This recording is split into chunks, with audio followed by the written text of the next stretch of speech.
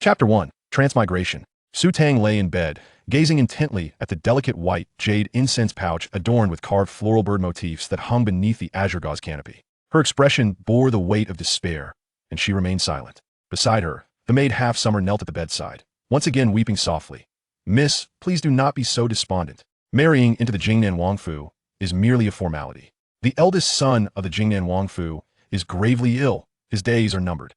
Once he passes, my lord and lady will bring you back home and arrange a more suitable match for you." The incessant chatter filled the air, and Su Tang's eyes flickered as she sighed inwardly. It was commendable that the maid was trying so hard to comfort her, but the repetitive nature of her words had worn thin, nearly callousing her ears. If it were truly that simple, this marriage proposal would not have fallen upon her, nor would her situation have led her to contemplate such a tragic end on a bleak morning before. Dawned out in truth, she had traversed through time. Her unfortunate blind date had led her to a scoundrel, and after twisting her ankle in high heels and tumbling down the stairs, she opened her eyes to find herself lying on an intricately carved rosewood bed, having become the unfortunate mistress of this made another girl who shared her name. Recalling the original owner's tumultuous experiences over the past fortnight, Su Tang felt a profound sense of bewilderment. It was akin to riding a roller coaster of misfortune. Su Tang's family hailed from a well-to-do household near the shores of Jingshan Lake in Qingzhou.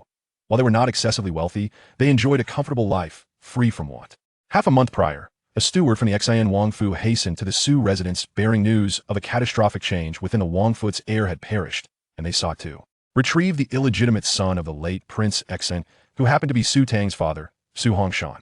This news was akin to a windfall for the Su family, who, in an instant, transformed from commoners in a remote town to the remaining heirs of the royal uncle. Remaining meant that as long as they preserved their lives, they could bask in the spoils. Su Hongshan hurriedly packed his belongings, neglecting even his son, who was out meeting friends, and immediately set off with his wife and daughter to the capital. En route to the capital, they faced multiple assassination attempts, narrowly escaping death. Eventually, they reached the Xian Wangfu, clinging to the hope that surviving such calamities would bring forth blessings. However, fate had other plans. The third branch of the Xian Wangfu obstructed Su Hongshan's recognition of his ancestry, adamantly refusing to allow him to be named as the heir 3 days prior.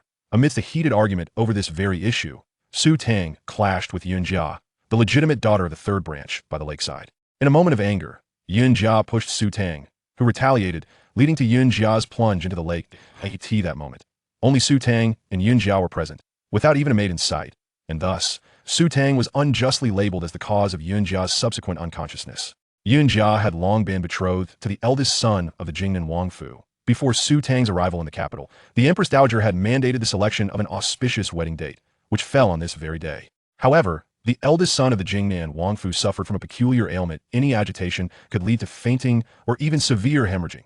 Logically, the news of Yun Jia's misfortune should have been kept from the Jingnan Wangfu's eldest son, yet it reached him almost immediately. The consequences were dire. In a fit of rage, the eldest son expelled blood and lost consciousness, and this time, the severity of his condition was unprecedented.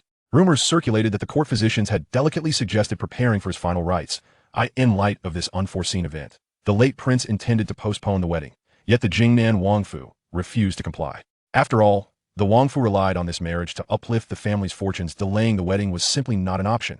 However, with Yun Jia in a comatose state and unable to board the bridal sedan, the Jingnan Wangfu found themselves in a predicament, unable to press for the marriage while disregarding another's life. It remained unclear what the Jingnan Wangfu truly desired. Perhaps the eldest son was indeed at a point where he could only gamble on a last-ditch effort to revive his fortunes.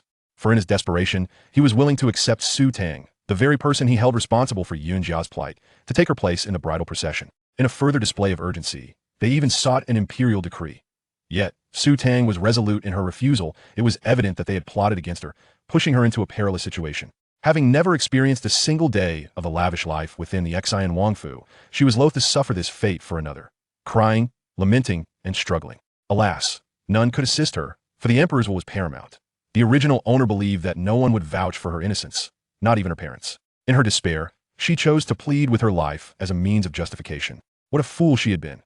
Reflecting on the moment she awoke to find her mother, Su Shi, clutching her tightly, and her father, Su Hongshan, with eyes ablaze, it was heart-wrenching to think of the pain they would endure upon realizing their beloved daughter was lost. That a distant sound of music and celebration drifted in, indicating that the bridal sedan from the Jingnan Wangfu had arrived.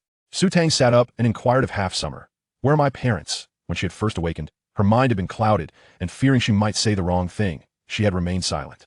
Su Hongshan, in his distress, had expressed his intent to seek the emperor to annul the marriage, but he had since left. Surely, my father did not truly go to seek the emperor? It was unlikely that the emperor would grant an audience, especially given that Su Hongshan had yet to formally recognize his heritage. He might not even gain entry to the palace. Half-Summer's eyes were red-rimmed as she shook her head, and my lord intended to enter the palace, but just outside the gate, the old prince rendered him unconscious and took my lady away as well. Had it not been for the fear that the young lady might resort to drastic measures, she too would likely have been imprisoned alongside them. As Yu Tang's heart sank further. Her father had been incapacitated, her mother placed under house arrest. It seemed that if she wished for death, she would soon find herself hastily shoved into the bridal sedan. While the warmth of her parents lingered, this blatant cruelty was truly detestable. If she did not take action to disrupt their schemes, she would feel remiss towards the original owner. Su Tang signaled for Half-Summer to lean closer, whispering her instructions. Half-Summer looked on in astonishment. I could see that moment. Several individuals entered, led by a matron of approximately 45 or 50 years of age, her hair impeccably styled, exuding an air of competence. The matron approached, noticing Su Tang still reclining on the bed, her brow furrowed in disapproval. She chastised Half-Summer. The bridal sedan from the Jingnan Wangfu has arrived. Why is the young lady not yet dressed? Delaying the auspicious hour will only bring ire from the Jingnan Wangfu, and it is you who will bear the consequences. Half-Summer bit her lip, tears streaming down her face. How could she bear to urge the young lady to don the wedding gown? The sight of that bridal attire filled her with an urge to set it ablaze. The matron, having little expectation of Half-Summer, turned to the two maids behind her. Quickly assist the young lady in changing into her wedding attire. Chapter 2. The Wedding Before the Ornate Vanity. Su Tang gazed at her reflection in the bronze mirror, acknowledging the undeniable beauty of her countenance. Her skin was a flawless expanse of alabaster, her lips a natural crimson, her brows arched like delicate strokes of emerald, and her eyes sparkled with the brilliance of precious gems. The matron of honor, observing from the periphery, was captivated. The second daughter of the Prince Xian's manor was already renowned for her exquisite beauty, yet Su Tang's presence rendered her almost ordinary in comparison. The maids, tasked with adorning Su Tang, found themselves at a loss, for the conventional art of makeup seemed superfluous when faced with such perfection. Her beauty was akin to a dawn sky reflected in pristine snow, requiring no artifice to enhance its inherent radiance. They merely assisted her in donning the wedding gown, arranging her hair, and placing the imperial phoenix coronet upon her head. A messenger arrived from the front courtyard, urging haste. The matron of honor, clutching the bridal veil, prepared to cover Su Tang's face, but Su Tang raised a hand in protest. I wish to see the second young lady of your household first, she declared. The matron's brow furrowed in displeasure. Thanks to you, Miss Su, the second young lady remains unconscious. What is the purpose of your visit? The priority is to bring good fortune to the eldest son of the Jingnan prince's manor. Nothing else matters. Who is truly benefiting whom? Su Tang retorted, her voice laced with irony. The Jingnan prince's manor seeks me for a propitious occasion, and your second young lady lies in a coma. Surely, my auspicious aura should first benefit my own family. Perhaps my presence will rouse her from her slumber. The matron's eyes flickered with intrigue. The second young lady did indeed require a timely awakening, but she remained wary of Su Tang's motives, suspecting a hidden agenda. Miss Su, the matron cautioned, surely you understand that even if the second young lady were to awaken, you would still be the one to board the bridal sedan. A sardonic smile played on Su Tang's lips. It is far better to enter the sedan of one's own volition than to be forced into it. I am aware of the situation. If my offer is unwelcome, so be it. Su Tang reached for the veil, but the matron hesitated. This matter exceeds my authority. Allow me to consult with the third madam. Shortly after, the maid returned with the third madam's consent, granting Su Tang permission to visit the second young lady. The second young lady's residence was nearby. Just as Su Tang approached, Ban Xia discreetly slipped a package into her hand. The room was tastefully decorated, with fragrant incense wafting from a bronze censer. Beyond a double-sided embroidered screen depicting birds and flowers, Su Tang found the second young lady lying unconscious in bed. Her face was delicate and fair, her skin like snow, and her frame petite.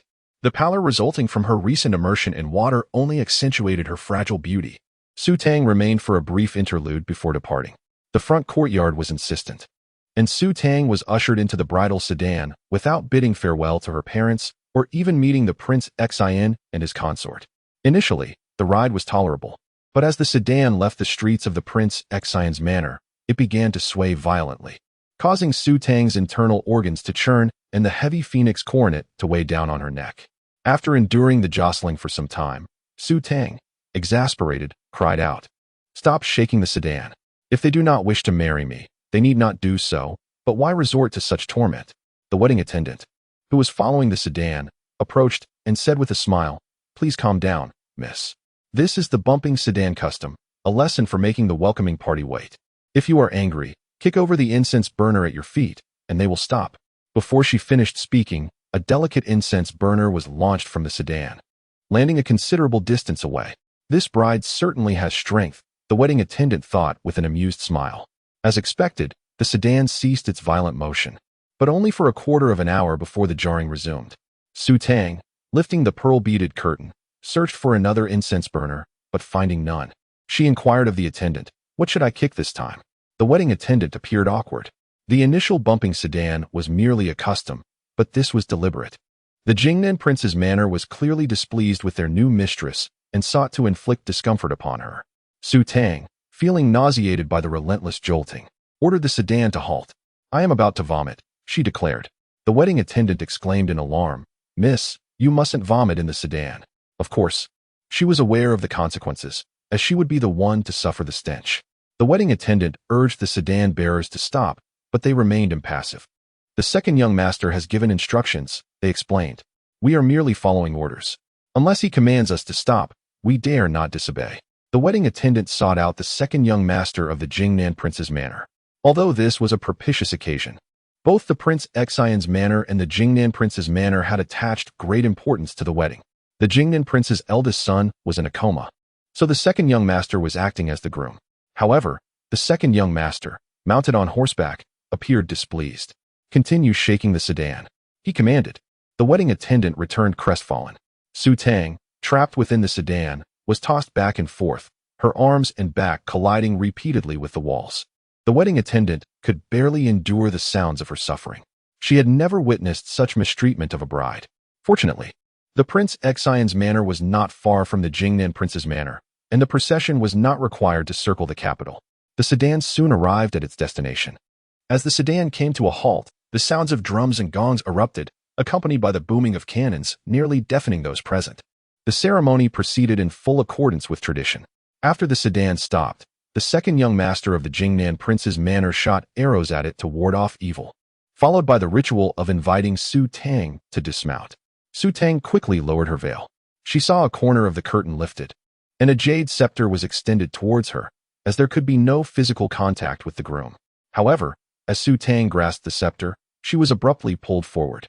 The prolonged swaying had left her disoriented, and the sudden movement, combined with the glare of the sun, triggered a surge of nausea. Ugh! Su Tang could no longer suppress the overwhelming urge to vomit, and she discharged the contents of her stomach upon the person before her. The jade scepter slipped from her grasp, followed by a sharp, shattering sound. The boisterous atmosphere was instantly replaced by an eerie silence. The silence was deafening. A broken jade signified misfortune. Moreover, the jade scepter had been a gift from the emperor himself. The countenance of Xiebo Hong, the second young master of the Jingnan prince's manor, was so malevolent that the onlookers feared he would lose control and stain the scene with the bride's blood. Chapter 3.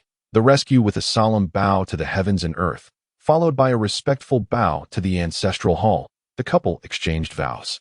However, Su Tang found herself unexpectedly wed not to a human, but to a rooster hastily summoned for the occasion. After the ceremony concluded, instead of being led to the bridal chamber as the officiant had proclaimed, she was unceremoniously directed to the woodshed. When the door to the woodshed creaked open, a foul stench assaulted her senses, an odor so potent it was almost unbearable.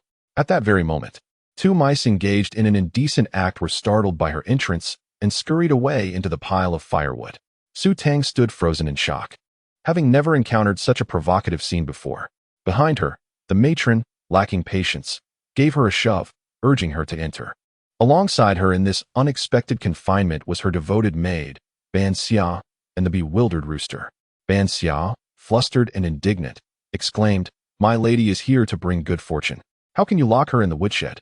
The matron merely spat disdainfully, dismissing Su Tang as a mere illegitimate child whose family was fortunate enough to benefit from the misfortunes of the legitimate heirs of the Jingnan Wangfu.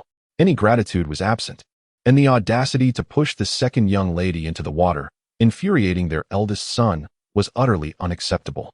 Locking them in the woodshed was a mild punishment in comparison. Unable to contain her distress, Ban Xia cried out, "What shall we do now, my lady?" With dusk approaching, the thought of spending the night in such a dismal place was unbearable for both of them. However, Su Tang's mind was racing, feeling faint. She swiftly removed her phoenix crown and rubbed her sore neck, finally catching her breath. Spending the night in the woodshed? That was out of the question. Realizing the matron remained outside, Su Tang smiled at Ban Xia, saying, "Why cry? This is a blessing in disguise. The woodshed may be dirty and chaotic, but how could it possibly compare to the bridal chamber?" Ban Xia, her tears glistening on her lashes, stared at Su Tang in disbelief. Had her lady truly lost her senses? The woodshed was preferable to the bridal chamber? The matron outside, eavesdropping, concluded that the new bride was not quite right in the head. Su Tang's voice rang out clearly. "Just think. If the eldest son of the Jingnan Wangfu were to breathe his last before me, I would surely be terrified to death. I would much rather stay here." Ban Xia, easily persuaded, ceased her tears. She wiped her eyes and glanced around, noting the lack of places to sit and the presence of mice. "Standing for a while to stretch our legs wouldn't hurt," Su Tang suggested. Given the Jingnan Wangfu's evident disdain for her, they would not let her rest for even a moment.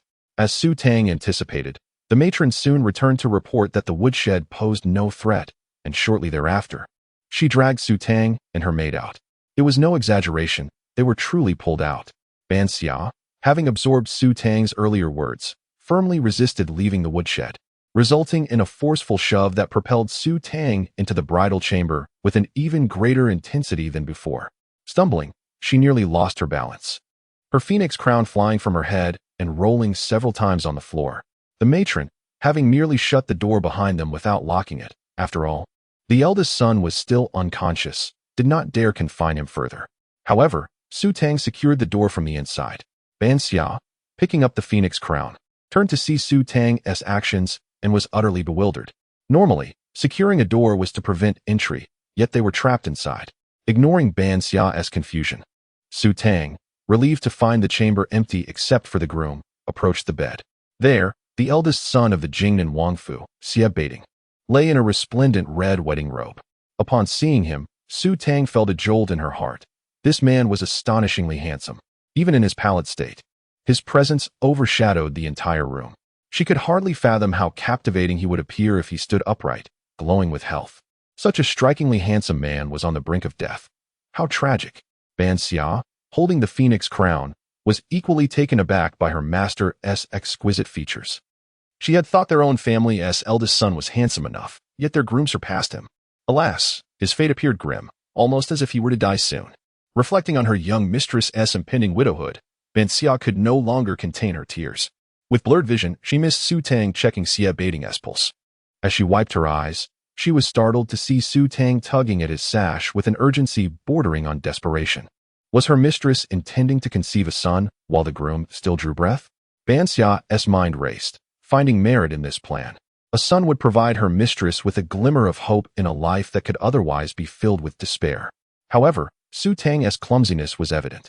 Ban Xia hastily placed the phoenix crown on a nearby table, deciding it was best for her mistress to handle the situation. As Su Tang rose, Ban Xia bent to help remove Xie Baiting's sash, while Su Tang's gaze wandered around the room. Feeling a pang of hunger, she noticed food on the table and grabbed a piece of cake, then reached for the oil lamp.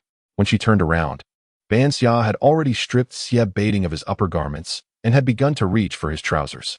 Realizing what Ban Xia intended, Su Tang choked on the morsel in her mouth, coughing as she protested, "No, there's no need to remove his trousers. I will handle the rest." Ban Xia's face flushed crimson as she quickly straightened up. Outside, two maids were eavesdropping, and upon hearing Su Tang's words, their eyes widened in shock. The eldest young lady is undressing the eldest son. What a scandal.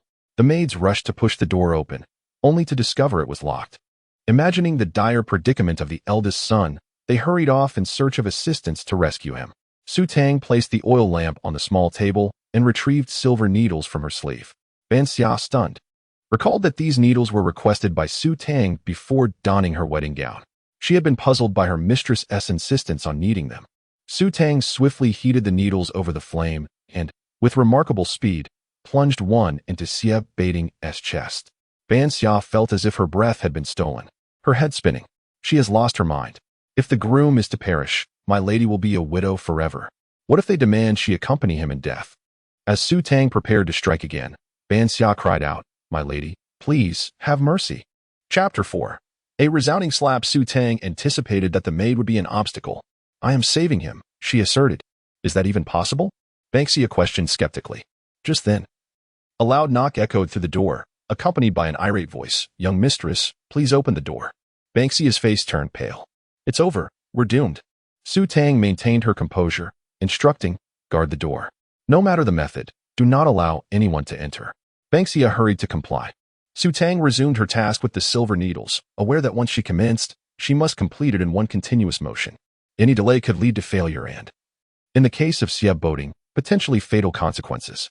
With a determined breath, she inserted all the silver needles and then removed a golden hairpin from her head, piercing Xia boating's fingertip. As the thick, dark poison oozed forth, she exhaled a sigh of relief. However, her relief was premature. Ban Xia was unable to prevent the door from being forced open by the housekeeper, Mama Li, accompanied by several maids. The pristine door was nearly shattered.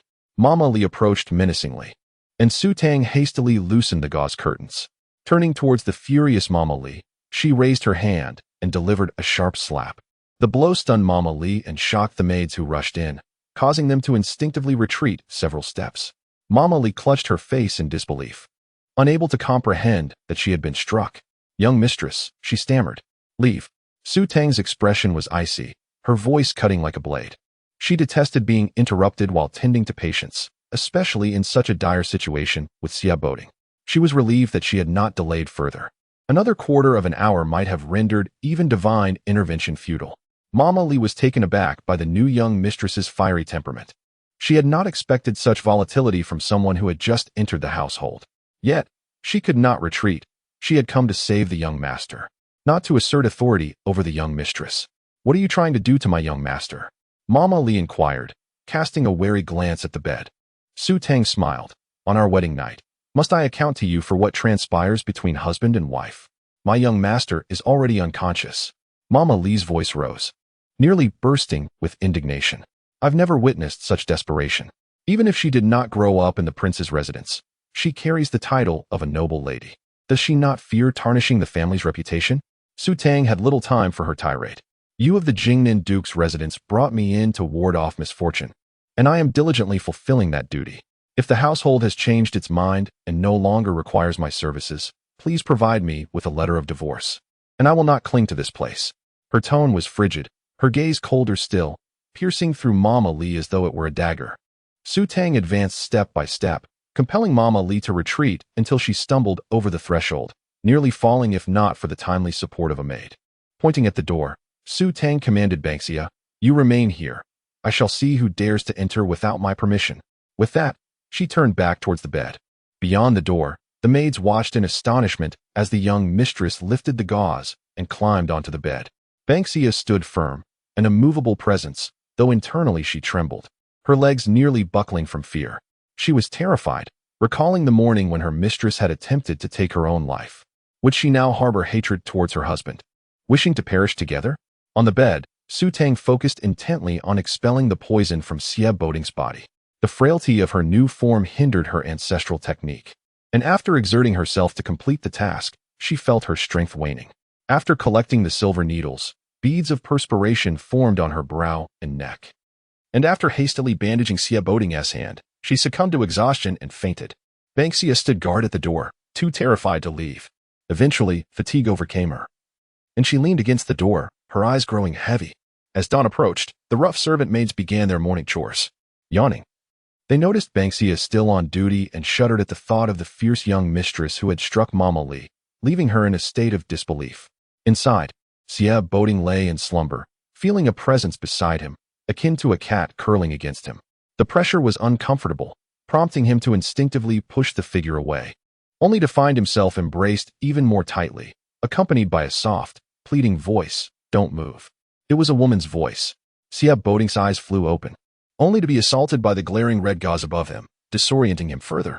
Hadn't he still had 3 days until his wedding? Was this a dream? Or had he already wed? In that moment of distraction, Su Tang, finding the position uncomfortable, shifted to face the bed. Outside the Jingnan Duke's residence, the housekeeper, Mama Ning, accompanied by maids, entered. The cleaning maid rushed to greet her, expressing her concern for the young master's condition. Mama Ning's heart sank at the implication that no one had attended to the young master throughout the night. Recently, the Duke's wife had been preoccupied with her son's illness and had been holding herself together. The previous day, Su Tang's wedding procession had encountered an accident, shattering a jade ornament. Witnessing the broken piece had caused the Duke's wife to faint. Mama Ning had stayed close by, fearing for her mistress's well-being, who had just awakened. Weak and unable to rise from bed. Upon arriving, she had cautioned the Duke's wife that no news could be good news. The maid observed Banksia still asleep and recounted how the young mistress had slapped Mama Li and ordered the maids to guard the door, allowing no one to enter. Mama Ning's temper flared. Such significant events should have been reported to the Duke's wife. The South Princess held immense power within the residence. Yet did she not regard the Duke's wife in matters concerning her son? Suppressing her anger, Mama Ning ascended the steps, determined to confront the young mistress and see if she would allow her inside. As she approached, a maid kicked Banksia, startling her awake. Before she could comprehend the situation, Mama Ning strode into the room. Banksia recalled Su Tang's warning to block anyone from entering, but she was held back by the maid's grip on her shoulder. Mama Ning, anxious for Sieb Boding, hurried to the bedside, lifting the gauze curtain. To her shock, she found Sieb Boding sitting upright, startling her. The young master is awake? She thought, momentarily distracted by the noise of the door that Banksia had inadvertently knocked down from the side. With a loud crash, the sound startled Mama Ning, who clutched her chest in fright. Was this some cruel jest? Yet, her relief soon overwhelmed her.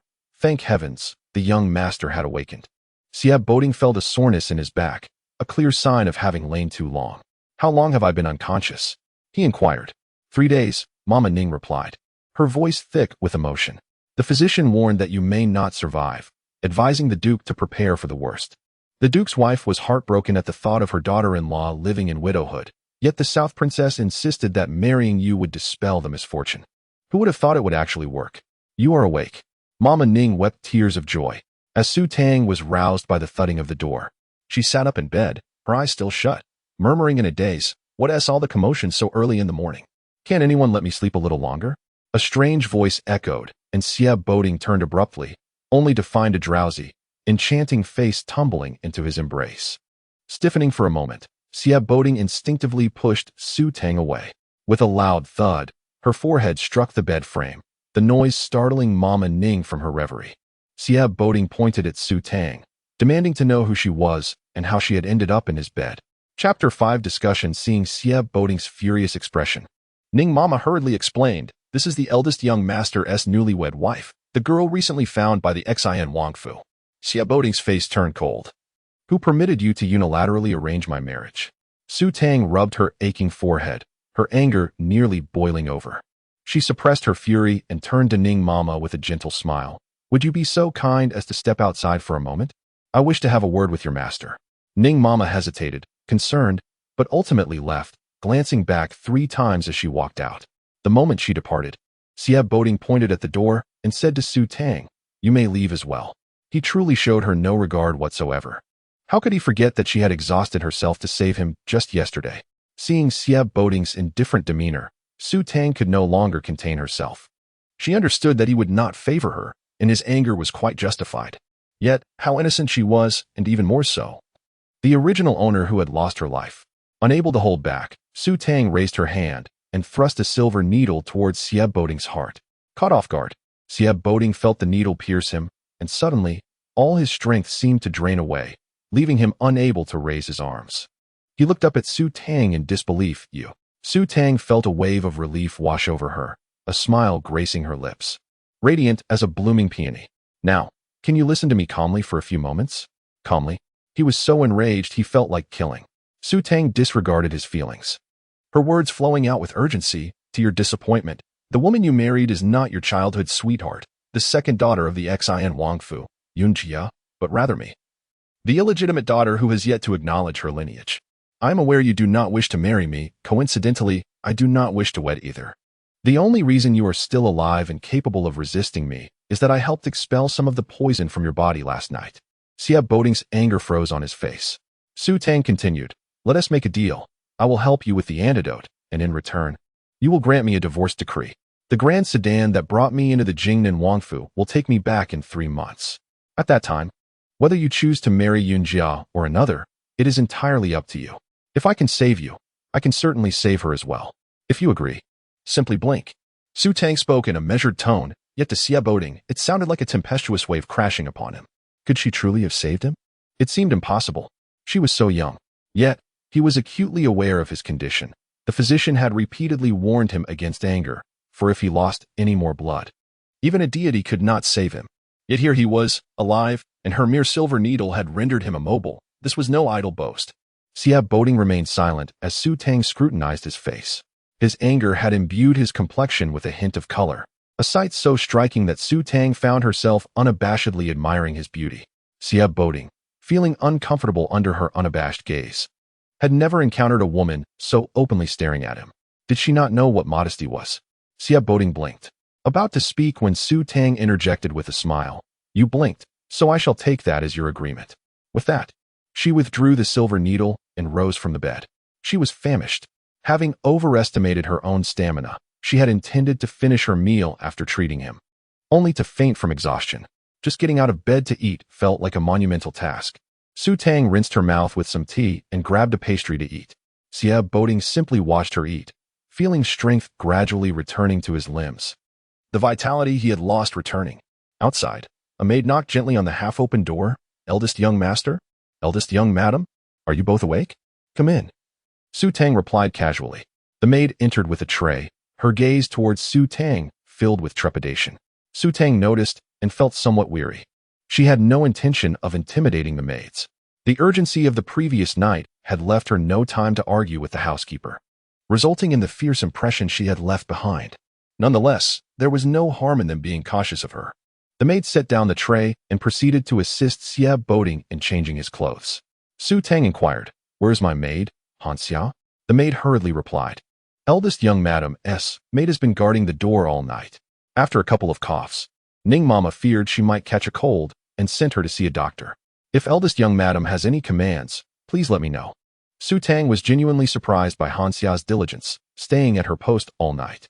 She wondered how the girl was faring. Since Han Xia was unavailable, she would have to rely on this maid. It was not that she had quickly grown accustomed to being served, but rather, she simply did not know how to style her hair. The maid was quite skilled, and in no time, she had fashioned a beautiful hairstyle for Su Tang, adorning her with an exquisite set of coral hairpieces, making her breathtakingly beautiful. Once Xia Boding donned his brocade robe, the maid brought over a wheelchair, and he sat in it while sharing breakfast with Su Tang. Due to their unfamiliarity, neither spoke, and the meal proceeded harmoniously. After breakfast, it was time to serve tea. The maid pushed Xia Boding out, but a man dressed as a guard approached, intending to push him. Xia Boding refused, saying, "Let her push me." Su Tang glanced around and pointed at herself. "You mean for me to push you? Who else?" Xia Boding replied, "Fine. As his newlywed wife, it would indeed reflect marital harmony for her to push him to serve tea. It would require little effort." Su Tang felt she had thought this through well. But the ancient wheelchairs were not comparable to modern ones, and coupled with her lack of strength, she regretted agreeing to it as soon as she began. However, the guard had already stepped back. With a determined spirit, Su Tang pushed Xia Boding towards the tea-serving ceremony, but halfway there, she encountered a set of stairs and found herself at a loss. She lacked the strength to lift both him and the wheelchair. Had she possessed such ability, she would have fled the marriage long ago. Looking around for assistance, she inadvertently caught sight of Xia Boding's composed expression. Realization struck her. He was deliberately making things difficult for her. He must have known there was a step here that she could not navigate. Very well. Su Tang smiled slightly, placing her hand on the wheelchair, and spoke sweetly, "My dear husband, I believe you can stand up and walk by yourself." "My dear husband, who allowed you to address me like that?" Xia Boding stared at her. "I have no strength." "You do," Su Tang insisted. "I will wait for you ahead," she said, flashing a charming smile. With that, Su Tang lifted her skirt and walked ahead. Some maids, unable to bear the sight of the eldest young madam leaving the eldest young master on the stairs, stepped forward to help. However, Su Tang's fierce glare sent them fleeing. It was not that they were unwilling to assist the eldest young master. Rather, the eldest young madam had a notoriously bad temper and was known to strike. Seeing the maids run off, Su Tang felt she had ventured too far down the path of ferocity. She was frustrated. It was not her intention to force Xie Boding to walk. In truth, she had offended everyone in the Jingnan Wangfu, and she needed to demonstrate that she was effective in bringing him back from the brink of unconsciousness. Not only had she roused their comatose eldest young master, but she had also revived the frail young man who could only move about in a wheelchair to the point where he could walk again. If anyone was truly outrageous, it was Xie Boding, who had the strength to push her away but claimed he lacked the strength to walk. Who would believe that? He was clearly feigning weakness. After a considerable wait, Xie Boding realized he could not continue sitting idly. Those maids who had initially wanted to assist had been frightened away, yet they did not leave. They stood at a distance, watching as the pitiful and helpless eldest young master, bullied by the eldest young madam, slowly rose from the wheelchair. The maids stared in disbelief, their eyes wide. The eldest young master can walk by himself. Wasn't he too weak to even walk? How could he suddenly stand and walk after being pushed by the eldest young madam? In that moment, the maids were left unsure whether to be delighted or infuriated. Xie Boding is able to walk, albeit slowly and with considerable effort. Su Tang fears that he will not endure long enough to partake in the tea ceremony, so she has no choice but to assist him. Chapter 6. Tea Ceremony at Songa Hall in the courtyard of the old matriarch of the Jingnan Wangfu. A gathering of esteemed guests awaited the arrival of Su Tang and Xie Boding to partake in the tea ceremony. Rumors had circulated that the eldest son had just awakened and accidentally injured the eldest daughter-in-law, leaving uncertainty as to whether he would accompany her for the ceremony. As Su Tang assisted Xie Boding into the room, a wave of astonishment swept through the assembly, particularly at the striking beauty of the couple, exuding an aura of perfect compatibility. In her seat, the Jingnan princess consort blinked back tears. Noticing Su Tang's struggle, she immediately rose to help Xie Boding, inquiring about his well-being and fatigue. Beads of perspiration dotted his forehead, prompting Su Tang to tenderly wipe them away with a handkerchief. Xie Boding gazed at her, pondering how, had he not heard her request for a divorce and the need for a grand procession to escort her from the residence, he might have mistaken her for a truly virtuous woman. Their shared glances, laden with emotion, did not go unnoticed by the onlookers, who speculated on the swift change of affection from the eldest son, who had been betrothed to Miss Yun for 15 years. The revelation that he could so readily accept a new bride in place of his long-time betrothed left many bewildered. The Jingnan princess consort, overwhelmed with joy, was reminded by Nanny Ning to allow the new eldest daughter-in-law to commence the tea offering. Su Tang, having inherited the original owner's memories, possessed a modicum of understanding regarding the Jingnan Wangfu. The Jingnan Wang was a prince of a different surname, wielding significant military power and enjoying the emperor's trust. Xie Boding's mother, the Jingnan princess consort, was his primary wife, though he also had a secondary consort, the Nankang princess, who held the prince's affections more dearly. It was said that the Jingnan Wang would risk his life for her. As Su Tang's gaze fell upon the Nankang princess, the latter's expression turned icy as she reprimanded. Kneel. Su Tang was acutely aware that the Nankang princess would harbor no affection for her, given that the second son, whom she had vomited upon, was the Nankang princess's own child. The audacity to target her so soon after her arrival was disconcerting. What sin have I committed that warrants kneeling? Su Tang retorted. The Nanking princess, teeth clenched in fury, declared, "You shattered the jade ruby bestowed by the emperor. What punishment do you think that merits?" Su Tang replied nonchalantly. It was not intentional. The Nankang princess, infuriated, scoffed. That was a gift from the emperor. Can your mere claim of unintentionality absolve you? Since it is broken, what more can be done but to accept it? Su Tang shrugged, unperturbed. The Nankang princess, already irate, found Su Tang's nonchalance infuriating. I have never encountered someone so disrespectful towards imperial gifts. A mere beating would be lenient punishment. Turning to Xie Boding, Su Tang's voice quivered with a hint of concern. Is it truly that severe? Xie Boding, sensing her strange demeanor, nodded slightly. In the next moment, Su Tang expressed sympathy. I think it was unintentional. Accidents happen. However, if the emperor truly wishes to punish the second son, there is nothing to be done but to endure it. The room fell silent in shock. What do you mean by punishing the second son? The Nankang princess seethed, her face pale. You are the one who broke the jade ruby. Su Tang blinked innocently. How could that possibly be my fault? I was seated in the bridal palanquin when the second son pulled me out. Due to the jolting of the palanquin, I was unable to contain my nausea. Once outside, I released my grip, and it was he who failed to hold on to the ruby. How can you blame me? With numerous witnesses present, She added, "If you didn't see, you could always inquire with someone else." Clenching her fists beneath her sleeves, the Nankong princess was met with support from a young lady beside her, who interjected, "Had you not vomited, would my second brother have shattered the rui?" This young woman, named Xiao, was also a daughter of the Nankong princess. Su Tang had initially refrained from confronting the Nankong princess, recognizing her status as the matriarch and elder. Planning to depart after 3 months, she deemed it unnecessary to create animosity. However, as it appeared that everyone sought to trample on her, she felt compelled to assert herself. With a calm smile, she remarked, "If we are to delve deeper, might I inquire why your second brother allowed the palanquin to jolt me so? I was unaware that the rui was a gift from the emperor. Ignorance is no crime, and your brother should know well that regardless of my actions, he ought to have maintained his grip on the rui out of respect for the emperor." Her voice, though serene, carried an undeniable weight that commanded attention. Xiao, enraged, could only stomp her foot in frustration. "Were it not for you pushing Miss Yin into the lake, causing her to lose consciousness, our Jingnan Wangfu would not have resorted to seeking you for good fortune."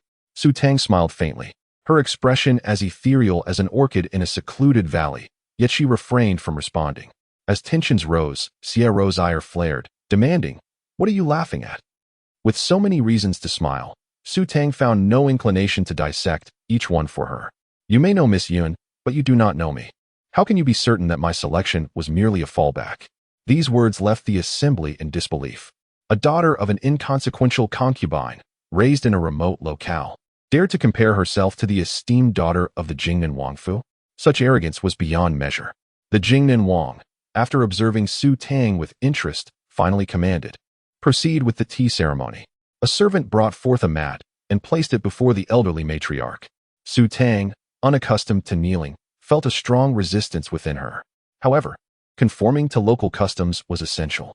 "Grandmother, please partake in this tea," she said respectfully as she knelt on the mat. The matriarch, fiddling with her prayer beads, refrained from accepting the tea, a clear indication of her dissatisfaction and intent to test Su Tang. With her arm growing weary from the prolonged position, Su Tang glanced at Xie Boding and whispered, "Is there an issue with grandmother's arm? Should I rise to serve her?" Xie Boding's forehead twitched slightly. This woman, she truly dared to speak so. With a grin, Su Tang pressed on, interpreting his silence as a tacit agreement. Just as she was about to rise, the matriarch finally extended her hand to accept the teacup. Chapter 7. Establishing authority. Su Tang whispered softly, her words inaudible to those at a distance, yet the old lady, with keen hearing, caught every syllable. When the daughter-in-law entered and offered tea, she stood up to feed it directly into the old lady's mouth, a spectacle that would surely provoke laughter from others. The old lady's gaze was icy as she stated, "Tinger and Miss Yun have been engaged for 15 years. Our Jingnan Wangfu has never considered anyone else as the eldest daughter-in-law. Now that you are wed, I expect you to live harmoniously, support each other, and strive to expand our lineage at the earliest opportunity." Su Tang obediently nodded, adhering to her grandmother's teachings. Only then did the old lady sip her tea, presenting a jade bracelet as a token of their meeting. Its translucent green hue suggested considerable value. After Xie Boding offered his tea, the maidservant removed the cushion, and the next step was to pay respects to the Jingnan Wang and the Jingnan princess. Su Tang anticipated this. Yet the maid placed the cushion before the Jingnan Wang and the South Kong princess instead. Su Tang's eyes widened in surprise as she instinctively glanced at Xie Boding's face, which was overcast with a stormy expression reminiscent of a tempest brewing in the sky. Su Tang understood the complexities of the inner chambers of the Jingnan Wangfu, but such an arrangement for the tea ceremony was utterly humiliating. A son marrying a wife should first pay respects to his biological mother, yet here he was, honoring his father's concubine instead, trampling not only the dignity of the Wang Fei, but also that of the eldest young master and herself, the new daughter-in-law. Xiao stood there, exuding pride. Although her mother was only a concubine, she commanded her father's affection and was the true matriarch of the Jingnan Wangfu. Even the Wang Fei dared not oppose her, while she, as a daughter of a mere illegitimate birth, was nothing of significance. Her audacity to confront her mother head-on was laughable, and soon she would see the consequences of her arrogance. Xiao's disdain was palpable, and Su Tang could not ignore it, especially with the South Kong princess sitting there nonchalantly, seemingly indifferent to the ongoing tea ceremony. Even the old lady had to hold her teacup for an extended period. and it was clear the South Kong princess would prolong the wait even further. Suppressing her anger, Su Tang turned to the Jingnan Wang, who sat with a slight frown but remained silent. A cold smile formed on Su Tang's lips. It was evident he would go to any lengths for the South Kong princess, displaying a troubling degree of indulgence. If the Jingnan Wangfu was to flout decorum, she would not hesitate to reciprocate. Su Tang gazed at Xie Boding and gently remarked, "My dear husband, have you perhaps forgotten something?" Just as he was about to voice his frustration, the Wang Fei silenced him with a glance. Su Tang continued, "I have already paid my respects to the old lady. Now it is time for my father and mother-in-law to honor me." Her words struck like a thunderclap, rendering everyone in the room momentarily stunned, including Xie Boding. This woman truly dared to speak her mind, audaciously suggesting that his parents should serve her tea. Did she not comprehend the peril of her words? The South Kong princess immediately retorted, "How bold of you to demand the Wang to serve you tea." Yet, Su Tang, undeterred by the challenge, simply looked at Xie Boding with a feigned innocence. "I am merely acting in your best interest. If you do not comply, and the auspicious occasion fails, you cannot hold me responsible." Xie Boding felt utterly drained. This was a veiled threat, and with so many witnesses, he had no choice but to acquiesce. He replied gravely, "It seems I did neglect to mention, upon waking this morning, she brought up the need for my family's cooperation with her auspicious ceremony. Today, whoever ardently supports her will serve her a cup of tea." His reasoning was sound, aligning perfectly with Su Tang's intentions. Madame Four, observing from her seat, wore a smile of amusement. She had anticipated that the new eldest daughter-in-law would be docile and easily manipulated, yet she proved to be quite the troublemaker. Skillfully extricating herself from the predicament and even daring to demand tea from the Wang and Wang Fei, Madame Four chuckled. "I was unaware that there existed a secret method for auspicious ceremonies." Su Tang replied, "While my parents deem such practices absurd, since the emperor insists on my marriage for this purpose, I must acquiesce." A few years back, there were reports of successful auspicious ceremonies in Qingzhou, transforming lives from the brink of death to vitality. My parents shared all they knew and encouraged me to follow suit. I tested it last night, and my husband awakened from his stupor. It seems the secret method is indeed effective, though I may not gain weight from the tea served by my father and mother-in-law. For the sake of my husband's health, I must impose on them. The Wang Fei appeared troubled, questioning if it was necessary for those advocating the ceremony to serve tea. "Indeed," Su Tang affirmed. "In addition to the tea, should my husband recover in 3 months, I will present any requests, and he must fulfill them." Xie Boding shot her a sidelong glance. This woman was cunning, seeking to evoke disdain from his parents while simultaneously planning to make demands in 3 months to achieve her goals. Yet she had miscalculated. It was not his parents who insisted on this marriage for auspiciousness. Once Su Tang finished speaking, the hall fell into a profound silence, leaving her perplexed. What was so difficult about parents sacrificing for their son? At this moment, the Jingnan Wang finally spoke to the South Kong princess. "In that case, you shall serve a cup of tea to the eldest daughter-in-law." Su Tang was taken aback. Why was it the South Kong princess serving her tea? Wasn't it the Wang and Wang Fei who insisted on this auspicious ceremony? Confusion washed over her as she looked to Xie Boding, who met her gaze with a smile reminiscent of stars and moonlight, causing her to grit her teeth in frustration. Having already offended the South Kong princess, the demand for her to serve tea now seemed perilous. Yet, having made her declaration, it was too late for regret. The South Kong princess's face turned pale. How could she, a noble princess, serve tea to the daughter of an illegitimate child? This woman had not only insulted her son, but had also openly defied her. Was this an attempt to drive her to madness? Yet, she was the one advocating for the auspicious ceremony. With the efficacy of the secret method now evident, refusing to cooperate would be hypocritical. Noticing that even the Wang had not hesitated to order her to serve tea, the South Kong princess glared at Su Tang, who appeared utterly innocent. Understanding the South Kong princess's predicament, Su Tang decided to offer her a semblance of dignity by suggesting, "It would be fitting for Madame Three to serve a cup of tea to the eldest daughter-in-law as well." Su Tang was left speechless. She nudged Xie Boding, whispering, "You can't possibly be serious?" Xie Boding. Chapter 8. Miscalculation. To her astonishment, it was not her own parents who insisted on the auspicious celebration, but 2 complete outsiders. The intricacies of the internal affairs of the Jing and Wangfu were likely beyond her imagination. If she did not swiftly grasp the situation, she feared that by the time 3 months had elapsed, her very life might be forfeit. She did not believe that these individuals genuinely cared for Siaboding. There must be ulterior motives at play.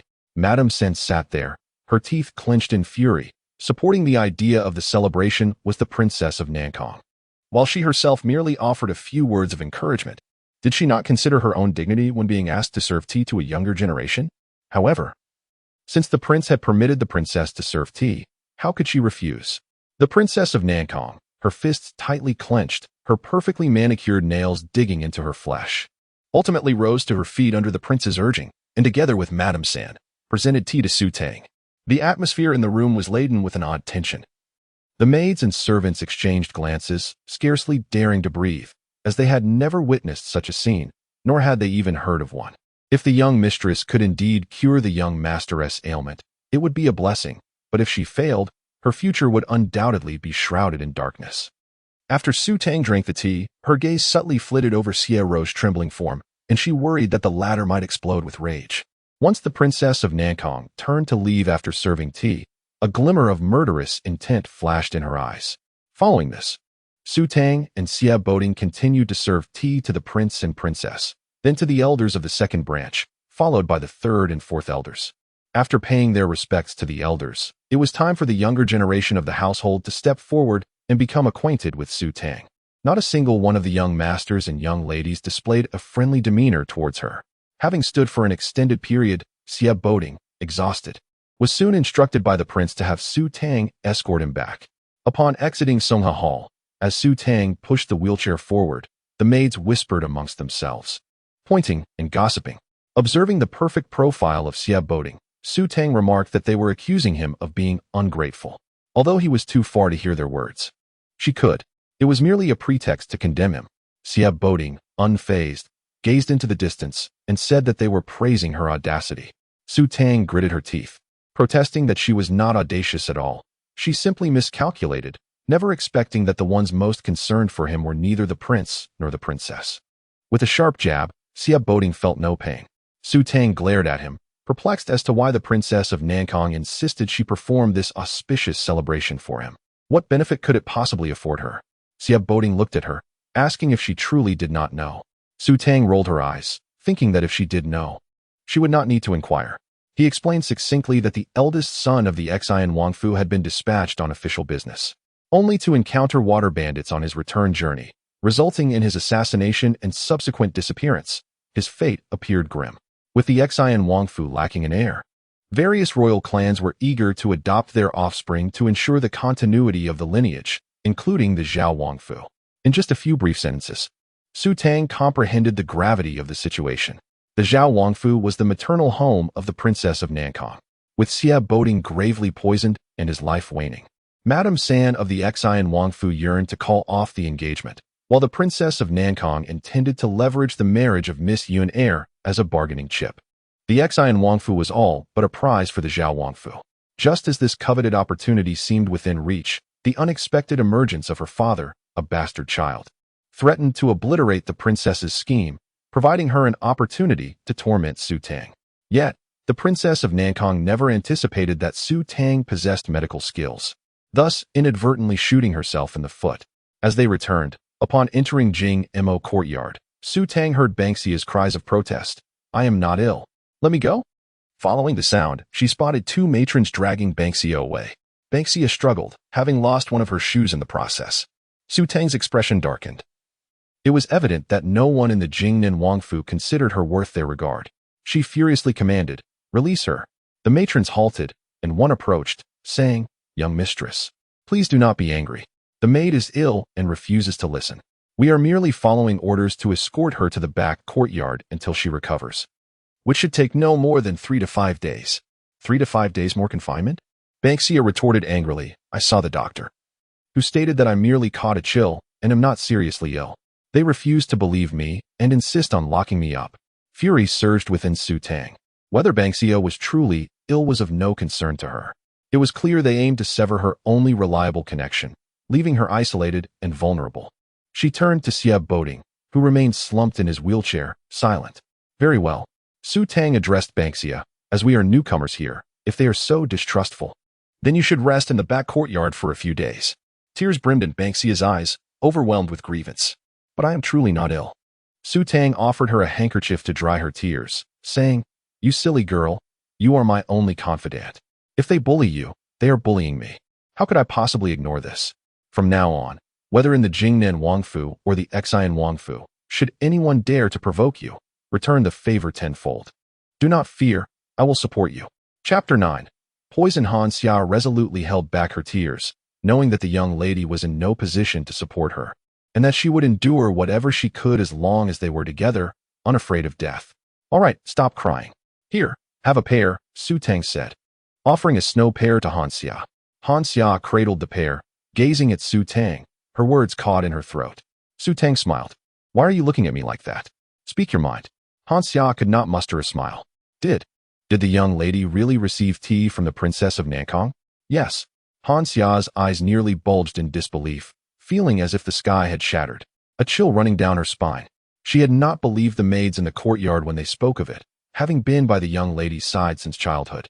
She knew the young lady would never possess such audacity. Yet, their serious demeanor left no room for jest regarding the Princess of Nankong. Who would have thought it to be true? Han Xia stared blankly at Su Tang, tears spilling forth uncontrollably. She knew the young lady had not abandoned her suicidal thoughts. Having failed at hanging herself, she now provoked the Princess of Nankong into seeking her own demise. Unbeknownst to Su Tang, Han Xia's mind raced. As someone so accustomed to being busy suddenly found herself idle, struggling to adapt. She wondered if she could endure such days for a lifetime. It might drive her mad. Bored, Su Tang picked up a book from the table, flipping through its pages. The book had a surprisingly hypnotic effect. Before long, she lay down on a small couch and fell into a deep sleep. When Xie Boding entered the room, he found Su Tang sprawled on the couch, a book partially covering her face. He stared for a moment longer, and Han Xia felt a twinge of embarrassment. The young lady's demeanor was rather unrefined.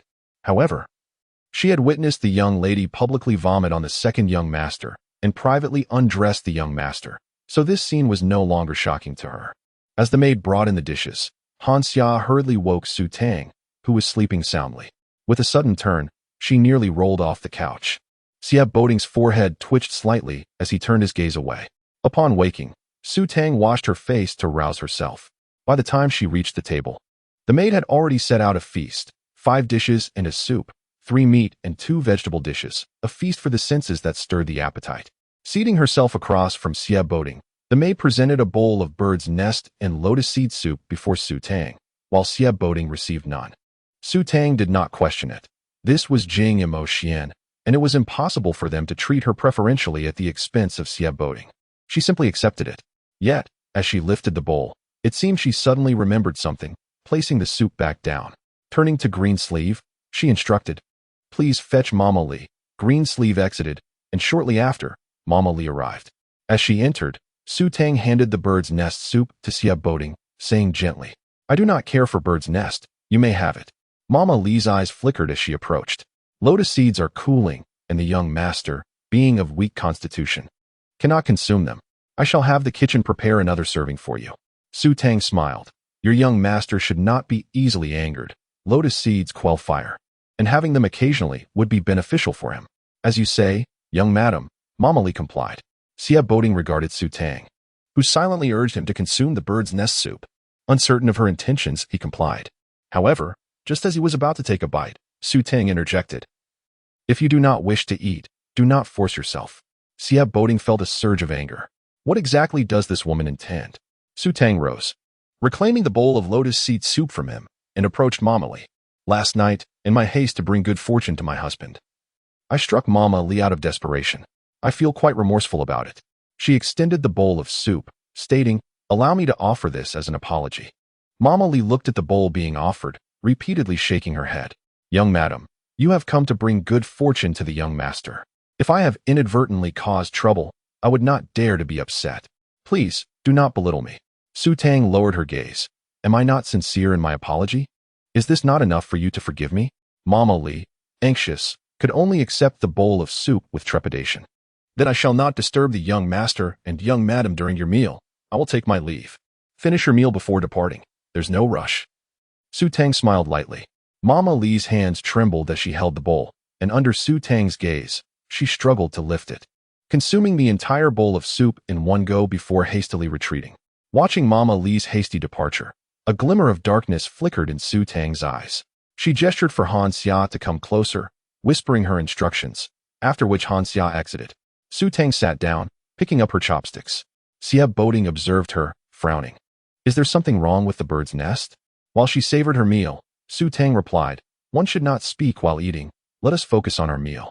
With that, she buried herself in her food. Xia Boding was left speechless. He couldn't quite determine whether she was being particular or simply lacking decorum. He also felt that her earlier actions were somewhat suspect. Yet as Su Tang appeared to be enjoying her meal, he pushed his concerns aside and continued to eat gracefully.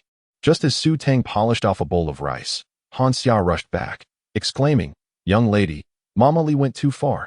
She actually gagged and spat out the bird's nest you bestowed upon her. In an instant, Xia Boding lost his appetite. He set down his utensils and looked at Su Tang, whose expression remained unchanged. What exactly is wrong with the bird's nest? It is not a significant issue. Merely a mild laxative. Consider it a gesture of leniency, Su Tang replied with a light-hearted tone, seemingly unconcerned. Han Xia, already incensed, grew even more furious. How could she poison you, young lady? I thought Mama Li simply disdained the things you gave her, but I never imagined she would stoop to such treachery. Su Tang chuckled. It is only natural for her to retaliate. I made her master so furious he nearly spat blood, and I struck her. It is only fair she seeks to teach me a lesson. However, Su Tang's voice trailed off as she glanced at Xia Boding. Xia Boding's brow furrowed. Just say what you mean. Su Tang smirked. That laxative won't cost me my life, but yours could easily be taken. Xia Boding's expression darkened, a chill radiating from him. Despite Mama Li's attempts to obstruct, she only did so half-heartedly. Had it not been for Su Tang's compassion, he would have consumed that bowl of soup. Given Xia Boding's frail state, any sort of gastrointestinal distress would be unbearable. Yet Mama Li, fully aware of this, chose not to stop it fiercely, indicating her lack of loyalty to him. Her own safety took precedence over his life. Just one day into their marriage, and the excitement was already overwhelming. The next 3 months promised to be unimaginable. Chapter 10. A humbling experience. The peony courtyard served as the residence of Princess Nankong. At this moment, the princess reclined languidly on the imperial concubine couch, attended to by 2 maids who were diligently massaging her shoulders and back, their every action infused with caution. The atmosphere in the room was charged with tension. Ever since returning from the tea ceremony, Princess Nankong had been seething with anger. Unfortunately, the prince was away on military matters, and had he been present to offer a few comforting words, perhaps her ire would not have reached such heights, leading her to forego even her midday meal. In her fury, no servant dared to neglect their duties, for that would be tantamount to inviting disaster upon themselves at the hands of the princess. With her eyes shut tight, the princess's chest heaved with suppressed emotions. Just then, one of the maids hurried forward, exclaiming, Princess, something has happened at Jingma Pavilion. At last, a semblance of good news. Lady Wu, who stood beside the princess, quickly inquired, what has transpired? The maid replied, the eldest young mistress slapped Mama Li last night and later offered her apologies, rewarding her with a bowl of lotus seed and bird's nest soup. After consuming it, Mama Li was compelled to purge, which infuriated the eldest young mistress. Consequently, the eldest young master punished her with 30 blows and threatened to send her to the estate. Princess Nankong's eyes flew open, her lips quivering in indignation. What manner of eldest young mistress had they married into the Jingnan prince's residence? In less than a day, the household had descended into chaos. If she did not impose a lesson, would there ever be tranquility for the Jingnan prince's estate again? Upon her arrival at Jingma Pavilion, she found Mama Li sprawled on the long bench, her body battered and bruised, barely clinging to life. The matron preparing to assist her recoiled upon witnessing Princess Nankong's furious approach. Mama Li, drenched in cold sweat and in excruciating pain, seemed to muster some strength upon seeing the princess, weakly pleading, Princess, I bore no disrespect towards the eldest young mistress. I am but a lowly servant, unworthy of such precious delicacies as bird's nest. I merely wish to honor the eldest young mistress's kind intentions. Before Mama Li could finish, Su Tang had not yet entered the room, but stood poised in the corridor, observing the princess's arrival and Mama Li's desperate pleas for help. Once Mama Li concluded her lament, Su Tang gracefully descended the steps to pay her respects to Princess Nankong. The princess coldly retorted, what audacity the eldest young mistress possesses. to arrive in this household and act with such hubris. Mama Li has dutifully served the eldest young master for nearly a decade, meticulously tending to Jingma Pavilion with unwavering loyalty. And yet, for merely purging a bowl of your bestowed soup, she is subjected to such harsh reprimand? Is this a result of her believing that her newfound position grants her immunity from accountability? The reprimand was palpable, yet Su Tang remained unflinching, her composure intact as she calmly replied, "Your Highness is mistaken. It is my husband who seeks to punish Mama Li, and it is he who threatens to send her to the estate, not I." Princess Nankong's gaze turned icy. Recalling the tea ceremony when Xie Boding and Su Tang had been in perfect harmony, while she, as the head matriarch, had not partaken in the tea offered by the newly arrived eldest young mistress, instead having to offer a cup herself, this humiliation ignited a fire within her. She had never endured such indignity. With a cold chuckle, the princess remarked, "He points at you for auspiciousness, and you think he would dare to disregard your wishes? You speak as if Xie Boding is cowardly. As the matriarch, she should have inquired into the matter before casting blame based on inclination. For one who hears only one side remains in the dark. If she did not retaliate, her authority, gained through that cup of tea, would evaporate completely." Su Tang let out a light laugh, tinged with mockery. "Everyone believes I am short-tempered and lacking in tolerance, yet no one questions the integrity of that bird's nest. True, I hail from a humble town in Qingzhou, but I have consumed bird's nest consistently. The kitchen supply for me was clearly subpar. Either it was aged and moldy or tampered with. I did not wish to present myself as capricious upon entering this household. Upon mentioning my suspicions to my husband, he dismissed my concerns as unfounded. Thus, I resolved to test the waters. After all, I merely slapped Mama Li last night, and, in the spirit of apology, rewarded her with your generous offering of bird's nest. As a robust matron accustomed to hearty meals, how could she claim to be unworthy of bird's nest? She is clearly aware that the bird's nest is tainted and unfit for consumption." Princess Nankong's expression shifted, and Su Tang continued, "Your Highness is deeply concerned for your husband's health, striving to bring him joy, even offering me tea, treating me as a daughter. Yet, this matron dares to retaliate against me, disregarding the well-being of your husband and undermining the concern you and the prince have for him. To punish her with 30 blows and send her to the estate is already a lenient sentence. Originally, it was my husband who was to handle the situation, but being new to the Jingnan prince's household, I am not yet familiar with its rules. Thus, he took matters into his own hands. My personal view is that her punishment was too lenient. Since your highness is here, I leave the decision to you. Forcing the prince's household to marry for auspiciousness and then publicly offering her tea, what an affront to the care you have shown. Should you let her go lightly? It would contradict your earlier sincerity. As a secondary consort, she has done much for the legitimate son of Prince Xie Boding, proving herself to be virtuous. Surely, you do not believe that your highness would sacrifice your hard-won reputation for the sake of a mere matron? Princess Nankong ground her teeth in fury, her hands clenched tightly beneath her sleeves. What a cunning servant! To nearly jeopardize the great affairs of the Jingnan prince's household, drag her out and sell her. Mama Li turned pale. Your highness, I am wronged. Upon seeing the princess, she felt a glimmer of hope, yet the outcome was even grimmer. Being sent to the estate was certainly preferable to being sold off. However, the fact that she had purged the bird's nest was indisputable. The eldest young master, despite his frail health, could consume bird's nest, yet Mama Li claimed she could not. Who would believe her?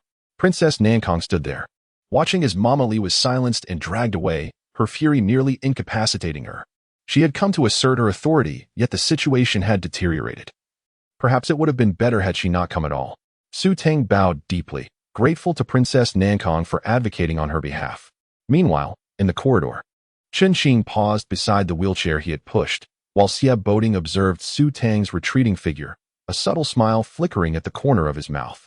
Chen Qing remarked with admiration, "The eldest young mistress possesses remarkable courage. It is fortunate that the eldest young master feared she would struggle to manage on her own and intended to assist her. Yet, it appears that Princess Nankong is the one in need of aid." Princess Nankong, favored by the prince, wielded considerable influence within the household, but in recent days, she had tasted defeat at the hands of the eldest young mistress, whom she had personally brought into the family. One could only imagine the bitterness she must feel. As if to punctuate this sentiment, a maid dashed towards her, breathless, exclaiming, Eldest young mistress, someone from the Xie family has come to escort you back. Chapter 11. Unfamiliar, the people in the courtyard found it peculiar that today was neither the day for a return visit nor the appropriate time for one. Yet the Prince of Xian's residence had sent someone to fetch her. Su Tang's lips curled into a slight smile, overwhelmed with joy. She had thought she would not be able to return until tomorrow, and now she needed to prepare for the visit. As she turned to head back inside, Princess Nankong's gaze turned icy as she instructed her maid, "Go inform the Prince of Xian's residence that tomorrow is the proper day for the return visit. The eldest young master cannot do without the eldest young mistress. They must come for her tomorrow instead." Before Su Tang could respond, Princess Nankong tossed this remark over her shoulder and departed. Su Tang glanced back, feeling frustrated, and entered the house. Banksia, concerned, wondered why the Prince of Xian's residence was so eager to bring the young lady back, and what they would do if Princess Nankong forbade their return. Su Tang settled down and poured herself a cup of tea, dismissing the idea of not being allowed to leave. She had not intended to return today. If it were up to her, she would prefer not to go back at all tomorrow. Her demeanor shifted from frustration to nonchalance, leaving Banksia bewildered, yet more worried about the master and mistress. Su Tang, aware of Banksia's loyalty, refrained from divulging too much, simply stating, "What could they possibly do to my parents? They wouldn't take me seriously enough to fetch me back in such a formal manner. Besides, the old Prince Xian is relying on my father to inherit the title. My presence is beneficial, and there will be no issues, so don't fret." Outside, Chen Qin was pushing Xie Boding back into the house when he overheard this exchange. Xie Boding raised his hand to signal Chen Qin to halt. "Master?" "To the study." Chen Qin stifled a laugh. Twice the master had wanted to assist, only to find the eldest young mistress resolutely refusing him. Once they entered the study, Chen Qin couldn't help but voice his curiosity. "Even I am curious as to why the eldest young mistress is so disinterested in discovering the urgency behind her summons from the Prince of Xian's residence." Xie Boding picked up a book from the small table and casually flipped through its pages. She did not hesitate to refuse through Princess Nankong's hand, which clearly indicates she is aware of the prince's intentions.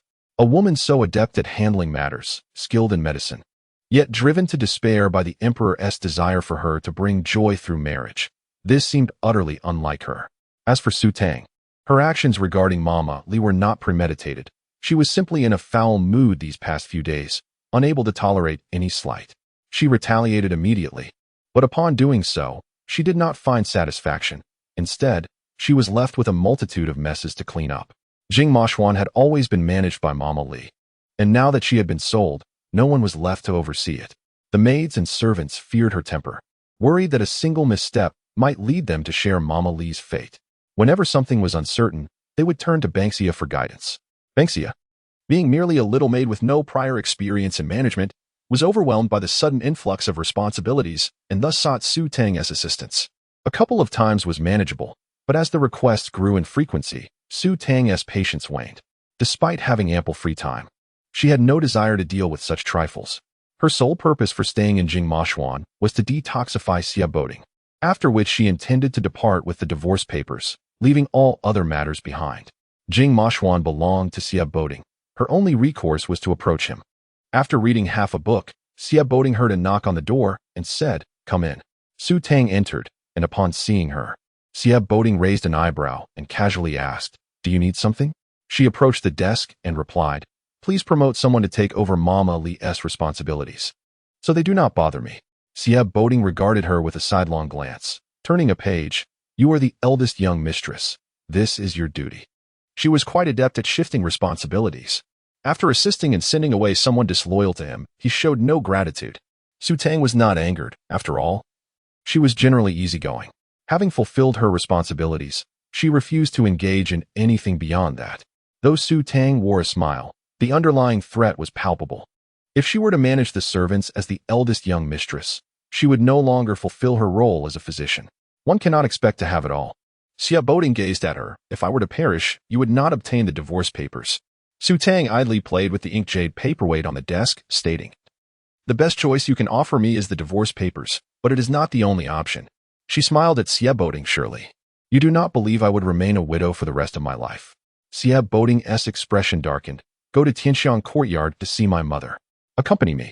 Then, Su Tang replied bluntly, "I am not that close to you," Xie Boding retorted. I am even less acquainted with your mother. Su Tang grinned. Are you not worried that I might speak indiscreetly and upset her? With that, Su Tang turned to leave, leaving Banksia standing nearby, utterly astounded. The young lady was exceedingly impolite in her conversation with the young master. As she and her maid departed, Siab Boding's forehead twitched in exasperation. Ching, without needing to ask, hurriedly wheeled him out of the study. Su Tang waited in the courtyard, knowing that Siab Boding would accompany her. However, she was taken aback when Ching pushed him to her side and then swiftly retreated, disappearing before she could intervene. Did they trust her that much? Did they not fear she might push him into the lake for a refreshing dip? Su Tang shot a fierce glare at the back of Siab Boding's head before pushing the wheelchair out of the courtyard. In Tianxiang courtyard, the princess sat on a couch, rubbing her temples with visible fatigue. Mama Ning served tea, also sighing internally. While it was a blessing that the eldest young master had narrowly escaped death, the eldest young mistress had only been in the residence for 2 days and had already made an enemy of Princess Nankong. Given Princess Nankong's temperament, the eldest young mistress would not find her days peaceful. If she was not at peace, how could the eldest young master be well? The princess accepted the tea from Mama Ning when a maid entered, announcing, "The eldest young master and eldest young mistress have arrived." The princess paused. Together? The maid nodded vigorously. Exchanging glances with Mama Ning, the princess felt incredulous.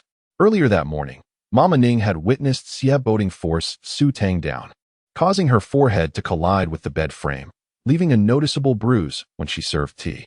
He had shown no assistance then, yet they now arrived together at Tianxiang courtyard. The princess was aware of her son's affection for Miss Yunair. He could not possibly move on so quickly, nor would he expect the joy-bringing marriage to have any effect on the eldest young mistress. Siab Boding entered the room in his wheelchair, but stood and walked in on his own. The princess was both pleased and worried. Do not overexert yourself. Sit down. If there is anything you need, just have someone inform me. Siab Boding glanced at Su Tang. I came with her. The princess turned to Su Tang, who quickly withdrew her glare at Siab Boding and offered a gentle smile. Mama Li has been sold, and Jing Mashuan is without management. I have come to seek Mother's assistance in arranging for a new steward. So she had come for this matter. The princess smiled. Such a trivial issue. You may arrange it as you see fit without needing to consult with me. I do not have a suitable candidate, Su Tang replied. Chapter 12. This response was indeed unexpected, yet it made perfect sense. The Su family had arrived from Qingzhou with little baggage and a small entourage. Although the prince's residence had an abundance of attendants, they were all arranged by Madame Yun for her own daughter. Su Tang had caused Miss Yunair to fall into the water, and she remained in a coma, which left those attendants too vexed with Su Tang to be willing to obey her commands. They would rather not be made a laughingstock by their own people. The princess glanced at Mama Ning, who felt somewhat ashamed. She had initially thought the young mistress was ambitious, seizing Madame Li's authority to control Jing Mashuan. Who would have imagined that after dismissing Madame Li, she would allow the princess to arrange for others? This was hardly the behavior of an ambitious individual. The princess pondered for a moment and then suggested allowing Mama Su to assist at Jing Mashuan for a while. Thank you, Mother. Su Tang expressed her gratitude. She and Siab Boding only stayed with the princess for a brief tea time before taking their leave. As they passed the garden, Su Tang noticed the beautiful scenery. With nothing pressing to attend to, she decided to stroll through the garden. In the distance, the eldest Miss Xia Ro and the third Miss Xia Wei approached. Upon seeing Su Tang's radiant smile, their good mood instantly evaporated. What bad luck to encounter her even in the garden. Xia Ro scoffed. Xia Wei sighed. Though I've only been here for a day, the servants are already mocking Aunt for bringing a wolf into the home. Xia Ro coldly smiled, twirling the jade bracelet on her wrist. Mother is merely considering elder brother. Do you really think she would tolerate her for long? Soon enough, there will be a spectacle to behold. After wandering the garden for a while, Su Tang returned to Jing Mashuan, ushering Siab Boding into his study before preparing to leave. Chen Qing hurriedly called out, Young mistress, please wait. Su Tang turned to him, and Chen Qing stepped forward, earnestly requesting, I implore you, young mistress, to treat the young master's poison. Su Tang glanced at Siab Boding before replying, I bled him quite a bit last night. He is still weak and should not undergo further treatment in such a short time. In a couple of days, I will prepare a medicinal bath for him, which will strengthen his constitution and help expel some of the toxins. Chen Qing promptly fetched the necessary writing materials. I shall not write a prescription. Instead, Prepare a secluded room as a pharmacy and gather all the medicinal herbs from the apothecary, she commanded, her tone firm. With that, she returned to her quarters. By the time Su Tang next saw Xia boating, it was dinner time. After their meal, he returned to the study, while Su Tang took Ban Xia for a stroll in the courtyard. After some time, she went to bathe and then prepared for bed. The room contained only one bed, and the narrow couch was not suitable for Xia boating, especially after nearly rolling off during the day. Thus, after sending Ban Xia away, Su Tang thoughtfully laid 2 blankets on the floor. Xia boating frowned slightly. "Are you truly going to sleep on the floor?" She replied. "You are the one sleeping on the floor." His expression darkened, and his voice rose sharply. "This is my room. Are you asking me to sleep on the floor?" Su Tang met his gaze. "Otherwise, are you planning to let your savior sleep on the ground?" He could not bring himself to allow a woman to sleep on the floor. Xia boating reminded her, "We have already slept together last night." Her ears flushed at his words. "Could you please be mindful of your phrasing?" That was merely a case of fainting in proximity. If she had been even slightly more aware, she would never have shared the bed with him, yet his words twisted it into something else. After laying out the blankets, she climbed into bed, leaving Xia boating in his wheelchair, his expression as dark as thunder. The second day of their marriage, and he was forced to sleep on the floor. If word got out, it would surely provoke laughter from many. As a physician, "Do you not know that a patient should not be exposed to the cold?" he admonished. Su Tang hugged her blanket innocently, blinking. "Indeed, long illness makes one a good doctor. But if you truly fall ill again, I can treat you simultaneously. It won't be an issue." Xia boating nearly choked with indignation. Gritting his teeth, "Should I be thanking you then?" Su Tang smiled sweetly, and in that moment, the sun, moon, and stars dimmed in comparison. "I have traveled such a great distance to treat your illness. It is only right that you express your gratitude." With that, she turned over, presenting him with the back of her head. Xia boating, feeling a pang of discomfort in his chest, noted that he usually would have tasted blood when this furious. But today he felt none, indicating the treatment from the previous night had been effective. He lay down on the blankets. Having lived for 19 years, it was his first experience sleeping on the floor. Even with 2 blankets, it felt uncomfortable, and he tossed and turned, unable to sleep. The next morning, Ban Xia entered with a basin. Seeing Xia boating on the floor startled her so much that she nearly dropped the basin. "Good heavens, I must be seeing things. The young master is still ill. How could he be sleeping on the floor?" Even if the young master had consented, it was unacceptable. Ban Xia had no doubt that it was her mistress's doing. She closely followed Su Tang and knew well that there were no secret methods to ward off misfortune. It was all mere nonsense from her mistress. Tea was simply tea, regardless of whether it was offered by the Princess of Nankong. It still held the same flavor. To anger the Princess of Nankong over a cup of tea was simply not worth it. If anyone were to witness the young mistress bullying the young master, the consequences would be dire. Ban Xia hastily set the basin down, preparing to wake Su Tang, but she was a moment too late. Mama Su and her maidservants had already arrived. Even Ban Xia, who had endured the shock, found this excessive. Mama Su, being the princess's attendant, stood there, stunned, unable to recover her composure for a while. Su Tang, still in a sleepy haze, lazily sat up in bed, her eyes barely open, and mumbled, "Why are you waking me so early?" Ban Xia hurriedly informed her, "Mama Su is here." "So she has arrived," Su Tang replied in a daze, but suddenly became alert. Sitting upright, she noticed Xia boating awake on the floor, wearing a look of schadenfreude, as if to say, "Now, let us see how you explain this." Su Tang shot him a glare and turned to Mama Su with a smile. "Mama Su, you came so early?" Yesterday, the princess had instructed Mama Su to assist Su Tang at Jingmashuan. But Mama Su had pressing matters to attend to and had left without knowing how long it would take. She had planned to finish her tasks before coming, thinking that Su Tang would manage for a day or 2. However, she had shown such dedication, arriving promptly in the early hours and fortuitously catching Su Tang in a compromising situation. Su Tang had anticipated the consequences of letting Xia boating sleep on the floor, so she remained composed, so much so that even when Mama Su scrutinized her with a discerning gaze, she revealed no hint of guilt or fear. Su Tang was certainly not feeling guilty. She had fallen into this predicament without fully grasping the situation. Forced into a marriage to ward off misfortune and now had to treat Xia boating while he slept on the floor. It was enough to drive her to despair. Su Tang maintained her calm demeanor, while Mama Su began to question her own decisions, doubting whether this approach truly benefited the esteemed young master of the Jingnan Wangfu. After all, they had shared a bed the previous night without pretense. It would be inappropriate to act coy the next day. Mama Su queried, "Is the young master sleeping on the floor also a method to ward off misfortune?" Xia boding. It was far too early for such vexation. Chapter 13. The effectiveness of Princess Nankang's authority was remarkable. She hardly needed to utter a word, yet others instinctively aligned themselves with her intentions, thus sparing her considerable trouble. Su Tang nodded, acknowledging that she would need to impose some temporary hardship on her husband. Mama Su hastily remarked that the trials endured by the eldest young master over the past few years were trifling in comparison. The maidservant excused herself, assuring Su Tang that she could command her as needed. Su Tang nodded repeatedly, expressing her gratitude for Mama Su's diligence. Mama Su, declining to take credit, exited while gently closing the door behind her. Xia boding glared at Su Tang, clutching his chest. Su Tang, clutching her quilt, retorted, "Do not glare at me. For now, I am merely relegating you to the floor. Should you provoke my ire, I might just make you sleep in the beams of the room. And the residents of the Jingnan Prince would have no choice but to be deeply grateful to me." Su Tang wore an expression that dared him to challenge her. Xia boding, frustrated, gritted his teeth. Was there really any need for a challenge? The Princess Nankang held a significant position in the Jingnan Prince's residence. Even his father treated her with utmost respect.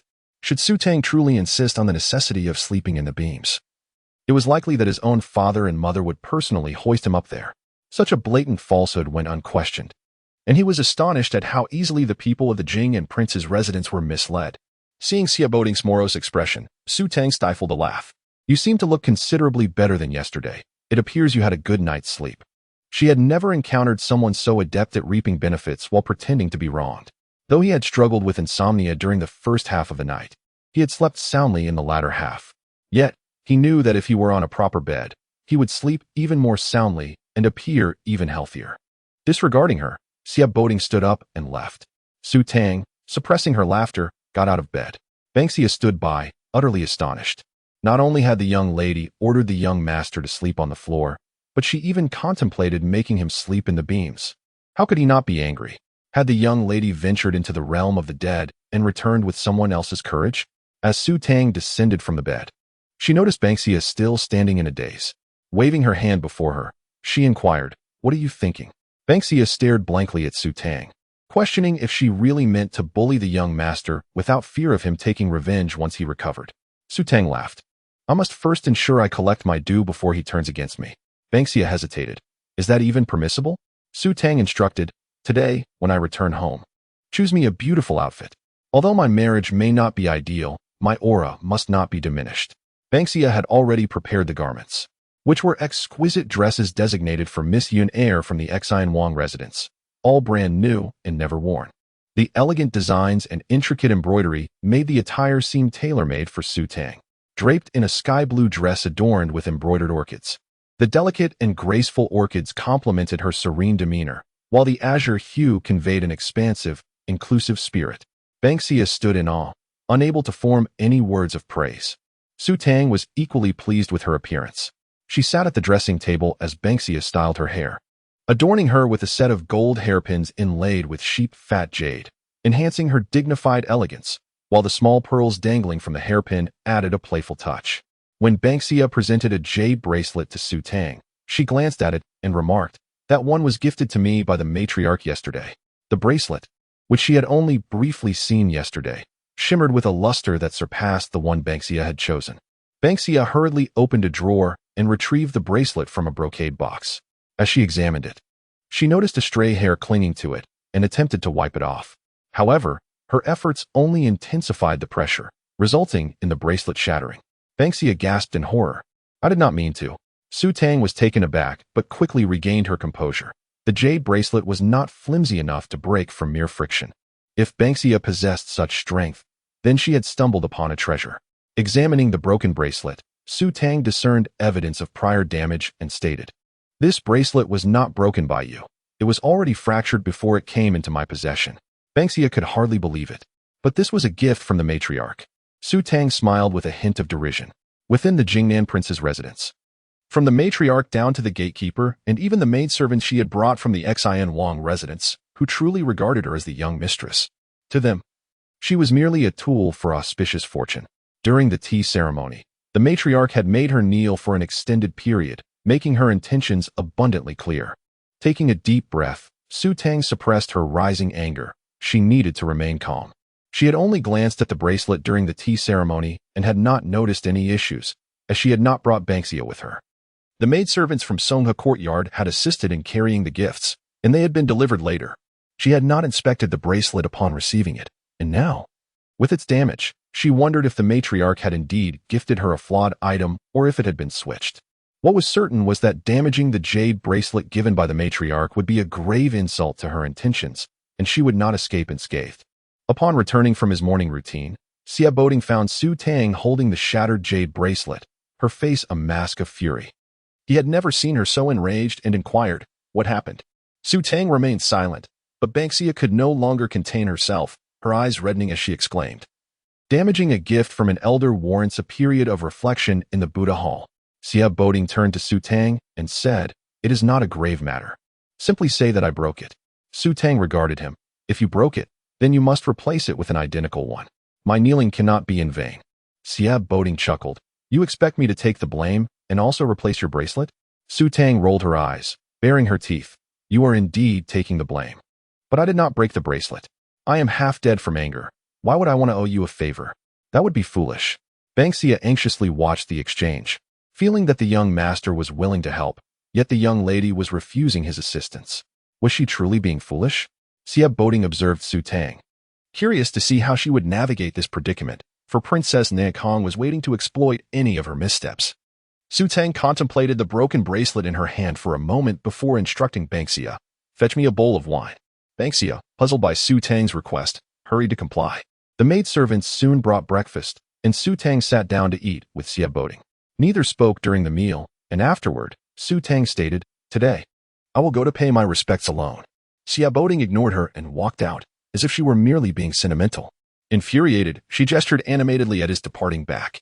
Once outside the Jingma pavilion, Banksia quietly remarked, "The young lady should have the young master accompany her. Should anyone cause trouble, he can protect you.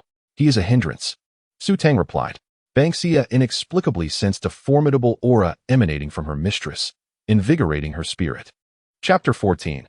The jade bracelet. Su Tang had only visited Songha Hall once and could only remember the general direction. Along the way, she inquired with a maid to ensure she did not stray from her path. From a distance, she spotted Xiao and Xiaowei approaching, prompting her to slow her pace until she encountered them at the entrance of the courtyard. Xiao scrutinized Su Tang from head to toe, her jaw clenched. How could the daughter of a concubine be more beautiful than Miss Yunair? The cloud-patterned silk she wore accentuated her beauty, evoking envy in others. Yet, no matter how lovely she appeared, her fate was to live a life of widowhood. Xiaowei bowed respectfully and said, "Brother is truly something. He allows you to come alone to pay respects to grandmother right after marrying sister-in-law. He intended to accompany me, but since I noticed he was weak, I didn't let him." Su Tang replied gently. Xiao shot Xiaowei a sidelong glance. "You know very well that brother would not accompany her. Why say such things? You are only making sister-in-law uncomfortable. Who in the household doesn't know brother's affection for Miss Yunair? He would never have married sister-in-law if he were conscious. And once you complete the auspicious marriage, you will have your good days." Su Tang remained unperturbed, chuckling softly. Xiao found her demeanor most irksome. Why did Su Tang always keep her thoughts to herself? What was there to laugh about in her words? "Why are you laughing?" Xiao snapped. Her teeth gritted in frustration. "It is amusing that you think provoking me would yield any results. I am quite clear in my heart. Even if my husband favors Miss Yunair, my marriage, decreed by the emperor for auspiciousness, ensures that even if he recovers, he can only take her as a secondary wife. She will never surpass my status." The weight of never hung heavily in the air as Su Tang pronounced it firmly. The effect was immediate. Xiao's face fell, realization dawning upon her. Such blatant mockery was impossible to miss. Her mother had married the king nearly 20 years ago, and while she held the title of a secondary wife, in truth, the distinction between primary and secondary was merely for show in noble families. It was not that there had been no instances of crossing boundaries. Even with the king's affection, she was still overshadowed. Seeing Xiao's fury boiling, she struggled to contain herself. What of being a secondary wife? My mother looks down upon the status of the primary wife. Else she could have had it if she desired. Is that so? Just yesterday, father had your mother serve me tea, indicating my husband's esteemed position in father's heart. Whether through maternal lineage or otherwise, a mother must hold a significant place in father's affections. Su Tang's tone was calm, yet her expression carried a hint of derision, piercing Xiaorou's heart. Enraged, Xiaorou raised her hand and pushed Su Tang aside. Su Tang stumbled back into the courtyard door with a crash. A sound of shattering echoed. Before anyone could react, Banksia's startled voice rang out, the jade bracelet bestowed by the old matriarch. In the study, Sieb Baiting was engrossed in a book when Chen Qing appeared, exclaiming, "Sir, the young lady is remarkably clever." Sieb Baiting glanced up at Chen Qing. "You praised her boldness yesterday, and today you commend her intelligence. What has she done now?" Chen Qing replied. The young lady and the eldest miss quarreled at the entrance of Songha courtyard. The young lady incited the eldest miss, leading to her being pushed and the jade bracelet shattering. She is currently seeking the old matriarch's intervention, demanding compensation for an identical bracelet. Sieb Baiting was taken aback. Meanwhile, Su Tang and Banksia were collecting the broken pieces of the jade bracelet, making their way to complain to the old matriarch. Holding the fragments delicately, Su Tang wore a look of grievance. The jade bracelet gifted by the old matriarch is of exquisite luster, clearly of great value. I intended to wear it home to reassure my parents that I am well in the Jingnan manner. Now it is broken, and I have failed to honor the old matriarch's gift. The old matriarch's expression darkened, while the second madam, seated nearby, interjected, "This bracelet is not just precious. It is the old matriarch's cherished possession, a token from the late king, meant to be passed down through generations. As the young lady of the Jingnan manor, it was entrusted to you, yet it broke on the very next day. This is exceedingly inauspicious." The significance behind the bracelet was indeed profound. The more valuable the item, the greater the repercussions for its destruction. Thankfully, she had kept a keen eye. Such heirlooms were not something Sieb Baiting could easily bear. Su Tang pointed at Xiaorou. "She pushed me, leading to the bracelet's damage." Xiaorou, gritting her teeth, retorted, "I see now. You deliberately provoked me at the courtyard entrance, hoping I would push you. You had already broken the bracelet and were merely afraid of the old matriarch's punishment, thus framing me." She had anticipated a struggle to uncover who had schemed against her regarding the bracelet, yet the truth had surfaced so swiftly. Su Tang glanced at the old matriarch. "The eldest miss pushed me, resulting in the bracelet's shattering. She shows no remorse and falsely accuses me of plotting against her. I beseech the old matriarch for justice." Xiaorou, livid, turned to the old matriarch. "Grandmother, I did push her, but how dare she claim I was in the wrong? Had she not pushed Miss Yunair, she would not have needed to marry brother for auspiciousness. She is the one plotting against me. Please, grandmother, arbitrate." Their cries of grievance grew louder, causing the old matriarch to develop a headache. Just then, the South Kong princess and the third and fourth madams entered, commenting, "Is there an issue with the bracelet? A quick inspection will reveal the truth."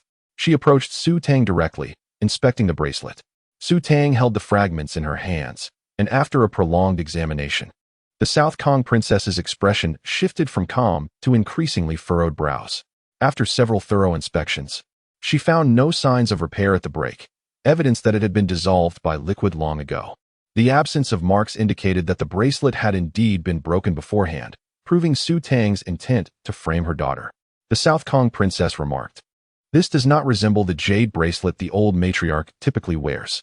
Upon hearing this, Su Tang understood that the truly significant bracelet gifted by the old matriarch had been replaced with a counterfeit by the South Kong princess.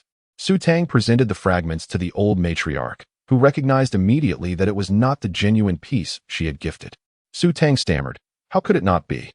The jade bracelet bestowed by the old matriarch was sent to Jing Mo Pavilion, and I only took it out to wear this morning. If this is a fake, then the genuine bracelet must have been stolen." As her words concluded, a maid entered, bowing, "Young lady, the carriage from the Prince of Xin's manor has arrived to escort you home." Su Tang turned to Banksia. "Inform those from the Prince of Xin's manor that I am occupied and may not be able to return today. Ask them to come for me tomorrow." Banksia turned to leave when the second madam called her back. Surprised, she looked at Su Tang. "Young lady, are you not returning home today?" Su Tang's gaze dimmed. "I wish to return, but having failed to safeguard such a precious jade bracelet bestowed by the old matriarch, I cannot bring myself to leave. Even if I were to return, my heart would be burdened, and I would find no peace. It is best I first locate the bracelet before returning." With that, Su Tang turned to the old matriarch. I shall return to Jing Mo Pavilion to search for the bracelet. Even if I must dig 3 feet into the ground, I will unearth it. Chapter 15. Returning home yesterday, the Xinjuan Palace had sent someone to escort her back, and she had already declined once. However, today, she could not refuse any longer. The old lady, fiddling with her prayer beads, cast a glance at the third madam, who remarked that since the Xinjuan Palace had already sent for her, if the eldest young lady did not return today, it might lead to misunderstandings regarding the Jingshan Wangfu's intentions. Su Tang shook her head, acknowledging that the third aunt had her best interests at heart, but insisted that everyone in the Jingma Pavilion was a suspect, and until the jade bracelet was found, no one could leave the Jingshan Wangfu. The third madam regarded Su Tang thoughtfully and agreed, suggesting that if everyone from Jingma Pavilion was under suspicion, they should not investigate further and instead let the county princess send someone to do so. Su Tang did not oppose this, and soon, the county princess dispatched someone. As Su Tang settled down to enjoy her tea, she had barely finished a cup when a maid hurried in, breathless, exclaiming that the jade bracelet had been found. Su Tang raised an eyebrow, impressed by the speed of the discovery, and inquired where it had been located. The maid replied that it was in the hidden compartment at the very bottom of the eldest young lady's dressing box, explaining that it was likely misplaced by Mama Li during her tidying up the day before. It was quite audacious to place the blame on Mama Li, who was now likely unaware of being implicated and could not confront the matter. Nevertheless, the important thing was that the jade bracelet had been recovered. Su Tang took the bracelet from the maid and slipped it onto her wrist, preparing to take her leave to return home. However, after taking a few steps, she paused and turned to Xiao, recalling that even if the bracelet was not a gift from the old lady, the eldest daughter had caused her to break a jade bracelet, and thus, it was only fair that she compensate her with a similar one. Xiao's eyes turned red with anger, her fists clenched beneath her sleeves, feeling resentful about having to pay for a jade bracelet while unable to refuse the demand. The county princess coldly remarked that mistakes must be met with consequences. Since the eldest young lady had pushed the second daughter of Yun into a marriage for the sake of fortune, it was only right for her to compensate for the bracelet as well. Xiao felt somewhat relieved at this notion, compared to being married off to a sickly man. Losing a jade bracelet seemed trivial, especially since she would eventually reclaim it. Complying, she acknowledged, "Daughter understands." Su Tang bowed slightly and departed with Banksia. Once outside Songa Hall, Banksia, still dazed, marveled at how her lady had not only retrieved the genuine jade bracelet gifted by the old lady, but also managed to have the county princess inadvertently compensate for another one. She regarded Su Tang with admiration, but soon noticed they were not heading back to Jingma Pavilion. "I know," Su Tang replied. "We're going directly to the main gate." "Isn't the young master accompanying you back?" Banksia asked. "He won't be going," Su Tang assured her. Banksia pondered this, realizing it would indeed be awkward for the young master to visit the Xinjuan Palace. As they approached the second gate, they heard familiar sounds of wheels rolling, and Banksia turned to see Qin Qing pushing Xie boating toward them.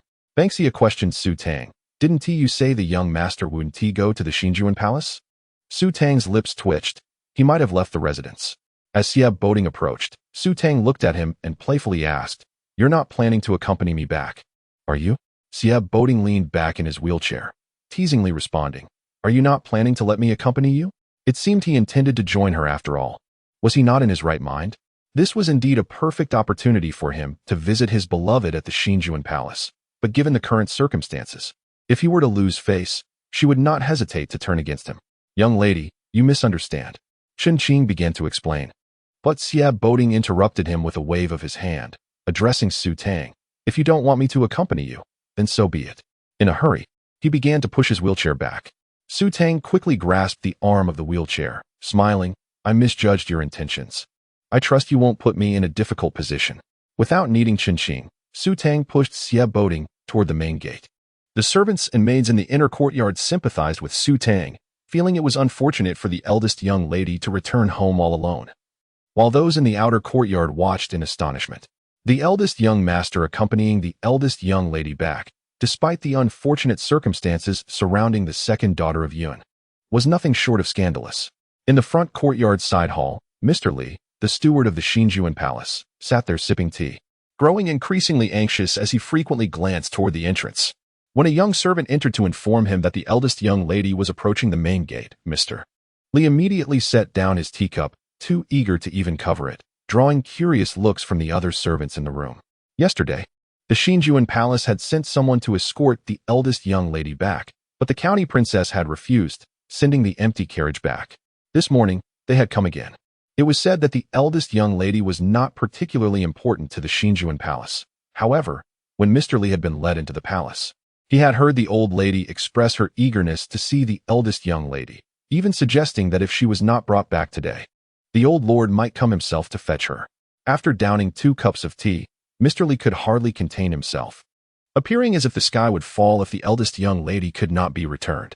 He rushed out of the side hall and, from a distance, spotted Su Tang pushing Xie Boding toward him, causing him to hesitate. The sight of Xie Boding accompanying Su Tang back was astonishing to the servants of Jingshan Wangfu, and even more so to Mr. Li, particularly when he noticed that Su Tang was smiling, showing no signs of anger. Wasn't Su the one who had previously expressed her unwillingness to bring fortune to the family, even threatening to take drastic measures? She certainly did not appear to be in a bad mood. Mr. Li's gaze shifted to Xie Boding. While his complexion was not exceptional, his appearance was undeniably handsome, and there was no hint of displeasure. Mr. Li found himself in a dilemma. While it was a good thing for the young master to accompany the young lady back, it posed a challenge for the Xinjuan palace, especially today, when they were ill-prepared to receive a new son-in-law. Mr. Li approached to pay his respects, hesitating to voice his concerns. Su Tang smiled and asked, "Is there something you wish to say, Mr. Li?" Mr. Li finally inquired, "Is the young master planning to accompany the young lady back?" Su Tang's smile faltered. The way he posed the question indicated that the Xinjuan palace was not prepared to welcome the new son-in-law. Under any circumstances, one with a sense of pride would certainly not return today. The Xinjuan palace seemed to disregard her well-being at Jingshan Wangfu entirely. If they did not care for her, she certainly would not feel obligated to consider the Xinjuan palace's reputation.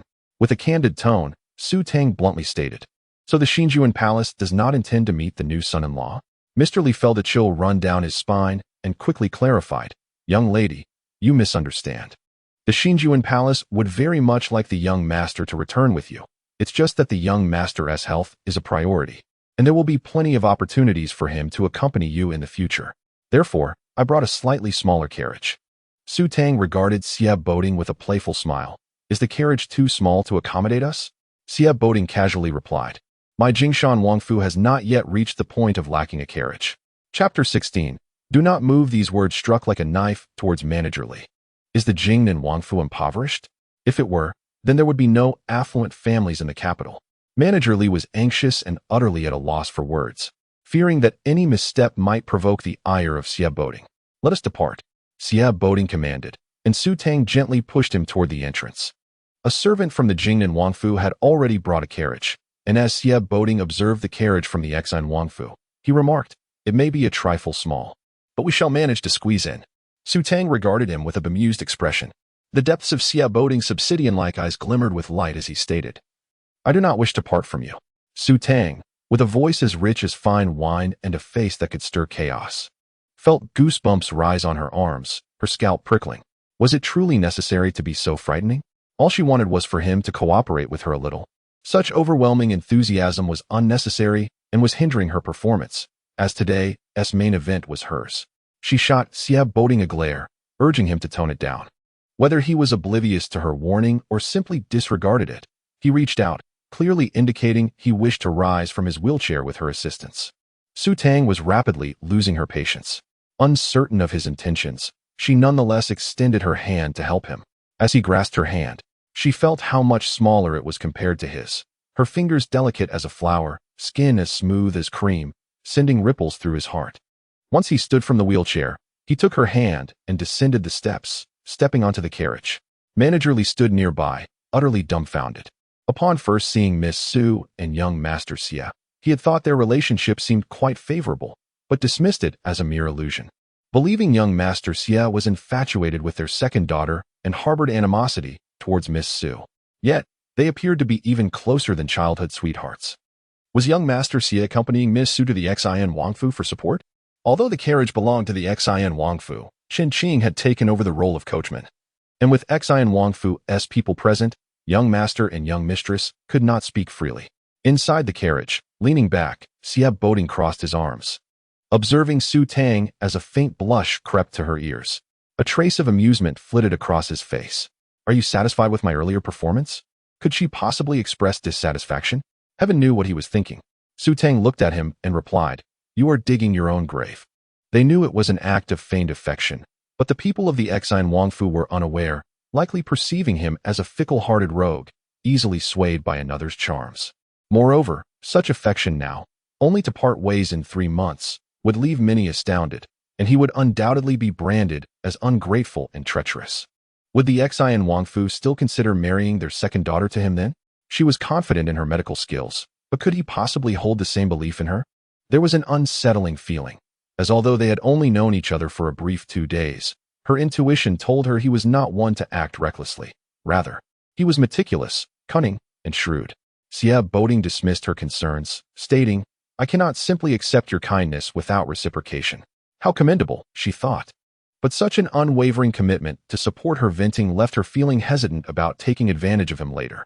As the carriage rolled forward, the two fell into silence. Xia Boding closed his eyes to rest, while Su Tang lifted the carriage curtain to observe the bustling street outside. The crowded thoroughfare slowed their progress.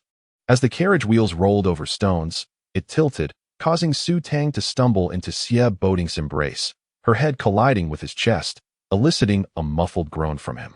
She quickly attempted to rise, only to find her hair ensnared in Xia Boding's ornamental belt. Do not move. Xia Boding assisted in untangling her hair. And Su Tang winced in pain, exclaiming, Be gentle, that hurts. Meanwhile, managerly, witnessing the carriage nearly topple over the stones, worried about further incidents and immediately rode ahead to clear the way. Just as he reached the carriage's side, he heard Xia Boding's command and instinctively glanced at the carriage. However, the curtains were drawn tightly, revealing nothing. Such words left much to the imagination. Young Master Xia, with his frail constitution, surely would not engage in indiscretions in broad daylight within the carriage. Managerly forged ahead to pave the way. Inside the carriage, Su Tang and Xia Boding sat stiffly, neither daring to speak until the carriage halted before the Exine Wangfu, accompanying Su Tang back to her family home. Xia Boding had left Managerly utterly astonished, let alone the people of the Exine Wangfu. As the carriage came to a standstill, a servant eagerly assisted in setting up the footstool. However, when the curtain was drawn back, it was not Su Tang who emerged, but rather Xia Boding, leaving the servant in shock. After descending from the carriage, Xia Boding, amidst the astonished gazes of maids and footmen, helped Su Tang down, and he did not release her hand, leading her up the steps and through the grand gates of the Exine Wangfu. Su Tang, feeling bashful, made several attempts to withdraw her hand, but it was held firmly. The warmth of his grip felt akin to a searing brand, causing her cheeks and neck to flush with heat. This man had surely lost his senses. Yet witnessing the indignation of the Exine Wangfu staff filled her with a peculiar satisfaction. In the Tsuebai courtyard, where the old Wang Fei resided, Xia Boding guided Su Tang into the main hall, where they found the old Wang Ye and Wang Fei seated on a rattan couch. Only then did he finally release her hand, albeit with a lingering touch of his fingertips against her skin, leaving a slight sting. His callous fingers grazed her hand, and Su Tang was left wondering whether this was a subconscious gesture or if he intended to convey something to her. Regardless, they were not yet so familiar as to share such unspoken understanding. Inside the main hall, the atmosphere was somber. The old Wang Ye and Wang Fei sat together, while Su Hongshan and Su Shi occupied the lower right side. No one bore a smile. The old Wang Fei looked pale, her spirit waning, clearly putting on a brave front. Even seated, she appeared on the verge of collapse, a sight that tugged at Su Tang's heartstrings. With the memories of the original owner, Su Tang possessed a modicum of understanding regarding the Exine Wangfu. The old Wang Fei had borne the old Wang Ye 3 sons and a daughter, yet each had met with misfortune. The eldest had perished in an attempt to save the emperor before he even wed. The second son had fallen in battle years prior, leaving behind a daughter who had already married. The third son still lived. Yet the urgency with which the Exine Wangfu sought to retrieve their long-lost illegitimate child spoke volumes of their dire circumstances. Old Master Yun had suffered from illness for an extended period, and his only son had been dispatched 3 months ago on imperial orders. Tragically, during his return journey, he had encountered water bandits, resulting in his disappearance. The old master could scarcely bear the blow, enduring multiple critical illnesses, now clinging to life solely on the fragile hope that his son might still be alive. Chapter 17. Intimidation aside from a married granddaughter. The elderly Princess Xian only has one granddaughter, Miss Yun Air, who remains in a state of unconsciousness. Despite the series of blows she has endured, the old princess has managed to hold on without succumbing to illness, which earns Su Tang's admiration for her fortitude. Su Tang feels deep sympathy for the plight of the Xian family, yet she believes in the principle of not imposing upon others what one does not desire for oneself. The Xian family, unwilling to see Miss Yun Air live in widowhood, has resorted to scheming against Su Tang, which has led her to contemplate a tragic end. Thus, her heart has hardened further. In contrast to the fragile state of the old princess, the old prince remains relatively stable. A seasoned warrior accustomed to the vicissitudes of life and death, he symbolizes resilience. If he were to falter, the Xian family would indeed face collapse. A maidservant approached, carrying a mat to place before the old prince and princess. However, the old prince waved her off. Su Hongshan inquired, "Old prince, what is this?" The old prince glanced at Su Tang and remarked, "Ting Air is in poor health. There is no need for them to kneel and present tea." Su Tang was taken aback. Was the old prince cross-eyed? Shouldn't he be addressing Xie Boding instead of her? Su Hongshan, with a serious demeanor, insisted, "One must not disregard etiquette. The son-in-law has accompanied the return. How can he not kneel to present tea?" The maidservant placed the mat down again. Su Tang had already knelt to present tea to the matriarch of the Jingnan family and the prince and princess during her return. So it was only fitting that Xie Boding should kneel to honor his own grandparents and parents. The maidservant brought forth the tea, and Su Tang, alongside Xie Boding, knelt before the old prince and princess to present the tea. While the old prince managed well, the old princess struggled, her trembling hands nearly dropping the teacup. Had the old prince not intervened in time, the cup would have surely fallen. The old princess's face reflected profound sorrow. She felt aged and useless. The old prince grasped her hand and said, "Do not dwell on it. I will drink this cup of tea for you." The old princess felt a pang of emotion. After honoring the old prince and princess, the next step was to pay respects to Su Hongshan and Su Shi. After drinking the tea, Su Hongshan turned to Xie Boding and remarked, "The old prince praised your chess skills." Xie Boding, with a barely perceptible furrow of his brow, humbly replied, "The old prince is mistaken." Setting down his teacup, Su Hongshan said, "Come to the study and play a game with me." With that, he strode out. Xie Boding recognized the obvious intent to dismiss him, but felt compelled to obey his father-in-law's wishes. He cast a glance at Su Tang before following Su Hongshan. As soon as Xie Boding left, Mrs. Yun San entered, her complexion pale and her eyes swollen. She confronted Su Tang with an anguished scream. "What have you done to my daughter?" Fearing for Su Tang's safety, Su Shi quickly shielded her behind herself. Meanwhile, the old princess trembled with rage and admonished Mrs. Yun San, "Did I not instruct you to stay out of this? What brings you here?" Tears streamed down Mrs. Yun San's face as she sobbed. "How can I remain indoors, doing nothing, when Yi Air is missing and Jia Air is in a coma due to foul play?" Suddenly, she turned to Su Tang and accused, "What have you done to my Jia Air?" Her icy gaze, tinged with bloodshot desperation, resembled a venomous snake lying in wait, ready to strike its prey. Su Tang responded with a cold smile, "What have I done to your daughter? Is it not common knowledge? We had a dispute by the lakeside regarding the matter of recognizing our ancestry, and in the heat of the moment, I pushed her into the water, resulting in her current state of unconsciousness. I am merely reaping the consequences of my actions by marrying into the Jingnan family to bring good fortune. Today marks the day of my return." With a self-deprecating smile, she continued, "Since my marriage cannot quell the fury of the Xian family, and I must still face repercussions, why should I bother saving myself? Is my life not a fitting price for my transgressions?" Her voice trembled with rage, echoing like pearls striking the ground. Mrs. Yun San felt a surge of panic. As Su Tang's assertions rang with such conviction, it was as if Miss Yun Jia's coma was not her doing. Clenching her fists, she retorted, "Do not play games with me. What did you do to Jia Air on the day of your wedding?" Su Tang replied indifferently, "What more could I have done? I am striving to atone for my mistakes, hoping that this marriage will indeed work its magic and she will awaken soon. Yet you suspect I have harmed her. Even if I had such intentions, with so many maids and servants present that day, what could I have possibly done?" A maidservant behind Mrs. Yun San exclaimed, "I clearly saw you use a silver needle on our second young lady." Su Tang laughed derisively. "Such a clumsy attempt at intimidation. Do you think that could frighten me? If you lack wisdom, do you presume others do as well?" She cast a sidelong glance at the maidservant and said with a sardonic smile, "Since you claim to have seen me use a silver needle on your second young lady, why did you not intervene at that moment? Were you enjoying the spectacle, perhaps hoping I would use it a few more times?" The maidservant turned pale and fell to her knees, denying the accusation. Mrs. Yun San was taken aback by Su Tang's resilience and directness. The maidservant's feigned intimidation had not fazed her in the slightest. Gritting her teeth, Mrs. Yun San demanded, "If you did not use a silver needle on Jia, then what did you need it for?" Su Tang instructed Banksia to fetch a set of silver needles. She had needed them urgently and could not wait for Banksia to procure them from outside the estate, so she had borrowed them from the Eying family pharmacy.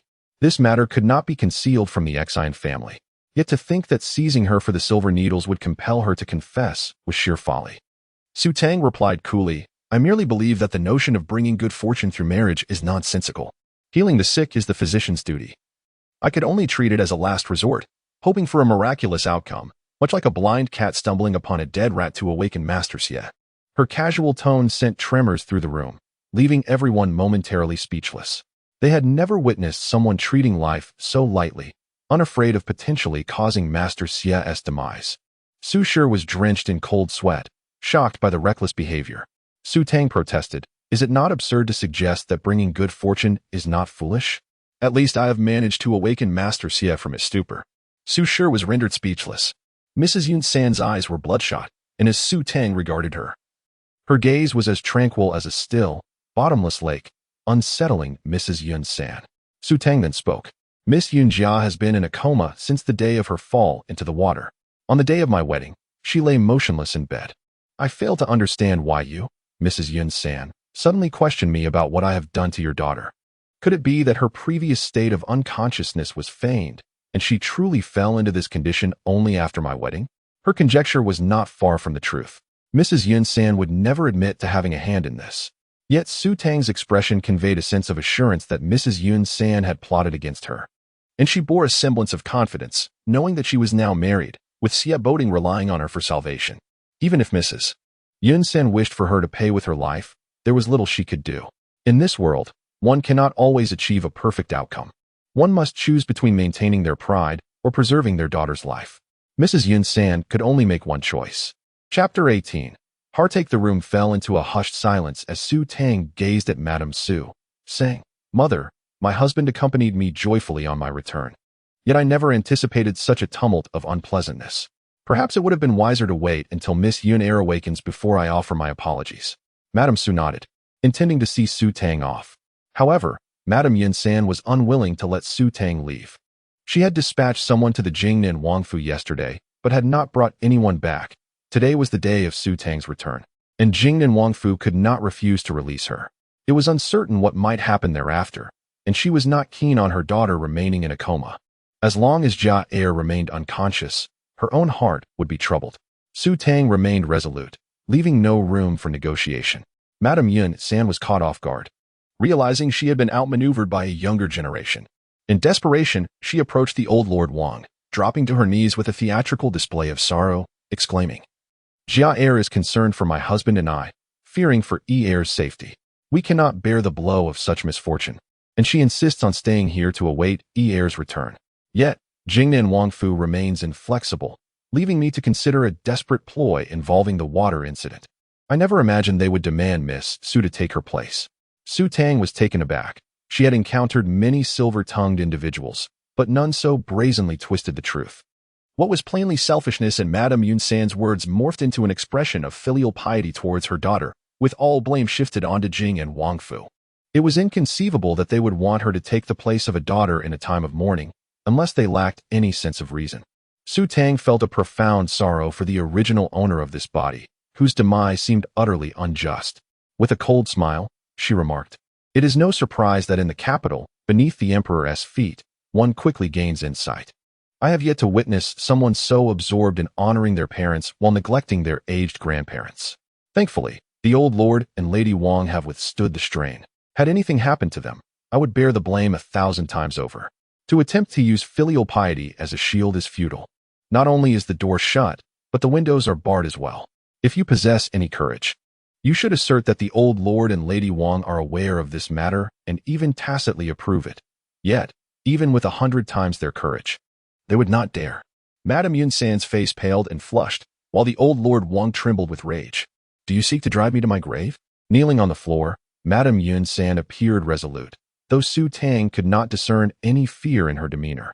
With the old Lord Wang ailing and the fate of young Master Yun uncertain, Madame Yunsan's plight as a woman was indeed harrowing. The old Lord and Lady Wang would sympathize with her. They would not act against her. Moreover, with Xie Baiting still alive, could it be that they were completely unaware of these events? Su Tang held her skepticism. Madame Yunsan showed no sign of remorse. Jia Er was feigning her coma. But after seeing her before her marriage, she had genuinely become unresponsive. Surely, she had meddled in some way. Madame Su, standing to the side, was equally incensed. The old lady Wang scolded Madame Yunsan. What are you still doing here? Go back and reflect upon your actions. Supporting herself on her maid, she approached Su Tang and Madame Su, forcing a smile as she said, It is my failure in upbringing that has led to such grievances for Tang Er. Once Jia Er awakens, I will ensure she is thoroughly punished and compelled to apologize to you. But could any punishment truly restore Su Tang's life? Her expression turned frigid as Madame Su, softening, called out, Tang Er. Su Tang closed her eyes briefly before responding. The dispute between Miss Yun Er and myself arose from my father's desire to reclaim our ancestry. Since her near drowning was a scheme against me, does that not imply that the third branch's obstruction of my father's efforts to reclaim our heritage and establish an heir is also a sham? If it is indeed true, on what grounds should I forgive one who plotted against her? If false, we shall wait until her father has reclaimed our lineage and established an heir. A life is worth more than mere sentiment. The implications of Su Tang's words did not escape the old Lord Wang, who was about to speak when Madame Su interjected. Tang Er is young and naive. Do not take her words to heart, old Lord and Lady Wang. I wish to speak with her privately. With that, Madame Su pulled Su Tang away. Su Tang was bewildered. Why had her mother interrupted her at such a pivotal moment? Once outside the courtyard, she asked, Mother, why did you not allow me to finish speaking? Madame Su regarded her, saying, The old Lord Wang and Lady Wang have long wished to establish your father as the heir, but he has been unwilling. Su Tang was taken aback. What a preposterous notion. If her father had no desire for the title of heir to the Wangfu, why had he hastened to the capital upon hearing of the troubles there? Surely, it could not be merely to fulfill his final duties of filial piety. With disbelief etched on her face, Su Tang retorted, You cannot be serious. Madame Su continued. With 3 of the old lords falling into misfortune and even young Master Yun missing, the Wangfu remains unaware of whom they have offended to incur such retribution. Until the truth is uncovered, appointing your father as heir could well lead to his downfall, just as the others suffered. Life takes precedence over wealth and status. Indeed, the old Lord Wang, as a royal uncle with military authority, had lost every son and grandson. Such a fate was indeed abnormal. Wealth and honor are desirable, but without life, nothing holds value. Yet, we encountered assassination attempts upon our return to the capital, revealing that our father was already targeted. Holding the title of heir would undoubtedly facilitate his endeavors, Su Tang asserted. Madame Su gazed at Su Tang in astonishment, as the latter felt a pang of guilt under her mother's scrutiny. Why are you looking at me like that? Madame Su felt a mix of concern and pride. Her daughter seemed to have matured considerably in just 2 days of marriage. Su Tang lowered her gaze, wishing to cling to her childhood innocence. Madame Su chuckled. What nonsense are you speaking? After a moment, she glanced around to ensure no one was listening before asking, Have you and young Master Xia consummated your marriage? Su Tang was taken aback. The shift in conversation was abrupt, leaving her bewildered. Were they not discussing her father's potential as an heir? How had they suddenly veered into her relationship with Xie Baiting? The topic change was jarring, leaving her unsure of how to respond. They had walked hand in hand, their connection perhaps stronger than that of many seasoned couples. Would anyone believe her if she claimed nothing had occurred? Flushing, Su Tang found herself at a loss for words, leaving the rest to her mother's wild conjectures. Madame Su's expression was complex, and despite Su Tang's keen observational skills, she could not decipher her mother's emotions, which seemed a blend of various sentiments. After a moment of contemplation, Su Tang directly asked, Mother, why do you inquire about this? Madame Su explained. You were sent to marry for the sake of bringing joy, and although it was Miss Yun Er who plotted against you, had it not been for the Jingnan Wangfu's plea to the emperor, the old lord and Lady Wang would never have permitted you to take her place. Even if it is a matter of joy, The old Lord Wang had previously agreed with the Jingnan Wang that should this endeavor prove fruitless, you would serve as young Master Xie's faithful companion for a year, after which the Jingnan Wang would acknowledge you as an adopted daughter and grant you a marriage. Su Tang was utterly astounded. Such a fortunate turn of events? Why was I not informed of this beforehand? Wait a moment.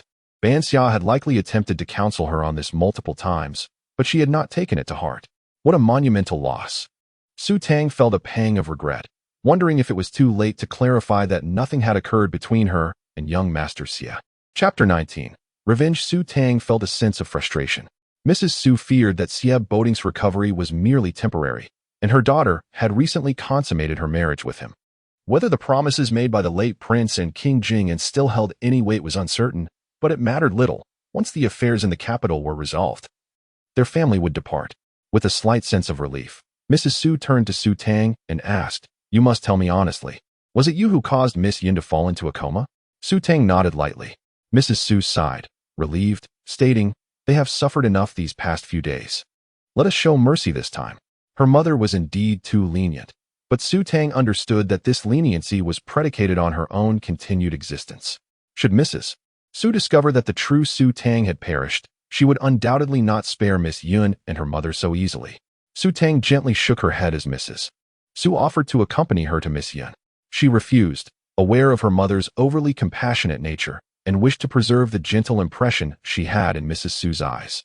With Banksia in tow, Su Tang advanced further. Upon entering Miss Yun's courtyard, they soon encountered two maidservants carrying a basket, the contents obscured by red silk. Though the basket was not heavy, the maid's eyes betrayed a simmering anger as they regarded Su Tang. As they passed, a cluster of ginkgo leaves lay scattered, their brilliant golden hue reminiscent of finely crafted gold. Su Tang had visited Miss Yun's residence on her wedding day, and it appeared unchanged since then. The only difference was the presence of a familiar physician. Their eyes met, and an awkward silence ensued, each feeling the weight of past embarrassment. On the day Su Tang had attempted to take her own life, the late prince had summoned all the physicians in the Imperial Medical Bureau to save her, administering numerous potions to no avail. Zhao Yuanzheng had audaciously suggested that the prince should grieve for her loss.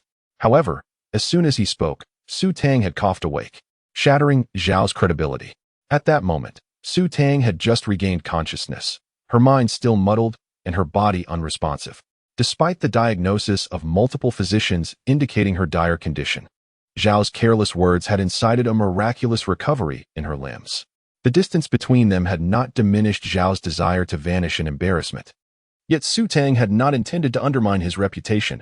She had merely been suffering from prolonged immobility.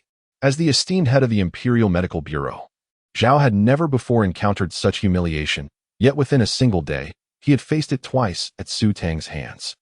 The mere sight of her rekindled memories of that awkward day, and maintaining a facade of indifference was exhausting. Just as Su Tang entered the room, Mrs. Yun-san arrived.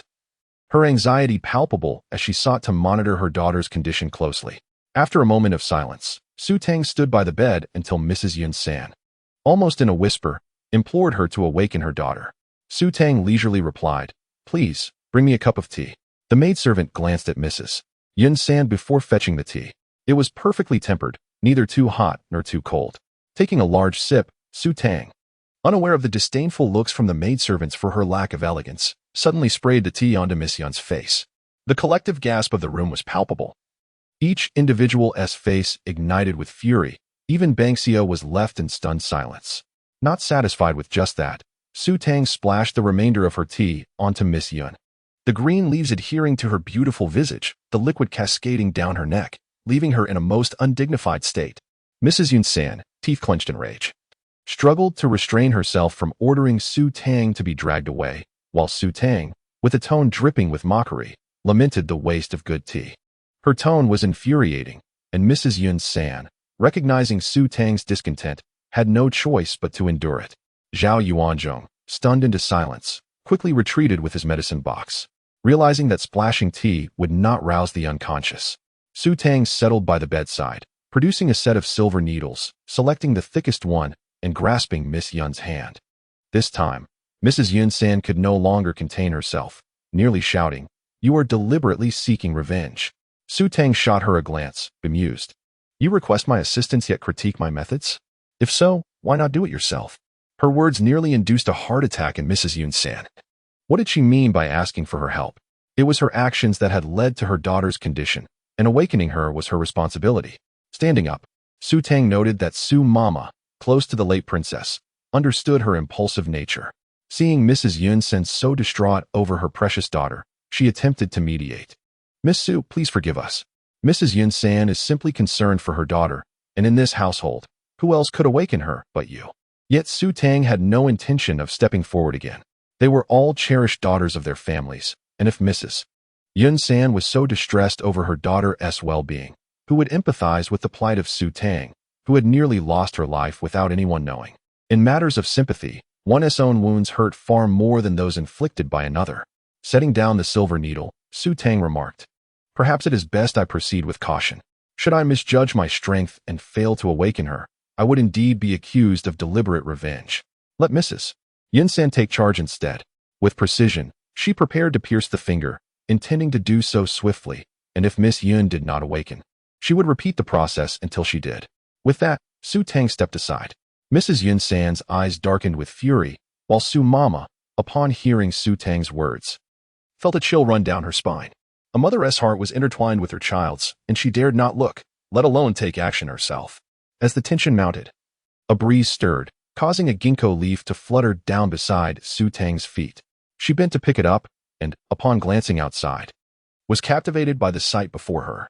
A massive ginkgo tree stood outside, its golden leaves shimmering in the wind, falling like a rain of gilded ginkgo foliage. Enchanted by the beauty of the falling leaves, Banksia whispered, "It's not even summer yet. How can the ginkgo leaves be so yellow?" Without her prompting, Su Tang was momentarily stunned, realizing it was still spring. The golden color, though beautiful, was not typical for this season, especially to see an entire tree devoid of vitality. Meanwhile, Mrs. Yun-san urged the maidservants to take action, yet none dared to do so, shaking their heads in refusal. With no other options, Mrs. Yun-san resigned herself to the task, yet her hands trembled as she held the silver needle, making it difficult to apply the necessary force. After 3 attempts, Miss Yun remained unresponsive.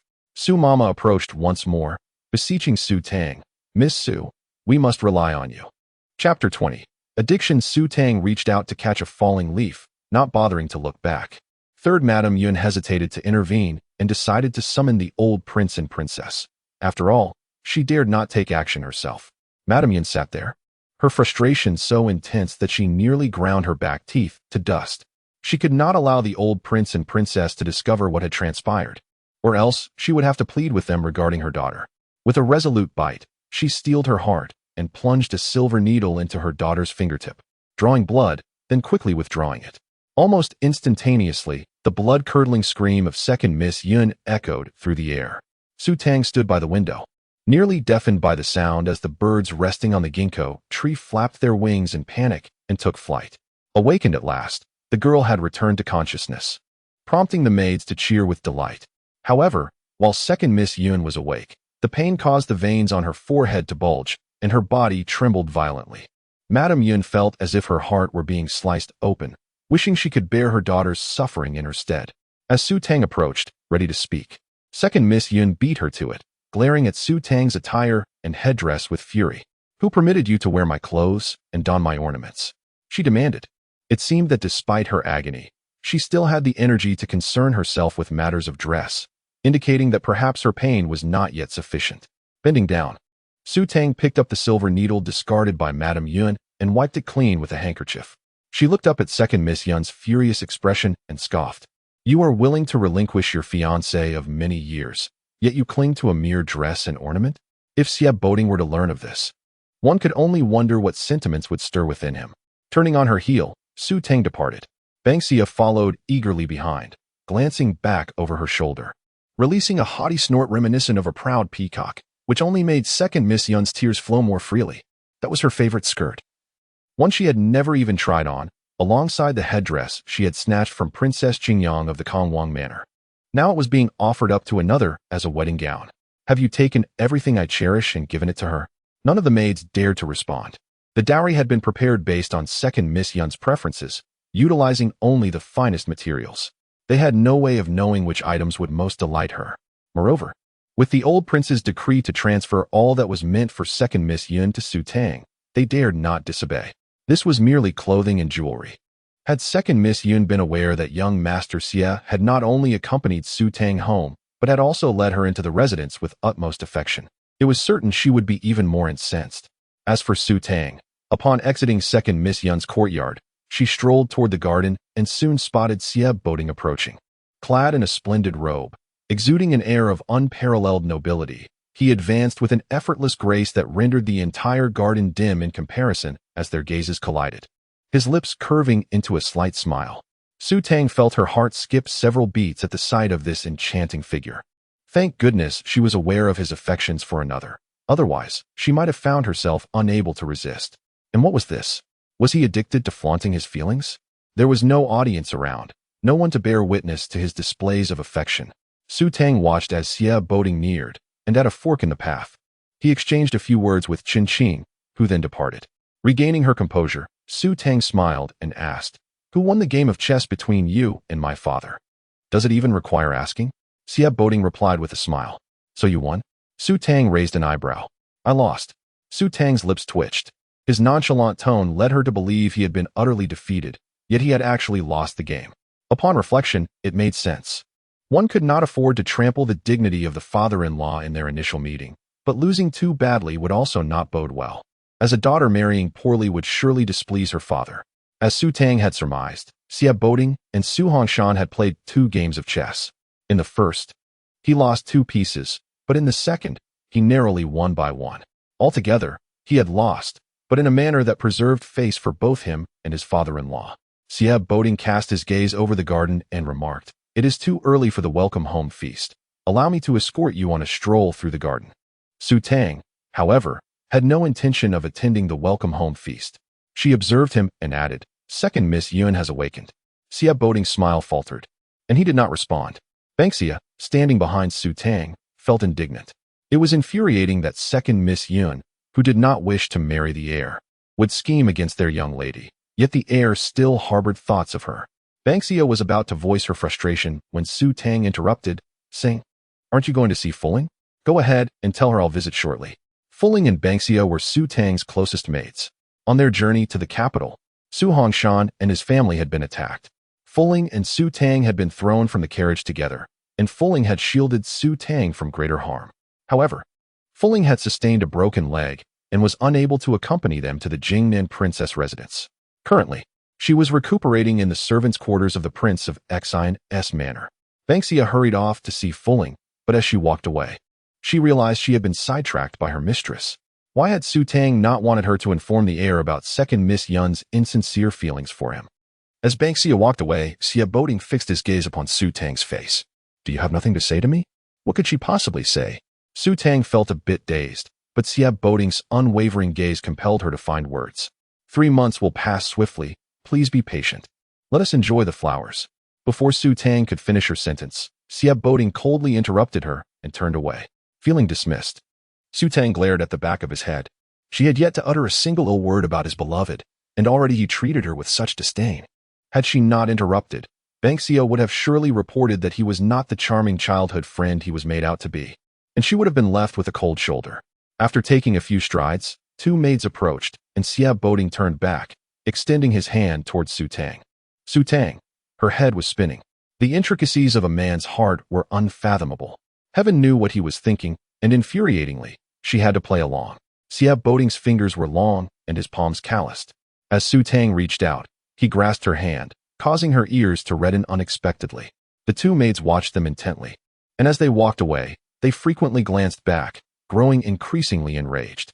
Thankfully, second Miss Yun had not yet married. Otherwise, one could only imagine the turmoil that would arise within the inner chambers with the addition of concubines. Once the maids were out of sight, Su Tang attempted to withdraw her hand, but Xie Boding held on firmly. "There is no one around," he said. "I do not like the back and forth of holding hands." "Because you dislike it, you must hold on without letting go?" What sort of logic was this?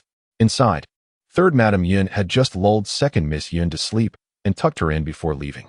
However, as soon as she exited, second Miss Yun opened her eyes, sitting up in bed, startling her maid. "Miss." Second Miss Yun looked at her, questioning, "Are you hiding something from me?" Chapter 21. Rarity several times. She urged her mother to leave, Yet her mother insisted on staying by her side, compelling her to feign sleep as if fearing her departure. The maid's gaze flickered. No, there was nothing amiss. A sudden panic seized Miss Yun-Er's heart. Could it be that my father? The maid hastily reassured her. No, the master is quite well. Miss Yun-Er felt a slight relief, but then a thought struck her, and her complexion turned pale again. Is it possible that Brother Baiting? The maid stuttered. Miss Yun-Er, anxious, implored, speak quickly. The maid, her heart aching, urged her to forget about young Master Xia. He truly has passed away? Tears welled in Miss Yun-Er's eyes. She had known he would not survive. The maid shook her head, insisting that the celebratory ruse had worked, and he had awakened. This maid was more composed, while another maid rushed in with a tray, her impatience evident. She exclaimed, Young Master Xia not only awoke, but has also accompanied Miss Su back to her home. They entered the Prince of Exine's residence hand in hand, and are currently in the garden enjoying the flowers. The previous maid admonished, You should say less. The maid slammed the tray down, unable to contain her anger. You have no idea how they act in the garden, completely oblivious to their surroundings. It's simply shameless. Miss Yun-Er's eyes reddened, tears brimming within. It cannot be. I refuse to believe it. She threw off the covers and attempted to get out of bed, but the sudden movement caused dizziness. The maid quickly supported her, urging, My lady, you have just begun to recover. Please lie down and rest. Miss Yun-Er would not heed her words. Brother Baiting loves her. He could never fall for another. In the garden, Su Tang and Xia Baiting had been strolling for quite some time. Concerned that he might tire, Su Tang suggested they rest in a nearby pavilion. As they approached, Chen Qing came over, saying, Young madam, on my way back, I overheard the servants at the Prince of Exine's residence gossiping. It seems your maid and theirs have gotten into a scuffle. Su Tang's brow furrowed. How could they possibly fight? Banxia is alone, and if a fight breaks out, she is bound to suffer. Worrying for Banxia, Su Tang quickly looked at Xia Baiting. I must go check. Su Tang moved swiftly in that direction. After walking about 40 or 50 steps, she spotted Miss Yun-Er approaching. Su Tang halted, a surge of unnameable anger rising within her as she glanced back at Chen Qing and Xia Baiting. Chen Qing also noticed Miss Yun-Er and inwardly cursed his luck. He intended to deliberately divert the young madam's attention. Xia Baiting's expression grew distant as Miss Yun-Er hurried towards him, her eyes red and brimming with tears, ready to spill over with a mere blink, evoking sympathy. She implored, Brother Baiting, do not believe Su Tang. She pushed me into the water and falsely accused me of feigning unconsciousness. Xia Baiting's demeanor turned even colder, as if shrouded in frost. He replied, She has never spoken a word against you in my presence. Miss Yun-Er's expression froze. How could it be? Su Tang has never mentioned such things before Brother Baiting. She could not accept it. Brother Baiting must be shielding Su Tang, as if bearing an immense grievance. Her voice trembled with tears. Brother Baiting, it is all my fault for being useless, allowing her to take my place in marriage as a ruse. Xia Baiting closed his eyes and stated, None of this matters anymore. Please return. Brother Baiting. Xia Baiting interrupted her. Our engagement is hereby dissolved. From this day forth, you shall not address me as such. With that, he turned and walked in the direction Su Tang had departed. Watching his retreating figure, the color drained from Miss Yun-Er's face as if it had been siphoned away in an instant. Brother Baiting had never spoken to her in such a manner. Though he was near, it felt as if they were separated by mountains and rivers, leaving her with a sense of loss, unease, and even dread. Had it not been for the maid's support, she would have collapsed to the ground. The maid's claim of his change of heart seemed unbelievable to her. What could that woman possibly possess that would make him forget her so soon, after merely 3 days of marriage? The maid, fearing for her emotional state, quickly counseled. Although young Master Xia has awakened, the poison within him cannot be entirely resolved. He must be concerned that you still harbor feelings for him. Hence his harsh words to extinguish any lingering hopes. Seeing Miss Yun-Er's complexion improve slightly, the maid continued. You were betrothed to young Master Xia even before you turned a month old. He has saved you as well, and he could never be so cruel to you. In the back courtyard, at the servant quarters, Banxia's neatly styled twin buns had become disheveled, her face scratched, and she was missing one shoe. Her sock gone as well. Clutching a broom tightly, she stood guard at the door, preventing anyone from approaching. The courtyard was surrounded by numerous maids and matrons, each seething with indignation. One matron, nursing her injured arm, gritted her teeth and exclaimed, Your master borrowed courage from the heavens to dare bully the second miss. If it were not for the old prince and princess's kindness, you would have been driven out of the estate. How dare you act so brazenly? If I don't teach you a lesson today, you truly think you can treat yourselves as masters? Banksia retorted angrily. If it weren't for the old prince sending someone to fetch us, who would care to come? They had been living comfortably in Qingzhou, only to come to the capital, where Fuling's leg was broken, and my lady nearly hanged herself in despair. They were schemed against to act as a celebratory ruse. With nowhere to voice their grievances, yet everyone acts as if my lady has committed some heinous crime, taking advantage of the situation. Who would want such advantages? Banksia's words thoroughly incensed the servants of the Prince of Exine's residence, and they surged forward, with one matron and two maids attempting to seize Banksia. Leaning against the broom, she managed to hold them off momentarily, but their numbers were overwhelming, and soon she found herself at a disadvantage. Su Tang hurried over and witnessed Banksia pinned to the ground, her fury reaching a boiling point. Stop!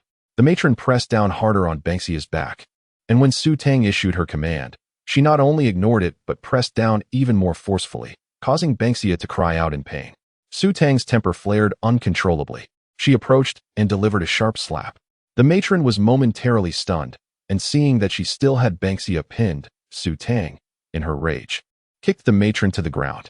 How dare you bully my people? In her previous life, she had never fought anyone, but here, she found herself delivering slaps with abandon. She did not relish violence, yet she could not endure the relentless provocations. All she could do was accommodate their desires. Su Tang was genuinely enraged. One after another, they plotted against her, taking advantage of her, while Banksia and these individuals bore no grudge against each other. Simply because they sought to curry favor with the third Madame Yun and her daughter, they targeted her, believing they could bully her. If she did not teach them a lesson, they would truly think her and her maid were easy prey. One maid stepped forward and said, "Miss Su, it was your maid who struck first." Banksia, assisted by Su Tang, rose and, upon hearing this, felt her vision blur with anger. "It was you who pushed Fuling." "Who pushed her?" "Lon Air merely bumped into her accidentally," the maid argued. Chapter 22. Heartache. Was it an accident or a deliberate act? It is not merely what she claims. Su Tang cast a cold glance, causing the maid to retreat in fear. With a sneer, Su Tang remarked that the matter was still unclear. Even if Banksia had truly erred, she remained my maidservant, and you, as the masters, have no right to administer punishment, let alone you. At that moment, Madame Lu, the steward beside Madame Yun-san, hurried over upon hearing the commotion. Upon seeing Su Tang, she feigned surprise, exclaiming, "Miss Su is also here." Su Tang shot her a frosty look, her gaze sharp enough to cut.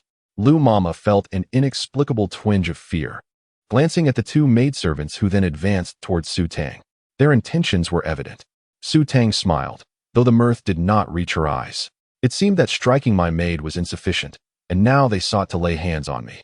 Her voice was crisp, laced with an icy undertone.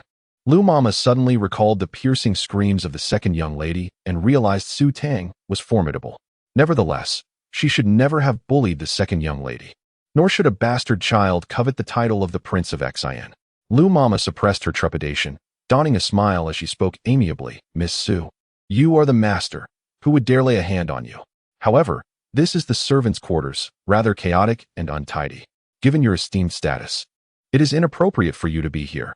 Look at your skirts, they are soiled. Allow me to have a maid lead you to change your clothes before escorting you to young Master Xie." Her words were sweetly deceptive, as she intended to strip away the garments belonging to the second young lady. The two maidservants closed in, and Banksia, growing anxious, exclaimed, "Miss, what shall we do?" Regret washed over her for not restraining her temper, yet their bullying had become intolerable. What could they do? The two of them could not contend against so many servants. As they were on the brink of being seized, a familiar yet cold voice rang out, "No need." Lu Mama turned at the sound to see Xie Baiting striding over with purpose. Her expression stiffened, and she quickly bowed in greeting. One maid stepped forward to complain. "Young Master Xie, Miss Su pushed our second young lady into the water. Her maid is flaunting her authority, and she struck without discernment." Xie Baiting furrowed his brow, casting an unhappy glance at Su Tang. "You have struck someone again." Su Tang, already irate, exploded at his words, shouting, "So what if I did?" Xie Baiting's brows twisted in displeasure. "Which hand did you use?" His inquiry was so pointed that it suggested he intended to retaliate on behalf of that woman. In a fit of defiance, Su Tang extended her hand. Xie Baiting gently took her hand, his voice softening. "Does it hurt?" Su Tang, in the future, do not strike others. It pains my heart, he remarked. Wretched were those maidservants who had thought to call upon Xie Baiting for justice. They nearly choked on the sudden display of affection, their faces turning a ghastly hue. Young Master Xie had never before visited the servants' quarters of the Prince of Xian, which only served to highlight his concern for Su Tang's well-being, prompting him to rush to her defense. The servants were left seething. Yet their astonishment only deepened as the venerable Lord Xian himself made an unexpected appearance. The trivial affair of maidservants squabbling had warranted the presence of the old prince, silencing all onlookers into an uneasy stillness. Su Tang stood, observing the imposing figure of Lord Xian as he approached, his countenance a mixture of authority and anger. Behind her, Banxia's urgent voice called out, "Feigning, wake up." The tone was filled with concern. Turning to enter the modest room, Su Tang found Feigning collapsed on the floor. "What happened?" she inquired hastily. Banxia sobbed. "They fed Feigning stale food from last night, and I could not bear it, so I argued with them. Feigning worried I would provoke them and suffer for it. She tried to pull me away from the bed, but the maid pushed her hard, and she struck her head against the bed frame." Banxia's voice carried loudly, reaching outside, where Lord Xian's expression darkened. Feigning had sustained a broken leg while defending Su Tang, and upon entering the residence, the physician had set her bone and ordered careful attention. Yet his commands had been disregarded, resulting in Feigning being fed spoiled food. Lord Xian, known for his decisive actions on the battlefield, exhibited the same ruthlessness in domestic matters. The maidservants who had clashed with Banxia faced severe punishment, while onlookers were reprimanded. The steward of the kitchen, responsible for serving the spoiled food, was also dismissed. Instantly, the courtyard was filled with cries for mercy, the noise causing Su Tang to feel overwhelmed. She and Banxia helped Feigning outside, where she addressed Xie Baiting. "I wish to take Feigning to the Jingnan Palace to recuperate." It was not a question, but a mere notification to Xie Baiting. He was about to nod in agreement when Madame Su, having learned of the altercation between Banxia and the maidservants, hurried over, expressing her regret. "It was my oversight.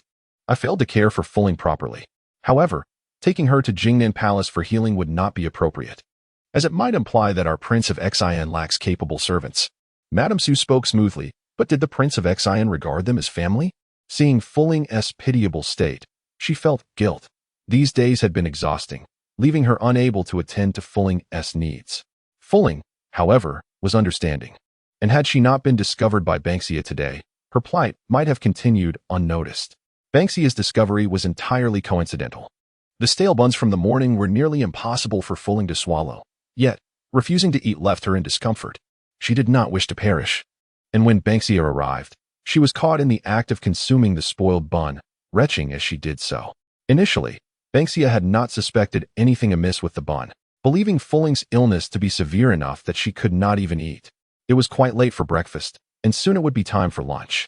Wiping her tears away, Banxia approached Feigning, who hastily tried to conceal the bun beneath her quilt. Banxia, not easily deceived, sensed something was wrong. Although she too was a maidservant, she did not covet a half-eaten bun. When she insisted on inspecting it, Feigning attempted to divert her attention, but the more she resisted, the more curious Banxia became. She seized the bun without hesitation, the foul odor unmistakable. Banxia's anger surged, her vision clouding with rage, thoughts of vengeance racing through her mind. Recalling Su Tang's words that anyone who bullied her would face double retribution, she felt empowered, knowing she had support. Miss Su had not deceived her. She truly had come to her aid. Su Tang understood that bringing a maidservant with a broken leg to Jingnan Palace would invite ridicule. Yet compared to Feignings's life, mockery was trivial. Turning to Xie Baiting, she asked, "Will they ridicule me at Jingnan Palace?" Xie Baiting replied, "They will only envy your maidservant for having such a good master." Chapter 23. The Su family matriarch pondered over her son-in-law's strange behavior. Even if he had developed feelings for another, how could he so readily acquiesce to whatever her daughter dictated? Surely, her daughter was not concocting some sort of love potion. Fu Ling, supported by Ban Xia, struggled to stand. Overcome with emotion, she turned to Su Tang and said, "Miss, I believe it would be best for me to remain at the Prince of Xian's residence to recuperate. Once I am well, I shall accompany you to the Wang of Jingnan's estate."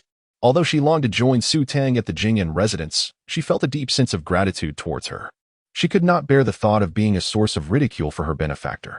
Madame Su instructed the maidservants to assist Fu Ling to her quarters for healing.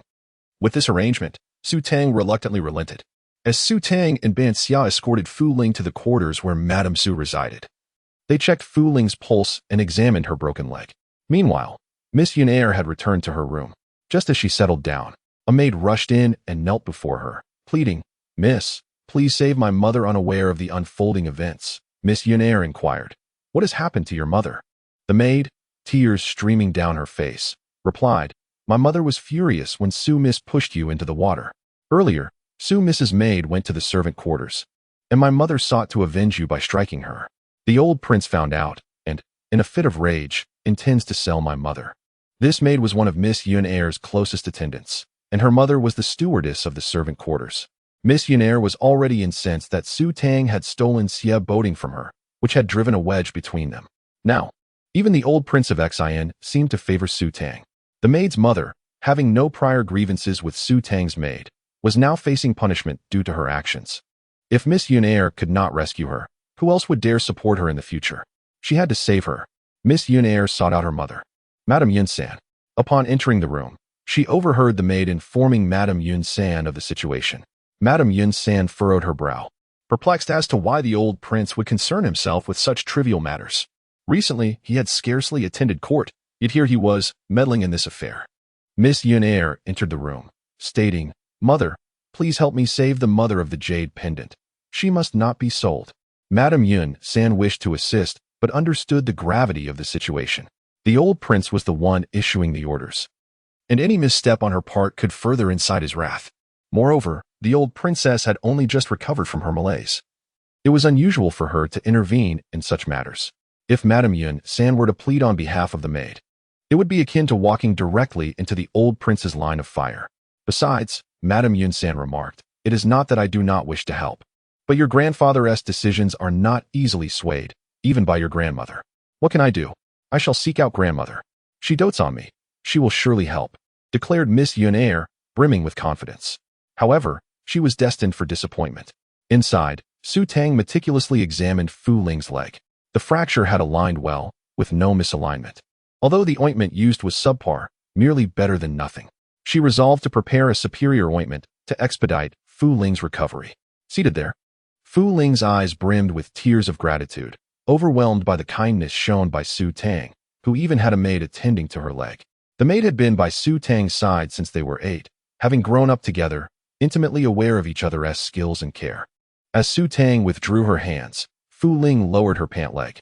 Just then, a young maid rushed in, her beaming smile illuminating the room. Ban Xia remarked, "We have both been struck, and yet you come in smiling." This maid, known as Si Er, had accompanied them from Qingzhou and was one of their own. Si Er, with a grin that lit up her face, began, "You will never guess the amusing incident that just transpired in the estate." Ban Xia's curiosity piqued. She urged, "Do tell us quickly."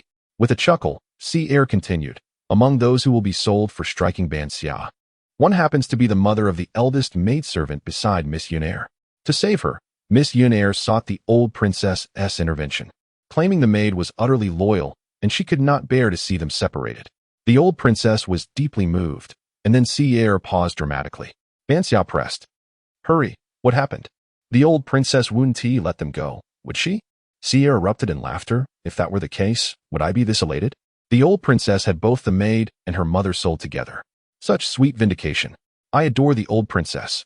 It must be said, the actions of the old prince and princess were entirely unexpected for Su Tang. She felt as though the world around her was spinning in a peculiar manner. What kind of day was this? Xie Boating had taken the initiative to accompany her home, displaying affection so openly that he seemed unbothered by the scorn of the servants at the prince's residence. The old prince, who typically doted on Miss Yunair, was now taking action in such trivial matters, while the old princess, just recovering from her stupor, was willing to sell her most trusted maidservant. Su Tang felt a strange sense of being the center of attention, though she knew better. While Xie Boating's focus was justified, given his reliance on her, the old prince and princess had no such need. Although the motives behind their actions were unclear, Su Tang was pleased with the resulting shift in perception among the servants of the prince's residence, who would no longer dare to belittle or neglect her. When the maid summoned her, Su Tang accompanied Xie Boating to the Chui Bai courtyard for a welcoming banquet. During the meal, Su Tang found herself somewhat uneasy, not from the food itself, but from Xie Boding's incessant attentiveness. From the moment they sat down until they rose, he was constantly serving her, leaving her little opportunity to reach for her own food. It was as if he believed her arms were rendered useless, and every time he served her, all eyes turned toward her. With so many gazes upon her, she felt at a loss for how to eat, and in frustration, she kicked Xie Boding beneath the table. After a couple of attempts to chastise him, he remained undeterred, prompting her to kick him with greater force. Su Hongshan's forehead twitched as he glanced at Xie Boding and said, "Do not serve Tanger so excessively. I fear my leg will be bruised from her kicks." Su Tang, speechless, and Xie Boding, equally at a loss for words, exchanged glances. Su Tang's face flushed crimson as she stammered, "Father, I did not intend to kick you." Xie Boding, with a playful grin, responded, "Please forgive me, esteemed father-in-law." Su Tang attempted to pinch his waist, but he captured her hand, refusing to let go. Su Hongshan observed their banter with a smile, expressing, "It matters not. Your affection brings me joy." Su Tang, concentrated on her food, found herself full before finishing her bowl. After the welcoming feast, it was time to return.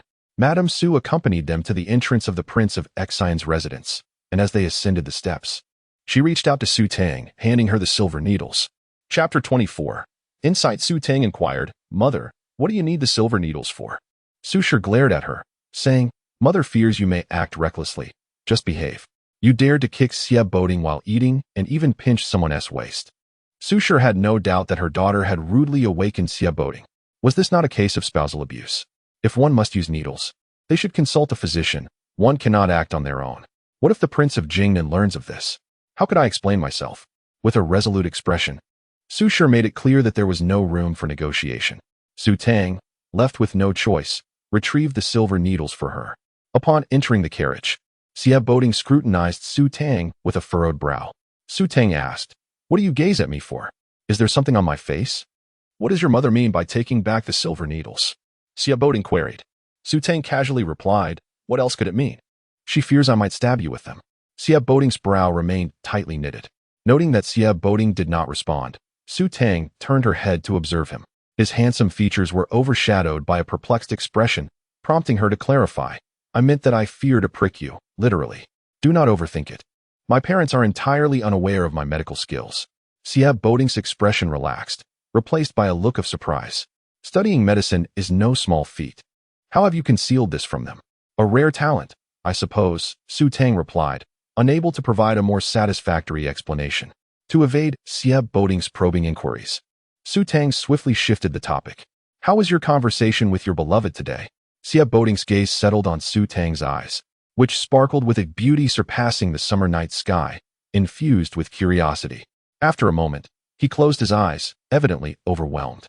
Su Tang felt a tinge of frustration and haughtily pulled aside the carriage curtain. "I wish to go shopping." "Chen Qing," Xie Boding merely called, prompting Chen Qing to tighten the reins. Su Tang stepped out of the carriage, noticing that Xie Boding showed no intention of following. She proceeded on her way. Chen Qing announced to the carriage, "Master, the young mistress has departed." Xie Boding lifted a corner of the curtain and beheld Su Tang's graceful silhouette, a hint of helplessness flickering in his eyes. This woman was not only excessively curious, but also had quite the temper. As he lowered the curtain, his steady voice commanded, "To the Shun family pharmacy." Meanwhile, Su Tang had walked some distance when she turned to see Chen Qing driving away. Anger surged within her, turning her face a shade of green.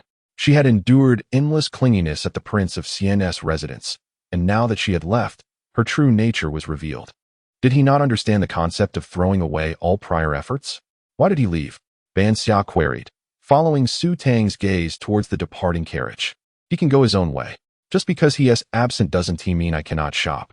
Su Tang retorted, her mood unwavering. She was determined not just to shop, but to enjoy it thoroughly. In her past life, she had scarcely had time for romance, let alone shopping. Now, having stumbled into this ancient world, she found herself with ample time to spare, and amid the dazzling array of exquisite trinkets and the lively sounds of vendors, she had cast aside all thoughts of Xie Boding and her frustrations. The pair strolled along the street until they came across an impressive shop and stepped inside. It was a silk shop, showcasing a variety of silks and finished garments that were simply captivating. Su Tang reached out to touch a silk adorned with vibrant orchids. so lifelike that she could almost catch a whiff of their fragrance. A maid approached, saying, "Miss, you have an exquisite eye. This dress is a new arrival, embroidered by palace seamstresses. Such a beautiful gown is rarely available. It would suit your fair complexion perfectly." Su Tang agreed, finding it no less appealing than the outfit she wore. She requested the maid to fetch the dress for her to try on. Just as the maid prepared to hand it over to Ban Xia, a clear, melodious voice interjected, "I shall take this dress." As the words fell, a maid in a light blue gown strode over, quite imperiously snatching the dress from the maid's hands. Su Tang and Ban Xia watched the scene unfold, astonished. The maid who had taken the dress shot Su Tang a triumphant glance, but upon locking eyes with her, her expression shifted from pride to confusion. "My lady, we seem to have made a mistake." At that moment, Su Tang turned to observe the identity of the maid's mistress. Though the dress had not yet been paid for, basic manners dictated that one should not simply seize another's belongings. Having endured enough vexation that day, Su Tang's temper flared. The young lady, upon seeing Su Tang's face, widened her eyes in shock, her cheeks flushed. Who are you? Why are you wearing the clothing and headpiece of the second young lady of the Xian Wangfu?" Her beauty rivaled the blossoms of spring, but her nervousness made her speech falter. Yet Su Tang understood. The young lady sought to claim what belonged to the second young lady, not her. Since it was not a personal affront, and given her past grievances with the second young lady, Su Tang's anger subsided. "Why are you so certain that my clothing and headpiece belong to the second young lady?" The young lady fell silent, and her maid chimed in, "It cannot be mistaken. The headpiece you wear is from Kenyukshuan, a unique piece that was originally chosen by my lady, but was taken by the second young lady. Furthermore, your dress was made by the embroiderers of Jinxiu workshop. I was present when the second young lady's maid came to fetch the attire. There is no mistake. Who would have imagined that the jewelry taken from her lady had ended up with another, resulting in such a misunderstanding?" The little maid felt the heat of embarrassment as it dawned on her that this was her lady's first attempt at seizing something, and it had gone awry. Having been robbed by the second young lady, the young lady's intent for revenge had backfired, and now she had misidentified her target. Su Tang found herself bemused by her own fortune. The young lady looked at Su Tang with confusion, evidently curious about the connection between her attire and the second young lady. Su Tang indulged her curiosity, stating, "You have not erred. My clothing and accessories indeed belong to the second young lady."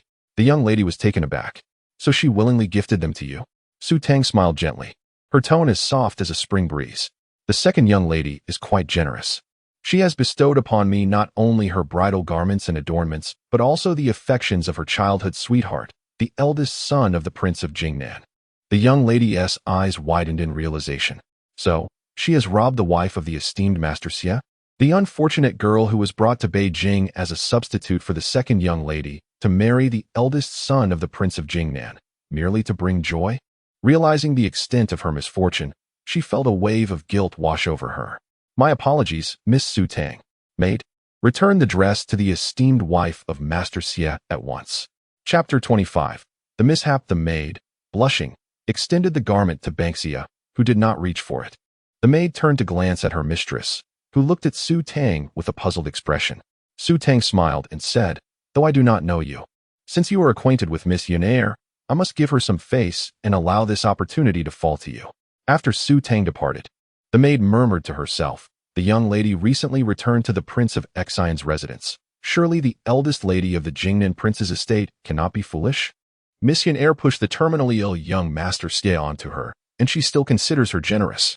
The maid reflected on her mistress's poor relationship with Miss Yunair and mused that merely being acquainted did not merit such consideration.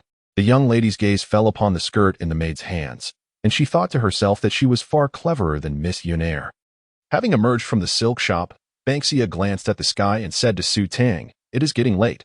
We should return to the residence." Su Tang playfully tapped Ban Xia's head and replied, "Your fiancé is not urging me to return.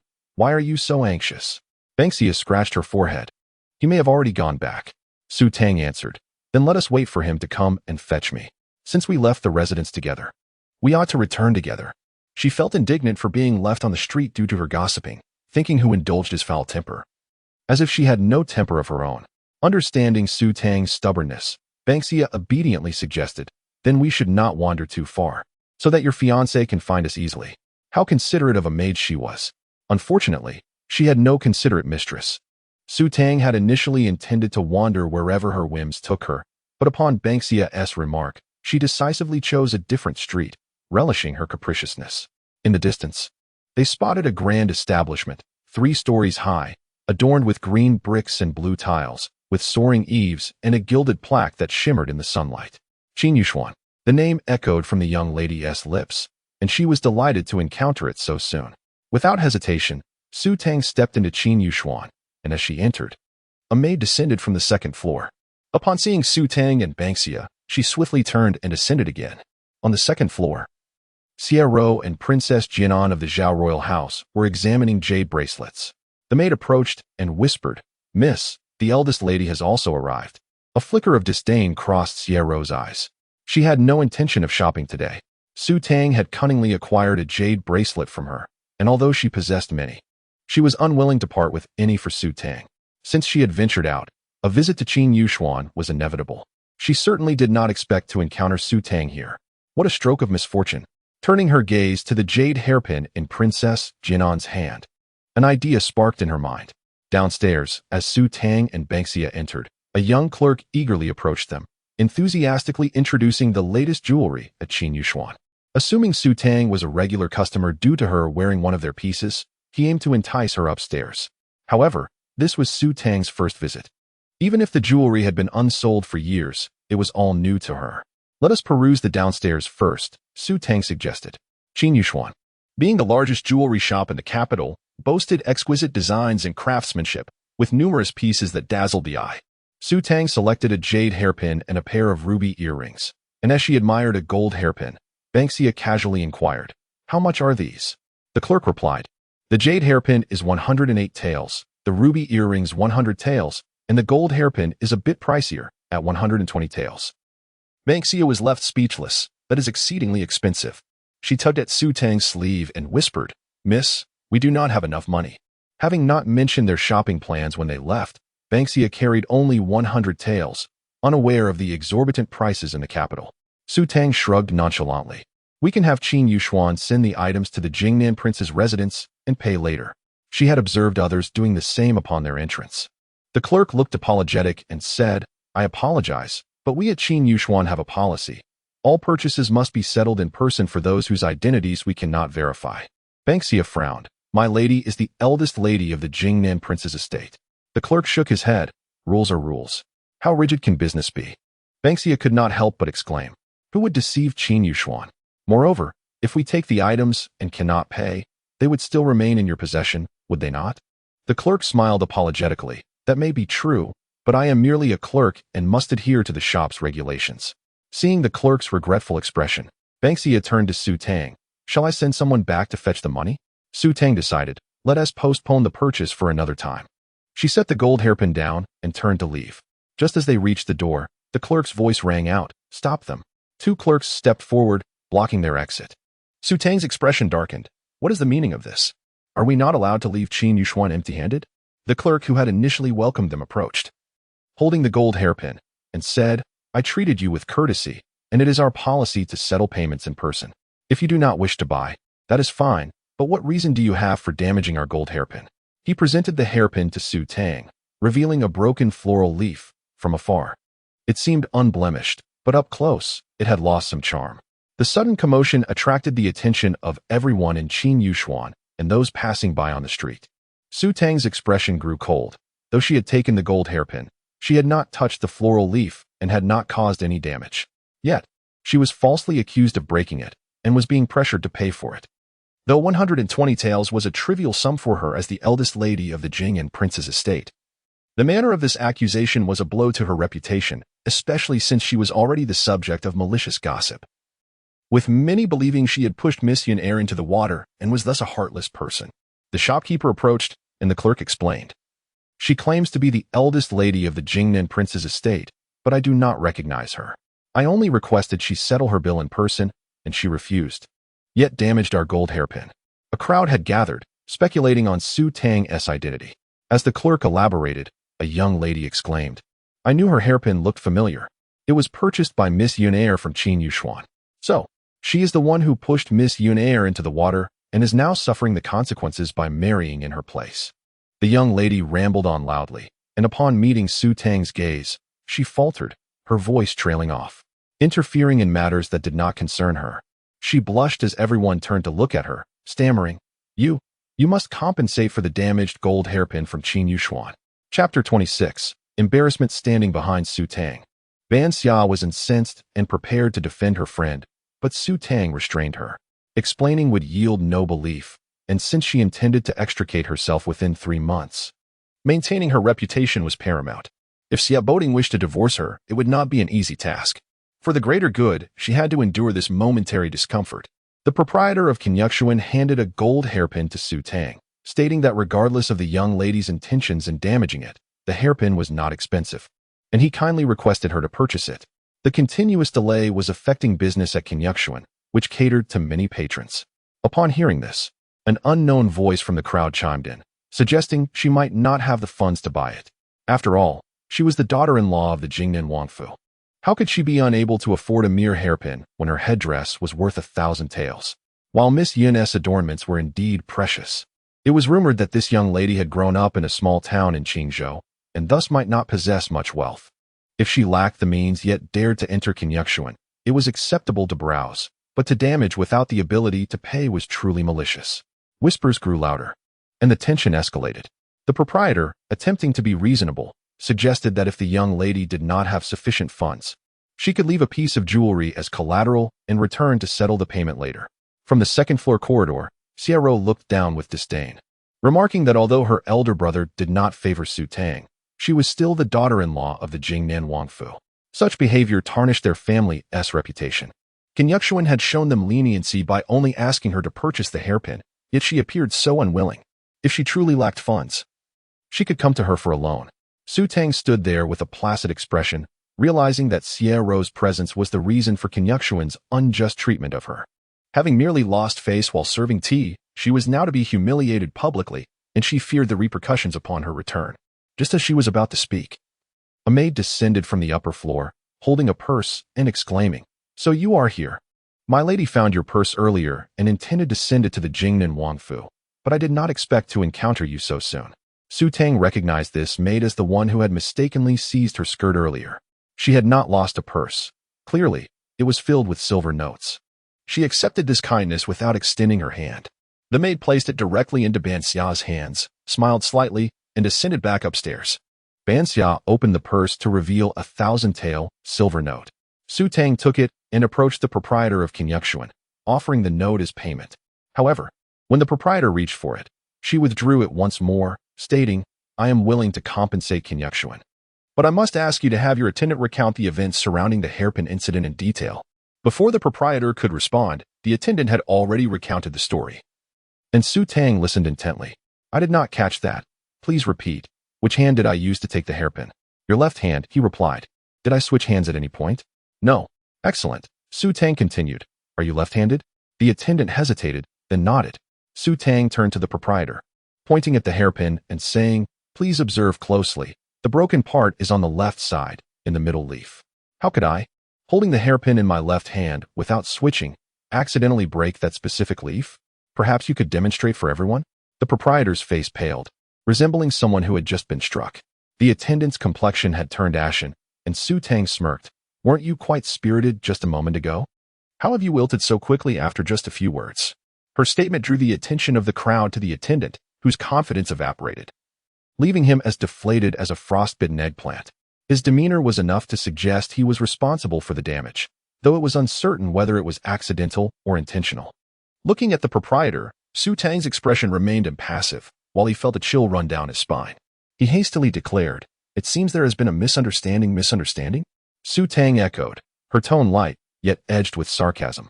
I have entered Kenyukshuan for the first time and have never caused any discord with your establishment. Yet your attendant falsely accused me of damaging the hairpin, publicly confronting me. As the proprietor, you failed to investigate thoroughly before demanding I purchase it to avoid disrupting your business. With a few words, I am subjected to such scrutiny. I am the daughter-in-law of the Jingnan Wangfu, and my family's reputation is at stake. You think a simple misunderstanding will quell my anger? As she concluded, the warmth in her smile vanished, replaced by a chilling resolve that indicated she was not to be trifled with. Her gaze swept over the onlookers, whose eyes darted away in embarrassment. Above, Princess Qingyang observed the unfolding scene, her maid, Pearl, standing beside her. Your Highness, you were right. The eldest daughter-in-law of the Xie family is indeed clever. Initially skeptical of the comparison between Xie and Miss Yun, now it was evident that Xie was not only wiser but surpassed most young ladies in the capital.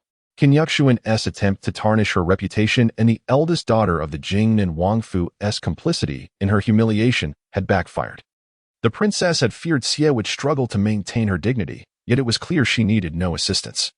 Deftly extricating herself from the predicament while placing Qin Yuxuan in a precarious position, the attendant's act of damaging the hairpin and falsely accusing a patron would undoubtedly mark Qin Yuxuan's reputation.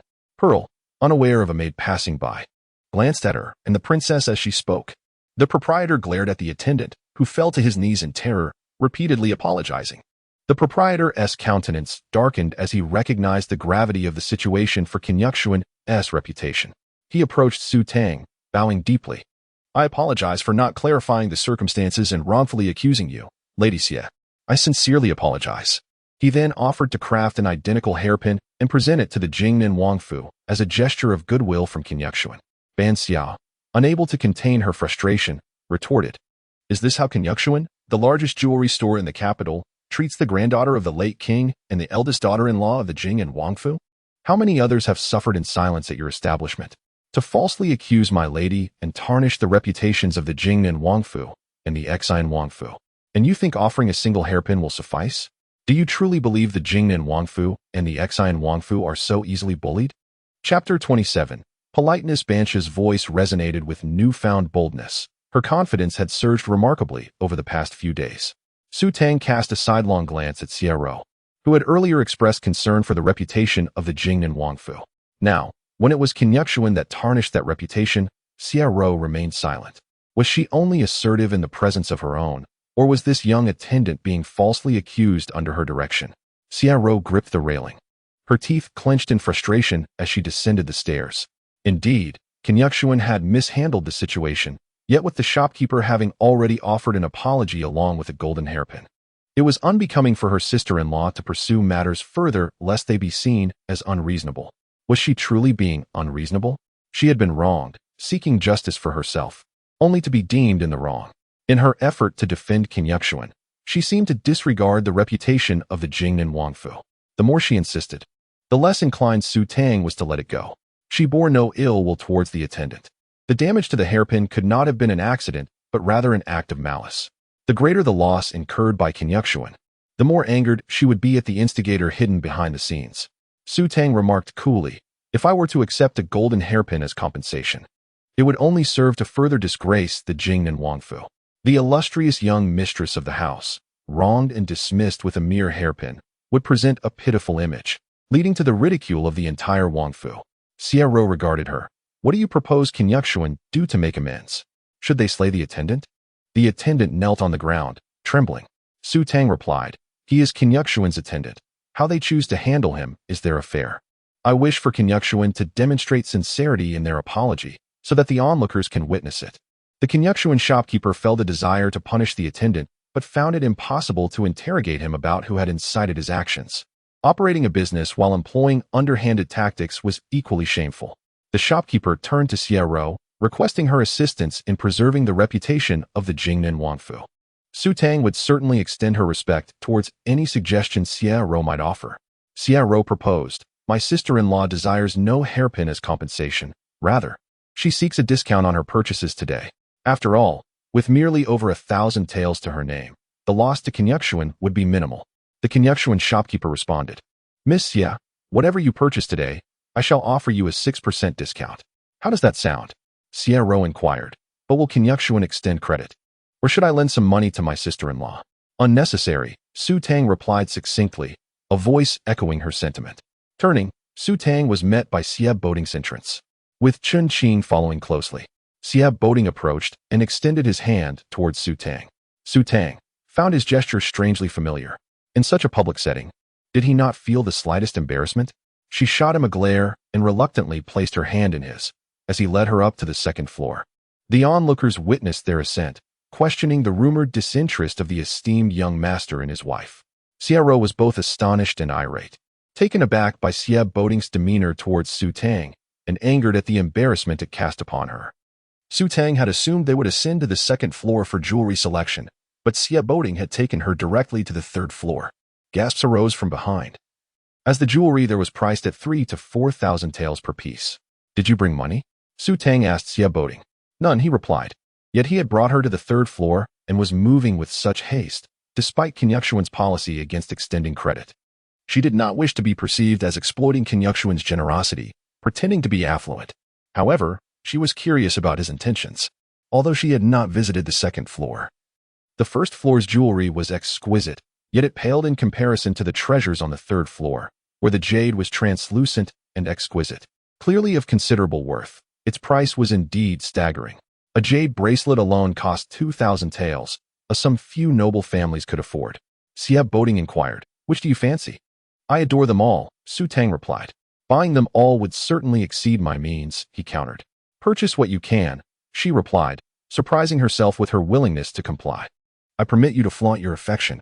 I urge you to let it flourish. Xiao Boding gazed at her. Shall I assist you in selecting?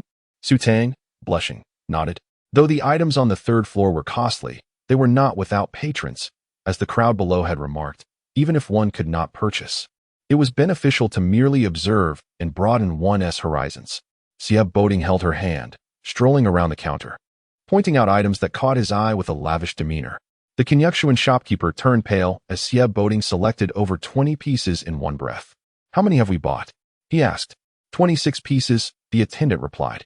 Xiao Boding casually indicated a red jade hairpin. This shall be the last. The attendant packaged the hairpin in a brocade box, stating, a total of 38,000 taels. Discount it, Bansha reminded. 28,200 taels, the attendant's voice wavered. At that moment, Xiao rushed over, her legs quaking at the staggering sum. Brother, are you truly gifting sister-in-law jewelry worth 20,000 taels all at once? Xiao Boding glanced at her. For the sake of a joyous occasion, 27 pieces, not a single one less. His resolute declaration silenced any objection Xiao might have raised. To accompany Su Tang in her ritual meant even the Jingnan Wang must present tea to her. How could Xiao Boding refuse? Or the Wangfu, for that matter? Though Xiao could not convince him against purchasing for Su Tang, she could advocate for the second or first floor instead, arguing, the items on the third floor are excessively priced. We could settle for those below, while Kenyukshuan is at fault. It is unwise to impose such a heavy burden upon them. Filling the lower floors would cost no more than 1,000 taels, perhaps 5,000 at most. Xiao Boding furrowed his brow, addressing the Kenyukshuan shopkeeper. The Kenyukshuan has already wronged my wife once. Now you wish to renege? And no, we would not dare, the shopkeeper stammered. He turned to Su Tang, extending the customary politeness. If Miss Xia has any other pieces she desires, please select more. I assure you we will fulfill the 6% discount. Su Tang smiled gently, interpreting his courtesy as sincerity. You are so gracious. I feel compelled to select a few more. The shopkeeper's heart sank at her response. Was this truly a matter of courtesy? They had already purchased 27 items, and her willingness to choose more left him in despair. Chapter 28. Settling accounts. Choose wisely. Select carefully. Originally, a loss of a few hundred taels was acceptable to Qinyu Pavilion. However, with a sudden loss exceeding 10,000 taels, Qinyu Pavilion could not bear such a burden, especially with so many patrons behind them. They had no choice but to seek compensation from the Duke of Nankong. Su Tang had added 2 items to her purchase when she was led downstairs by Xiao Boding, who did not allow her to wander through the second floor. He instructed Qinyu Pavilion to deliver the jewelry to the residence of the Duke of Jingnan before departing with Su Tang. Qinyu Pavilion did not extend credit to strangers, but Su Tang's identity as the esteemed lady of the Duke of Jingnan was well known, and no one could attest to it better than Xiao Boding. Certainly, he would not mistake his own wife. Xiao was beginning to panic, as the shopkeeper's gaze clearly indicated he expected her to compensate for the loss. Princess Jianan of the Zhao royal family had just arrived, and her maid revealed that it was Princess Qingyang who was assisting her. Xiao clenched her fists, knowing that if she had not been certain that Su Tang possessed only 1,000 taels, she would not have permitted Qinyu Pavilion to offer her a discount. Princess Qingyang, strolling towards the corridor on the second floor, was soon joined by Princess Jianan, who whispered a few words into Xiao's ear, causing a flicker of malice to flash in Xiao's eyes. Meanwhile, as Princess Qingyang enjoyed the breeze in the corridor, She relished visiting Qinyu Pavilion, a place she frequented to observe the bustling street below. However, as she was walking, she was unexpectedly shoved from behind, causing her to stumble forward and collide with a flower pot placed at the edge of the corridor, sending it crashing down. As Su Tang and Xia Boding descended the stairs and prepared to leave, Su Tang felt an itch on the right side of her neck, but could not scratch it with her left hand. She struggled with her right, yet Xia Boding persisted in his grip. Looking at him, she requested, "Then please scratch my neck." Xia Boding silently released his hold. Su Tang scratched her neck swiftly, fearing he might grasp her hand again, and hurried out. Yet, just a few steps away, she was suddenly swept up in Xia Boding's embrace, spinning her around outside Qinyu Pavilion. Before she could comprehend what was happening, a loud crash echoed beside her as the flower pot landed at her feet. Had she not moved, it would have surely struck her head. A chill ran down Su Tang's spine as she glanced at Xia Boding, who wore a pained expression. Realizing the gravity of the situation, she thought in alarm. But before she could react, he could no longer restrain himself and coughed up blood, collapsing unconscious. Su Tang placed her hand on his pulse and instructed Chen Qing, quickly, "Help him into the carriage." Chen Qing promptly complied. Su Tang hastened to follow, only to discover she was out of silver needles. Xia Boding's poisoning was severe. He could not afford to be angered, let alone engage in combat. She was perplexed as to why the flower pot had fallen upon her. She did not believe it was merely coincidence. However, her immediate priority was to suppress the toxins raging within Xia Boding. "Half-Summer, hurry to buy silver needles," Su Tang urged. "I have some," Chen Qing interjected. He assisted Xia Boding into the carriage, and Su Tang quickly climbed in, noticing Xia Ro rushing out. Chen Qing was too preoccupied with Half-Summer to wait. He mounted the carriage and drove it away. Half-Summer chased after them, while Xia Ro, seeing the carriage depart, stamped her foot in frustration. Yet, when she glanced at the fallen peony, all her anger dissipated, replaced by a glimmer of triumph.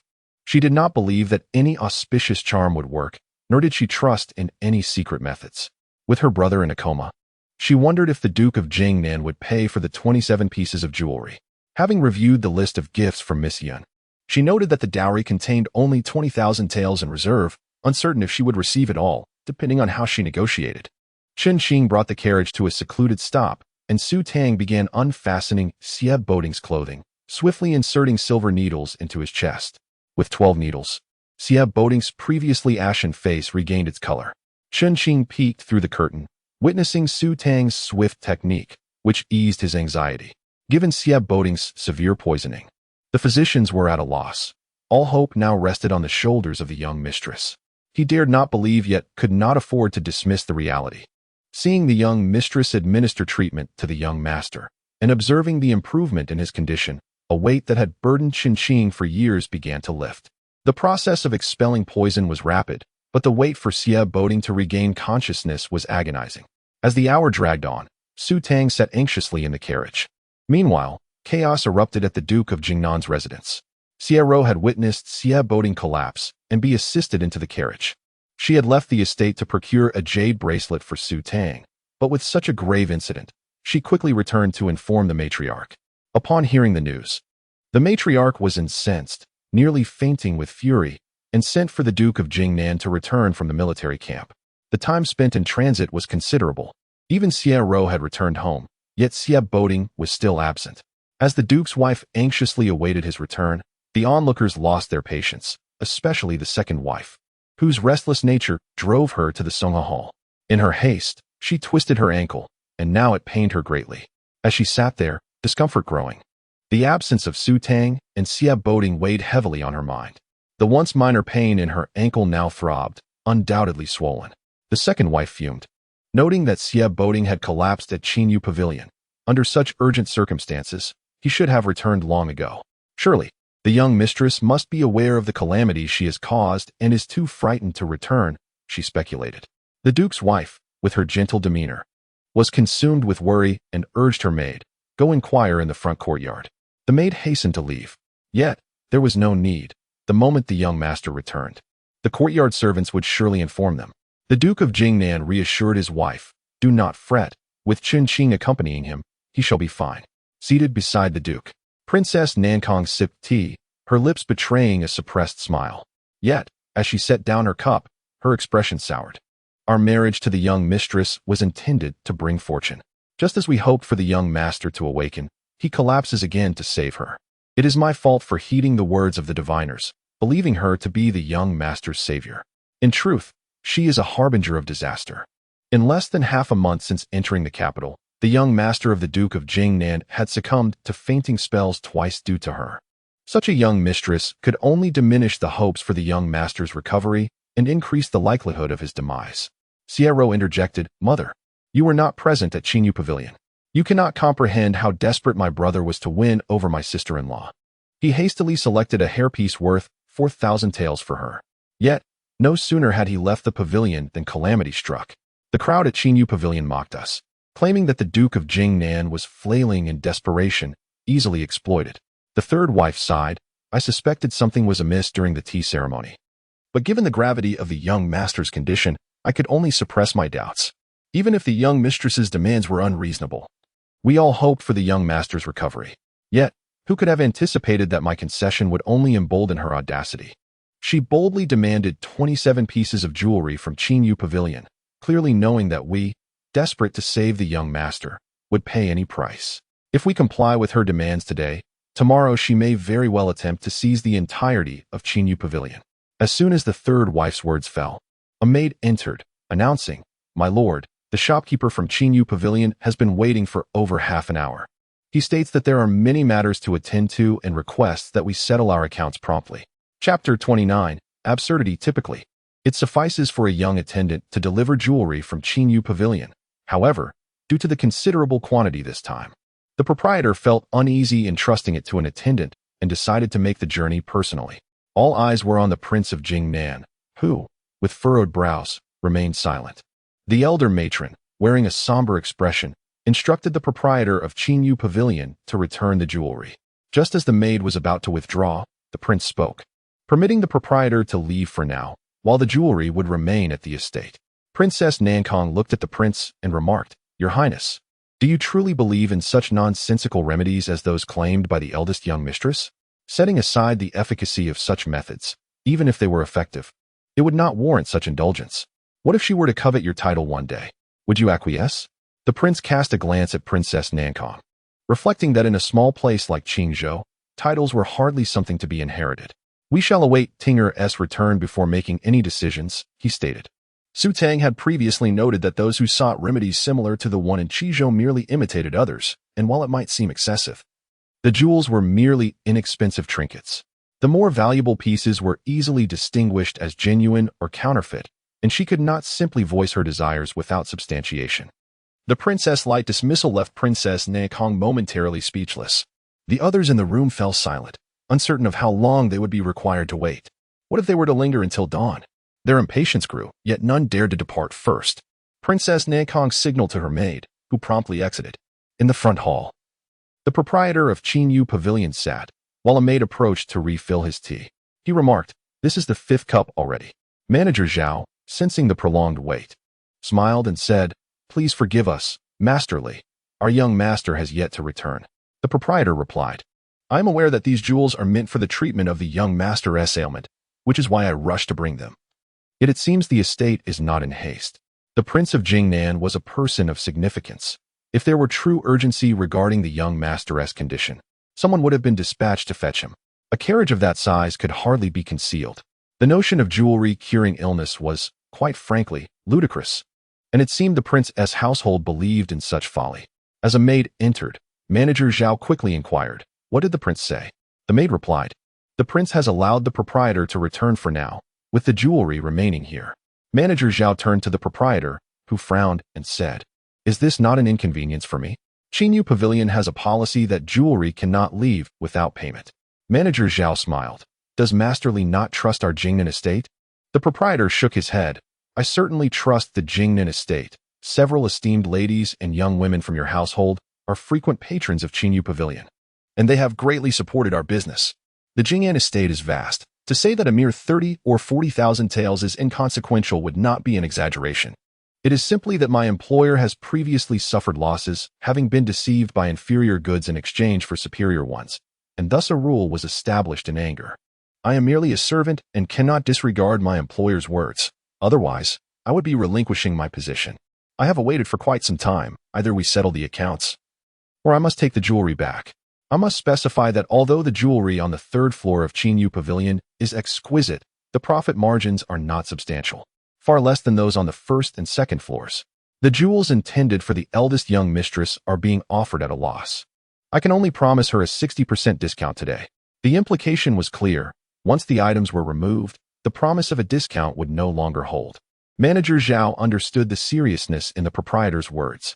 The luxury of the jewelry on the third floor was such that even within the household, only 1 or 2 sets were owned, as the prices were exorbitant, making them unattainable for most. This matter is beyond my authority. I must trouble you, Master Li, to wait a little longer. I shall send a maid to inquire further regarding the prince's thoughts. The proprietor of Chinyu Pavilion was genuinely growing impatient. As the maid turned to head back to Songha Hall, she encountered Princess Nankong's maid, who instructed her to tell Master Li to return the jewelry. The proprietor immediately rose to take his leave. Manager Zhao furrowed his brow but refrained from dissuading him. He did not wish to dismiss the princess's orders, lest he provoke her displeasure. Manager Zhao escorted the proprietor out of the estate. As the proprietor stepped out the side gate, the sound of hooves approached. The young attendant hurried down the steps, spotting a familiar carriage approaching. He exclaimed, quickly, "Inform the prince and princess that the young master has returned." Though it was uncertain whether he was conscious, the carriage was indeed accompanied by the young master's guards, who never left his side. The carriage halted before the estate, and Chen Qing lifted the curtain, allowing Su Tang to disembark first, followed by Xia Boding. Despite his pallor and weakness, he was undeniably awake. Manager Zhao was overwhelmed with joy, while the proprietor of Chinyu Pavilion wore a troubled expression. Su Tang assisted Xia Boding up the steps, and Manager Zhao exclaimed, "It is a relief to see the young master safe. The prince and princess have been terribly worried." Su Tang's gaze fell upon the proprietor of Chinyu Pavilion, prompting Manager Zhao to quickly inform him, "This is quite fortuitous. Master Li has yet to leave. I shall retrieve the silver notes for you, saving me another trip to Chinyu Pavilion." Xia Boding, having expelled the poisonous blood, was too weak to walk back to Jingmakshuan on his own. Chen Qing brought a wheelchair over, and Xia Boding sat down, with Su Tang pushing him back. Just as Su Tang and Xia Boding returned indoors, the prince and princess arrived, accompanied by Princess Nankong and Xia Ro. Observing Xia Boding's frail condition, Princess Nankong turned to Xia Ro and remarked, "How could he have recovered so swiftly? I witnessed my brother coughing up blood and collapsing." It was common knowledge within the estate that coughing blood invariably led to unconsciousness. Even in previous instances, it took a significant time for him to regain consciousness. The last time he had bled, the physician had declared it a dire situation, and he had indeed been unconscious for several days. This time, it should have been even more severe, leading to a longer period of unconsciousness. The princess's eyes glistened with unshed tears as she hurried forward, calling, "Ting, mother, I am well," Xia Boding insisted, striving to steady his voice. The princess turned to Su Tang, asking, "Did you save Tinga?" "It is his fortune and fate," Su Tang replied. Outside, 2 young attendants delivered the jewelry from Chinyu Pavilion. The princess wiped her tears and asked Su Tang, "In addition to these jewels for the remedy, is there anything else you require? Do not hesitate to let me know." This posed a dilemma for Su Tang. She momentarily found herself at a loss regarding her needs. The jewelry was not what she desired, and she wondered if she could ask for what she truly needed. Su Tang remained silent, but Xia Boding, seated in his wheelchair, interjected, "We also require 24 sets of gowns, to be prepared within 7 days." Su Tang furrowed her brow in confusion. "What do you need with so many clothes? To eat?" Chapter 30. Hard of hearing, having purchased headpieces costing 20 to 30,000, the attire was, of course, an even lesser concern. The princess readily agreed, instructing her mother to make the necessary preparations.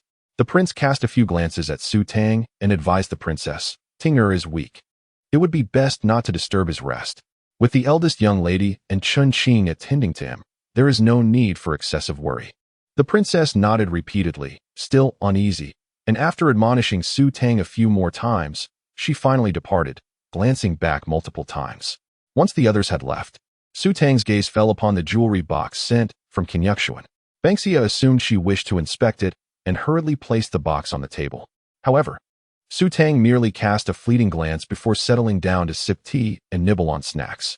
Xia Boding cleared his throat twice, yet Su Tang did not respond. He feebly remarked, "You, woman, your mood shifts far too swiftly." Su Tang bit into the pastry with fervor. Her demeanor resembled that of someone ready to bite rather than eat. She was furious.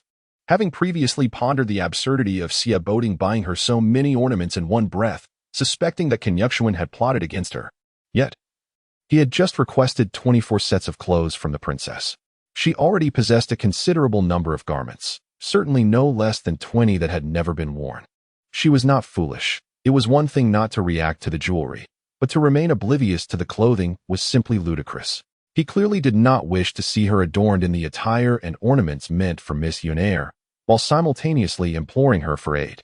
Rather than being straightforward, he took a convoluted route, and the thought alone made her want to spit blood. Did he truly believe she had any fondness for those garments? Curse you, Su Tang thought as she bit down harder on the pastry. Xia Boding coughed several times, but she feigned ignorance. He was utterly perplexed as to what had incited her anger. Banksia interjected, "Miss, the young master is calling for you." "I am hard of hearing," Su Tang retorted, baring her teeth. "Who speaks of themselves in such a manner?" Xia Boding sighed, reluctantly maneuvering his wheelchair closer to her. Su Tang glanced back briefly before turning away. "Have I offended you?" he asked, for he had just saved her life. Turning to face him, Su Tang replied, cold and detached, "I am not easily offended. I merely do not wish to wear Miss Yunair's clothing and ornaments, as it would be a disservice to you. I believe it prudent to remain in the study." Xia Boding furrowed his brow. "That was not my intention." "You wouldn't dare admit it," she retorted, suppressing the frustration bubbling within. "I was just lamenting that I cannot take those dowry items with me. Perhaps you could convert them to cash for me, which would save me some trouble." After all, she had stepped in to bring him luck. It was unreasonable to expect her to relinquish all benefits without any gain. The dowry prepared by the Prince of Exine would suffice for her lifetime, ensuring her comfort. While she certainly could not consume such wealth, her anger was uncontrollable. The more she thought about it, the angrier she became, to the point where even Xia Boding's enchanting face lost its appeal. Su Tang rose to leave. Banksia, utterly bewildered by the unfolding drama, pursued her. "Miss, if you are angry, why not tell the young master about how Miss Yunair has schemed against you?" Rolling her eyes, Su Tang replied, "Are you foolish?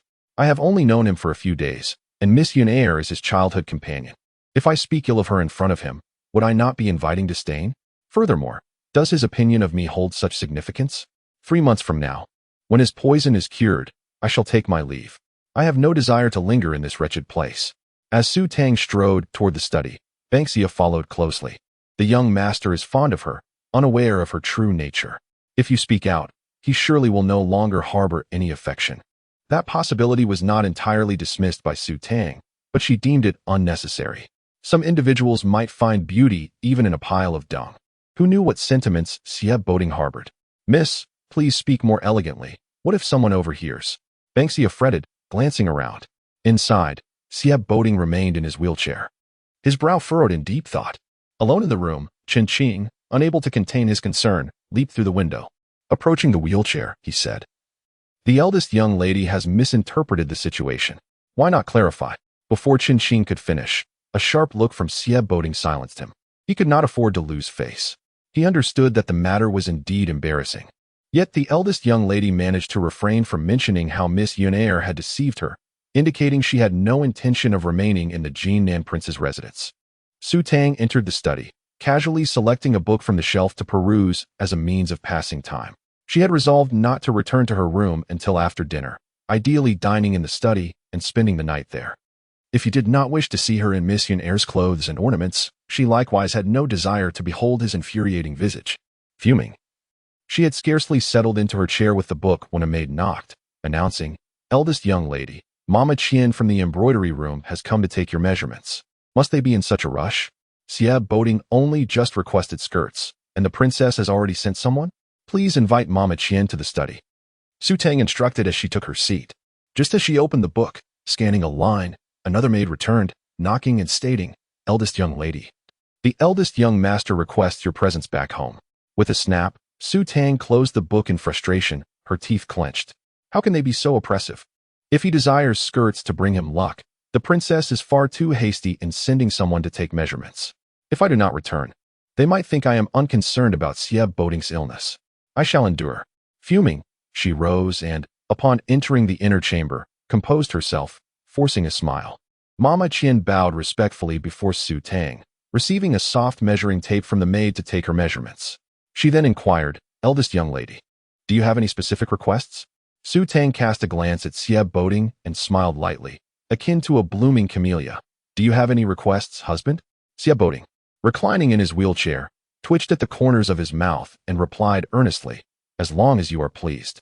Su Tang's temper flared, almost compelling her to unleash a string of colorful expletives. With a shift in her gaze, she said, "The dowry clothing provided by the Prince of Xian is quite satisfactory. Shall we not have 24 identical sets made?" Xie Boding, taken aback, thought to himself, this woman, fully aware of his disapproval regarding her wearing those skirts, intentionally requested Mama Qian to craft 24 more. He had never encountered anyone so adept at inciting ire, especially as her anger appeared so vividly animated.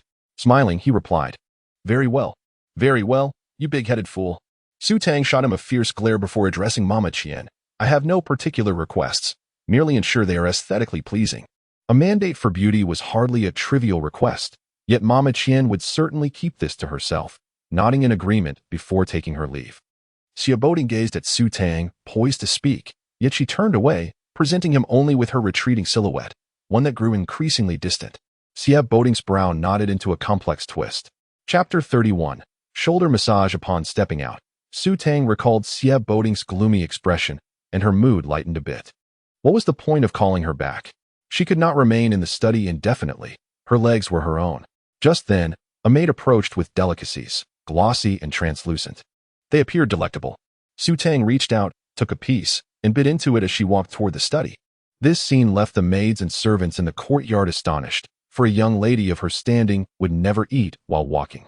Banksia attempted to intervene, but it was too late. Su Tang, however, was indifferent. Having exerted herself with acupuncture on Xie Boding, she was now quite famished. Wasn't she always saying she hailed from a small place in Qingzhou? They should not expect too much from her. Upon entering the study, she picked up a book, but just as she opened it, a maid knocked at the door. "Young mistress, the young master requests that you return to enjoy the pastries." Su Tang nearly choked on the morsel in her mouth. "I have already eaten," she exclaimed, patting her chest. "The young master insists you return to keep him company."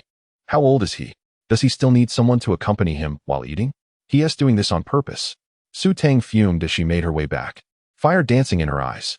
Yet, upon entering, she found Mama Su there, and immediately quelled her anger, softening her steps as she approached the table with pastries. "These pastries are quite delightful. Do give them a try, my husband." Xie Boding took a piece. Mama Su bowed to Su Tang, saying, "The young mistress is accompanying the young master for pastries. I shall take my leave." As Mama Su turned away, Su Tang glared at Xie Boding. "Do not push your luck." Xie Boding cleared his throat. Mama Su turned back, asking, "Young master, do you truly not need to summon the physician?" Xie Boding waved his hand dismissively. "No need. I merely require my wife to massage my shoulders for a while." He looked at Su Tang. "Right?" "Yes," came her reply, almost squeezed out through clenched teeth. It was one thing to deny her the clothing of second Miss Yun, and another to prevent her from staying in the study. Now, he had gone too far, expecting her to massage his shoulders as if she were a servant. Even Banksia had never made her do such menial tasks. Mama Su left with a worried expression. Su Tang sat down and began to eat the pastries, consuming 3 in quick succession. Banksia cautioned, "Dinner is approaching, miss. If you eat too many pastries, you may not have an appetite." Su Tang set the plate down. "If I do not fill my stomach, how can I have the strength to massage my husband's shoulders?" She stood up, and Banksia offered her a handkerchief to wipe her hands. Su Tang did not take it. Instead, she extended her fingers, stretching and flexing them before resting them on Xie Boding's shoulder. His face turned a shade of green. Even if the pastries were not greasy, a bit of residue was unavoidable. Was she massaging his shoulders or using his fine robe to wipe her hands? Su Tang glared at the back of Xie Boding's head, a smile flickering in her eyes as an idea crossed her mind. She softened her grip. Xie Boding knew Su Tang's temper was not so mild, especially when she was upset, yet when she massaged his shoulders, her touch was surprisingly gentle. He had expected her to be rough. "She isn't being harsh at all." Xie Boding was astonished, forgetting about the fact that she had just used his robe to wipe her hands. Could it be that she was actually this agreeable? He was skeptical and remarked, "Focus. You just coughed up blood and fainted. If I press too hard, I fear you might not withstand it." Su Tang replied gently. Once you feel better, I shall apply more pressure. Not only was she not angry, but she even promised a second round. This was decidedly unusual. Xia Boding observed Su Tang, pondering if she had truly changed her temperament. They had only known each other for a few days, yet it seemed she understood him well. However, she had also realized that he was someone who thrived under gentle treatment, and coincidentally, so was she. With that gaze fixed upon her, she felt her heart soften. Su Tang raised her hand to adjust his face, saying, "Sit properly. Do not impede my technique." Her touch was smoother than silk. And as her fingers brushed against his skin, a complex emotion stirred within her, something akin to guilt, yet more profound. Banksia, standing nearby, worried that Su Tang might tire herself, also recognized that her young lady's relationship with the young master was rapidly blossoming. Su Tang was far more capable than she had initially perceived. Meanwhile, as Su Tang massaged Xia Boding's shoulders, Mama Su, who had left something in the outer room intended for the princess, returned to retrieve it. Upon witnessing the scene, her face lit up with delight. She entered with a beaming smile, prompting Mama Ning, who was beside the princess, to exclaim, "Is there joyful news? It is rare to see you so cheerful." Mama Su responded, "The young master cannot bear to be apart from the young mistress even for a moment." When I arrived, the young mistress was just massaging the young master's shoulders. Their bond is truly delightful. I genuinely believe that the young master marrying the young mistress is far better than marrying second Miss Yun. Such a statement would have been unthinkable in the past.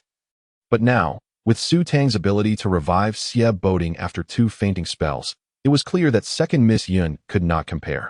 Though the princess held a fondness for second Miss Yun, the fact that Su Tang could aid Xia Boding's recovery set her apart entirely. With the marriage now established, the dust settled. The connection between their young master and the second miss of the Xian Wang residence was severed.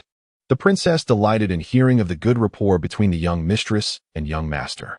A smile graced the princess's face as she thought, Xia Boding, with so many maidservants in Jingma Pavilion, how could he allow the young mistress to massage his shoulders? I shall have to speak to him about this tomorrow. While the princess felt gratified that her son had married a virtuous wife, Su Tang had only massaged Xia Boding's shoulders for a quarter of an hour. Her hands were sore, and she finally stopped. Rubbing her aching palms, she noticed Xia Boding's expression of discomfort, and just as she was about to speak, he suddenly winced in pain, gasping for breath. He shot a glance at Su Tang. "What have you done to me?" Su Tang, still massaging her own shoulders, blinked innocently. "I merely gave you a shoulder massage." "A shoulder massage?" His shoulders felt as though they had been struck with heavy hammers. It was certainly more than just a simple massage. He had wondered why she had been so agreeable and was now prepared for another session. She had been waiting for him here all along. Banksia, noticing Xia Boding sweating from the pain, became anxious that his recently fainted body could not endure this and might collapse again. She turned to Su Tang, imploring, "Miss, please do not treat the young master this way." Su Tang, having massaged for quite a while, still felt sore. He brought this upon himself. Knowing I was upset, he insisted on me massaging his shoulders. Alas, I am under this roof and must acquiesce to his request. "Miss, you are the one who is pitiful. The one truly deserving of sympathy is the young master," Banksia dared to say. "You should be kinder to him." Su Tang flicked Banksia's forehead. "Am I not kind enough to him? I even restrained myself from pressing harder." Banksia replied, "Thank goodness you did, otherwise the young master's shoulders would surely be ruined." Su Tang rose, glanced at Xia Boding, and declared, "I am going to the study. If there is nothing urgent, do not call for me. If there is, do not call for me either." With that, she strode away. Chapter 32. Excessive Han Xia hesitated at the door of the study, torn between the desire to enter and concern for Xia Boding, wishing fervently for the ability to be in 2 places at once. Chen Qing inquired of Han Xia what the young mistress had done to the young master. "I have no idea," Han Xia replied, bewildered. Fearing further questions from Chen Qing, she hurriedly fled. Observing Xia Boding in considerable pain, Chen Qing decided to seek out Su Tang. However, just as she reached the door of the study, she overheard Han Xia ask, "Miss, did you truly not do anything to the young master?" Su Tang reclined on a small couch and replied, "Rest assured, I nearly caused him to die from pain. Why would I engage in such foolishness? Besides, he saved me today. I wouldn't stoop to his level." Han Xia's lips twitched as she reflected on the absurdity of the situation. The young master is in such agony that he can scarcely speak. Yet he might seek your assistance again, she mused. Chen Qing mirrored Han Xia's expression of disbelief and silently retreated. Xia Boting's face was contorted with pain. What had she said? Qing struggled to maintain her composure. The young mistress's maid has spoken in your favor. The young mistress claims she is helping you. Perhaps, in time, you may even request her to massage your shoulders. As she finished, her voice dwindled to a whisper, for Xia Boting had weakly lifted his shoulder, only to let it drop again in resignation. He believed his arm might be rendered useless henceforth. Xia Boting, unable to raise his arm due to both weakness and irritation at Qing's words, thought it absurd to seek her assistance for a shoulder massage. Though he sat in his wheelchair, brimming with anger, the sensation of faintness eluded him. As he remained there, gradually, the pain in his shoulder lessened, and a wave of comfort enveloped him. The extent of his relief was such that he felt he could endure the previous agony of his shoulder. Xia Boting's expression shifted, and Qing observed this transformation with keen interest, now holding Su Tang in profound esteem. Yet, a question lingered in her mind. If the young mistress possessed such remarkable medical skills, why had she contemplated ending her life on the day of her wedding? When Su Tang entered the study, it was evident that Xia Boting had not sent anyone to fetch her. Han Xia, anxious and fretful, returned to check on him twice, only to feel reassured once she confirmed that he was unharmed. As dinner time approached, a maid came to summon Su Tang back. Throughout the meal, no one uttered a word. Later, as she prepared for her bath, Han Xia brought forth a beautiful new dress. Su Tang, upon seeing it, remarked, "I shall wear my own clothes." Han Xia gazed at her, perplexed. "But these are all yours." Mississippi Su Tang sighed. "If the young master calls me so casually, why can he not discern my feelings? Can't he see that he dislikes me wearing the attire of missionnaire?" Even if Han Xia had not realized this, Su Tang's words made her reflect. She pouted. "The young master is truly unreasonable. These clothes are brand new and have never been worn by missionnaire. He has not even seen her in them." Frustrated, Su Tang plucked a rose petal and said dismissively, "If he doesn't want me to wear them, then I shall not. I have other clothes. One must maintain a sense of dignity." Han Xia nodded vigorously but then lamented, "But if you don't wear them, you truly have no clothes left." Su Tang incredulously raised her voice. "Do I not have a single piece? Aside from 2 undergarments. Everything else has been prepared for missionnaire," Han Xia answered meticulously. So meticulous was Han Xia that Su Tang contemplated suffocating herself in the bath. Taking a deep breath, she conceded, "Fine, at least I have 2 undergarments that belong to me. Go fetch them." Outside the door, Xia Boting returned from his bath and caught the tail end of the conversation. His steps faltered, and he quickly turned to leave, the door slamming slightly behind him. Su Tang was taken aback. Could that have been Xia Boting? Her intention was to imply wearing her undergarments alone, not to forego outer garments entirely. Surely, he would not misunderstand her. Leaning against the tub, she wore an expression of despair as Han Xia rummaged through drawers for a considerable time, the water in the tub growing cold, before finally producing the undergarments.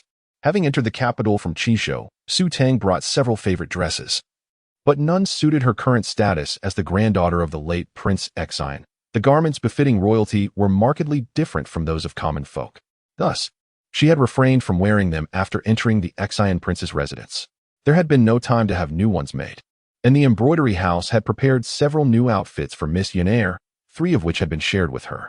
As the undergarments were worn beneath and unseen, they remained in use, still in excellent condition. More importantly, they were crafted by Han Xia, who had painstakingly embroidered orchids upon them for days, reluctant to part with them, and had brought them to the Jingnan prince's residence. Dressed, Su Tang emerged from behind the screen to find Han Xia had prepared a sleeping area on the floor. Though she felt sorrow for the young master having to sleep on the ground, it was imperative for his swift recovery that the bedding be made as comfortable as possible. Seated on the bed, Su Tang yawned into her blanket. Han Xia suggested, "Shall I go invite the young master to sleep? How could I possibly invite Xia Boting to sleep? What if he misconstrues my intentions?" As Han Xia began to leave, Su Tang stopped her, instructing, "Just ask him if he would like a blanket." Han Xia was taken aback. "Just ask." Su Tang waved her hand dismissively. Han Xia scratched her head and exited. Inside the study, Xia Boting perused a book, though his attention had wandered after merely a few pages. "Young master," Han Xia knocked at the door. "Come in." Han Xia entered and bowed. "Young master, the young mistress sent me to inquire if you would like a blanket." Xia Boting's face darkened. Being forced to sleep on the floor was already excessive. Now they would deny him even that? He slammed the book shut and stood, returning to his room in a huff. Yet, upon entering, he found Su Tang lounging on the makeshift bedding. Xia Boting's brows knitted tightly. You will sleep in the bed tonight, she declared. To think she would offer her bed to him, given the earlier shoulder massage. He was momentarily at a loss as to whether Su Tang was genuinely kind or had ulterior motives. Is there a problem with the bed? He queried. Su Tang shot him a sly glance. In light of your earlier loss of blood and the poison you endured, I am graciously allowing you the bed. And you dare to think ill of me? Siab Boding couldn't help but chuckle at her words. He opted for silence, instead lying down on the bed and closing his eyes. Su Tang, clutching her blanket while seated on the floor, glared at him. Are you not even going to offer to share? Siab Boding, eyes still closed, replied, I must be able to have the bed after fainting from blood loss. I fear that should I give in, the opportunity will vanish. Su Tang. Chapter 33. Sabotage this time. It was Su Tang who felt like she might spit blood. How could she be perceived in such a way? Was she really such a petty person? She was infuriated by the thought that someone would judge her character so harshly. Glaring at Siab Boding, she flopped onto the pillow, pulling the blanket over her and turning away. The commotion stirred Siab Boding from his slumber as he opened his eyes and turned slightly. He caught sight of Su Tang completely enveloped in her blanket, a smile unconsciously spreading in his gaze. Siab Boding rose from the bed, and Su Tang assumed he was going to get up for tea, so she ignored him. Instead, he laid down on the floor mat. Startled, Su Tang quickly sat up and asked, What are you doing? Siab Boding replied, Eyes still closed. A man of my stature isn't going to let a woman sleep on the floor. How noble of him, she thought. I'm a physician. I wouldn't let a patient sleep on the floor either, Su Tang retorted. This made Siab Boding turn his head, but I was a patient yesterday. Su Tang exclaimed. Why can't we just speak nicely? Why the need to undermine me? Her eyelids were so heavy with sleep that she could barely keep them open. She pushed him, insisting, I'm going to sleep now. You should go back to the bed. She couldn't physically push Siab Boding onto the bed, but she managed to nudge him toward the edge. Then she sprawled out on the floor mat, leaving him barely enough space to roll over and fall asleep. How stubborn could this woman be? When Su Tang declared she wouldn't sleep in the bed, Siab Boding insisted he would give it to her. He warned, If you don't get up, I'll carry you to bed. Su Tang laughed. How shameless. Siab Boding frowned. What did you say? Su Tang turned to him and enunciated, I said you can't carry me. It was that she lacked confidence in her own weight. It was simply that Siab Boding was in such a frail state. After saving her, he had barely moved before he was already coughing up blood from the toxins in his body. What kind of body could possibly carry her? It was absurd. Siab Boding, however, was angered by her words and insisted, How would you know unless you try? Do we really need to try? I know you better than you know yourself. She countered. Seeing that Siab Boding truly intended to lift her, Su Tang quickly stood up. If you dare. I want to sleep a wink if you start coughing up blood again. Hugging her blanket, she muttered. What a shame for a grown man to argue with a woman. Fine, you can have the floor. Her tone suggested she felt wronged, leaving Siab Boding dumbfounded. He had never encountered someone so adept at complaining while simultaneously benefiting from a situation. He felt reluctant to see her suffer and thought about reclaiming the bed for her. As Su Tang lay back down and pulled the blanket over her, she turned her back to him, a smile involuntarily forming on her lips. Sleepiness washed over her, and her eyelids fluttered shut as she murmured, Make sure the pharmacy is ready. Siab Boding caught her words clearly, waiting for her to continue. But after a long silence, he only heard her steady breathing. She had fallen asleep, so quickly. Reflecting on how Su Tang had mentioned fainting from exhaustion while treating him, he realized it was remarkable that she had managed to stay awake until now. After gazing at her for a while, he too succumbed to sleep. A night of peaceful slumber passed. The next morning, Su Tang awoke feeling refreshed, stretching as she enjoyed the sensation of her relaxed bones. Siab Boding was already up, and a maid was assisting him with his attire.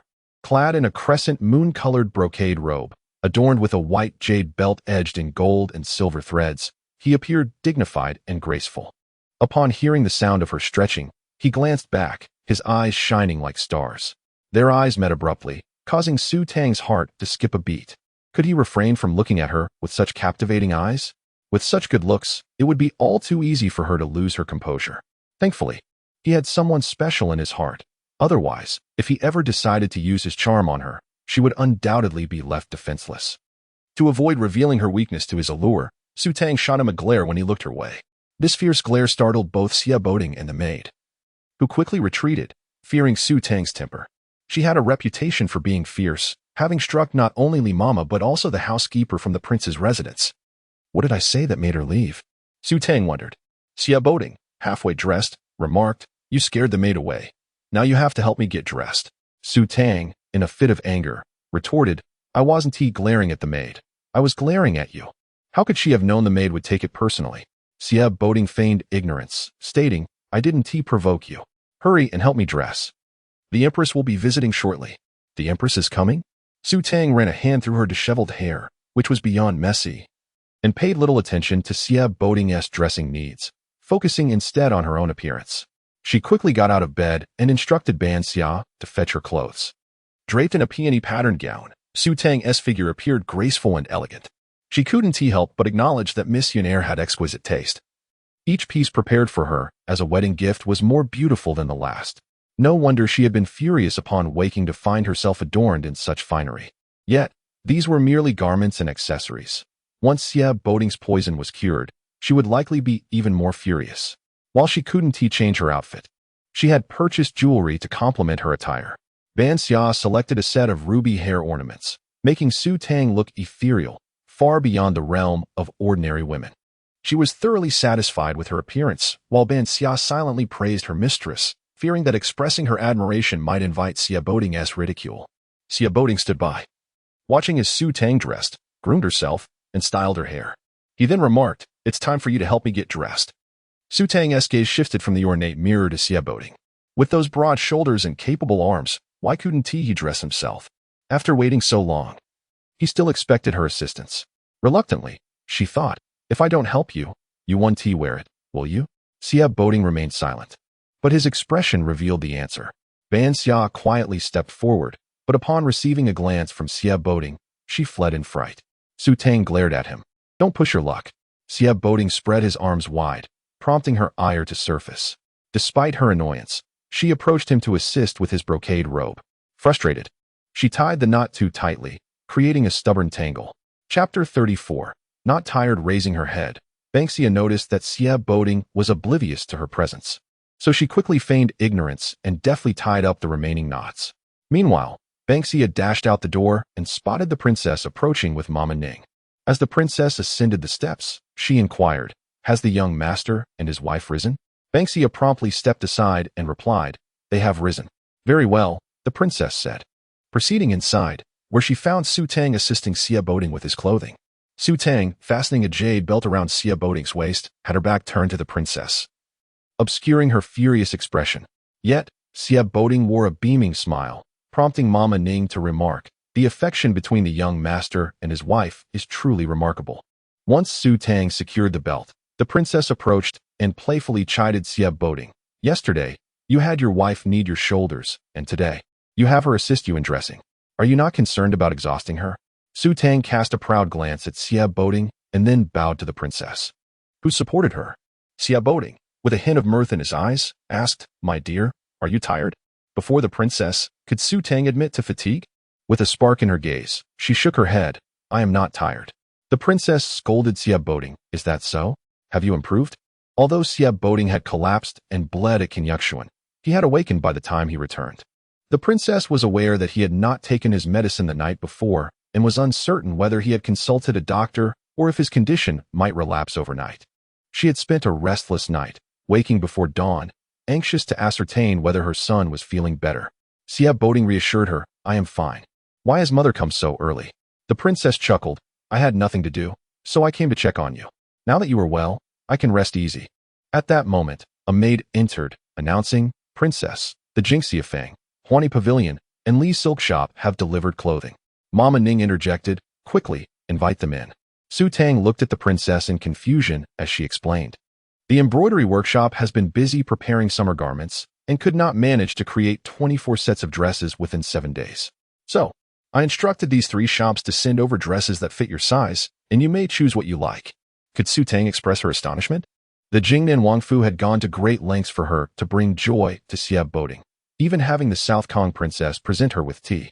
The jewelry from Kinyukshuan, valued at tens of thousands, had been purchased without a second thought. Would they not prioritize making her clothes? Clearly, the princess deemed 7 days too lengthy, concerned that it might hinder her son's recovery, thus hastening the purchase of ready-made garments. Such is the heartfelt concern of a mother. Before long, the embroiderers from the 3 workshops entered, each carrying a large chest containing 24 sets of dresses. The princess smiled. These 3 shops are the largest silk merchants in the capital. Their styles and craftsmanship surpass that of the embroiderers in our manor. Choose whichever you like. If you fancy them all, feel free to keep them. As long as they could cure her son's ailment, she would not hesitate to part with her life, let alone a mere few dozen dresses. Su Tang obediently nodded. I am indifferent to attire. As long as my husband likes it, that is sufficient. After all, these garments were meant for him, and although she would wear them, the majority of the time she would be in his sight. It would be best for him to select them. Mama Ning smiled from the side, and the princess could not suppress her amusement. Seated in a wheelchair, Xia Boding glanced at Su Tang. Do you have such faith in my taste? Indeed. Xia Boding chuckled. Then I shall assist you in selecting. Leaning back in his wheelchair, he assumed the air of an emperor choosing a consort, his seriousness and flair beyond reproach.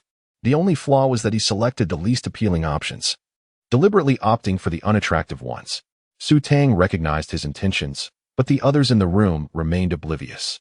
After all, he had accompanied her home the day before, their relationship seemingly flawless. Any issue must lie with his judgment. Even the princess began to doubt her son's taste. Fortunately, the garments from the 3 embroidery houses were inherently fine, and even the less appealing ones would still look commendable compared to others. Su Tang was indeed at fault, as no one else dared to question Xia Boding's choices. The maids and matrons were too intimidated, while the princess considered her son's reputation. And the embroiderers were delighted. They adored patrons like Xia Boding, who not only purchased generously, but also left the most exquisite choices for their shop. Such customers were a boon, ensuring their stock would never dwindle. In a quarter of an hour, Xia Boding had selected 24 sets of dresses but had not yet exhausted his options, stating, "Continue selecting." Su Tang felt an urge to pinch him. Was it not enough to choose 24 unappealing outfits? Did he truly need to bring her more? I have enough, she insisted. Xia Boding rested his head on his hand, signaling the embroiderers to proceed. They hurriedly complied, and he chose an additional 12 sets until the large chest was emptied. The embroiderer from Detoxifying flattered him. Young Master Xia possesses discerning taste. The garments selected for the young mistress suit her splendidly. Su Tang shot a glance at the Detoxifying embroiderer. Was she implying she deserved only the unattractive garments? A surge of indignation welled within her. How could this be construed as praise? Just as she prepared to speak, Xia Boding's casual voice interjected, "The selections I just made were all undesirable." The embroiderer from Detoxifying had flattered him unwisely. How should they now offer compliments? Su Tang glared at Xia Boding, convinced he was doing this on purpose. He returned her gaze, asserting that he had learned from her. The day prior, his shoulders had initially ached, then throbbingly pained him, only to ultimately leave him feeling utterly relaxed. He had decided to mimic her experience, and it felt rather gratifying. Xia Boding pointed to a sheer embroidered orchid dress and instructed Su Tang, "Change into this." Su Tang nearly raised her hand to smack the back of Xia Boding's head. Was it truly necessary for him to be so impatient for her to change out of clothing meant for his beloved? Having worn them, did he think, given Yun Heir's temperament, that she would don something she had already worn? Taking a deep breath, Su Tang resolved not to let her irritation surface. After all, she had over 30 beautiful dresses. There was no need to harbor resentment towards them. It was merely a matter of changing attire. How significant could that be? Banksia took the dress from the embroiderers and followed Su Tang back into the room. As she stepped over the threshold, Su Tang purposefully kicked the door frame, wincing in pain and letting out a yelp. Such clumsiness flashed through Xia Boding's mind, but he quickly realized, glancing sideways. We still require 24 pairs of shoes and stockings. The Detoxifying embroiderer hurriedly responded, "We will send someone to deliver them for the young master and mistress to select."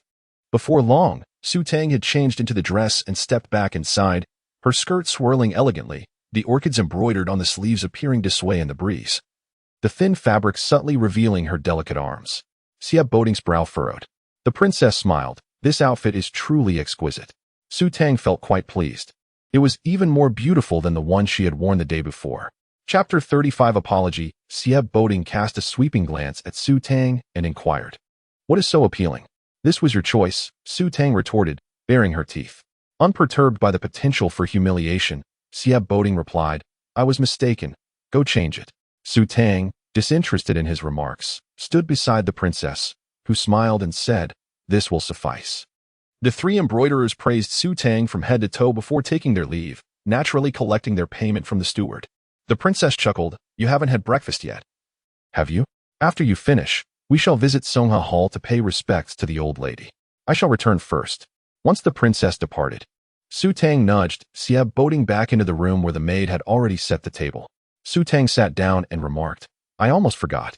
I need to change the rouge and powder." Sieb Boding watched her. "You don't even use those." She hadn't used any in the morning. Su Tang took a bun and stuffed it into her mouth. "I occasionally do. Besides, I've changed my clothes and shoes, so a little rouge and powder won't matter." After saying this, Su Tang shot Sieb Boding a sidelong glance. "In the end, it's all your fault."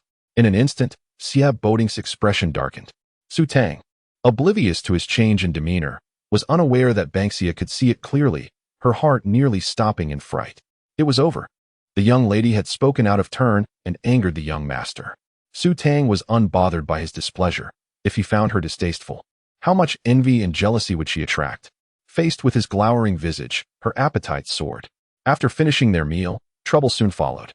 The man was displeased and chose not to accompany her to Songha Hall. "If you don't wish to, then don't," she thought. She had visited alone before, and given her current standing in the Jingnan Wangfu, she felt she could stroll about without concern. As Su Tang left with Banksia, the latter remarked, "Miss, the young master is angry." "He's not bleeding," Su Tang replied lightly. This statement left Banksia weak-kneed. How could the young lady want to provoke the young master to the point of bloodshed? Throughout their journey, the servants and maids regarded Su Tang with caution, refraining from gossiping, but as they neared their destination, whispers began. Having been married for only a few days, the young lady had already struck someone and demanded clothes and jewelry, not sparing even shoes and socks. The young master had nearly bled out while rescuing her at Kenyukshuan. Clearly ensnared by the young lady's charms, forgetting all about Miss Yunair. With a young master so easily swayed, it would be problematic for the other young masters in the household to find brides. As Su Tang entered Songha Hall and approached the screen, she overheard the second madam's voice. "The Wangfu has provided a considerable dowry for the young lady, including 24 sets of skirts." I was astounded, but it grew more intense. The young master has chosen 36 sets at a cost of over 2,000 taels. In just 2 days, they had spent 30,000 taels from the public treasury. One might think the Jingnan Wangfu was wealthy enough to rival nations. Though the Jingnan Wang held military power and enjoyed the emperor's trust, he was not without his enemies. Adding the reputation of being exceedingly wealthy could invite further suspicion and possibly incite the emperor's wrath. The third madam, seated nearby, lifted her teacup, her freshly painted nails casting a striking hue amidst the steam. She smiled. Who can blame the prince for having eyes only for the county princess? Were it not for the matriarch's pressure to marry the princess, the prince would only have one son, the second young master. For a formidable general like the prince, having only 2 sons is rather scant. Should one be lost, it would be akin to the Xian Wangfu. Should any misfortune befall their only heir, their vast fortune and titles would certainly attract covetous eyes. Furthermore, throughout his life, the young master has excelled in both civil and martial endeavors, far surpassing the second young master.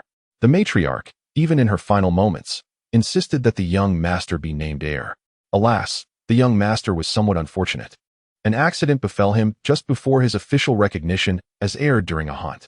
Otherwise, today, the heir of the Jingnan Wangfu would be him. In the room sat the county princess, and the third madam's words both flattered her and struck a painful chord, rekindling her resentment towards the matriarch of the Jingnan Wangfu.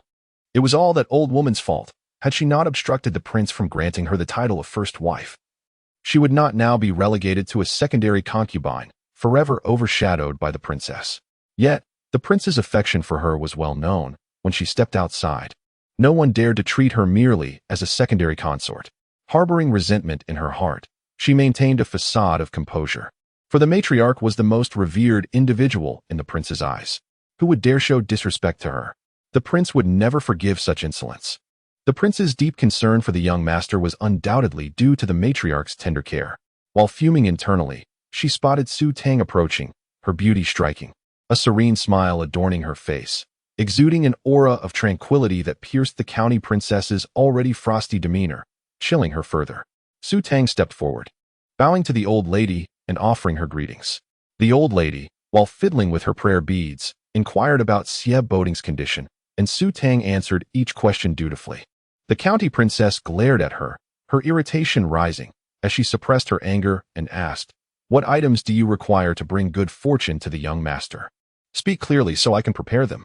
The young master is frail and must not be overexerted." This was a veiled attempt to ensure that Xie Boding would not provide her with too many extravagant items. Could she admit that she needed nothing but Xie Boding himself? Unable to speak her truth, Su Tang danced around the issue. The princess has also inquired, "But the items for bringing good fortune are all prepared by my husband. I cannot say what others might require." The princess is reluctant to trouble her husband, but just in case, he must bear some responsibility. In this household, the one most concerned about Xie Boding was undoubtedly the princess herself. If even she was willing to let Xie Boding bear the burden, others should not concern themselves. The county princess was attempting to pressure Su Tang with Xie Boding's frail condition, but Su Tang deftly deflected it using the princess as a shield. The third madam laughed. "If we do not prepare anything, it saves us trouble, but at least let us know what is needed." Su Tang turned to the third madam, discerning her to be a rather formidable opponent. Her keen eyes revealed her astuteness, and her thin lips suggested a difficult personality. While her appearance was passable, she seemed unapproachable. Su Tang responded to the county princess, indicating her unwillingness to answer the question. Yet, the princess continued to pry, fearing that Su Tang might seize the opportunity to demand excessive gifts. All eyes were upon her, and Su Tang realized it would be challenging to evade the inquiry this time. Yet, she was at a loss for words. She wished she had brought Xie Boding along.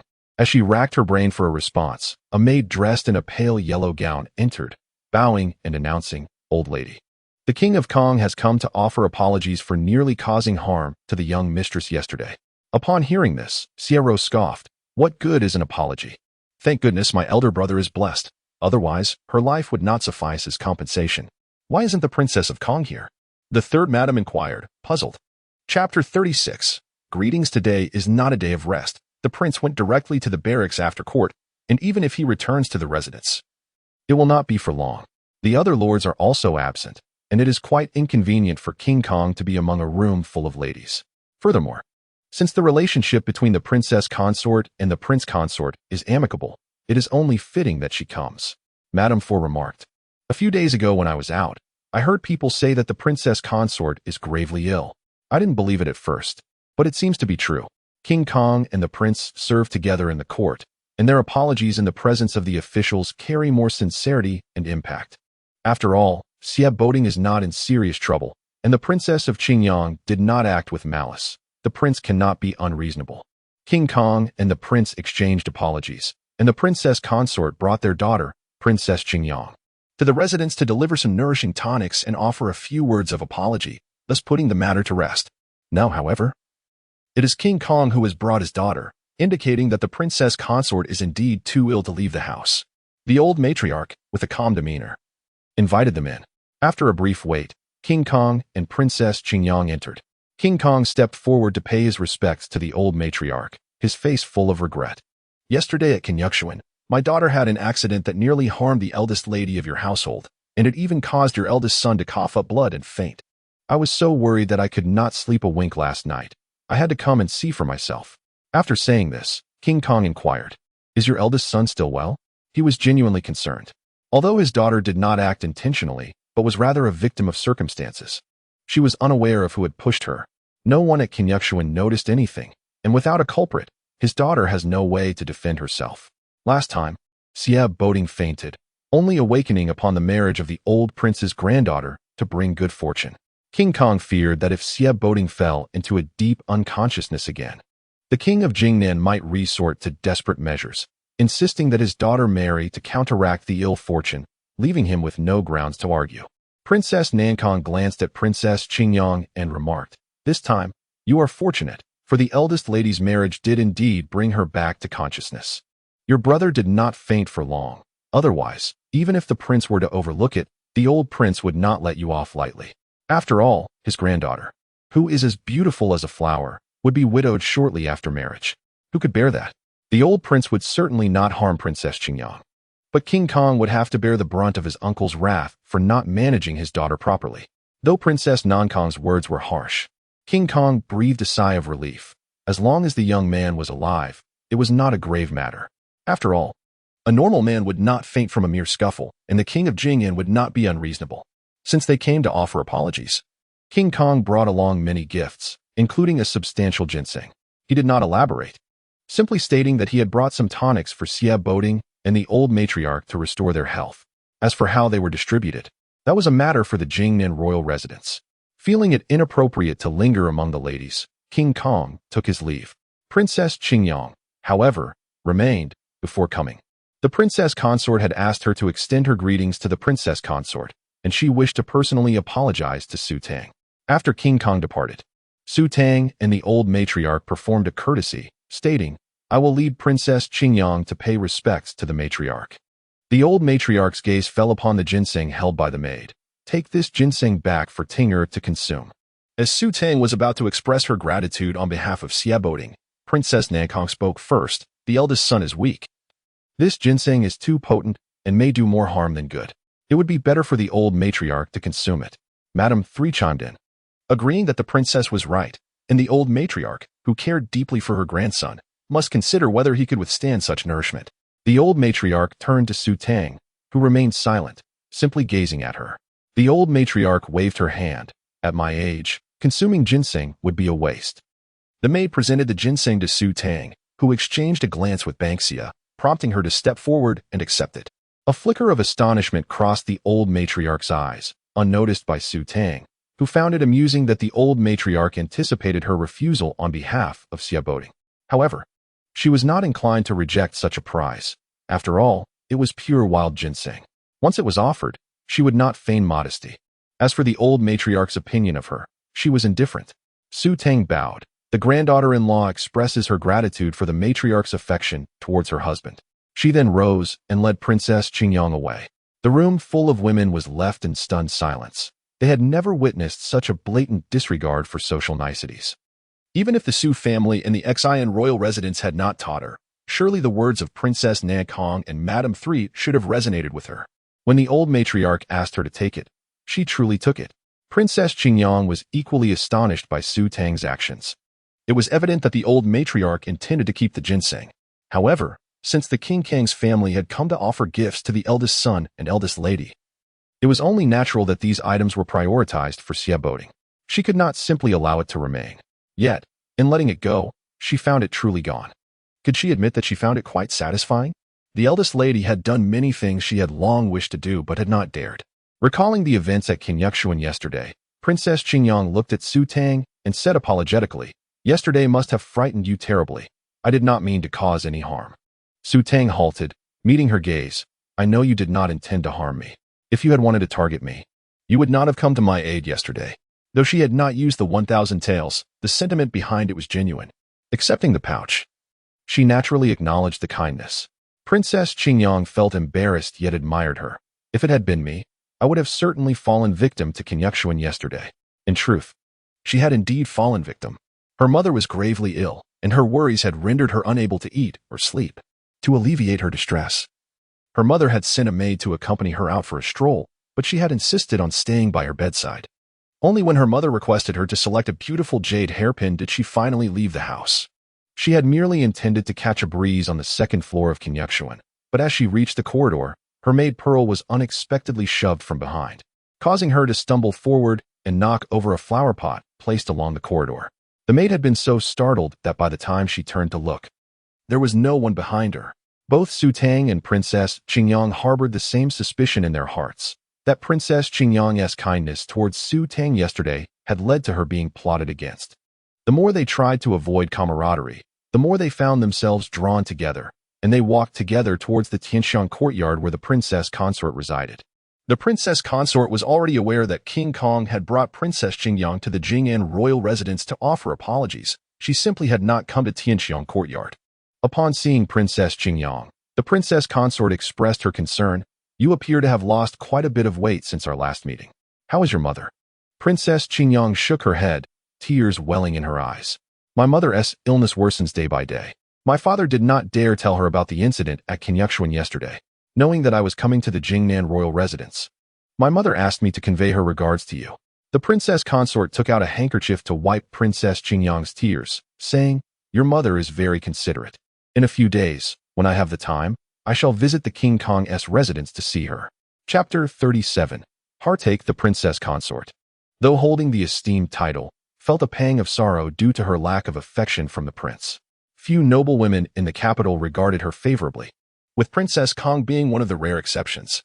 After Xiaoboding was attacked and poisoned during a hunting expedition, his prolonged illness caused his previous friendships with the princess consort to fade, leaving only Princess Kong to occasionally visit and engage her in conversation. As winter melted into spring, Princess Kong succumbed to an illness. Initially perceived as a mere cold, her condition persisted for a month, culminating in severe edema that tugged at the heartstrings of the princess consort. However, with Xiaoboding's own troubling condition, the princess consort found herself preoccupied with concerns for her son, regrettably neglecting Princess Kong, who had suffered for nearly 3 months with only a single visit from her. The princess consort invited Princess Qingyang to sit beside her and inquired about Princess Kang's health when a maid rushed in, announcing that Miss Yuan had arrived. The princess consort's brow furrowed instinctively as she glanced at Su Tang. In the past, Miss Yuan's visits had brought joy, but with Xiaoboding now married to Su Tang, the princess consort felt uncertain about how to address her. She could only lament that fate had intertwined their lives, yet left them apart. She was pleased with her son's choice and believed it best to sever any lingering ties. The maid informed her that Miss Yuan was in Jingma Pavilion, her voice low as if fearing Su Tang's reaction. Su Tang was indeed irked, pondering Miss Yuan's motives. If she had been unwilling to marry Xiaoboding, why had she orchestrated her own escape from marriage, only to now provoke Su Tang? With a slight smile, Su Tang remarked that Miss Yuan's visit to Jingma Pavilion was surely to seek her out, and so she decided to investigate. Accompanied by Banksia, she departed Tianxiong Courtyard. Once outside, Banksia expressed her frustration, questioning Miss Yuan's intentions. Su Tang gazed at the cerulean sky, which accentuated the purity of the clouds, and replied that Miss Yuan did not truly dislike her fiancé, she simply loved herself more. The fear of a lifetime of widowhood had driven Miss Yuan to evade marriage, thereby casting Su Tang into the fray. Yet now, with Su Tang married and Xiaoboding not only alive but recovering, Miss Yuan must be grappling with doubts about her choices, especially after witnessing Xiaoboding's affection towards Su Tang. Ultimately, it stemmed from a lack of genuine affection for Xiaoboding. She could not bring herself to risk everything for him, nor did she trust him enough. This paradox of not wanting to marry while desiring to be the sole focus of his affections made Miss Yuan appear rather peculiar to Su Tang. Expecting a private conversation between Xiaoboding and Miss Yuan, Su Tang was taken aback to overhear her melodious calls echoing through the courtyard. Brother Boding. The mere utterance sent shivers down Su Tang's spine, leaving her appalled. She yearned to turn away but recognized that their recent displays of affection had led many to believe in their sincerity. If Miss Yuan's cooing made Xiaoboding confused, then all her efforts would have been in vain. Resolutely, Su Tang approached them, her smile radiating brighter than the sun above. Why still call him Brother Boding? It is time you addressed him as brother-in-law. Though she was merely a month older, her marriage established her as the elder in their kinship, thus making her husband Miss Yuan's brother-in-law. Miss Yuan's expression shifted sharply as she retorted, "Your father has yet to acknowledge his ancestry. What gives you the right to claim sisterhood?" Amused, Su Tang responded, "Everyone in the capital knows my father is the son of the old prince. Do you believe the old prince merely brought my father from Qingzhou for amusement?" Sauntering to Xiaoboding's side, her voice remained gentle as she inquired, "Would you prefer to hear Miss Yuan call you Brother Boding or brother-in-law?" Xiaoboding, reclining in his wheelchair, displayed a weary indifference as he replied, "Brother-in-law, I suppose.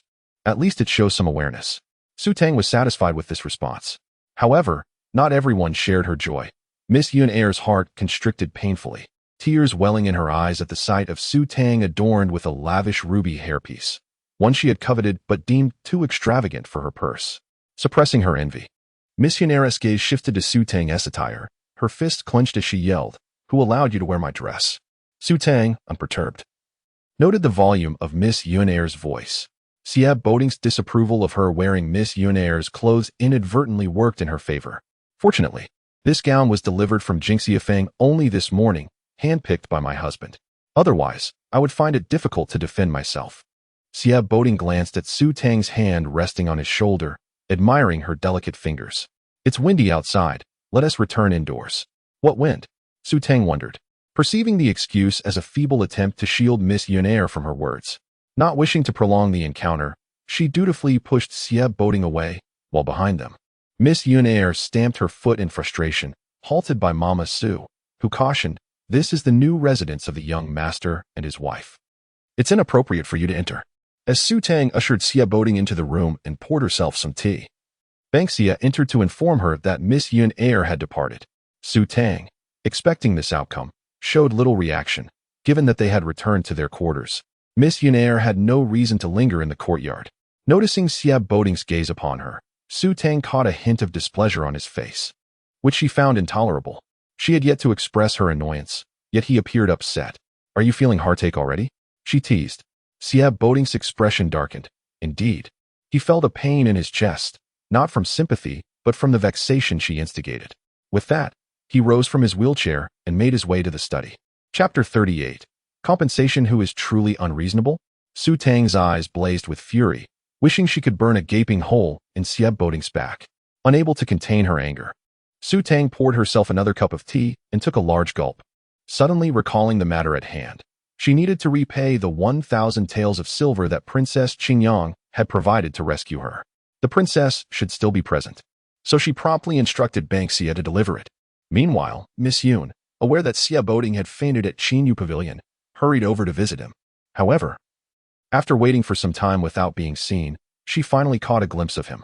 Yet, before she could utter more than a few words, Su Tang returned. And to her dismay, Boding showed no regard for her feelings, yielding to Su Tang's every word. Having never endured such humiliation, tears brimmed in her eyes. Yet she fought to keep them at bay. She considered leaving immediately, but remembered she ought to pay her respects to the Princess of Jingnan. As she walked towards the garden, she encountered Xie Ro and Xie Wei approaching. Upon meeting, Xie Ro looked into her eyes and asked, "Why are you crying?" "Who is crying?" Miss Yun retorted stubbornly. "It's merely the wind. It has blinded my eyes." Understanding the unspoken truth, Xie Ro chose not to confront her, simply stating, "There is no need to be sorrowful. My elder brother is not against you. He has his unavoidable difficulties. He is relying on my sister-in-law's secret methods to regain his strength and cannot afford to offend her."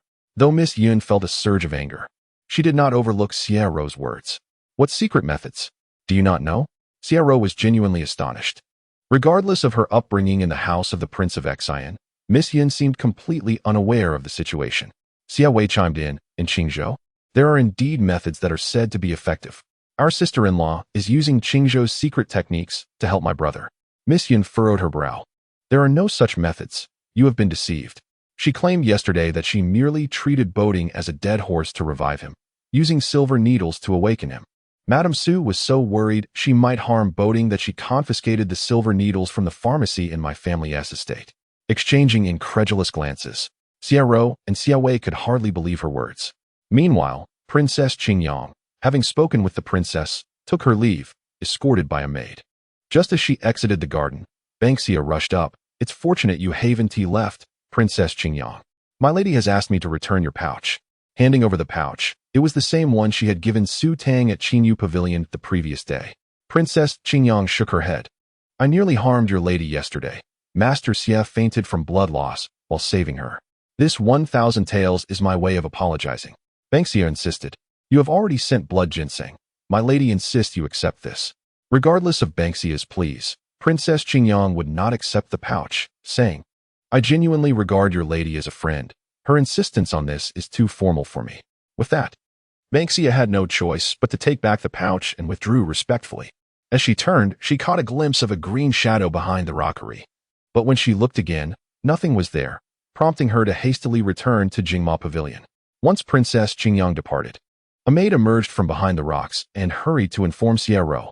At that moment, Miss Yin was still present, and the maid whispered a few words in Xie Ro's ear.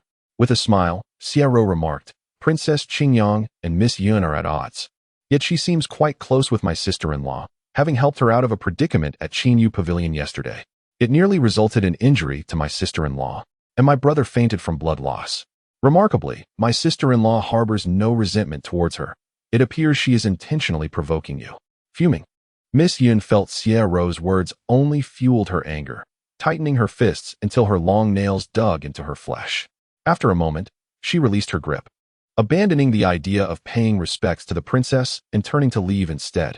Surely she isn't going to confront Princess Qingyang? Xiaowei chuckled. Is it even a question? It's quite evident. Observing Miss Yun's hurried departure, Xiao smirked. Yet her smile faded quickly upon seeing the maid leading the manager of Qinyu Pavilion towards Mutant Courtyard. It was obvious why the manager had come to see her mother. She had caused quite a stir with the staff at Qinyu Pavilion, damaging their reputation and incurring significant losses. They were now seeking compensation from her mother. Recalling her own efforts, Xiao's irritation grew as Su Tang seemed unscathed, with both the king and queen believing she possessed some secret methods to mend the situation. Xiao felt an intense desire to tear Su Tang apart, piece by piece. Standing nearby, Xiao, noticing Xiao's clenched fist directed towards the manager of Qinyu Pavilion, guessed that Xiao was behind the troubles at the establishment. Sister-in-law has recklessly awakened brother with silver needles. Once this is uncovered, the jewelry given to her will be reclaimed. While it may not all return to her, the losses suffered by her mother are very real. Xiao, uninterested in the flowers, left Xiao behind and headed towards Mutant Courtyard. She walked slowly, but by the time she arrived, the manager of Qinyu Pavilion had already left the premises, his face a deep shade of anger, clearly struggling to contain his wrath. Upon seeing her approach, he offered no courteous smile nor greeting, merely striding away with a cold demeanor. Entering the courtyard, Xiao ascended the steps, just as she heard a loud crash of breaking objects that startled her. Initially believing her mother had not compensated Qinyu Pavilion, she puzzled over the manager's fury. However, if there had been no compensation, her mother would not have been so enraged. At that moment, the personal maid of Princess Nankong, Hong Xiu, emerged, prompting Xiao to inquire, "What is the matter with my mother? Isn't it obvious?" Hong Xiu sighed inwardly. The manager of Qinyu Pavilion demanded 15,000 taels in compensation, which the princess refused. She ultimately paid 10,000. The forces behind Qinyu Pavilion are intricate and complex, making it imprudent to provoke them over a mere sum. However, losing 10,000 taels so easily will not sit well with the princess, and given her temperament, it could take weeks for her to calm down. The poor maid serving in Mutant Courtyard will surely suffer the consequences. Inside, Princess Nankong, having shattered teacups and dessert plates in her fury, remained unsettled. Her chest heaving with anger, the expression on her face contorted. Upon seeing Xiao, she unleashed her ire. "Look at the foolish actions you have taken." With tears welling in her eyes, Xiao felt a wave of grievance wash over her, for her mother had never scolded her so harshly. She had acted out of a desire to defend her mother and elder brother. Unable to suppress her emotions, she stepped forward to admit her fault. "Mother, I realize my mistake." Chapter 39. Making do. The South Jiang princess raised her hand and poked Xiao's forehead, exclaiming in exasperation, "You should spare your mother some worry. You are not just causing her trouble, you are digging a pit for her. Fortunately, your mother's family is affluent, otherwise she couldn't endure such losses." Xiao remained silent, tears streaming down her face. Seeing her cry, the South Jiang princess's heart softened, and she took out a handkerchief to wipe her daughter's tears, lamenting that such trifles should not provoke her to tears, as she ought to resemble her mother more. After a moment, Xiao replied, "Mother, I just encountered Miss Yun from the Xian Wang residence in the garden. She has no knowledge of the Qingzhou Chongshi method. She hasn't even heard of it. Furthermore, she mentioned that the eldest sister-in-law took silver needles from the Xian Wang pharmacy and used them to awaken elder brother.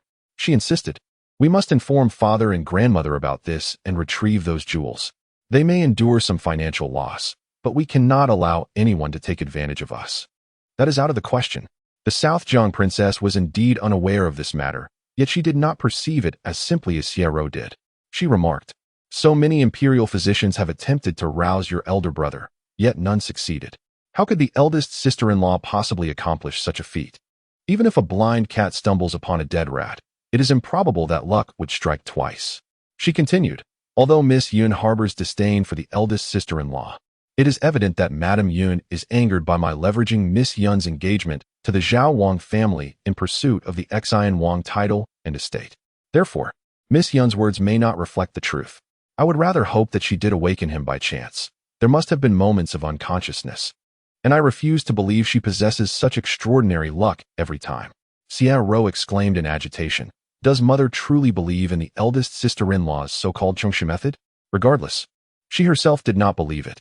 The mention of the Chongsha method reminded the South Jiang princess of the humiliation she faced while serving tea to Su Tang, and she scoffed.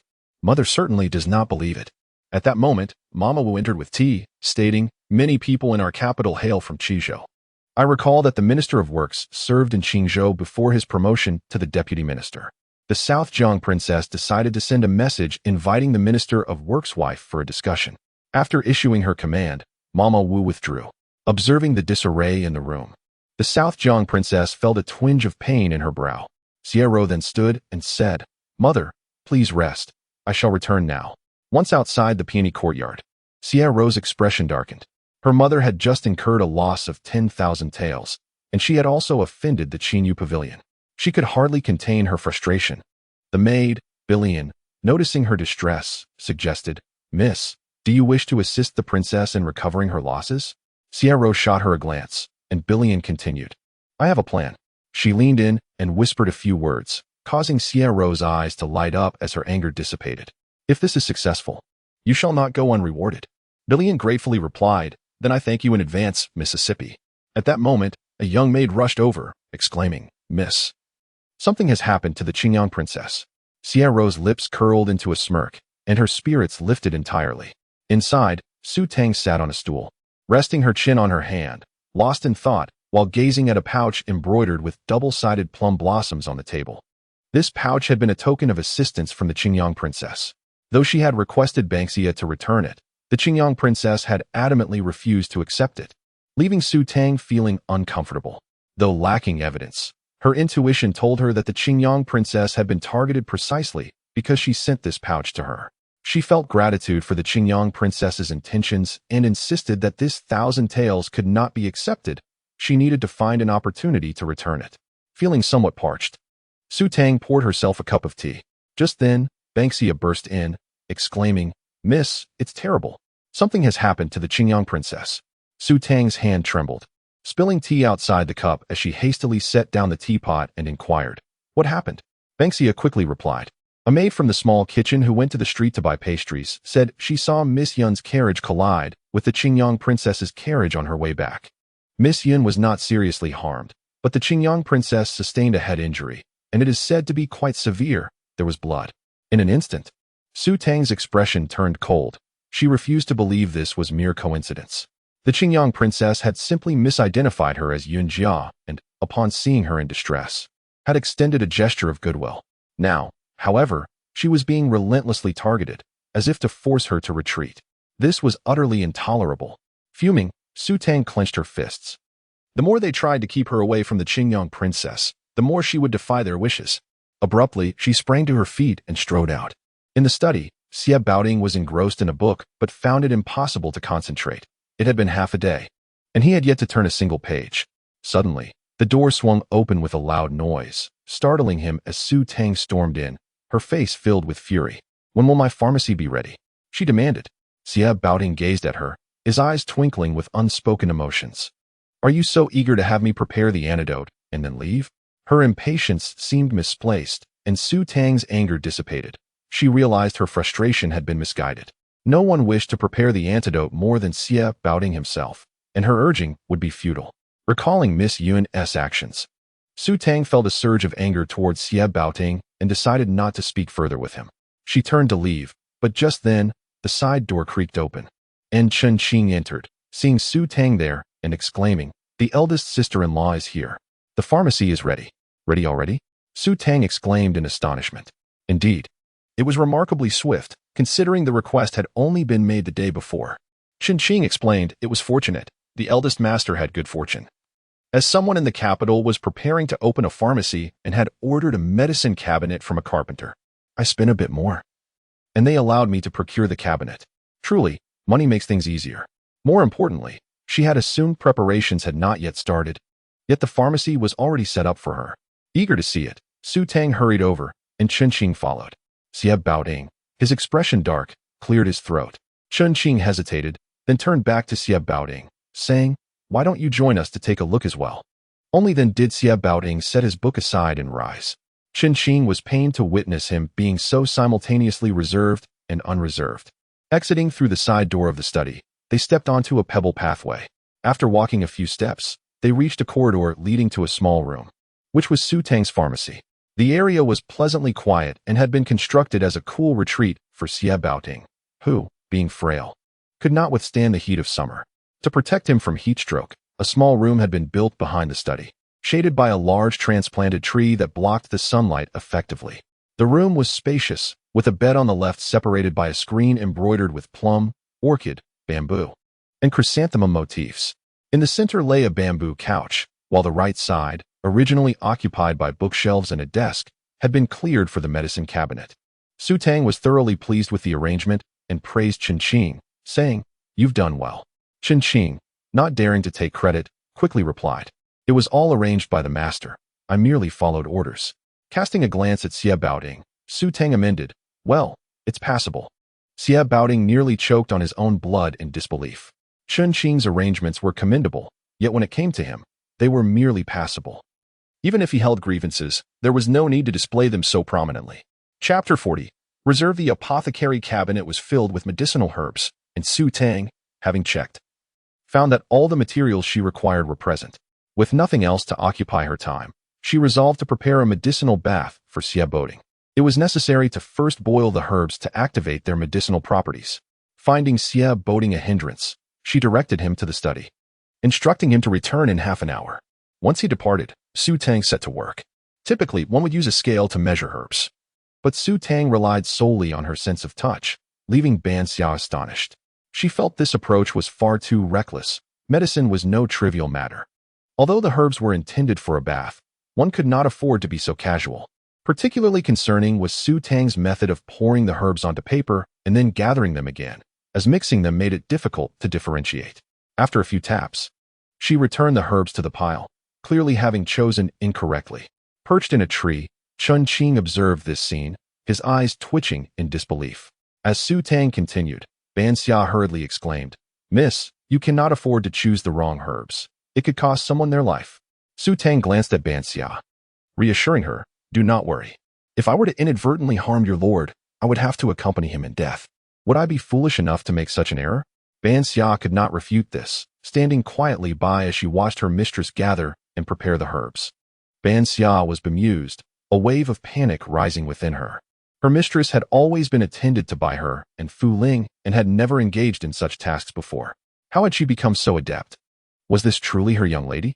In fact, Ban Xia had harbored doubts prior. She could not believe that the young lord had been roused from his slumber by her mistress's erratic needlework. Now, she felt a twinge of fear. This unfamiliar version of her mistress was unsettling. Ban Xia scrutinized Su Tang's back, pondering whether her lady had been impersonated while she remained unaware. But who would impersonate her young lady, and to what end? If the young lord's ailment were not cured, her lady would be destined for a life of widowhood. In this context, she considered the Jingnan prince's residence, where the prince wielded considerable military power. Could it be that a spy from a rival nation had assumed her lady's identity to pilfer state secrets? Concerned, Ban Xia asked, "Miss, Fu Ling's birthday is approaching. Given her recent serious injury, we must ensure she has a joyous celebration." Su Tang, fanning herself with a mat, replied, "How soon is it?" "Her birthday is not until next month. We have ample time. A reminder 10 or 15 days in advance will suffice." Ban Xia nodded vigorously. Su Tang then requested Ban Xia to fetch the herbs, and in what seemed a casual conversation, Ban Xia broached the subject of Qingzhou. Initially, Su Tang did not realize that Ban Xia was probing her, but as the questions turned to matters known only to the two of them, her realization dawned. If she remained oblivious, it would be as if her head were filled with wood instead of brains. Feigning ignorance, Su Tang smiled. "Why are you asking about such trivial matters? Do you suspect that I, your mistress, am an impostor?" Ban Xia's cheeks flushed, but she did not conceal her thoughts. "It is only natural for a servant to be suspicious. You have never done these things before." Such suspicions were understandable, as her transformation had indeed been remarkable. Fortunately, she retained the original owner's memories. Otherwise, she might not have managed to deceive anyone. Su Tang gently waved her fan. "On the day of my wedding, I traversed the gates of death. Many things I once did not comprehend suddenly became clear." Ban Xia contemplated this, recognizing that something had shifted since the day of the wedding.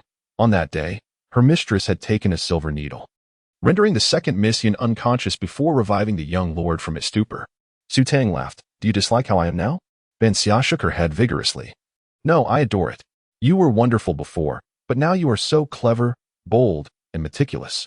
It has even emboldened me and sharpened my wits. I cherish the old you, but I prefer the current you. As the mistress and maid chatted amiably while brewing the medicine, Ban Xia soon went to summon Xia Boding. Upon entering the room, he was greeted by the strong scent of herbs. Though not unpleasant, it was hardly aromatic. The bath barrel was placed beside the screen.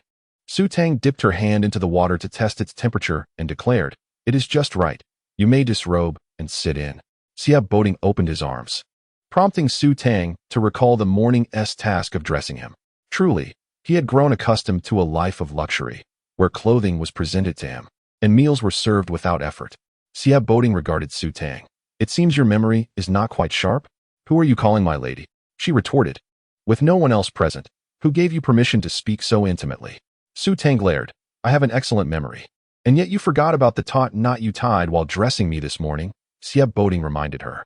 Su Tang momentarily froze, her gaze locking with his. His eyes were captivating, reminiscent of a vast galaxy, beautiful beyond description. In such proximity, she could see the reflection of her own growing infatuation. "Wait, what did you just say?" Taut knot. Earlier, in a fit of pique while assisting him, she had indeed tied a stubborn knot. Yet, had he not seen it at that moment? Feigning ignorance, Su Tang replied, "What taut knot? I know nothing of it." This woman, having avoided being caught in her deception, now intended to deny it altogether. "You may undress yourself," Xia Boding suggested, loosening his belt and attempting to remove his brocade robe, only to find himself ensnared by that stubborn knot. Observing his struggle, Su Tang instinctively moved to assist, not out of obligation, but to prevent any delays that might compromise the efficacy of the medicinal bath. In the end, the one to suffer would be her. The knot proved particularly stubborn, and despite her efforts, she was unable to untie it, her waist aching from bending. Xia Boding was equally uncomfortable, for the knot was at his waist, and he had never been this close to any woman before, close enough to detect the faint fragrance of her femininity amidst the strong herbal scent. He looked down at Su Tang. As he did, she presented a pair of scissors. Grasping the scissors, she thanked Qin Qing, who had handed them to her. "Thank you. Madam is too polite. It is my duty." The words had barely left his throat when Xia Boding shot him a disapproving glare. Qin Qing quickly fell silent and exited the apothecary. With the knot cut, Su Tang swiftly removed Xia Boding's clothing, tossing it onto the screen. Turning to see him still standing there, she rolled her eyes. "Surely, you do not expect me to remove your trousers as well?" Xia Boding's face darkened. "Do you not understand the meaning of reserve?" Su Tang laughed. Had she ever seen a physician who maintained reserve while treating a patient?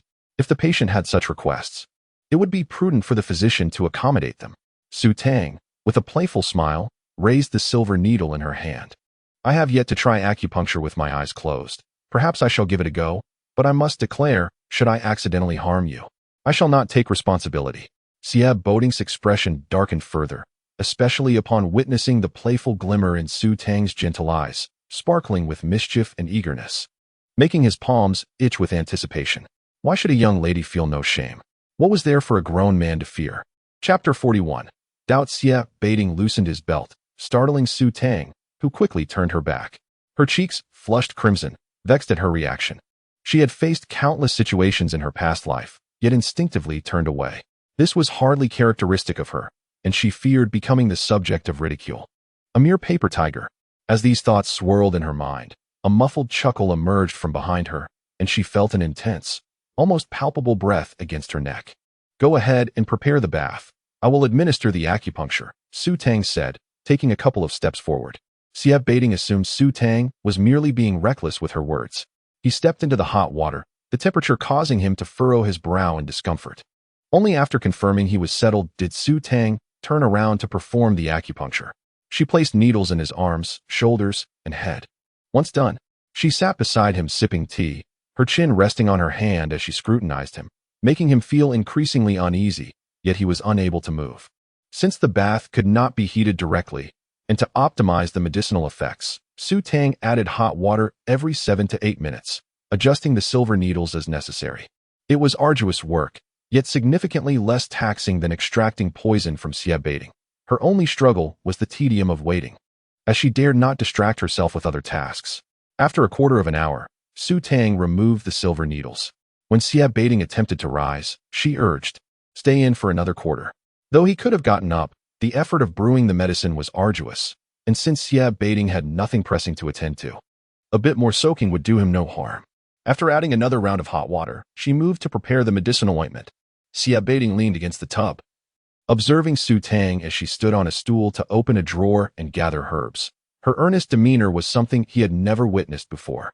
A quarter of an hour later, as he emerged from the bath and donned his clothing, Chen Qing and Han Xia entered. Han Xia lifted the silk-wrapped herbal residue from the tub and inquired, "Miss, where should I dispose of this?" Since the young lady had instructed not to reveal her medical skills, the residue could not be carelessly discarded. Before Su Tang could respond, Chen Qing interjected, "Let me have it." Without hesitation, Han Xia handed the remnants to him. Naturally, the task of disposing of the bathwater fell to Chen Qing as well. Su Tang instructed Han Xia to assist her, and soon the sound of herbs being crushed filled the air. As Xia Baiting stepped out, Su Tang glanced back, reminding him, "Avoid drafts and cold water for half an hour." He paused, prepared to linger for that duration, but Su Tang added, "I'm merely advising you. There is no wind today, so feel free to leave without concern." His expression darkened, and he stormed off in a huff. He returned to his study, which was in close proximity to the pharmacy. Even with the doors and windows tightly shut, the sound of the grinding herbs reached him. Previously unable to concentrate on his reading, the noise now oddly soothed him. Halfway through a book, Chen Qing entered. He dutifully replaced Xia Baiting's teacup with a fresh one, remaining silent. Xia Baiting noticed the slight furrow in Chen Qing's brow. Their customary understanding had faltered. He had wanted to see the herbal residue to ascertain the purpose of the medicinal bath and gauge Su Tang's true capabilities. After being absent, Chen Qing returned without a word. "Did you consult a physician about the residue?" Xia Baiting inquired. "Yes," Chen Qing replied. "What did the physician say?" Came the follow-up question. The physician remarked that the prescription for the medicinal bath was excellent, Chen Qing answered. Why the terse replies? An instinctive sense of unease nagged at Xia Baiting. "What precisely does the prescription treat?" "Master, can you please refrain from asking?" Chen Qing's expression was one of reluctance to divulge further information.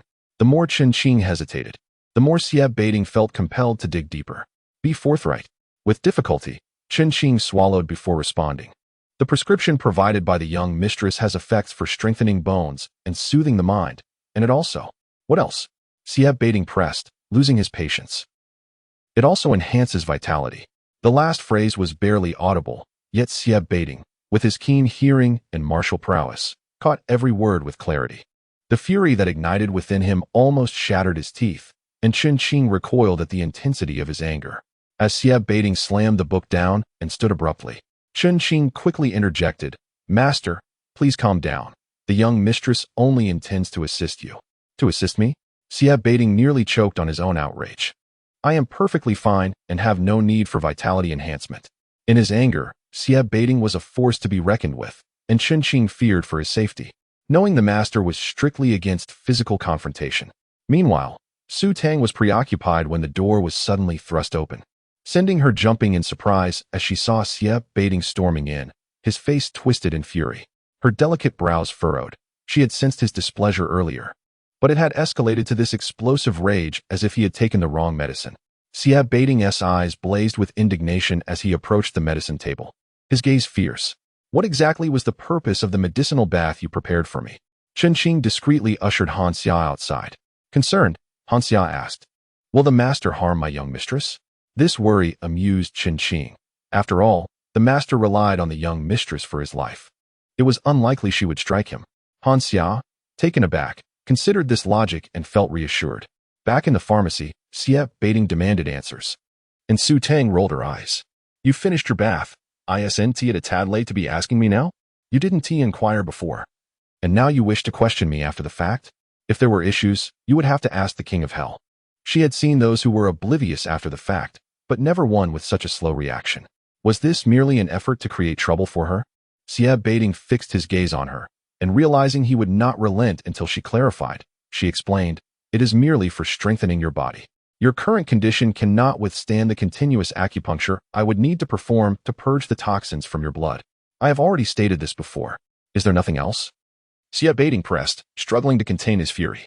"Is there anything else?"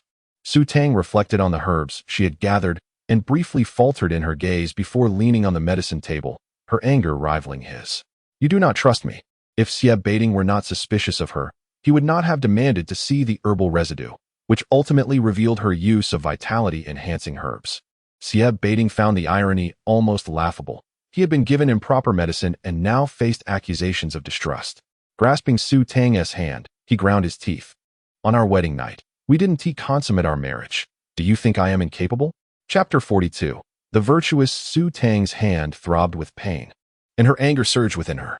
It was their wedding night, and yet he was oblivious to the chaos she had wrought in his home. She glared at Feigning, exclaiming, on this very night, had I not rescued you, you would have been a graveyard for weeds. Feigning, however, had no time for her complaints. He yearned to demonstrate through actions whether he truly required any enhancement. With a swift motion, he lifted Su Tang and carried her towards the bed concealed behind the screen. As her feet left the ground, a wave of panic washed over her. Was it truly necessary to escalate matters over something as trivial as enhancement? The chasm between potency and impotence was unfathomably vast, and yet, she understood the male psyche. There existed nothing that could tolerate less than being deemed inadequate. Su Tang kicked her legs in a frenzy, but Feigning, weakened from years of affliction, was barely holding on by sheer anger. The moment she squirmed, he faltered, and she hurriedly retreated behind the medicine table, calling out, I can explain. Feigning regarded her keenly, eager to hear her justification. Su Tang continued, It was not my intention to procure enhancement medicine for you. I merely grew accustomed to this formula, having prepared it numerous times before. By the time I realized my error, the ingredients had already melded together. I thought, since it could only benefit you, why not benefit him? And yet, she did so begrudgingly. Feigning felt darkness cloud his vision in response to her words. Su Tang's expression suggested malice. She had not merely concocted enhancement medicine, but had effectively condemned him to impotence. Her sentiments echoed those of Chen Qing, who had inferred her lack of intent. Yet, the thought that a pile of medicinal dregs could lead Chen Qing to believe he was unwell stoked Feigning ire.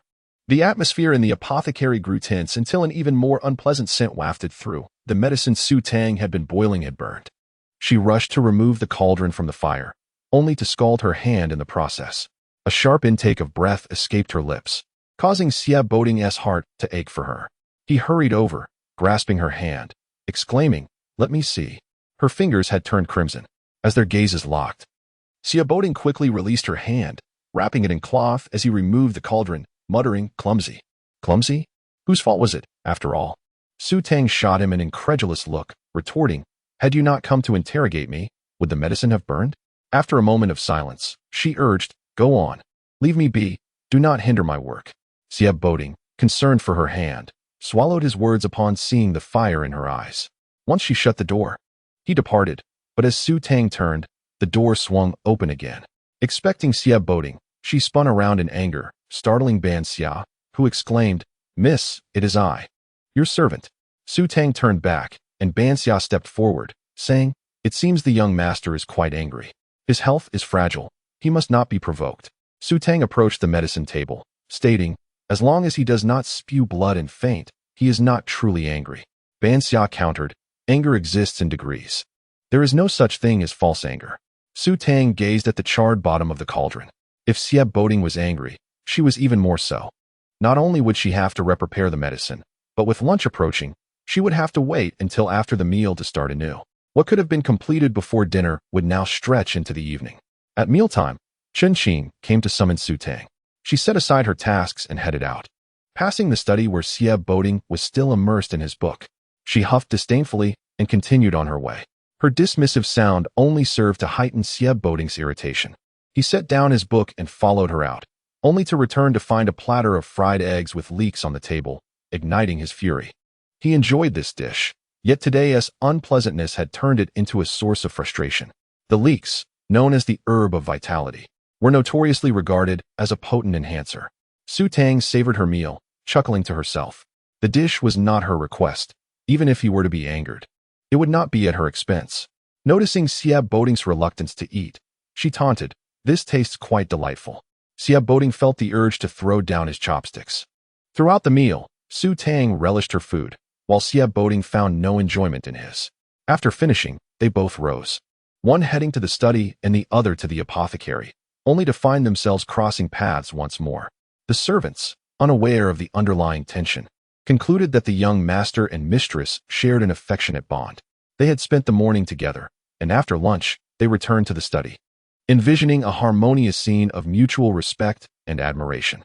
Su Tang busied herself in the apothecary all afternoon, while Siab Boding remained engrossed in his reading, further solidifying the servants' assumptions. After dinner, Su Tang returned to the apothecary, and Siab Boding resumed his studies.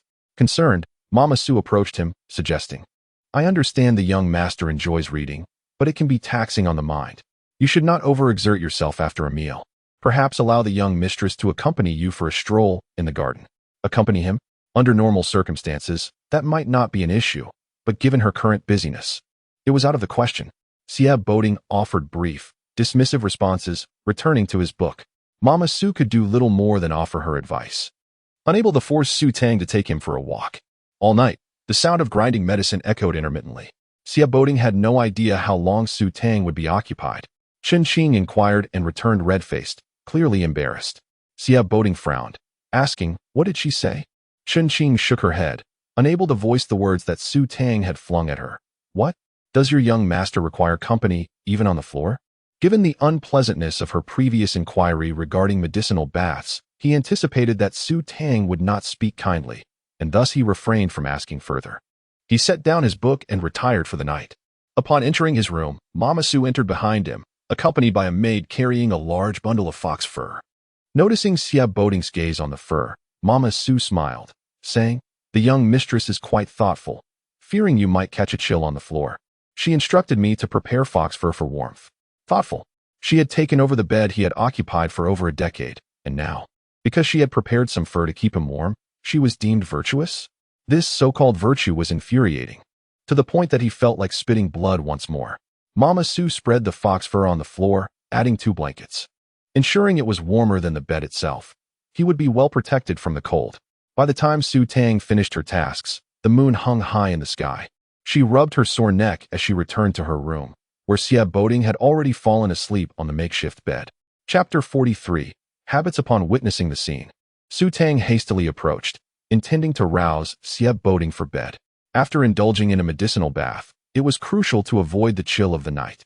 However, upon her approach, she noticed the fox fur blanket and immediately softened her steps, tiptoeing to the washroom. She had initially planned to take a bath, but the hour was too late. She merely rinsed her feet before retiring to bed.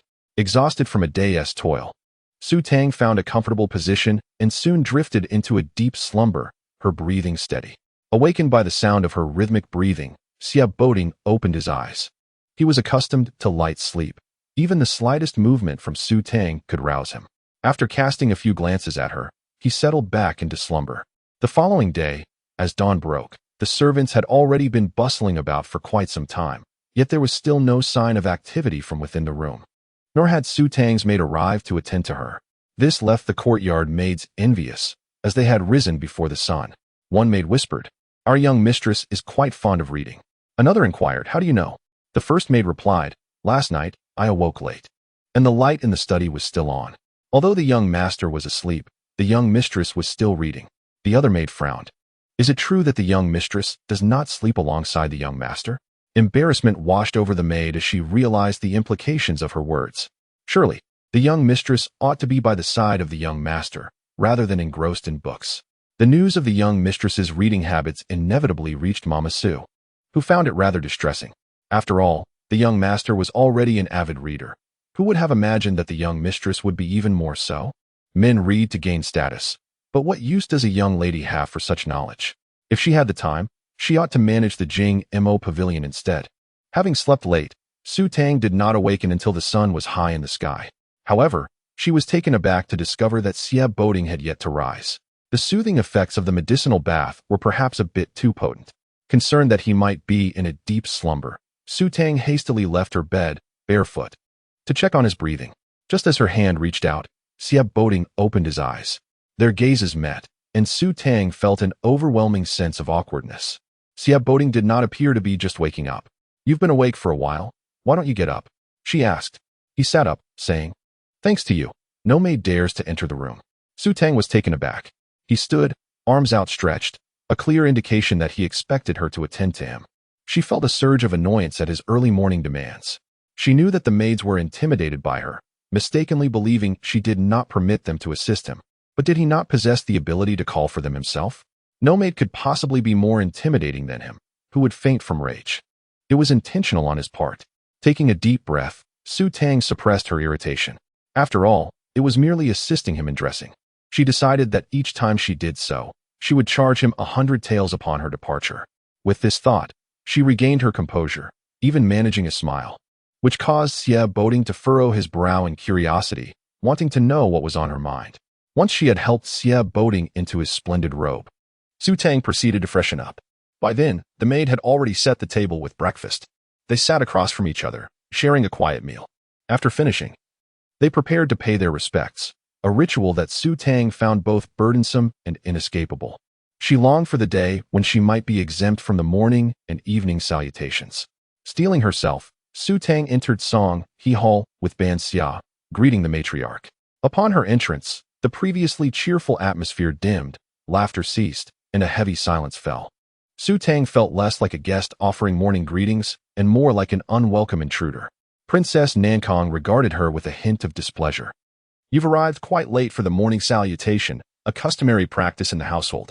Su Tang could not confess to waking late. Xie Boding served as her last line of defense. "My husband has not yet risen, and I feared waking him, so I did not dare to leave the bed," she explained. Madame Sin chuckled. "Aside from days of unconsciousness, the young master always rises before dawn. It seems that since marrying you, his habits have changed." Her gaze remained fixed on Su Tang's face, and she was somewhat impressed. Typically, a new bride would blush at such a remark, yet Su Tang remained composed. Indeed, Su Tang would not blush. There was nothing between her and Xie Boding. It was merely a matter of habit. He had maintained an early rising routine for years. Today, had he not lain in bed for nearly an hour, waiting for her to assist him in dressing? Surely it could not be out of concern for waking her. Su Tang shook her head, dismissing such unfounded thoughts. After completing her salutation, she intended to excuse herself, citing that Xie Boding required her assistance. Just as she was about to leave, a maid entered and bowed, announcing, "Princess, the wife of the Minister of Works has arrived." With a radiant smile, Princess Nankong urged, "Do invite her in." When she noticed Su Tang's intention to depart, her expression turned serious. "It's not too late to meet the minister's wife before you leave." Madame Eyre had never witnessed Princess Nankong show such interest in any minister's wife before. Given her status, it was unusual for her to show such urgency. Madame Sin glanced at Su Tang and remarked, "It seems the wife of the Minister of Works and our young mistress share a common background, do they not?" Su Tang was puzzled.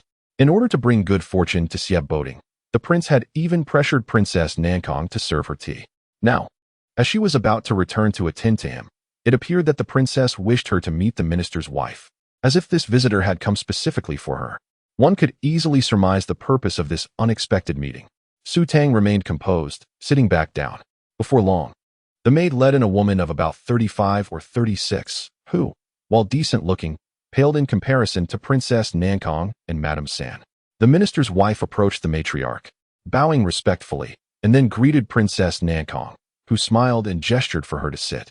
As they settled, Princess Nankong turned to the matriarch, saying, "The other day, I encountered Madame Zhao outside the residence. She mentioned Qingzhou pastries, and considering that the young mistress grew up there, I thought she might enjoy some. I asked Madame Zhao to send some over, not expecting her to come all this way." Madame Zhao smiled. "Your Highness is too kind. What fine pastries does the Jing and Wangfu lack? If our family's master wishes to sample the culinary skills of the chef I brought from Qingzhou, it is merely a courtesy to our household." As I departed, our master remarked that if the ladies of the household enjoy them, he would not hinder the chef from seeking better opportunities. To phrase the act of sending as seeking better opportunities was clever indeed. It was no wonder she had ascended from a provincial governor to the Minister of Works. She was adept at navigating social nuances and charming others. Chapter 44. Mental strain. Madame Zhao brought 6 varieties of pastries, which the maidservants distributed on as small plates, each one looking quite delectable. The Princess of Nankong took a bite out of courtesy and remarked, "Sweet yet not cloying. Indeed delightful." The elderly matron took a small bite as well and praised them. Noticing that Su Tang had not yet tasted any, the second madam inquired, "Why does the eldest lady not partake?" Su Tang smiled bashfully and replied, I appreciate the kindness of the princess and Madame Zhao, but I have grown weary of the flavors from Qingzhou. At present, I am more intrigued by the pastries of the capital. My husband has likely never tasted the unique delicacies of Qingzhou, and I wish to bring some back for him to enjoy. Regardless of the princess of Nankang's intentions, her attempt to use this opportunity to procure a cook from the minister's residence was thwarted. The fourth madam, sitting nearby, stifled a laugh. Having never witnessed the eldest lady's bluntness before, the princess of Nankang had specifically requested these pastries, yet the eldest lady had no desire to taste them. However, it was understandable. The eldest lady had only recently arrived from Qingzhou and had yet to develop a longing for it. In a year or so, her sentiments would likely change. An expression of irritation flickered across the face of the princess of Nankang as she set down the half-eaten pastry. Nearby, the third madam observed Madame Zhao and jested. Madame Zhao has spent 3 years in Qingzhou with the minister. Surely she has heard of the secret method to bring joy during times of distress. Does she not know of our concern for the eldest master's health in the Jingnan Wangfu? Madame Zhao, unable to remain seated, retorted, Thank you, third madam, for the accusation. Although I resided in Qingzhou for 3 years, I have never heard of such a method. I specifically inquired with my husband and the servants we brought from Qingzhou, yet none had heard of it. Perhaps we are simply uninformed. The princess of Nankang cast a glance at Su Tang, her eyes brimming with suppressed anger. Hadn't the eldest lady claimed that the effectiveness of such methods was widely discussed in Qingzhou? How could both the minister and Madame Zhao be unaware? Su Tang blinked, smiling without a hint of fear, and remarked, Perhaps it is indeed true that they are poorly informed. Her words nearly left the princess of Nankang speechless. Madame Zhao shifted uncomfortably, having never encountered such forthrightness from the eldest lady. With others, a single statement might be couched in layers of meaning. Yet this directness was utterly disarming. The pastries had been sent as a gesture of goodwill, and to label others as ill-informed was undeniably rude. Yet, the eldest lady was merely responding to the princess's attempts to undermine her. Standing behind the princess, Xiero twisted the embroidered handkerchief in her grasp, seething with anger. They had invited Madame Zhao to expose her, and yet the eldest lady maintained her composure while accusing others of ignorance. Did she believe that no one was aware of the incident when she had used silver needles to rouse their eldest master from slumber? However, their mother did not believe it and forbade her from discussing the matter. Unable to contain herself, Xiero exclaimed, When my elder brother awakened after marrying, the rumor about a method to bring joy spread throughout the capital. There are many from Qingzhou here, yet no one has heard of such a thing. This roundabout approach was futile. Su Tang's expression darkened as she addressed Xiero. Over the past few days, the household has been gossiping about my supposed use of a method to obtain this or that, and while my husband advises me to disregard it, I have turned a blind eye. It seems I may not care, but many others certainly do. Whether or not such a method exists, and its efficacy, cannot be determined in just a couple of days. If it proves ineffective, then all those clothes and jewelry, even if they fill the Jing Mo pavilion, would be of no use to me. Is Jingnan Wangfu truly afraid that I will abscond with my belongings? After a pause, a sardonic smile crept upon Su Tang's lips. Even if I could flee, the Wangfu would not be able to escape. My parents would not be so shallow as to forsake their noble title and flee with me. Their daughter, over a few pieces of jewelry. With that, Su Tang sprang to her feet. Since I am married to my husband, I naturally wish for his well-being. However, a gentleman may be slain, but not insulted. If Jingnan Wangfu has summoned me to bring joy at the behest of the auspicious decree, yet questions my integrity, then I cannot remain in this household that I cannot afford to be part of. With a slight bow, Su Tang turned to Ban Xia and declared, We are returning to the Wangfu. She strode off in a huff, leaving Madame Zhao utterly bewildered, while the elderly matron slammed her hand on the table in exasperation, exclaiming, This is sheer nonsense. After a few misunderstandings, she wishes to return to her family? What does she think Jingnan Wangfu is? Su Tang did not pause for a moment and continued on her way. The entire Jingnan Wangfu was in disarray. Did she desire the jewelry? No. Did she desire the clothing? Even less so. Xie Baoding disapproved of her wearing the garments and adornments of Miss Yun Air, while others in Jingnan Wangfu resented her for asking for too much. She was caught in the middle, having wronged no one. The fault did not lie with her. As the matron of Jingnan Wangfu, she should have chastised the princess of Nankang and Xiero first, yet she chose to reprimand Su Tang instead.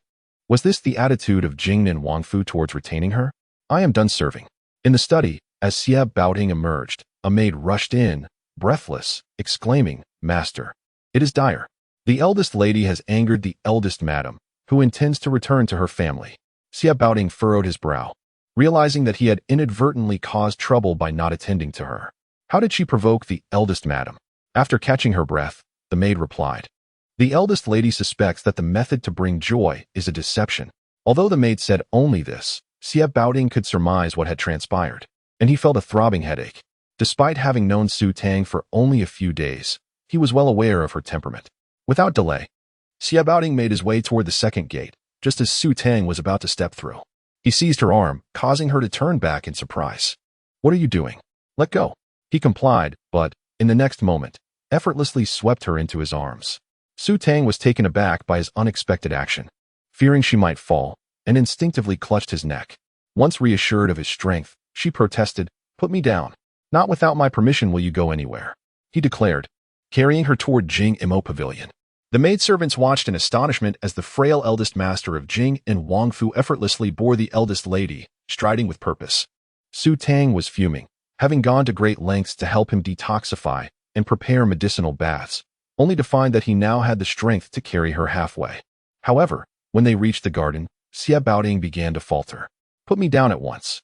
If the poison strikes again, you will regret it. Why should you care about them? I trust you." People's words can be daunting, Su Tang exclaimed loudly. In a moment of distraction, Abound lost his grip, and Su Tang slipped from his hold. He quickly grasped her hand, refusing to let her escape, and pulled her back toward Jing Imo Pavilion. "Go inform the old matron that I can only prevent the eldest lady from leaving for a moment. If she truly insists on returning to her family, I will have to send someone to retrieve her." Thus, Abound brought Su Tang back inside, where she glared at him. "Why won't you let me return to my family? I will only be going back to have someone else fetch me." The princess of Nankong openly wished for his demise, yet secretly hoped for his swift departure. Why would he assist her?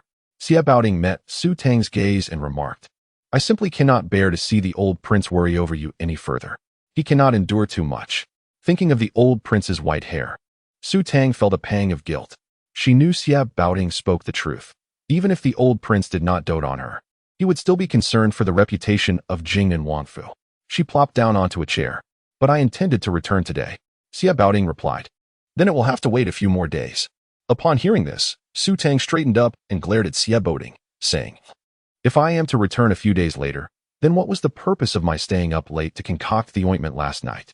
Chapter 45. Persuasion. The ointment was hastily prepared for Fu Ling. Although Fu Ling had saved her master rather than herself, had Fu Ling not acted as a cushion for Su Tang, she might have been left with a body marred by broken limbs. The only trustworthy companion she had was Ban Xia. Thus, she hoped for Fu Ling's swift recovery, as she needed her support. Abound deemed this a trivial matter. As he poured tea for Su Tang, he assured her that he would have Chun Qing deliver the ointment. Upon receiving the teacup from Abound, Su Tang felt her anger subside slightly. After taking a couple of sips, she examined the fine blue and white porcelain cup adorned with peony patterns and remarked, "This cup is exquisite. Go ahead and break it," Abound said, amusement glimmering in his eyes. In the next moment, the cup, recently admired by its owner, slipped from her grasp and crashed onto the stone floor. The sound of shattering echoed loudly, startling the maids and servants gossiping in the courtyard. This commotion was clearly not an accident. It was a deliberate act of frustration from the young lady. With one cup destroyed, Abound knew that the remaining set would also go to waste due to his status. He simply handed the entire set to Su Tang, who relished in the opportunity to vent her anger. The courtyard's attendants held their breath, well aware of the young lady's volatile temperament. They had recognized her fiery nature from the moment she entered the household, having witnessed her slap Mama Li on her very first day and even strike the managing mama of the prince's residence. Originally, they thought that Princess Nankong had a fierce temperament, but it seemed that the new lady of the house was equally formidable. Her ire this time was provoked by the mother and daughter of Princess Nankong. The household staff were left to speculate on how this situation would unfold. Princess Nankong held a cherished place in the prince's heart, being someone he could hardly bear to see wronged. However, the eldest son, who was gravely poisoned and beyond the reach of cures, now placed all his hopes on his wife, ensuring that the prince would not permit her return to the prince's residence, especially since, on the very next day after her arrival, The prince had compelled Princess Nankong to present tea to the young lady in deference to the eldest son. When Su Tang's anger about returning to the prince's residence reached the ears of the princess, she hastened to Jing Mo Pavilion without even allowing the maid to announce her presence, entering directly to witness the chaos strewn across the floor. Su Tang sat on a small couch, and when she heard her maid warn her to be cautious of the princess, she quickly turned away. Though she had shattered the tea set, her expression did not betray excessive anger, nor did she have red-rimmed eyes that might reveal her distress. The princess approached, stepping cautiously over the shards of porcelain, and Xia Boding rose to greet her, saying, "Mother, what brings you here?" The princess's expression was far from pleasant. "The young lady has just entered the household to pay respects to the old lady, and you are unaware of your duty to accompany her." With Xia Boding present, she felt the situation should not have escalated to this extent. As the princess approached Su Tang, she said, "If you have any grievances, speak to your mother. I will advocate for you." Su Tang felt words bubbling to the surface, but she managed to suppress them. Relying on the princess to advocate for her was akin to expecting the sun to rise in the west. As the legitimate wife, she should not be overshadowed by a concubine. Yet Su Tang had witnessed the young lady paying her respects first to Princess Nankong instead of her, the rightful matriarch. Su Tang's frustration was palpable, but beside her stood someone equally exasperated. "What can mother truly accomplish?" she scoffed. The princess's face momentarily faltered, and she said, "I will seek out your father." With that, she turned to leave. Xia Boding placed a hand on his forehead. Su Tang turned to him, asking, "Why did you not stop, mother?" "Why should I?" Xia Boding replied, looking at her quizzically. His expression left Su Tang momentarily bewildered. Wasn't it obvious? The prince's heart was already inclined towards Princess Nankong. If the princess were to confront him about her grievances, it would only lead to further humiliation. However, concerned for the princess, Xia Boding would naturally worry even more. Then why the gesture of despair? She questioned. "I merely believe this matter does not necessitate involving father." Mother could easily approach Songhe Hall directly. Indeed, it was only natural for the princess to express her displeasure in Songhe Hall, especially since her daughter-in-law was so agitated that she threatened to return to her family. Yet the princess chose to seek out the prince, a decision Su Tang found perplexing. Did she truly believe the prince would advocate for her? Not wishing to speculate, Su Tang directly inquired, "Will it be of any use for mother to seek father?" Xia Boding, wishing to pour himself a cup of tea, realized that all the cups had been shattered. "You may find it hard to believe," he replied, "but mother has never failed in her endeavors when approaching father." Su Tang was taken aback. "Is it truly so effective?" Xia Boding explained. Father was raised by the grand lady, who instilled in him a strong sense of duty. When she insisted that he marry mother, he complied. Before her passing, she entrusted him with 2 tasks, one of which was to protect mother. Should mother face injustice and he fail to stand up for her, the grand lady would hold him accountable. Su Tang realized the implications of his words. The grand lady's warning was a veiled threat. If he allowed the princess to suffer, he would face dire consequences. Just then, a maid entered, standing outside the beaded curtain to announce, "Young lady, third madam has arrived." The emissary had indeed come swiftly. Su Tang rubbed her eyes vigorously with her handkerchief. By the time she turned around, her eyes were red and glistening with unshed tears, leaving Xia Boding in astonished silence. As the maid ushered third madam into the room, Su Tang remained seated and did not rise to pay her respects, knowing that in her current state, no one would find fault with her disregard for etiquette. After all, she had already dismissed the old lady's anger earlier. This was hardly significant. Third madam approached, stepping carefully over the shards of porcelain, and remarked, "Why such a fiery temper? It is unseemly to threaten to return to your family over such trivial matters. Should this reach the ears of others, you will become a subject of ridicule." Though third madam wore a smile and spoke gently, Su Tang sensed the chill in her tone. This was no visit of goodwill. It was a calculated maneuver to pressure her into submission. As Xia Boding prepared to defend Su Tang, she silenced him with a glance. She was curious to see how third madam would attempt to apply her pressure. Maintaining her silence, Su Tang offered only a cold smile, her disdain evident in her expression. This derisive laughter unsettled third madam, who had no desire to act as an emissary but was compelled to do so by the old lady's insistence. Third madam continued, "The young lady is perceptive. Our vast household relies on the prince, and Princess Nankong holds a special place in his heart. Offending her would be unwise." Today, the wife of the Minister of Works visited to deliver pastries, a gesture of goodwill that unfortunately became marred by your ignorance, leading to this unpleasantness. Your disregard for the family's reputation in front of outsiders has already breached family protocol. Had it not been for the intervention of several aunts, Princess Nankong would have been compelled to punish you. Listen to third aunt's advice. Do not escalate matters. Siab Boding leaned back in his wheelchair, resting his forehead in his hand, silently lamenting for third madam in his heart. Chapter 46. Pleading Princess Nankong ordered Su Tang to kneel and present tea. Yet on the day of tea offering, Su Tang dared to demand the same from her father and mother. With such a temperament, could she withstand the provocation of the third madam? As expected, Su Tang smiled and asked earnestly how the princess intended to punish her. The third madam furrowed her brow and replied that the punishment would be to kneel in the Buddhist hall and copy the family rules 100 times. Su Tang was taken aback, looking towards Xia Boding, disregarding the dignity of the royal residence. Was the punishment truly so light? Xia Boding found the punishment lenient and suggested that perhaps it could be overlooked, questioning whether the rules of the Jingnan royal house were indeed so flimsy, or if Princess Nankong had always been so indulgent in her household. This question left Xia Boding at a loss for words. He could only turn to the third madam, hoping she would respond. The third madam nearly spat blood in frustration. She was trying to advocate for Su Tang, yet instead, she was met with disdain. And the claim that the royal family's rules were mere formalities. Was there anyone so ungrateful? Taking a deep breath, she concluded that perhaps she had erred in defending her. Su Tang cast a sidelong glance at the third madam, her smile lacking warmth. I have committed no wrongdoing. Why then should I need your assistance? The third madam's expression stiffened, her anger peaked. You spoke in front of the wife of the Minister of Works, and that in itself is a mistake. Su Tang let out a laugh, rising to leave. Xia Boding hurriedly blocked her path, but she pushed him aside, demanding to be let go. I have had enough of your Jingnan royal house. Your eldest daughter questions me before outsiders. My explanations are deemed wrong. Ultimately, you want me to acknowledge that the method of auspiciousness is a mere fabrication, correct? If you do not accept my method, then what reason do I have to remain in your household? With that, she lifted her foot and stomped down hard on Xia Boding's instep, forcefully pushing him away before striding out. Xia Boding stumbled into a table, wincing in pain. This time, he made no effort to pursue Su Tang. The third madam had distorted the truth, and it was time she faced some consequences. Su Tang departed swiftly, leaving the third madam stunned, her face contorted with displeasure and unease. Xia Boding had barely managed to stop Su Tang, and now she had lost her. If the prince learned of this, she would not escape unscathed.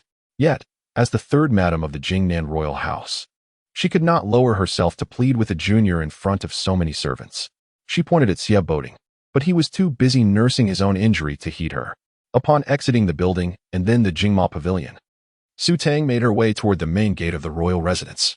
Just as she reached the second gate, she spotted the prince approaching, followed closely by the princess. Seeing Su Tang with red-rimmed eyes, the princess stepped past the prince and inquired, Didn't Tingo manage to dissuade you? Has he made you suffer? Su Tang remained silent. Her companion Banksia equally enraged, while Mama Su approached, prompting the princess to glance her way. Mama Su spoke. The eldest young master did persuade the eldest young lady. The third madam just visited Jingma Pavilion, claiming that the eldest young lady had breached family rules by speaking in front of the Minister of Works' wife. And Princess Nankong even intended to punish her.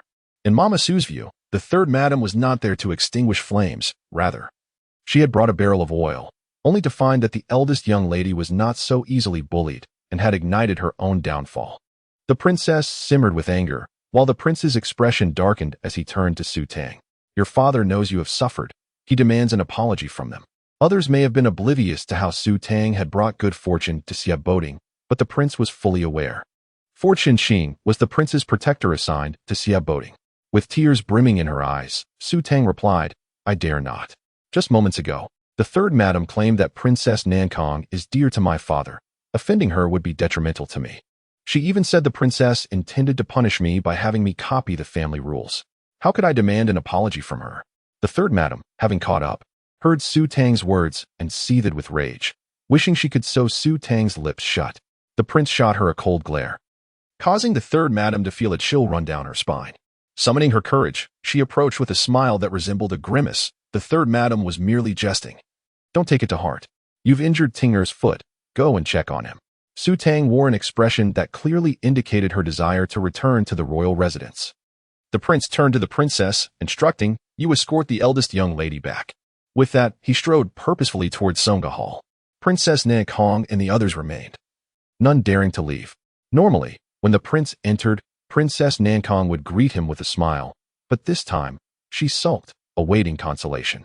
However, the prince approached her, stating, "You and Rower should apologize to the eldest young lady." At that moment, the room fell silent. Princess Nankong's head shot up in disbelief. Did the prince just ask me to apologize to the eldest young lady? The words escaped her lips alongside tears. The prince frowned. "If you believe in the auspicious methods of the Qintian Bureau, why do you question the efficacy of the auspicious practices?" His words left Princess Nankong feeling stifled. Her grievances bottled up, causing her great distress. Xia Ro defended her mother, stating, "Father commanded mother to serve tea to sister-in-law, and she did, yet sister-in-law remains ungrateful, demanding more and more. It is clear she is deceiving us and manipulating the Jingnan royal house. Must father continue to indulge her?" The prince's expression hardened. "Your elder brother has recovered swiftly from 2 bouts of blood loss. That is enough proof that marrying her was not a mistake. That alone suffices." Xia Ro felt anger, yet could not refute it, for it was indeed the truth. Nearby, the old lady fiddled with her prayer beads, saying, "Well, the princess cares for Tinger even more than you and the princess do. Had it not been for her insistence, the eldest young lady would not have been welcomed into the family. She merely expressed concern. Her intentions were for Tinger's well-being. But she did not anticipate the eldest young lady's fiery temper. To ensure Xia Boding's happiness, Su Tang must remain. Thus, they must devise a way to keep her. If the eldest young lady could be honored with tea once, she could also be offered an apology today. Princess Nankong had never felt such humiliation, and it was one she had brought upon herself.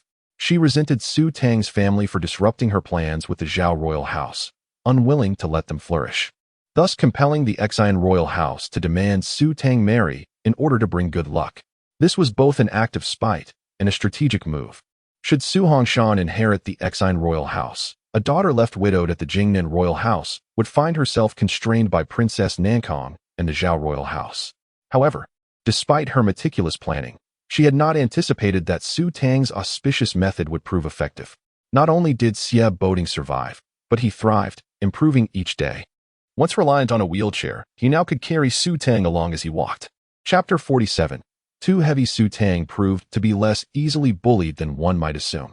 In fact, with her arrival, the South Kong princess found her long-established prestige within the Jingnan prince's residence repeatedly diminished. Even the prince himself disregarded her feelings, compelling her time and again to bow her head before Su Tang. This left the South Kong princess seething with rage, her insides twisted in agony. Yet she could only swallow her pride and apologize to Su Tang. Instead of returning to her room, Su Tang chose to sit in the pavilion. The sight of her there only infuriated the South Kong princess further.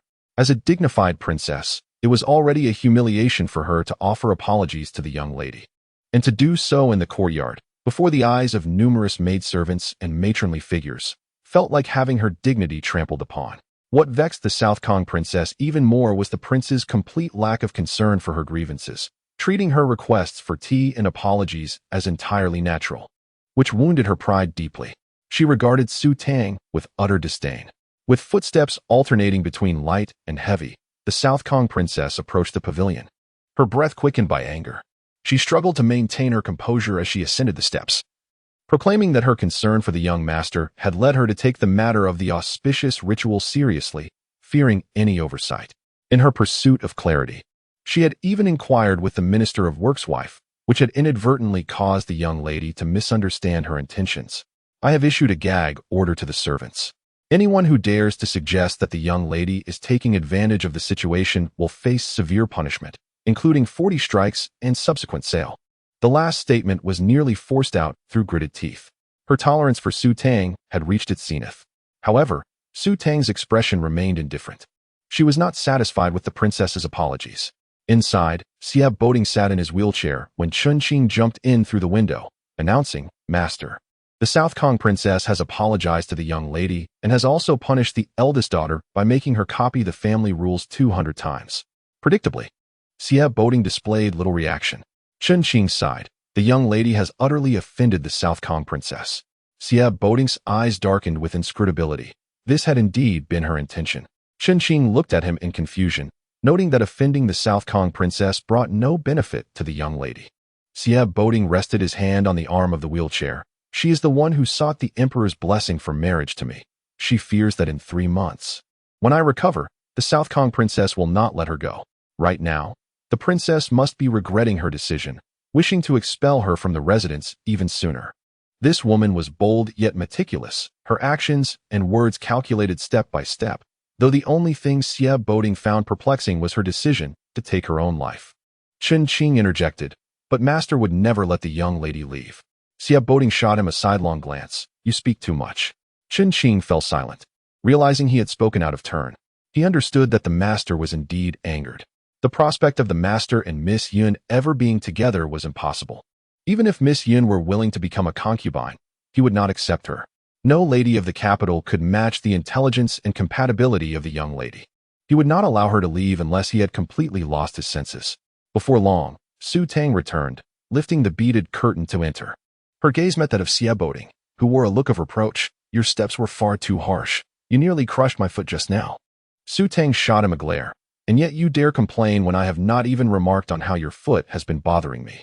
Xia Boding felt a surge of helplessness wash over him as he realized that not only did she tread on him, but she also expressed dissatisfaction with his foot softness. And she spoke with such audacity. What sort of woman had he married? Xia Boding's eyes bore into Su Tang's face, as if he wished to see through her very essence. She instructed Ban Xia to fetch some ointment and asked Chen Qing to send a message to the prince's residence. After sipping a cup of tea, Su Tang rose and headed to the pharmacy, rolling up her sleeves to begin her work. She had no intention of clashing with the others in the Jingnan prince's residence, yet she would not tolerate being bullied. Having the South Kong princess serve her tea had already severed ties between them, and now she had added another knot to that bond. Since the residence belonged to the South Kong princess, if she did not prepare some medicines for self-defense, she might not survive long enough to leave in 3 months. While Su Tang busied herself in the pharmacy preparing medicinal baths for Xia Boding, the South Kong princess returned to the peony courtyard, seething with anger. At that moment, Xia Ro rushed in, her eyes red and filled with disbelief. Mother, you truly punished me to kneel in the Buddhist hall and copy the family rules 200 times? Having grown up, she had rarely knelt in the Buddhist hall or copied family rules. This punishment felt excessively harsh. The South Kong princess could not bear to punish her daughter. It was all the doing of that foolish third madam. The old dowager had instructed her to mediate and calm things down, but her words only poured oil on the flames, worsening the situation. The South Kong princess, feeling distressed for her daughter, said, I was too flustered and acted rashly. I will not let you suffer in vain. Yet this only confirmed that she was indeed being punished, and tears welled up in Xia Ro's eyes. She turned and ran out. While the South Kong princess felt an urge to lash out at Su Tang, Xia Ro dashed out of the peony courtyard, and after a few steps, a maidservant rushed over, saying, Miss, the matter you entrusted to Miss Yun has been agreed upon, but with a condition. Xia Ro's anger subsided somewhat. Upon hearing the condition, she sneered, realizing how opportunistic the other party was being. Throughout the afternoon, Su Tang remained busy in the pharmacy, so much so that she had no time for a nap, completely unaware of the rumors swirling outside the Jing Mo pavilion. Having clashed with the South Kong princess twice, she had successfully established herself in the hearts of the Jing and prince's servants as someone far more formidable than the South Kong princess herself. This was quite favorable, with servants now wary of provoking Su Tang, fearing her sharp tongue and penchant for trouble. The meals prepared in the small kitchen became increasingly exquisite. The following morning, as Su Tang assisted Xia Boding in dressing, fragrant incense was delivered from the front courtyard. Ban Xia brought it over for Su Tang's inspection. She inhaled deeply and smiled at Xia Boding. This is far superior to what you are currently using. Thanks to your beneficence, Xia Boding replied, his smile growing. Yet, Su Tang's grip tightened, causing him to gasp. This woman, are you attempting to murder your own husband? Her response was playful. Why go to such lengths? I can achieve my aims simply by standing back and observing. Xia Boding found himself at a loss, realizing that this woman had already begun to vex him early in the morning. After breakfast, Xia Boding accompanied Su Tang to Songhe Hall to pay their respects. While he was not required to adhere to the morning and evening rituals, the princess insisted he accompany her to prevent anyone from bullying Su Tang again. Although Sieb Boding thought his mother was worrying unnecessarily, he had little else to do. It would be pleasant enough to let Su Tang wheel him around to enjoy the breeze. Yet as he entered the room in his wheelchair, the old dowager remarked, "Why are you in the wheelchair again? Weren't you able to carry the young lady yesterday?" Sieb Boding reclined in the wheelchair. "My dear wife is too heavy. I exhausted all my strength yesterday." Su Tang. Chapter 48. Heartless indeed. If they were in the courtyard and not before the old lady, she would have slapped him on the back of his head without hesitation. If he found her heavy, then he should not have held her so tightly. Now, after refusing to let go, he dares to complain about her weight. How frustrating. She resolved to add some potent ingredients to his medicinal bath later. Sieb Boding's response, coupled with Su Tang's glare, caused the maids and servants in the room to stifle their laughter, while the old lady could hardly contain her amusement, casting several reproachful glances at Sieb Boding. At that moment, the third young lady from the third room, Xia Wei, the second young lady from the second room, Xia Li, and the fourth young lady from the fourth room, Xia Qi, entered to pay their respects to the old lady. Xia Wei stood up and said, "Grandmother, the other day, Princess Qingyang came to the residence to apologize to my sister-in-law. On her way back, her carriage collided with that of Miss Yun. And I just heard that Princess Qingyang was severely injured, with a scar on her forehead. A young lady values her appearance above all. Even a few red spots are intolerable, let alone a scar." The old lady was already aware of the carriage collision between Princess Qingyang and Miss Yun, as it was common knowledge among the residents of the Jingnan Wangfu. A flicker of pity crossed the old lady's eyes when the South Kong princess entered and spoke. Princess Qingyang did not intentionally knock over a flower pot in Kenyukshuan, nor did she injure our esteemed mistress of Jingnan Wangfu. Lord Kong brought her here to apologize for the incident. Since she was injured on her way back, it is only reasonable for our Jingnan Wangfu to send someone to inquire after her well-being. Originally, it would have been most appropriate for our mistress to go. But since she must care for the eldest young master, let Roa go instead. At that moment, Xia Ro was busy copying family rules in the Buddhist hall, and the South Kong princess was clearly trying to shift the responsibility onto someone else. The old lady nodded and was about to speak when Su Tang interjected. "My husband has been in good spirits these past few days. I will make a quick visit to the Kong Wangfu and return shortly. It will not take much time." The South Kong princess's eyes flashed with surprise. The old lady then said, "In that case, let the eldest young mistress go." Sieb Boding, reclining in his wheelchair, casually added, "Mother has not found the time to visit the Kong Wangfei. Perhaps I should ask if she would like to accompany you." Su Tang bowed to the old lady and began to push Sieb Boding to take their leave. When they arrived at Tianxiang Courtyard, the Wangfei had already instructed Mama Ning to prepare gifts for the visit, intending to go to the Kong Wangfu. Upon hearing Su Tang's intention to accompany her, the Wangfei said, "It is fine for you to go. The weather is pleasant today. Stay here and keep Tinger company." Su Tang glanced at Sieb Boding and signaled him with her eyes.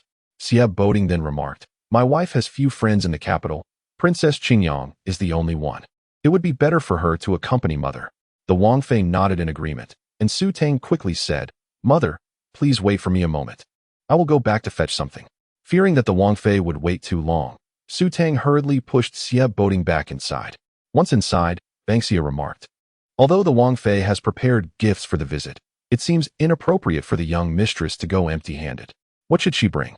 She knew the young mistress had concocted an ointment, but the princess from the Kong Wangfu would certainly not lack for medicinal ointments. Su Tang walked to the dressing table, picked up the hairpin set she wore during her return home, and handed it to Sieb Boding. He furrowed his brow and asked, "What is this for?" Su Tang replied, "I intend for you to buy it." Sieb Boding countered, "Why would I buy it?" Exasperated, Su Tang thought to herself why she had to explain something so obvious. This set of hairpins was seized by Miss Yun from Princess Qingyang. If she was to give a gift, it should be something suitable. If you do not buy it, I shall simply gift it to Princess Qingyang. "Do as you wish," Sieb Boding said, his eyes betraying no emotion. "Are you truly indifferent to it?" Su Tang questioned once more, "Are you certain you will not buy it?" Reclining in his wheelchair, he replied nonchalantly, 1,000 taels, I will reluctantly accept it." 1,000 taels? Even at a pawn shop, this could fetch 2,000 taels. "Do not be so mercenary," Su Tang gritted her teeth. Sieb Boding shot her a sidelong glance and replied deliberately, "You owe me 1,000 taels." Su Tang was left speechless. Was he truly so heartless?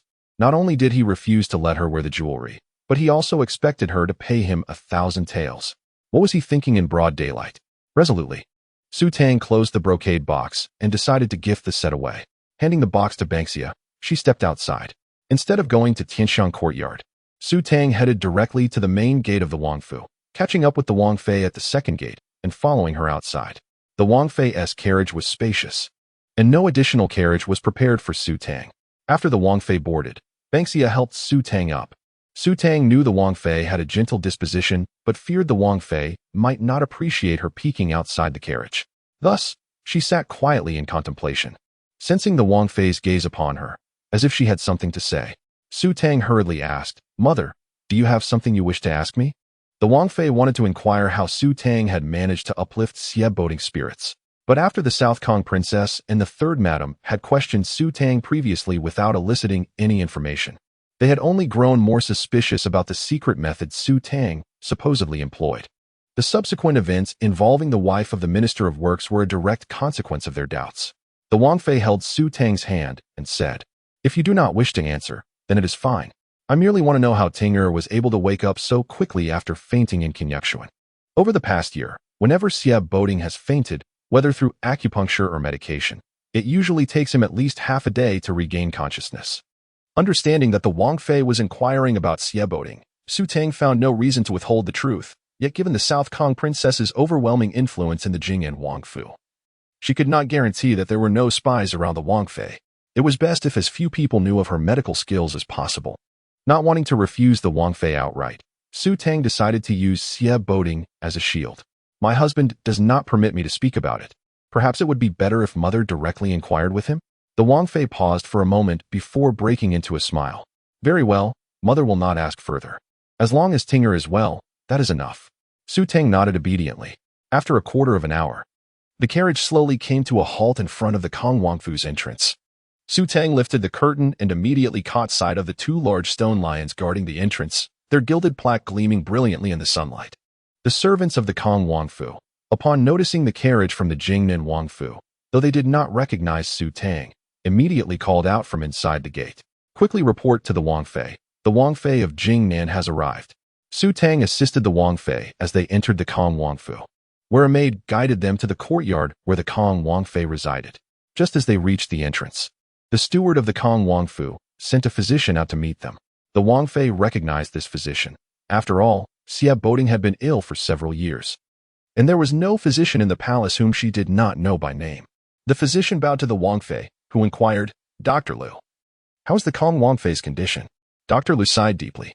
Though he said nothing, the weight of his sigh conveyed everything. The Wang Fei's heart sank, and Su Tang supported her, saying, "Let us go and see her. I believe the Kong Wang Fei is a fortunate person and will recover." The Wang Fei patted Su Tang's hand and stepped into the courtyard. Chapter 49. Grasping the moment upon entering the room, a strong medicinal scent enveloped me, accompanied by the sound of persistent coughing. The maid supported the Dowager Princess of Kong, who reclined against a large embroidered pillow, her voice frail as she instructed to open the doors and windows for ventilation. Approaching her, I was struck by a harsh reality. Had I not known that this was the residence of the Dowager Princess, I would have never recognized the portly lady leaning against the ornate pillow as her. With great effort to suppress my tears, I whispered, "Huixin." Huixin was the Dowager Princess's given name. Upon seeing me, her eyes glimmered with tears as she said, "What brings you here? Are you not afraid of catching my illness?" Then, noticing Su Tang standing beside me, she added, "Is this not the new mistress of the estate, recently wed to young Master Xie?" The Dowager Princess struggled to finish her sentence, gasping for breath, prompting Su Tang to wish to interrupt her. A maid brought over a chair, and I sat down, nodding as I explained. Qingyang had an accident outside the residence of the King of Jing'an. I came to see you and check on her. Tanga felt guilty and accompanied me. The Dowager Princess propped herself up slightly, saying, "Only upon hearing of Qingyang's incident did I learn that the prince took her to the Jing'an residence. Thankfully, both the young mistress and Tinger are unharmed. Otherwise, how could I face you?" I chided her gently. "What are you saying?" Qingyang did not act with intention. "Your recovery is of utmost importance." I wished to converse further with the Dowager Princess, so I turned to Su Tang and instructed, "You may go with the maid to see Princess Qingyang." Su Tang followed the maid out. Princess Qingyang had sustained an injury to her forehead. The sudden collision had not only hurt her, but also terrified her. After 2 days, her legs remained weak, and she was plagued by nightmares at night. More critically, her forehead injury was severe. The imperial physician had warned that scarring was inevitable. She was reluctant to go outside, wishing to avoid the gaze of others. Had anyone else come today, she would certainly refuse to meet them. However, knowing Su Tang shared her disdain for Miss Yunair, and given that young Master Xia had come specifically to see her, it would have been impolite to refuse. Upon seeing Su Tang, she instinctively covered her forehead. Su Tang said, "Let me see your injury." Only then did Princess Qingyang lower her hand. The wound had scabbed but had not yet healed, revealing the severity of her injury. Su Tang reassured her, "Do not worry, it will not leave a scar." Princess Qingyang's nose tinged with sorrow, and she remained silent, having heard such comforting words too many times. Su Tang took the ointment from Han Xia and handed it to Princess Qingyang, smiling. "I am not merely offering comfort. I speak the truth. Use this ointment, and if a scar remains, you may hold me accountable." Princess Qingyang gazed at the small porcelain bottle in Su Tang's hand, hesitating before reaching out to accept it. Regardless of its efficacy, it was a gesture of goodwill from Su Tang, and she could not decline. Su Tang, sensing her reluctance, added, "This minor injury of yours pales in comparison to what my husband has endured. I have pulled him back from the clutches of death. How much easier it will be for you." Princess Qingyang stared at Su Tang in disbelief. Su Tang continued, "I have a few matters to discuss with you privately." Uncertain of what Su Tang intended to say, Princess Qingyang gestured for the maids to leave, leaving only Han Xia standing behind Su Tang. The sound of the door closing echoed, and Princess Qingyang turned to Su Tang, who pointed at the ointment in her hand, stating, "This ointment is one I personally concocted. As for your mother's ailment, I am confident I can treat her with a 70% success rate." Princess Qingyang was left speechless, as was Han Xia. The young maiden had not even examined the Dowager Princess's pulse, yet she boldly claimed a 70% chance of healing, a figure that was notably high. Even the imperial physician would sigh if he had only a 30 or 40% chance. With astonishment, Princess Qingyang looked at Su Tang, a mix of excitement and disbelief in her eyes. You revived young Master Xie from his coma?" Su Tang smiled and nodded.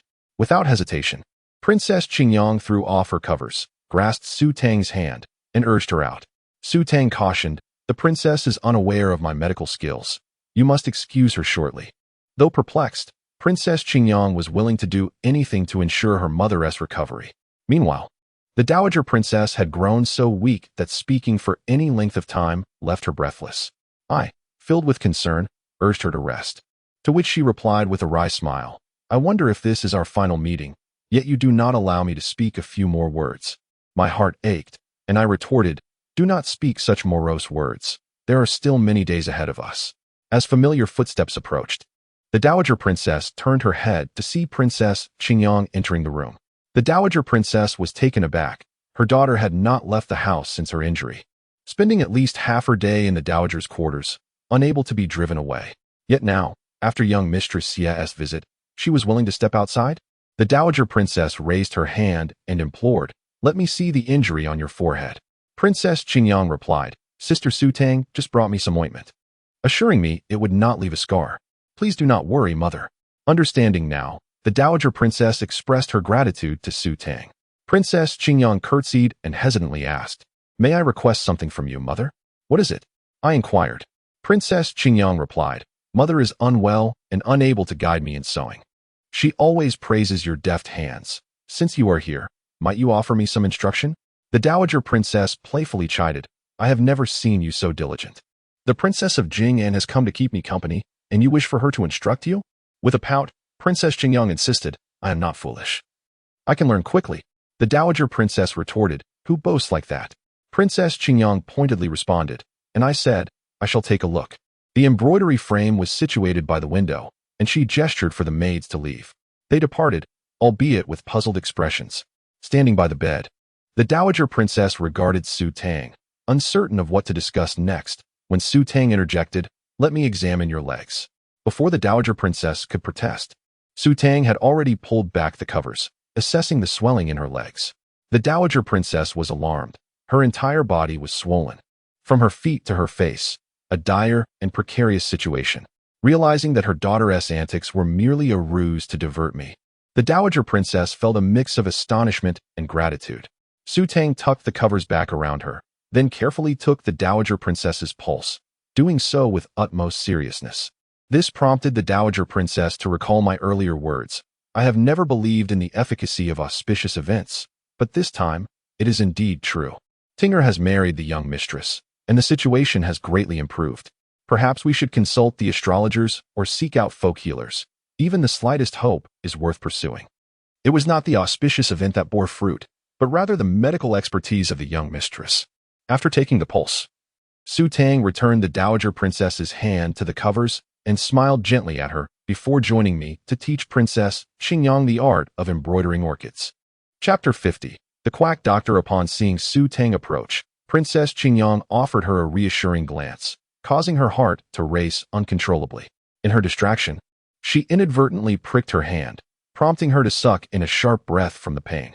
Su Tang chuckled softly, suggesting they wait until the princess consort of Kong has recovered before seeking counsel from the Queen Mother at the Jingnan Wangfu. The princess nodded fervently in agreement. The princess consort returned to accompany the princess consort of Kong, while Princess Qingyang led Su Tang away. As they stepped out, Princess Qingyang eagerly inquired about her mother's condition. Is there still hope for my mother? Su Tang nodded, assuring her that she would write down a prescription shortly. However, she noted that it would also require acupuncture, and due to her limited availability, she would need to find a physician to assist. Additionally, she cautioned that the prescription might be difficult for an ordinary doctor to comprehend, urging the princess to trust her judgment. Princess Qingyang recognized that Prince Kong would not administer the medicine without verification, and naturally, she could not entrust her mother's life to Su Tang alone. It was only prudent to ensure that the treatment would not exacerbate the condition of the princess consort of Kong, and Su Tang understood this concern. Yet, she feared that if she did not express herself clearly, this endeavor would be in vain, especially since the princess consort's illness could not afford further delays. After they finalized the prescription, the princess consort prepared to take her leave, with Princess Qingyang accompanying them out of the palace. At the entrance, Han Xiao retrieved a brocade box from the carriage, which Su Tang accepted and handed to Princess Qingyang. The princess inquired, "What is this?" With a smile, Su Tang replied, "I cannot accept your 1,000 taels without offering something in return. This is my gift to you." Princess Qingyang shook her head repeatedly. "You should take a look before declining," Su Tang insisted. Reluctantly, Princess Qingyang took the box, opening it to reveal a set of hair ornaments she had long coveted, which had been snatched by Miss Yunair. She gazed at Su Tang, who smiled and asked, "Do you still like it?" With a firm nod, Princess Qingyang declared, "Then I shall graciously accept it." She was not one to be intimidated easily. She vowed to avenge the affront of the carriage collision. Eagerly anticipating the sight of Miss Yunair's reaction upon seeing the ornaments adorning her head, it would surely infuriate her. As they bid farewell to the carriage of the Jingnan Wangfu, Princess Qingyang turned back toward the palace. At that moment, the Kong Wangfu had summoned 2 physicians. Renowned and obscure doctors alike from the capital had visited, yet her mother's condition only worsened with each passing day. As expected, the doctors shook their heads after their examinations, leaving Prince Kong pale with despair. Princess Qingyang retrieved the 2 prescriptions from her pocket, presenting them to the doctors. "I have a prescription here. Can you ascertain if it can treat my mother's ailment?" One doctor took the prescription, glanced at it, and exclaimed, "Which quack physician wrote this?" They clearly lacked the most basic understanding of the 18 contraindications and 19 cautions. Licorice is incompatible with Gong Sui, and Wudo with Banksia. This is a dangerous prescription authored by a quack. The other physician added, "This prescription is utterly unsuitable for the princess consort of Kong. It's advisable to avoid trusting the prescriptions of wandering doctors. They not only fail to heal but may also cause harm." Prince Kong turned to Princess Qingyang, inquiring, "From which wandering doctor did you obtain this prescription?" As she approached the princess consort, Princess Qingyang called out, "Mother." The princess consort, aware that the prescription was penned by Su Tang, looked at her daughter with pleading eyes, saying, "Let me give it a try." Prince Kong interjected, "This is nonsense. The doctors have clearly stated that this prescription cannot be used. How can you even consider trying it?" Princess Qingyang persisted, "Father, the person who provided me the prescription claimed that it is generally beyond the comprehension of ordinary doctors. Perhaps we could send it to the director Zhao for his assessment? If even he cannot decipher it, then surely no doctor in the capital can." The 2 ordinary doctors stood by, their faces flushed. Did they really need to consult the director of the Imperial Medical Institute for such an obviously flawed prescription? Prince Kong felt a headache coming on. What was the matter with his daughter? Why was she so cavalier about her mother's life today? To make matters worse, the princess consort was siding with her. Reluctantly, Prince Kong conceded, "Very well, I shall comply with your request this time." He ordered a guard to deliver the prescription to the palace for Director Zhao's evaluation. To everyone's surprise, Director Zhao arrived with the guard. Upon seeing him, Prince Kong asked, "Director Zhao, why are you here? Is this prescription indeed from a quack doctor?" Director Zhao replied, "I came specifically for this matter. While I cannot fully comprehend the prescription, my intuition suggests it bears a greater resemblance to an extraordinary formula." Prince Kong pressed, "Can it cure my wife's illness?" Director Zhao neither nodded nor shook his head, as he too was uncertain. Following the prescription could yield only two outcomes, life or death. Prince Kong's complexion turned ashen, while Director Zhao inquired, "Do you know who authored this prescription?" Prince Kong turned to Princess Qingyang, who dared not speak up. Even the princess consort was unaware of Su Tang's medical expertise. She had come specifically to deliver medicine to save her mother. How could she betray that trust? Princess Qingyang looked at the princess consort, who understood her daughter's plight. She said, "My lord, I have faith that this is an extraordinary formula." Princess Qingyang handed the other acupuncture prescription to Director Zhao, who, after reviewing it and comparing the handwriting with the previous prescription, confirmed that both were authored by the same hand. The precision with which this acupuncture technique is described indicates that the author possesses medical skills that rival my own. Princess Qingyang was further astonished. It seemed that the medical prowess of the eldest daughter-in-law of the Jingnan Wangfu surpassed even that of Director Zhao. Yet the shock quickly dissipated. If Su Tang's medical skills were inferior to those of Director Zhao, she would not have been able to save young Master Xia. The steward of the Kong Wangfu took the prescription to procure the medicine and prepared it for the princess consort. Not long after, she began to vomit violently, expelling everything she had consumed, not just the porridge from that morning, but even the remnants of the previous night's meal. It seemed ineffective. As the princess consort lay there, pale and weak, Princess Qingyang grew anxious, addressing Director Zhao, "Why is my mother suffering so terribly?" Director Zhao, equally perplexed, remarked, "Vomiting can be a means of expelling dampness. However, one cannot gauge the effectiveness of a single dose." This implied the continuation of the treatment. Though the princess consort had nearly expelled her bile, the prince was unwilling to change the prescription. However, given her insistence, he found himself powerless to intervene. Meanwhile, Su Tang, having exited the Kong Wangfu, returned to the Jingnan Wangfu in the company of the princess consort. They parted ways in the garden, with the princess consort heading to the Tianxiang courtyard and Su Tang returning to the Jingma pavilion. Upon entering the courtyard, Su Tang casually inquired, "Where is the lord?" The cleaning maid promptly replied, "Young master is in the study." Feeling envious of the close bond between the young master and young mistress, the maid thought, "The first thing she does upon returning is ask about him. They truly cannot bear to be apart even for a moment." Lost in her thoughts, she noticed Su Tang had already entered her room. Soon, voices echoed, "Are you not going to the study?" Hanxia asked, "Why would I go to the study? I am utterly exhausted from the ride. I need to rest for a moment," Su Tang replied. The maid felt her face flush. Once inside her room, Su Tang was greeted by the scent of incense. She glanced at the intricately carved jade incense burner and sat down to pour herself some tea, commenting, "This incense does not smell pleasant. Let us replace it with the one delivered this morning." Han Xiao approached to retrieve the incense, but upon inspecting the empty cabinet, her brow furrowed. The incense from the morning delivery had not yet been put away and had been carelessly placed on the shelf. How could it have vanished? Chapter 51. Guilt Banha, fearful of misremembering, searched several possible locations for the incense but found nothing. She hurried outside and caught a maid, asking if anyone had entered the room during the time the eldest young lady was at the Wang family estate. Just as the maid was about to respond, Mama Su approached and inquired if something had been lost. Banha replied that the incense delivered in the morning was missing. "Oh, that was simply a mistake," Mama Su explained. "The incense was intended for the old lady, but it was mistakenly sent here to the eldest young lady's quarters. The embroidery room sent someone to retrieve it." The room had poor sound insulation, and with the window open, Su Tang overheard every word clearly. Remembering the incense she had seen earlier and the conversation with Xia Ba Ting, she felt a surge of embarrassment. Fortunately, Xia Ba Ting was not present. Otherwise, a mere glance from him would have left her feeling quite awkward.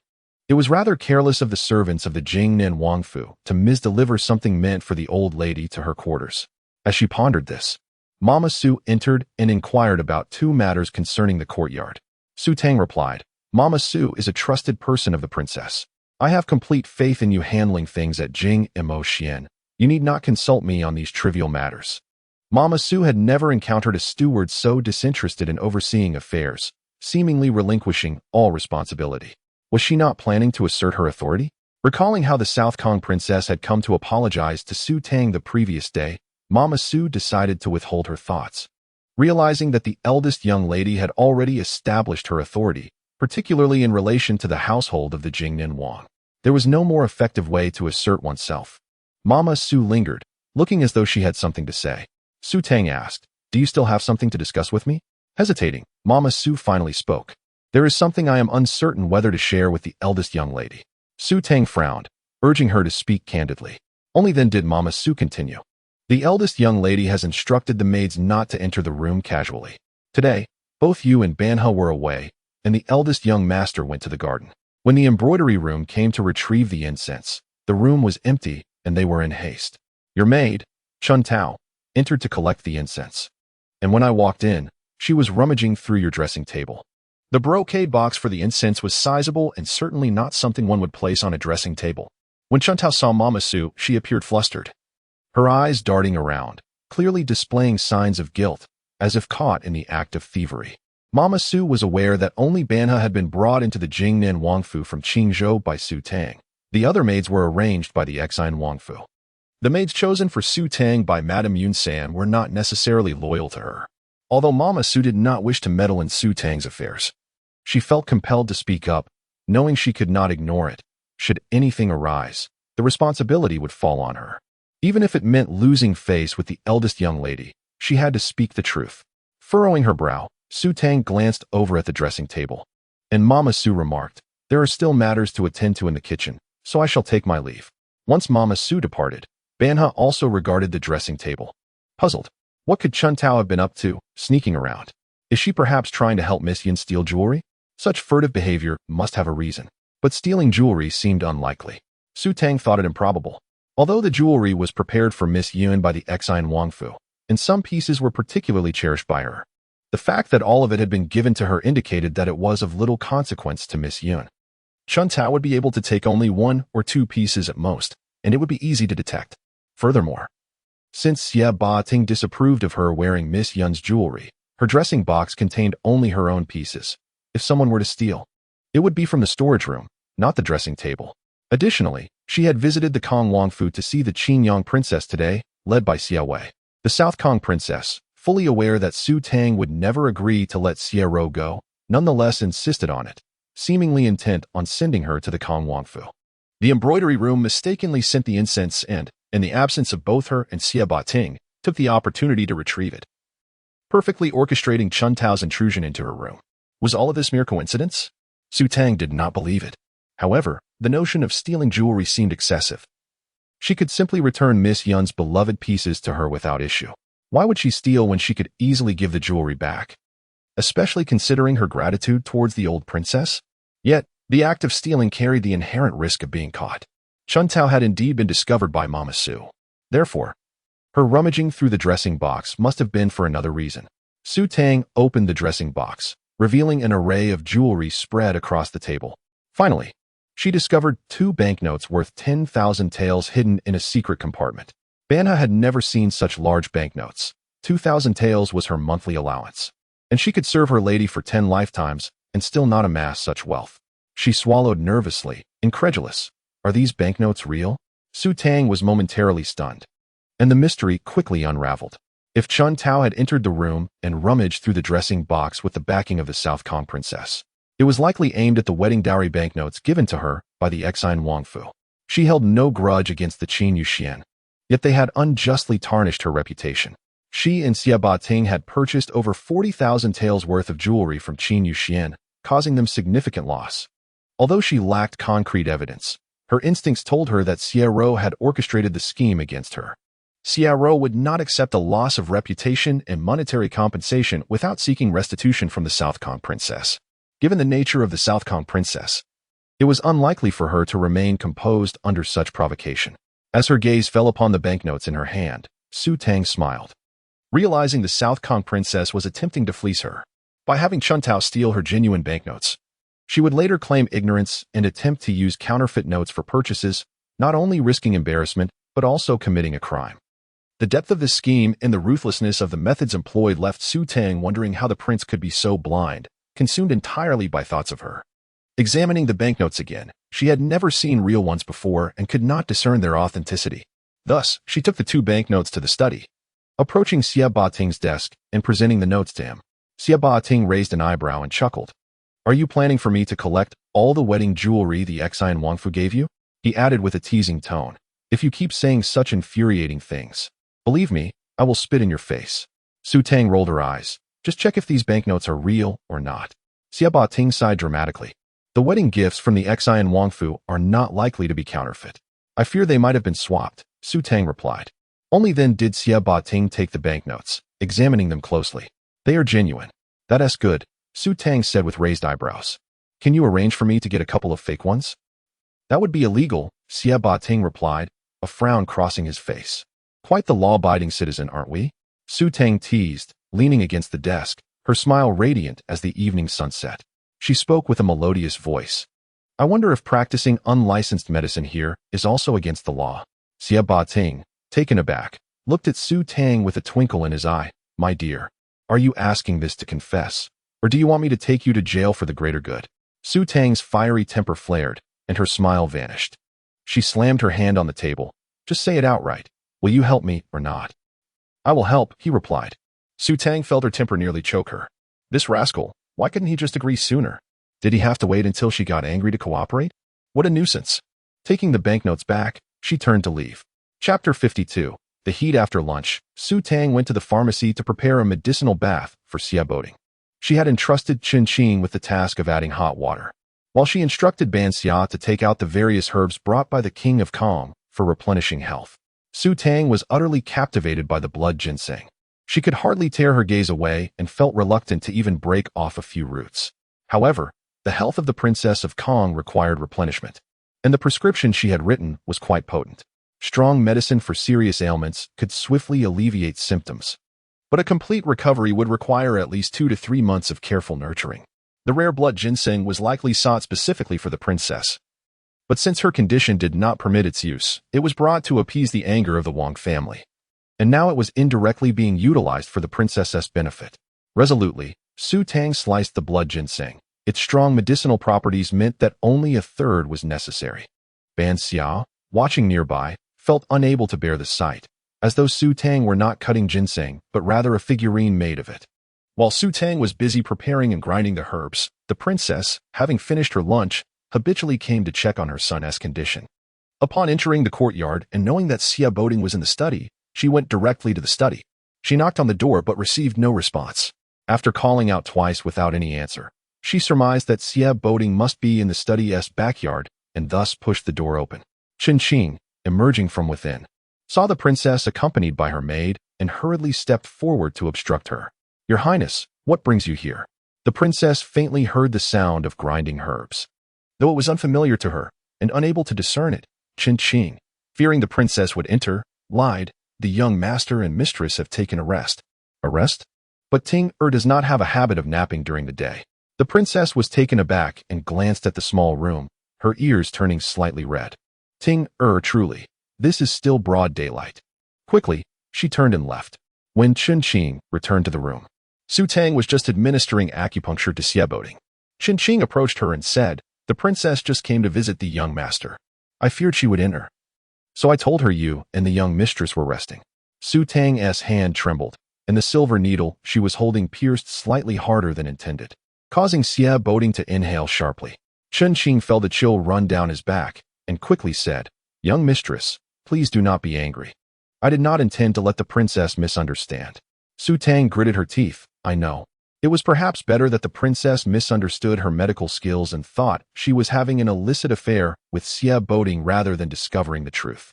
Moreover, after this incident, the princess likely would not come to the study's courtyard again." Su Tang busied herself in the pharmacy for the entire afternoon, her back aching as she emerged from the study, rubbing her shoulders. At dinner time, a sumptuous spread was laid out, even more lavish than the previous day. As if that were not enough, Mama Su personally brought a fragrant blackbone chicken soup. She served a generous bowl to both Su Tang and Xie Boding, her face creasing with smiles. This was personally simmered by the princess, with plenty of nourishing ingredients. Young master and mistress, please drink more and do not let the princess's efforts go to waste. Su Tang, Xie Boding, eating such nourishing food at night. How could their bodies withstand it? Nevertheless, it was indeed difficult to refuse the princess's goodwill. So Su Tang steeled herself and drank an entire bowl of chicken soup. Mama Su was about to serve her more when Su Tang hurriedly interjected, "That's enough. I cannot drink anymore. Even the best things should not be overindulged.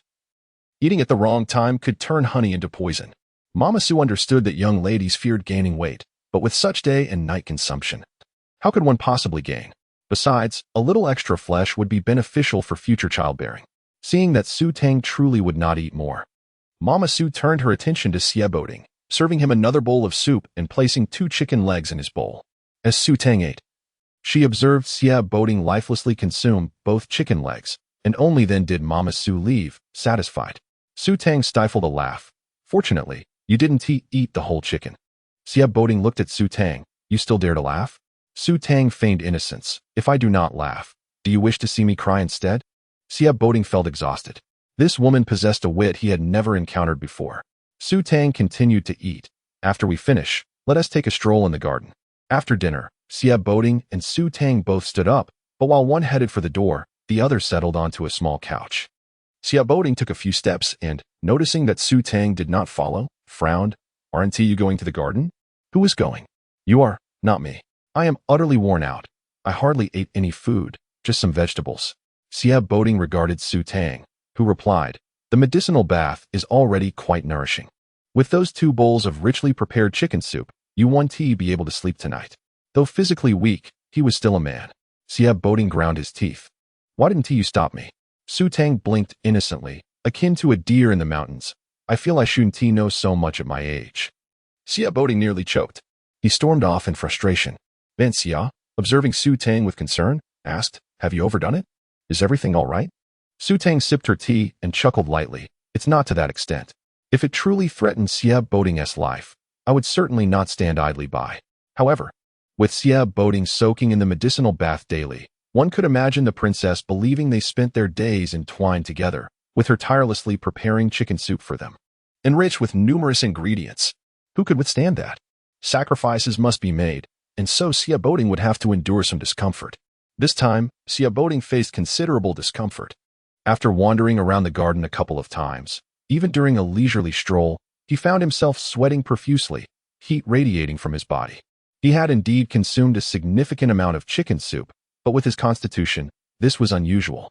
The past few days of soaking in medicinal baths and receiving acupuncture had left his skin wrinkled but not particularly affected otherwise. He had thought the effects minimal until now. Upon returning from his stroll, he found Su Tang idly flipping through a book. As he sat down and drained 2 cups of tea, his shoulders shuddered slightly. A maid entered from outside. "Young master, the bath is ready." Xie Boding set down his teacup and stood up, but Su Tang suddenly exclaimed, "You cannot take a cold bath." Xie Boding paused, turning back to look at Su Tang with a fiery gaze. Unfazed, she replied, "It was not I who caused the princess to misunderstand, nor was it I who held a knife to your throat, forcing you to drink so much chicken soup." Xie Boding felt that Su Tang should simply refrain from speaking. The moment he did, his anger surged. Coupled with his current state of heat, he felt even worse. This woman was undoubtedly here to torment him. Chapter 53. Blood Ginseng Avoiding Cold Baths. Xie Boding returned to the room after a brief soak. Water still dripping from his hair. His garments were slightly disheveled, and though Su Tang was accustomed to seeing him like this daily, it felt entirely different today, imbued with an allure that captivated her. She stole a glance, swallowed hard, and hurriedly diverted her attention to the tedious book in her hands, oblivious to her upside-down reading. Xie Boding approached and took the book from her grip. Su Tang felt her ears warm, asking, "What do you need my book for?" "It's the first time I've seen someone so earnestly reading a book upside down," he teased. "Feel free to read if you wish." "It's not as if you haven't seen it before," she retorted, her face reddening. Now even her neck was flushed. Noticing him leaning closer, she leaned back nervously, stammering, What are you trying to do?" Xie Boding chuckled. "With a man and a woman alone in a room, what do you think might happen?" After indulging in a medicinal bath and being forbidden to take cold showers, he felt like a raging fire. This woman, fully aware of the consequences, remained indifferent, and he was determined to reclaim some dignity today. Otherwise, there would certainly be a next time. Initially, he aimed merely to frighten Su Tang, but as he drew closer, he found himself genuinely enticed. His gaze, like a powerful magnet, held him captive, compelling him to inch closer still, so near that his breath brushed against her face. She dared not blink, fearing her long lashes might touch him. With no escape behind her, Su Tang leaned back, trying to push him away, but she couldn't free her hands, losing the confidence she had moments before. I can help you relieve some heat. Unnecessary. Now you understand the need to beg for mercy? It's too late. It really isn't needed. Su Tang burst into laughter, for he had begun to bleed from his nose.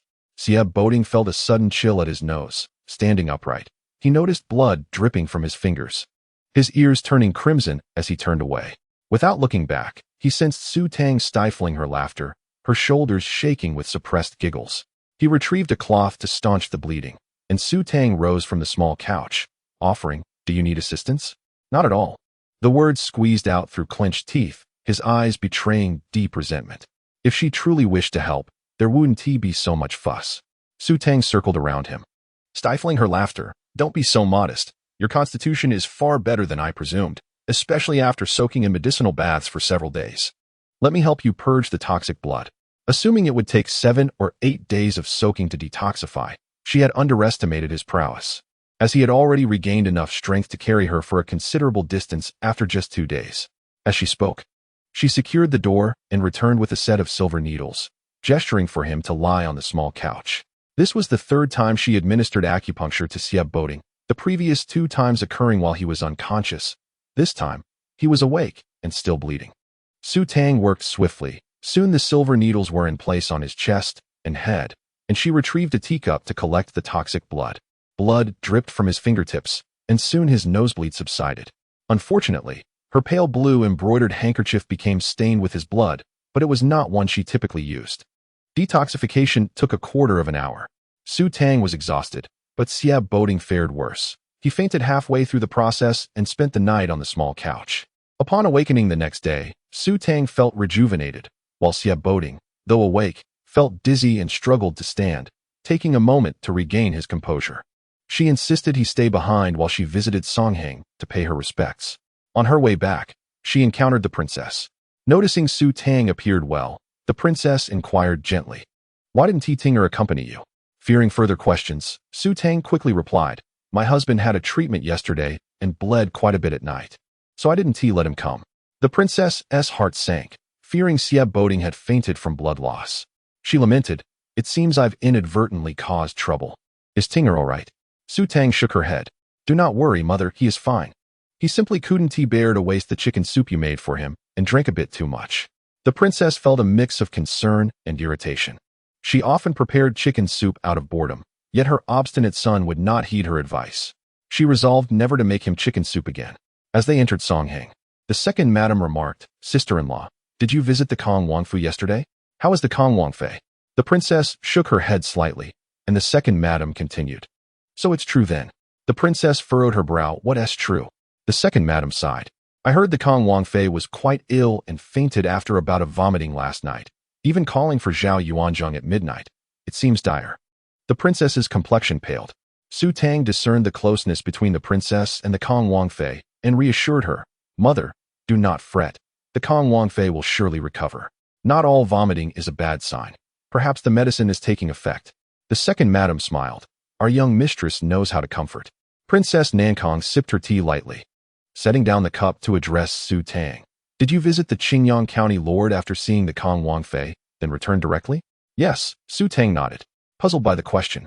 She had left with the princess. Did she need to report her whereabouts to Princess Nankong? Princess Nankong's eyes widened in shock.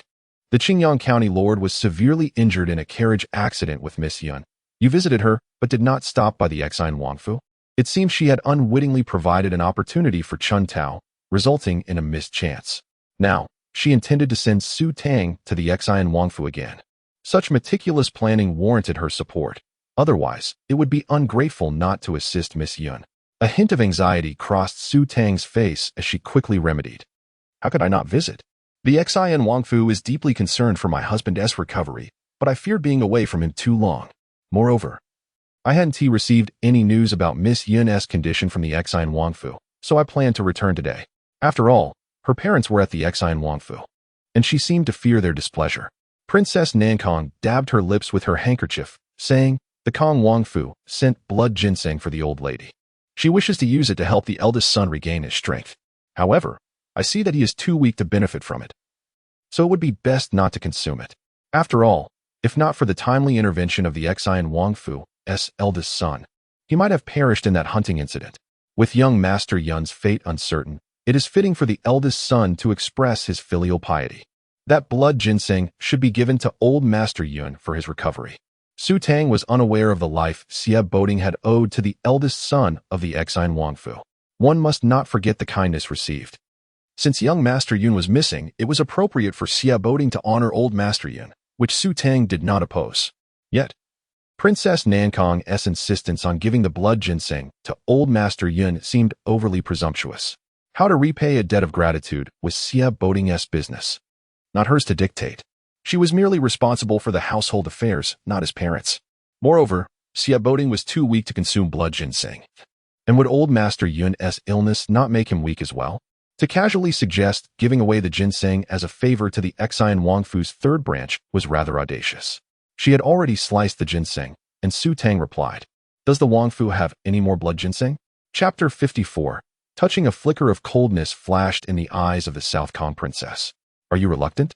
Su Tang shook her head. "It's not reluctance. It's just that I cut the blood ginseng after returning from the Prince Kang's residence yesterday, and now only half remains. It feels inappropriate to present half as a gift." Upon hearing this, the princess turned to Su Tang. "Did you give blood ginseng to Ting-er? If he has consumed it, then the nosebleed may not simply be a result of the chicken soup's heat. The herbs she added cannot compare to the potency of even a single ginseng root." Su Tang continued to shake her head. "I didn't give it to my husband. I heard that ginseng wine is quite good, and thought it might aid his condition, so I prepared half of it for infusion." Everyone was taken aback. The second madam gasped, "You infused blood ginseng into wine?" Su Tang looked at her, and the second madam added, "You actually used blood ginseng for wine infusion?" The second madam was almost ready to chastise Su Tang for her extravagance. She understood well how precious and rare blood ginseng was. If one must infuse wine, could she not use a more ordinary ginseng? The second madam's heart ached. Su Tang feigned innocence. "I know blood ginseng is precious. Before infusing, I asked my husband. He said it's available even at the Prince Kang's residence, so it must be plentiful at our Jingnan Duke's residence as well. He encouraged me to proceed without hesitation. I only infused half because I couldn't bear to use more." Poor Xie Boding sat in the room, caught in the crossfire. In the hearts of those present, especially in the princesses, their son had learned to boast just to please his wife. The princess could even imagine her son reclining in his wheelchair, solemnly bragging.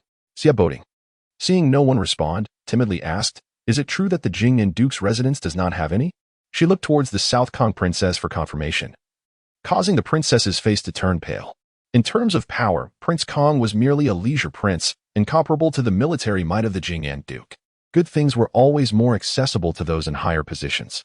It was unacceptable that the Jingnan Duke's residence lacked something even the Prince Kang's residence possessed. Su Tang remarked, "My husband must be deceiving me. I don't know if the prince's residence has any. Perhaps I should send the remaining half." The princess sighed. Sending half is indeed inappropriate. Lord Yunsan may not even be able to consume it. It would be better to select a ginseng from the storeroom to send instead. No matter how precious something is, sending used or consumed items is likely to be seen as a slight. It is better not to send anything at all. The second madam lamented, "Don't waste the remaining half." Implicitly, she suggested that Su Tang should present it to the old matriarch, but Su Tang pretended not to understand. Nodding obediently, "I will keep it well. If the ginseng wine proves effective, I will infuse more." The second madam felt exasperated, thinking that Su Tang, having come from a rural background, was utterly unrefined and could drive one to frustration. It was already stated that infusing blood ginseng into medicinal wine was wasteful, yet she still wanted to proceed. That blood ginseng had been a rare fortune to land in the hands of the young mistress. It should not be squandered. Since she was returning home, Su Tang stood to take her leave.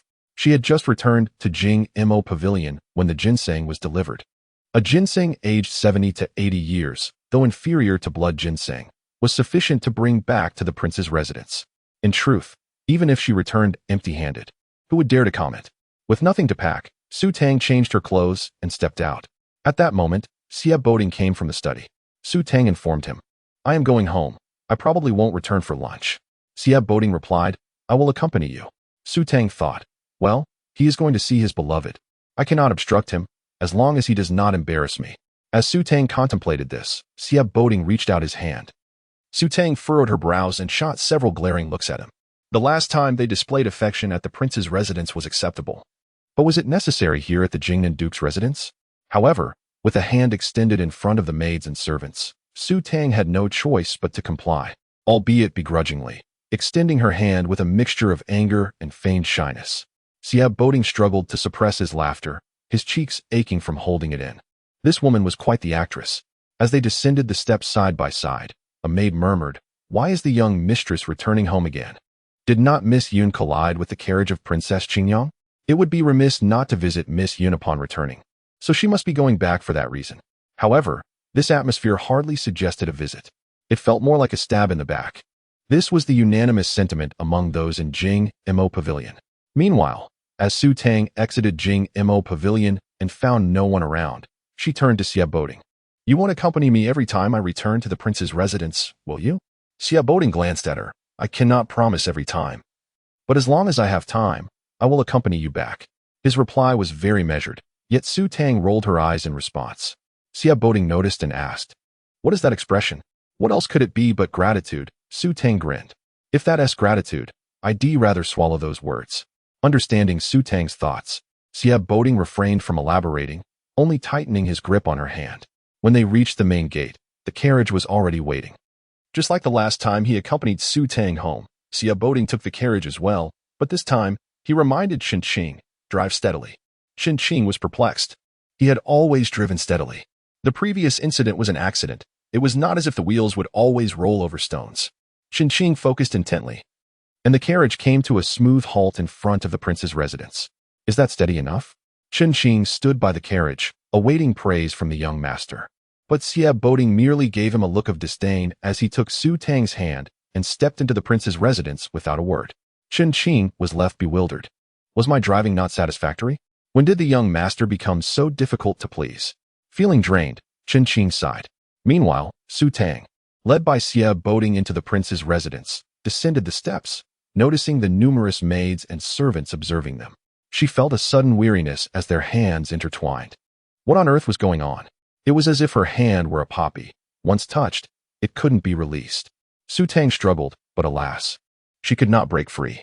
Xia Boding looked at her. What is wrong? She wished to express that she could walk on her own. Noticing the maids and servants watching them, pushing and shoving one another, Su Tang smiled. Why is everyone so surprised? I'm merely returning home. Shouldn't I? As she spoke, her gaze swept over the two young servants who were pushing each other.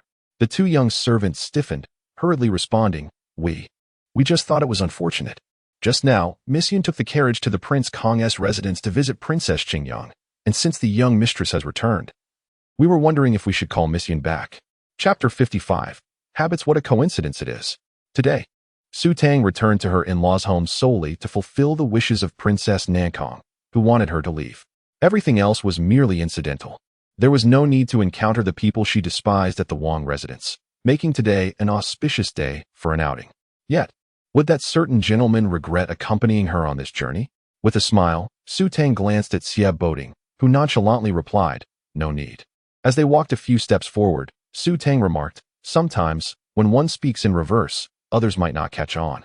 Xia Boding clenched his teeth, tightening his grip on Su Tang's hand, causing her forehead to tremble in pain. You're hurting me, she protested. Pain is good, he retorted. She often felt that he was there to see someone else. If he truly wished to see someone, would he need to go through such lengths? Seeing Su Tang genuinely in pain, Xia Boding eased his grip slightly, but did not release her hand. Behind them, Chen Qitai finally understood why his master looked at him as if he were a fool. His master was speaking in reverse, implying he should not drive the carriage too steadily. Exhausted, Chen Qitai thought to himself, why couldn't he, the master, just express his affection for the young mistress directly? They were already married. Regardless of where her heart lay, she was still his. Su Tang's visit was a spur-of-the-moment decision. and she had not sent anyone ahead to announce her arrival. By the time Su Shi arrived, Su Tang had already entered the inner courtyard with Xia Boding. Su Shi hurried over with a beaming smile, asking, "What brings you back today?" Su Tang shrugged lightly, explaining, "Miss Yun'er's carriage collided with the carriage of Princess Qingyang. I visited Princess Qingyang yesterday and returned today to see Miss Yun'er, but unfortunately, she has left the residence." Xia Boding bowed to Su Shi, proclaiming, "Your son-in-law pays his respects to you, esteemed mother-in-law." Su Shi scrutinized Xia Boding for a moment, her brows furrowing slightly. Su Tang noticed and asked, "Mother, why the frown?" Su Shi patted Su Tang's hand and replied, "I am merely curious. Your husband appears somewhat paler than last time, yet his spirits seem brighter. Typically, when someone looks pale, their spirits are also dim, but Xia Boding was an exception. Though his complexion was not robust, his demeanor seemed more vibrant than before." Xia Boding smiled and said, "Esteemed mother-in-law, your discernment is commendable. My health has indeed improved these days, thanks to my wife's auspicious influence." Such auspicious influence is merely a ruse, Su Shi thought. But she could only smile at his words. Su Tang assisted her mother as they made their way to the courtyard where the old princess resided. Su Shi inquired, "What exactly happened?" Confused, Su Tang replied, "What do you mean, mother?" "The auspicious method," Su Shi whispered. "It's a deception," Su Tang answered candidly. Her straightforward response left Su Shi momentarily dumbfounded, staring at Su Tang in disbelief. Supporting her mother, Su Tang added, "It was my husband's trickery, not my own. As long as it wasn't you, Tanger." Su Shi sighed in relief, yet her confusion lingered. Why would the eldest son of the Jing and Wang family use her daughter as a pretext for deception? Moreover, Xia Boding did not strike her as a deceitful person. Su Shi worried that she had misjudged him and hoped her naive daughter wouldn't be taken advantage of. Behind them, Xia Boding frowned, being a martial artist. He was keenly aware of their conversation, no matter how softly they spoke. Su Tang met his gaze momentarily.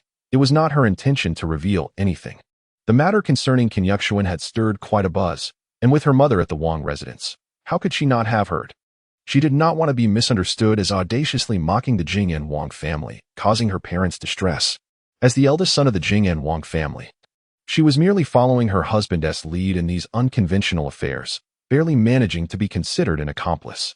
Although Su Shi was puzzled, she did not press further. Before entering the Chuibai courtyard, she pulled Su Tang aside, advising, "Do not mention Miss Er or Princess Qingyang in front of the old princess." "Why not?" Su Tang asked. "I came back specifically for this."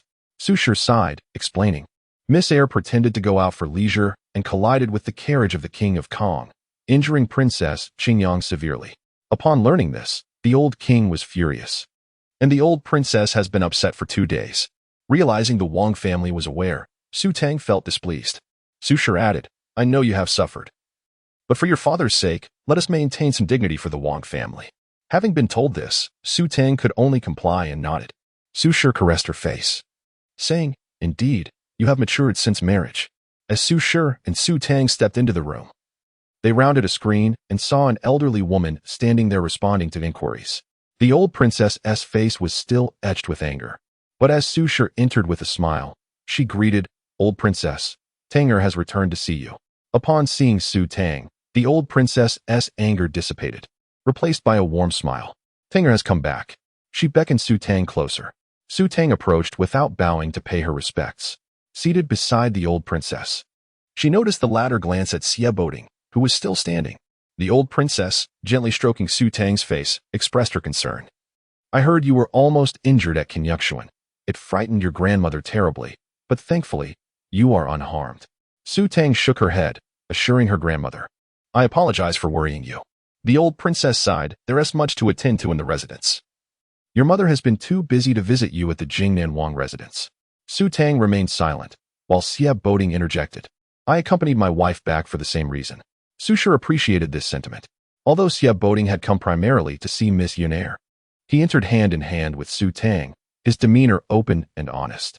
While Su Shi doubted that Xia Boding could so swiftly transfer his affections, she was at least reassured that he would not marry Su Tang while entangling himself with Miss Yun'er. However, regarding Miss Yun'er, given the indulgence of the third madam towards her daughter, Su Shi found herself at a loss for words. She believed she had been quite indulgent herself, yet she would never allow her daughter to abandon propriety and honor. Xia Boding asked the old princess, "How is the health of my third uncle?"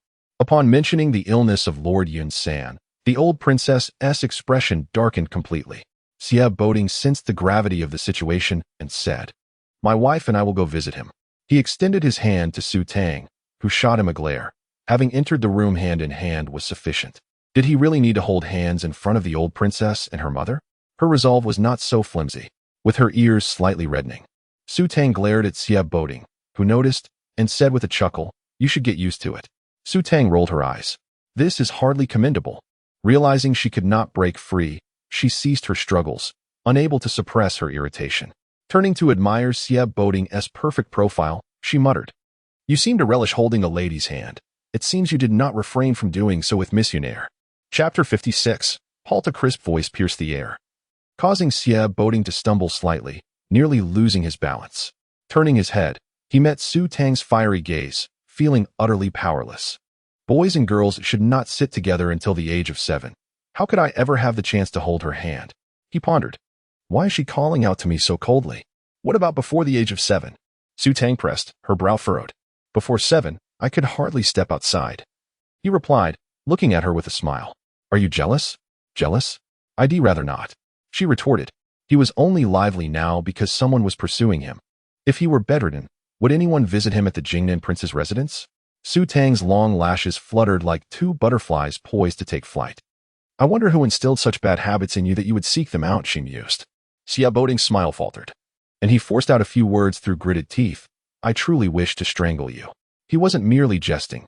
He gripped her hand with a bit of force, causing her discomfort. However, it was a far cry from actually strangling her, as that would require a grip around the neck. The verbal sparring between them was sharp and pointed, yet to outsiders, they appeared to be in a state of blissful intimacy, unwilling to part even in public. In private, they would surely be even closer. Xia Boding led Su Tang to the residence of Old Master Yun, not far from their current location.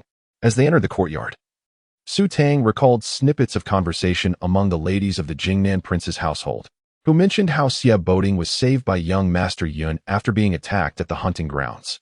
She felt she ought to spend more time with her mother, Su. But Xia Boding insisted on visiting Old Master Yun. A fleeting thought crossed her mind, causing her brow to furrow. She pulled back on Xia Boding's arm and asked, You don't expect me to save Old Master Yun, do you? Xia Boding gazed at her, his eyes sparkling like a galaxy, yet he remained silent, which she took as acquiescence. Su Tang chuckled in disbelief. Do you think I'm that magnanimous? His daughter would just as soon drink her father's blood than let me save him. Xia Boding knew Su Tang was not easily swayed, but she was kinder than he had anticipated. The princess of Qingyang showed a glimmer of compassion and rushed to save the consort of the king of Kong. However, Old Master Yun's life had implications for whether Su Hongshan could inherit the title of the Prince of Xian. Asking Su Tang to save him was indeed a heavy burden. But since Yun had saved his life, he could not simply stand by knowing that Su Tang might be able to help Old Master Yun without taking action himself. He would be plagued by guilt for eternity. 100,000 taels, Xia Boding declared. Excuse me? Su Tang gazed at him, perplexed. What do you mean by 100,000 taels? If you can cure Old Master Yun, I will give you 100,000 taels, he specified. Such extravagance. Su Tang laughed. You offer me 100,000 taels to save Old Master Yun. How much do you plan to give me for saving your life? Xia Boding raised an eyebrow, looking at her. Didn't you say you wouldn't charge me for saving you? Can I change my mind? Su Tang replied defiantly. Xia Boding swept her into his arms, drawing her close. He looked down at her, his eyes twinkling with mirth. Are you certain you don't want a divorce? Her cheeks flushed crimson, and she instinctively turned her face away, feeling both shy and emboldened. Can I have both? Xia Boding quipped. I've never seen someone so greedy. You want both a divorce and my money. Why not ask for my life while you're at it? Su Tang retorted confidently. If life is lost, no amount of money matters. Xia Boding did not release his hold. Just tell me if you are willing to save him for 100,000 taels. Su Tang bared her teeth. After saving you, your money is already mine. Where will you find 100,000 taels? Xia Boding was taken aback. What kind of logic is that?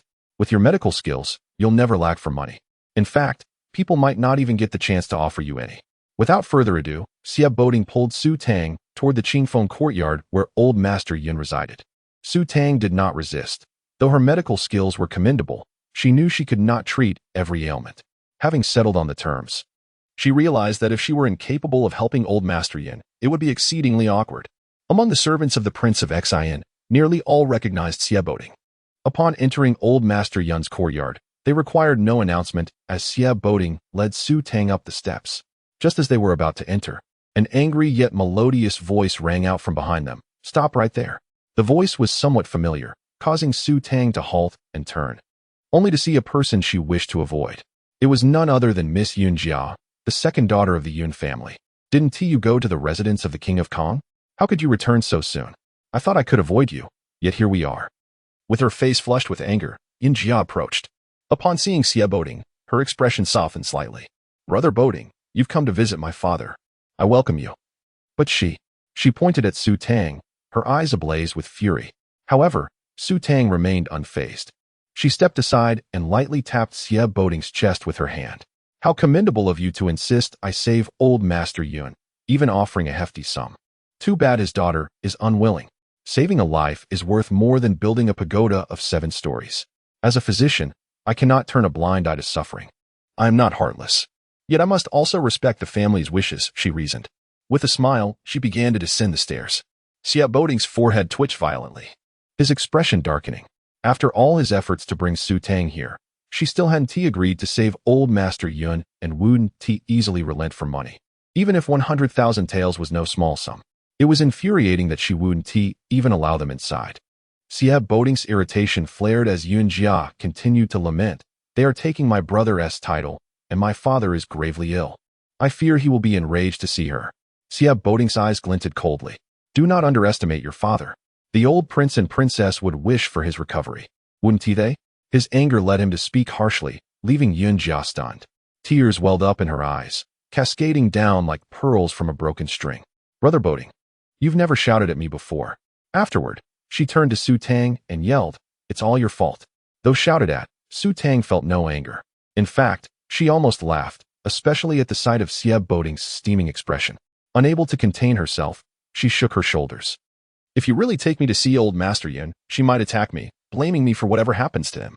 I cannot bear that burden. You can handle it yourself. I shall take my leave."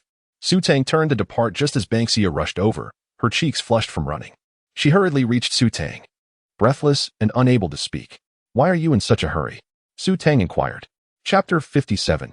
A refreshing breeze. Bansha, filled with indignation, pointed at Yun Jia and exclaimed.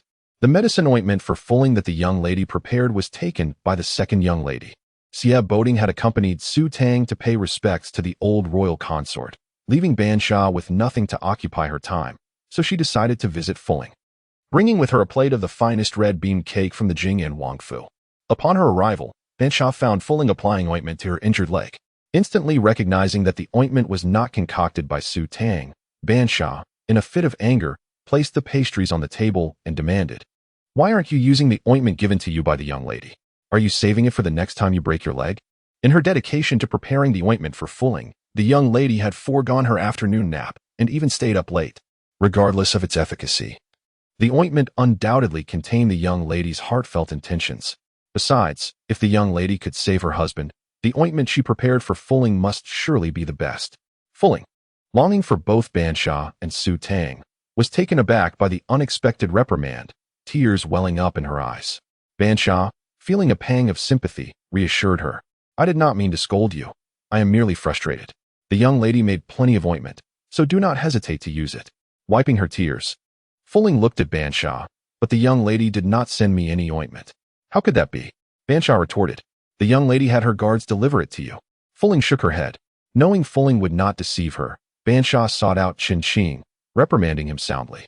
Chen Qing, flustered, could only swear, "I truly delivered the ointment. The master even insisted on saving the young lady's life. Would I dare disregard her orders? Even if I had a few more guts, I would not." He added, "What use would I have for ointment for a broken leg? Would I keep it for myself if I were to break my leg someday? That would be absurd." Reflecting on this, Bansha realized the ointment had indeed not reached Fulling. Unable to clarify the misunderstanding, Chen Qing took Bansha to inquire with stewardly. After some questioning, they discovered that the ointment had been delivered to the second young lady, Yun Jia. Bansha was furious. Previously, Fulling had been bullied upon returning home, and now her ointment was snatched away. How could a legitimate daughter of the Xian Wangfu be so fond of taking what belongs to others? It was exceedingly vexing. Unable to contain her anger, Bansha rushed to report the matter to Su Tang.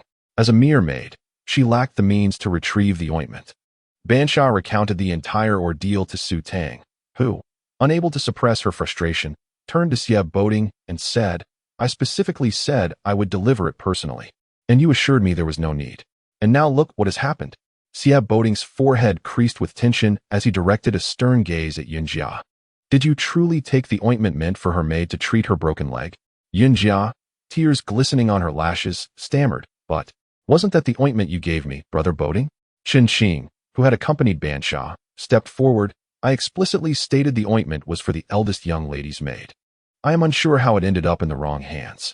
Indeed, Chen Xing's excessive caution had led to the misunderstanding. The servants of Xian Wangfu had misinterpreted his words. After all, what merit did the maid possess to warrant the personal delivery of ointment by the master's guard? The second young lady had sustained some bruises from a carriage accident, though not as severe as the princess of Qingyang, yet still enough to warrant concern. Xie Boding, fearing that his marriage might displease his in-laws, had used the ruse of delivering ointment for the maid to provide it to the second young lady instead. The servant, overthinking, mistakenly delivered the ointment to Yunjia. Upon receiving the ointment, Yunjia was initially elated, applying it to her bruised arm, believing it to be highly effective. To her shock, it turned out to be the ointment designated for the maid's broken leg. Surrounded by maids, Yunjia had never felt so mortified. Indeed, the embarrassment was self-inflicted. Su Tang, with a cold smile, commanded, "Give me the ointment."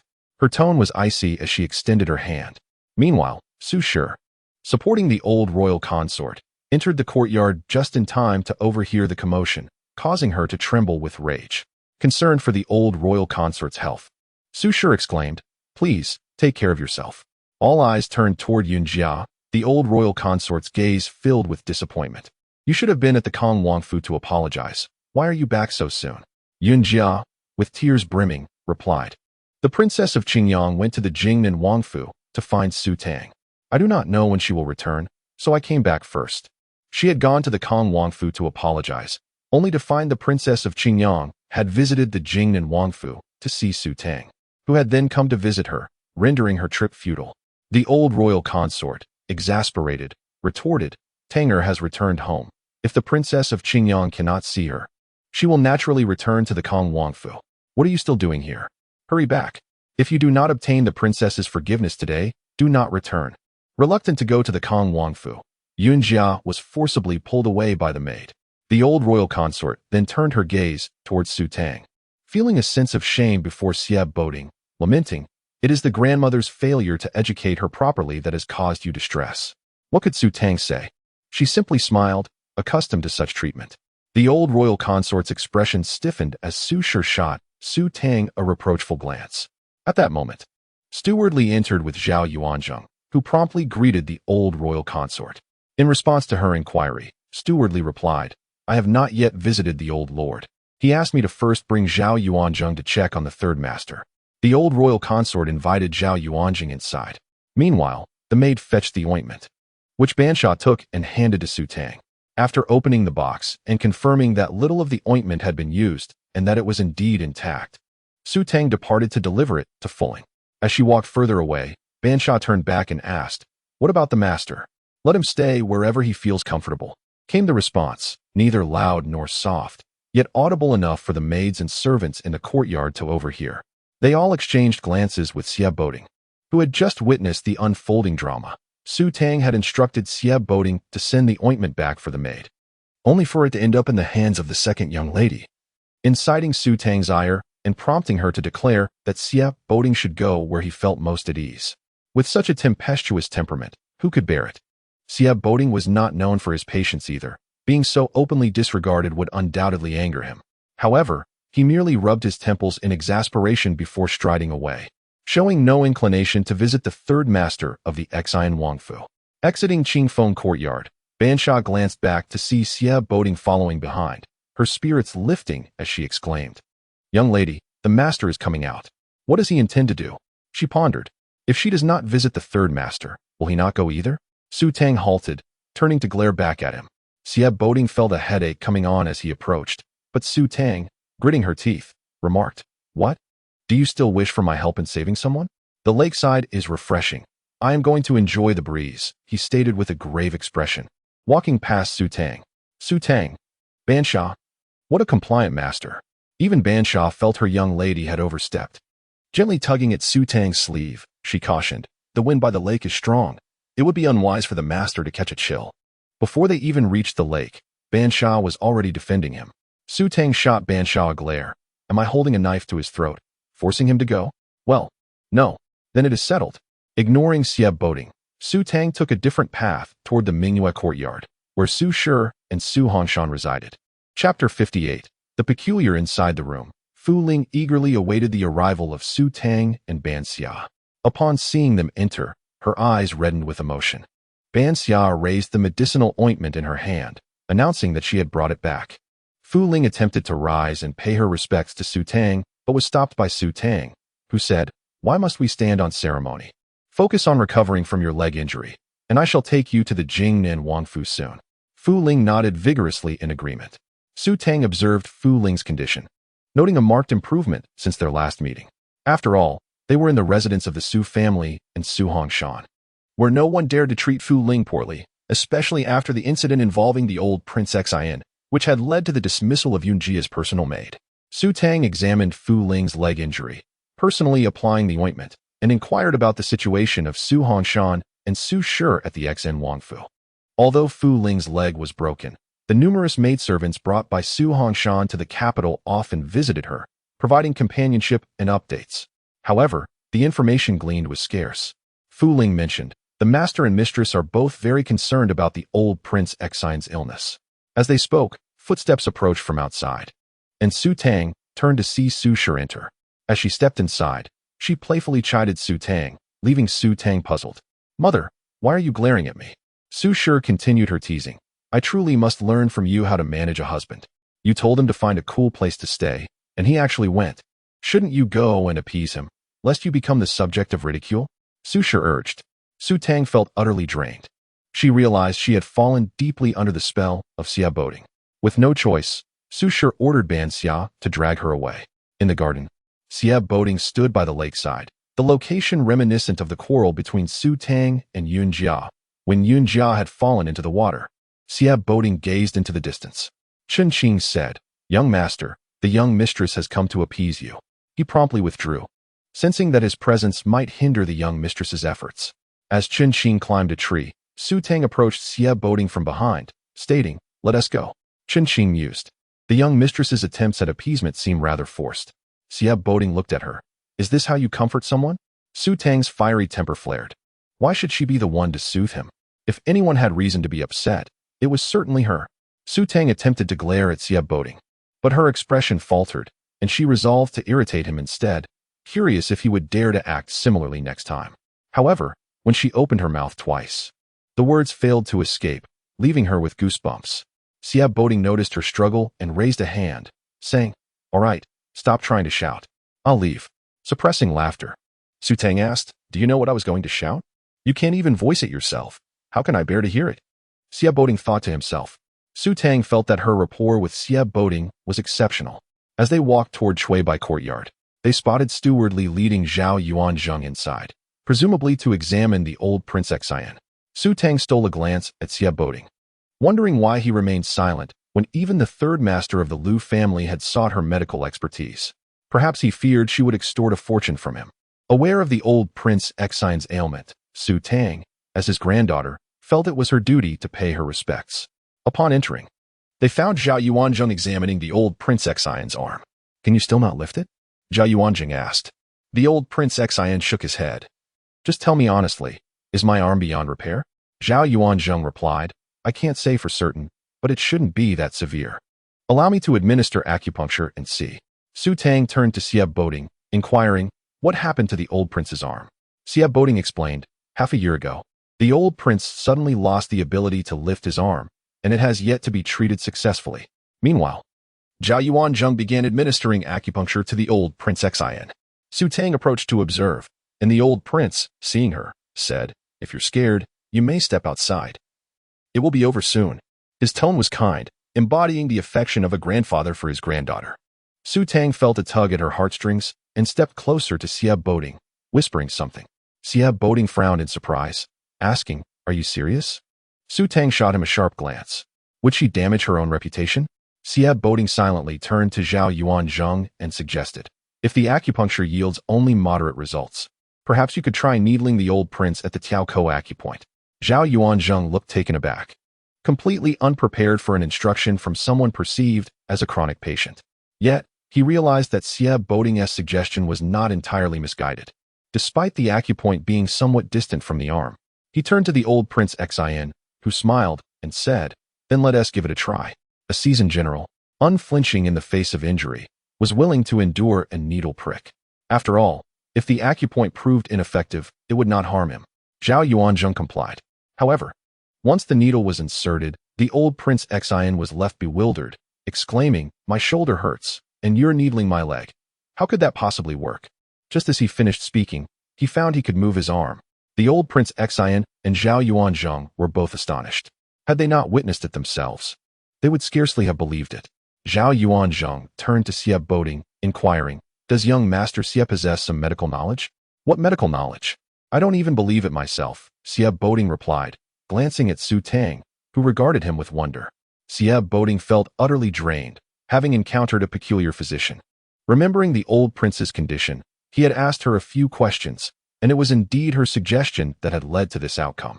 "You are the one with the peculiar temperament," Su Tang retorted, her eyes sparking with indignation. Zhao Yuanzheng felt ashamed. The old prince's arm, which had resisted treatment for so long, was resolved with just one needle. "I lack skill. As the head of the medical institution, I should have spared the old prince so much suffering." This was the third time he had stumbled at Xin Wangfu, and each time, Su Tang had been present. He found himself at a loss for words, feeling that the new granddaughter of the old prince was determined to undermine his reputation. The old Prince Xin rose. Having endured shoulder pain for months, now relishing the long-lost freedom of movement.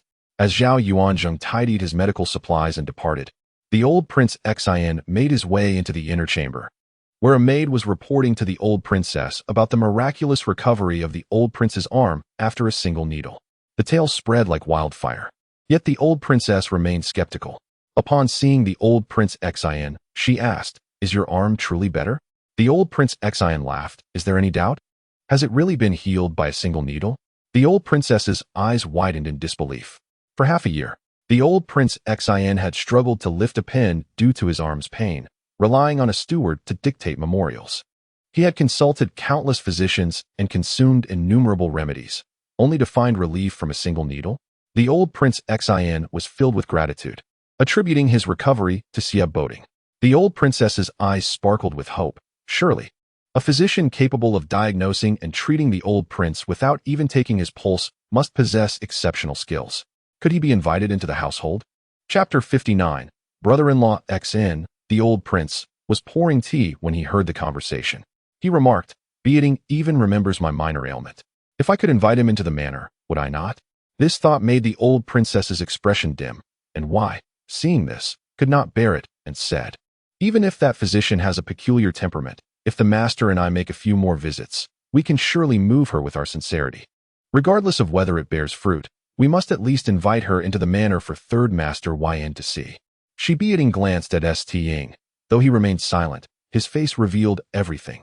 His esteemed in-laws were quite concerned about third master Yn. St. rolled her eyes at him. "Does the South Kong princess, who insists on marrying you off to dispel bad luck, truly care for you? It's merely talk. There's no need to take it seriously."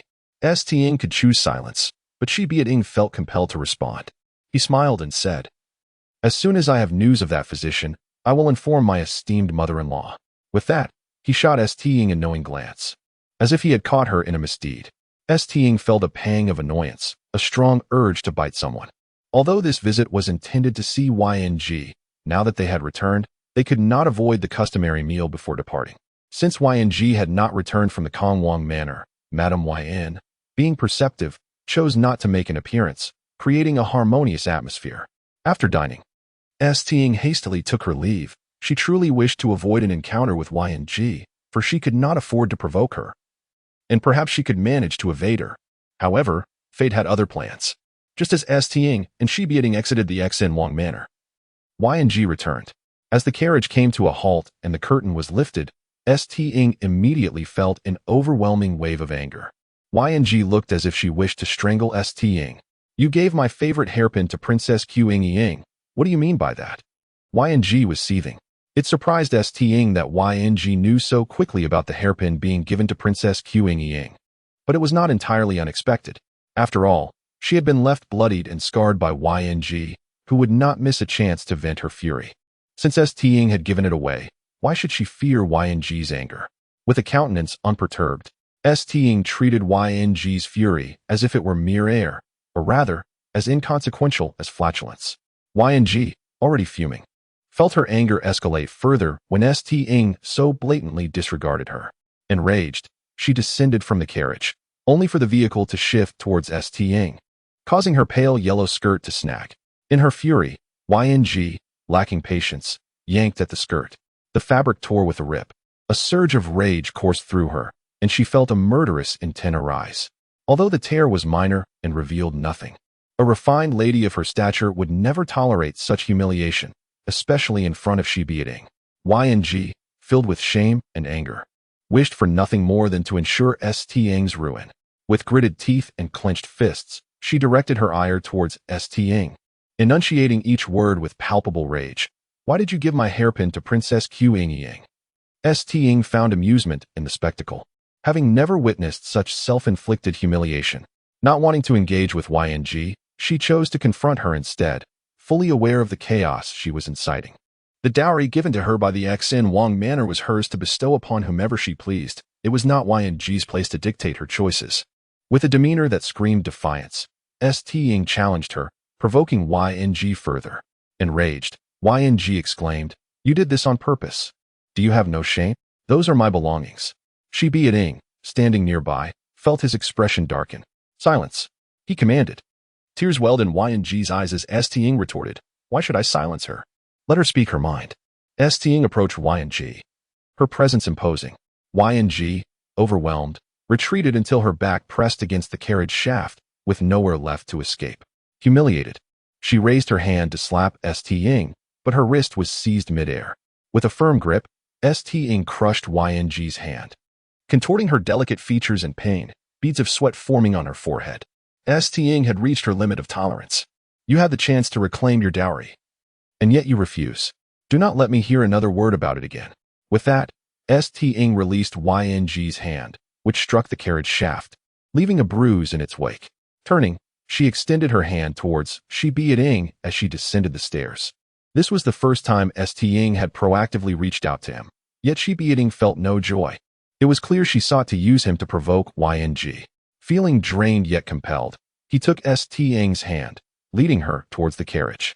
Yang, her vision blurred with tears and her heart aching, could only watch as Shibiating assisted Stying into the carriage before joining her inside. As Chun Qiu-ing changed direction, urging the carriage onward, news reached the old prince that Yang was quarreling with Stying at the gate. In a fit of rage, he strode over, and upon hearing the details from Steward L, his anger flared. He admonished Yang, "What a disgrace. Hurry back and reflect on your behavior." Yang felt utterly wronged. In the past, her grandparents had never chastised her, but since Stying entered the manor, she had faced rebukes from her grandmother, scoldings from her grandfather, and no kindness from Shibiating. Inside the carriage, Stying leaned against the side, fuming. Shibiating regarded her, wishing to speak but fearing the repercussions of his words, ultimately choosing silence. Yet, whether spoken or unspoken, both choices bore consequences. Stying, her temper flaring, turned to Shibiating and exclaimed, "Cannot you manage her at all?" Shibiating furrowed his brows. "She is your cousin. If you, as the elder cousin, cannot manage her, how can I, her brother-in-law?" Stying was taken aback by his retort. It seemed to deflate her anger somewhat, and with a grimace, she replied, "What makes you think you have any authority over her?" Chapter 60. Don't move. Xie Boding, with a dark expression, remarked, "You are the esteemed young mistress welcomed back to the Jingnan Wangfu with great ceremony. Surely, my failure to consummate our marriage does not negate my status as your brother-in-law. Does it? Is that what you mean?" Su Tang felt as though she was being led astray. Yet, it was undeniable that Xie Boding's words held truth. She shot him a glare, resolving that should he provoke her further, she would not show mercy. Did he think to deceive her? Not a chance. Why must he always be tethered to others? Sieb Boding felt utterly drained. If only his wife would show a modicum of compassion. He wished all her affection would be directed towards her husband. Su Tang's exquisite willow-like eyebrows furrowed in confusion as she failed to grasp the meaning of his words, only to notice that Sieb Boding was staring at his feet, which she had inadvertently stepped on. Su Tang hadn't meant to do so. However, she refrained from apologizing and, in a fit of pique, stepped down harder as she lifted her foot, causing Sieb Boding to gasp in pain. Clutching his foot, he looked at Su Tang and said, "It was her who provoked you, not me. You were all in cahoots." Su Tang ground her teeth. Hearing this, Sieb Boding also ground his teeth in frustration. "I am your husband. Wherever I go, we are one." Chun Qing sat at the front of the carriage, listening to the conversation inside, his lips twitching with amusement. The quarrel between the young mistress and master was delightfully entertaining, so much so that it nearly distracted him from driving the carriage.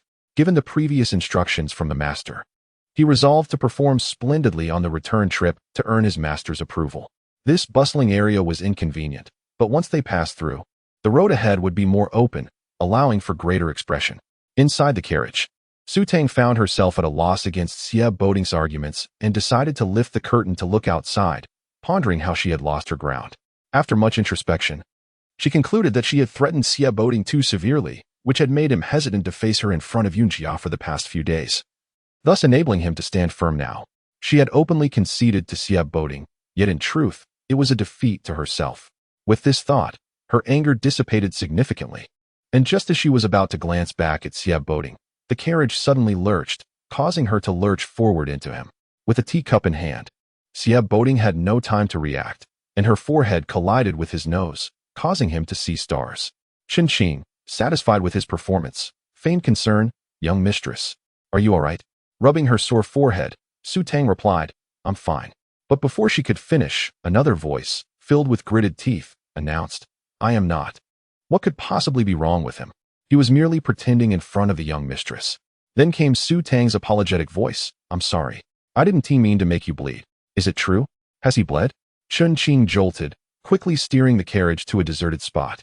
Lifting the curtain, he saw his master with his head held high, using the young mistress's handkerchief to dab at his bleeding nose. Upon seeing him, a flame ignited in his eyes, and he gritted his teeth. "You drive a fine carriage." Chun Qing felt as though he might die from the pressure. It was indeed a challenge to serve. What did the master mean by wanting the carriage to be steadier? Could he not be more explicit? Noticing Chun Qing's look of innocent remorse, Su Tang chided Sieb Boding. "Why are you glaring at Chun Qing? It was not his fault. It was not intentional." Her defense stirred a hint of guilt within Chun Qing. He had misread the master's intent, and now the young mistress was speaking up for him. What a wonderful young mistress she was. It was precisely because she was so kind that he wished to bring her and the master closer together.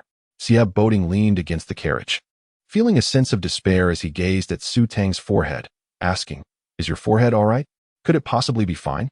He had just made his nose bleed. It must have hurt immensely. Nevertheless, Su Tang shook her head. "I'm fine. I'll help you stop the bleeding." Lacking proper tools, Su Tang raised her hand to press on the acupoint on his nose. Her cool touch sent a peculiar sensation coursing through him. Before long, the bleeding ceased. Su Tang spoke, prompting Chun Qing to resume driving. Inside the carriage, Sieb Boding wrapped his long arm around Su Tang, pulling her into his embrace. Su Tang's cheeks flushed as she struggled. "What are you doing? I cannot trust the two of you. I don't want my nose ruined by you both." Sieb Boding replied, unabashedly defending his actions. Outside the carriage, Chun Qing felt both pity and disdain for his master. It was no wonder the young mistress accused him of being shameless. He was indeed shameless. If he wished to embrace the young mistress, he ought to just say so rather than deflect blame. Su Tang was unaccustomed to being held, and Sieb Boding, unwilling to release her, offered her the option to walk if she preferred. Yet, he refused to loosen his grip on her arms. After struggling a few times, she felt something pressing against her, and a low murmur reached her ear, "Don't move." Su Tang dared not budge, fully aware that the object pressing against her signified that the one holding her was far from a virtuous gentleman. She was in peril. Stiffening her body, she sensed that he was equally rigid, both feeling discomfort. The faint scent of a woman enveloped him, a tantalizing allure that drove him to madness. Chun Qing drove the carriage steadily, and after a considerable time, they finally arrived at the Jingnan Wangfu. At last, she could relax. Her back had grown tense. As Su Tang attempted to rise, Xia Boding held her firmly, his voice muffled. "Do you have a handkerchief?" Turning her head, Su Tang noticed that his nose was bleeding again. How could it bleed again? It had just stopped. Realizing the cause, she connected the dots. His recent medicinal baths combined with the overly spiced black chicken soup prepared by the princess had ignited his heat. "Serves him right. I don't have one." Seeing that Xia Boding still wouldn't loosen his grip, Su Tang elbowed him, catching him off guard and causing him to wince, which inadvertently made him release her. Otherwise, given Su Tang's temper, the aftermath would have been worse. As Su Tang disembarked from the carriage, the servants of the Jingnan Wangfu stared in astonishment, making her wonder if something was amiss with her appearance. Ban Xiao approached her. "Miss, why is your hair so disheveled?" Su Tang raised her hand to touch it, and was taken aback to find that her neatly arranged hair was not only askew, but several strands had come loose, leaving her disheveled. Her face flushed as she hurried into the estate, requesting Ban Xia to fix her appearance at the entrance. Xia Boding also exited the carriage, holding a handkerchief to his nose, eliciting further astonished looks from the young servants who couldn't help but chuckle. The young master, in the prime of his youth and newly married, could hardly bear to be apart from the young mistress. After such a long time together, he had even bled from his nose again, and with the young mistress's disheveled hair, one could only imagine the aromatic scenes that had unfolded within the carriage during their journey home. Both Su Tang and Xia Boding maintained their composure, while the young maidservants and servants blushed with embarrassment at their vivid imaginations. Chapter 61. Embarrassment on one side, Bangxia assisted Su Tang in arranging her hairpin, while on the other, Steward Zhao approached and said, "This morning, the eldest young lady and young master returned home.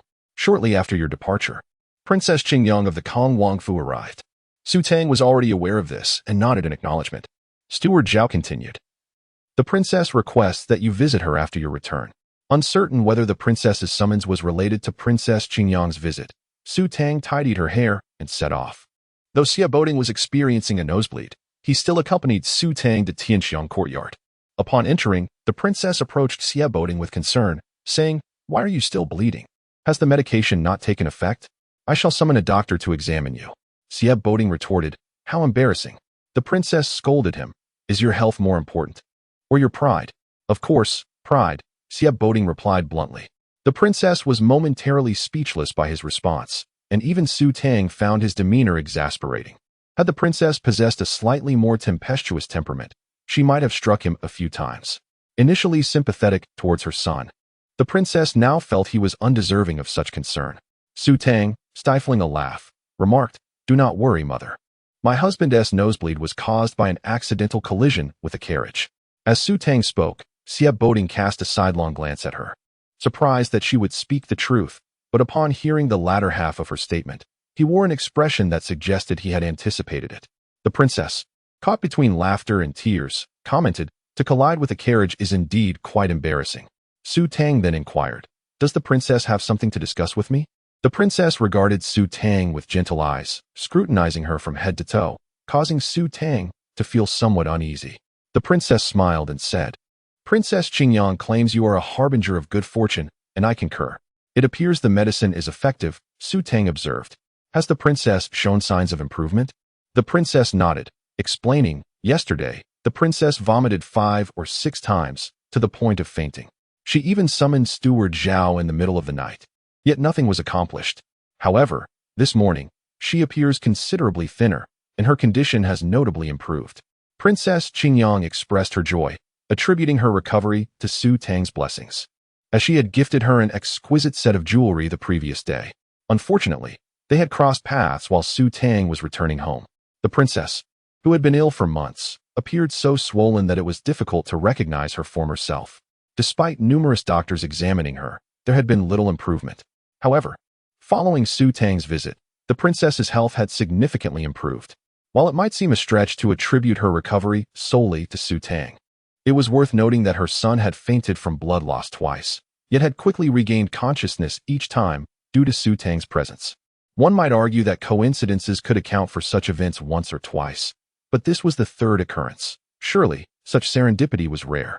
Recalling the words of Princess Nankong, who insisted that Su Tang be brought in to dispel bad luck. The princess remembered that Princess Nankong had consulted the astrological office.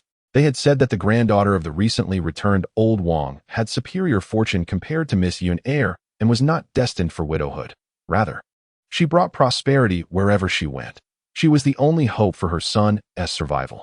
Initially, the princess had not intended for Xie Boding to rely on Su Tang for good fortune.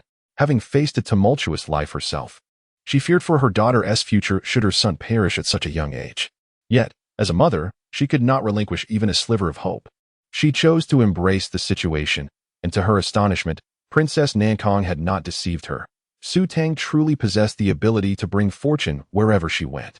Su Tang smiled and remarked, "It is indeed the princess's great fortune." A maid then presented the headpiece from Princess Qingyang, and upon inspecting it, Su Tang found it to be a beautiful jade set, exquisite in design and comparable to the one she had gifted the princess. This was only fitting, as she had saved the princess's mother, a debt of gratitude that outweighed all. The princess, noting the exhaustion in Su Tang, suggested, "You have toiled enough. Return and rest. Another day, you may accompany me to visit the princess at the Kong Wangfu." Xie Boding, seated nearby, held his forehead in disbelief. Realizing that his mother genuinely believed his wife was a bringer of good fortune and was eager to share her blessings with the princess. However, it was indeed a challenge for her to accept Su Tang's medical skills. Even he, having witnessed Su Tang's healing abilities, had not immediately accepted it, still harboring some skepticism. As Su Tang and Xie Boding exited Tianxiang courtyard side by side, Banksia followed behind, grinning from ear to ear. Her joy stemmed not from receiving a headpiece but from the acknowledgement that both the princess and the Kong Wangfu regarded Su Tang as a harbinger of good fortune. Upon returning to Jingmokshuan and entering the courtyard, Su Tang spotted Mama Su, who discreetly glanced towards the inner room. Su Tang surmised that while she and Xie Boding were away, the maid Chuntao had re-entered. To prevent Mama Su from scrutinizing Chuntao, Su Tang had instructed Banksia to greet Mama Su before leaving, indicating that Chuantao's entrance need not be hindered.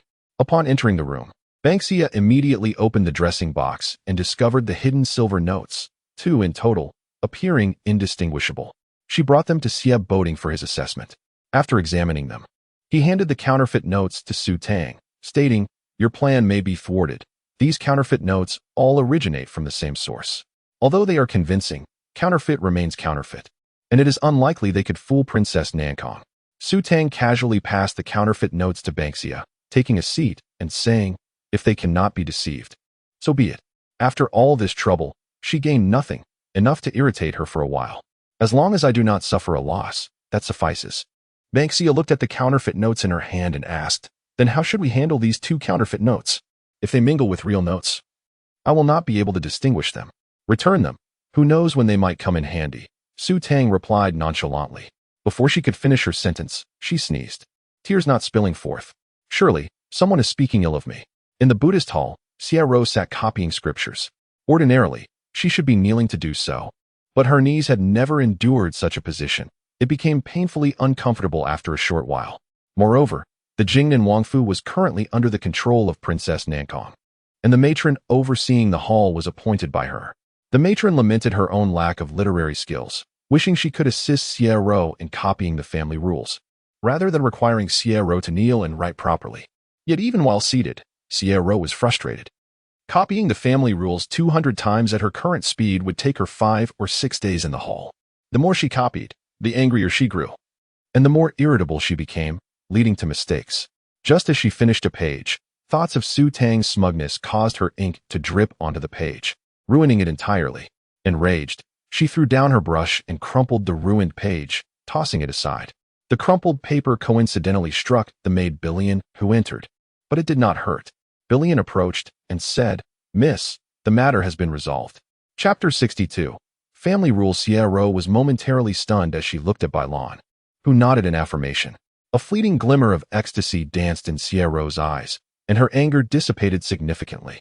After sending away the maid who had been tidying up the Buddhist hall, Bailan retrieved 2 silver notes from her bosom.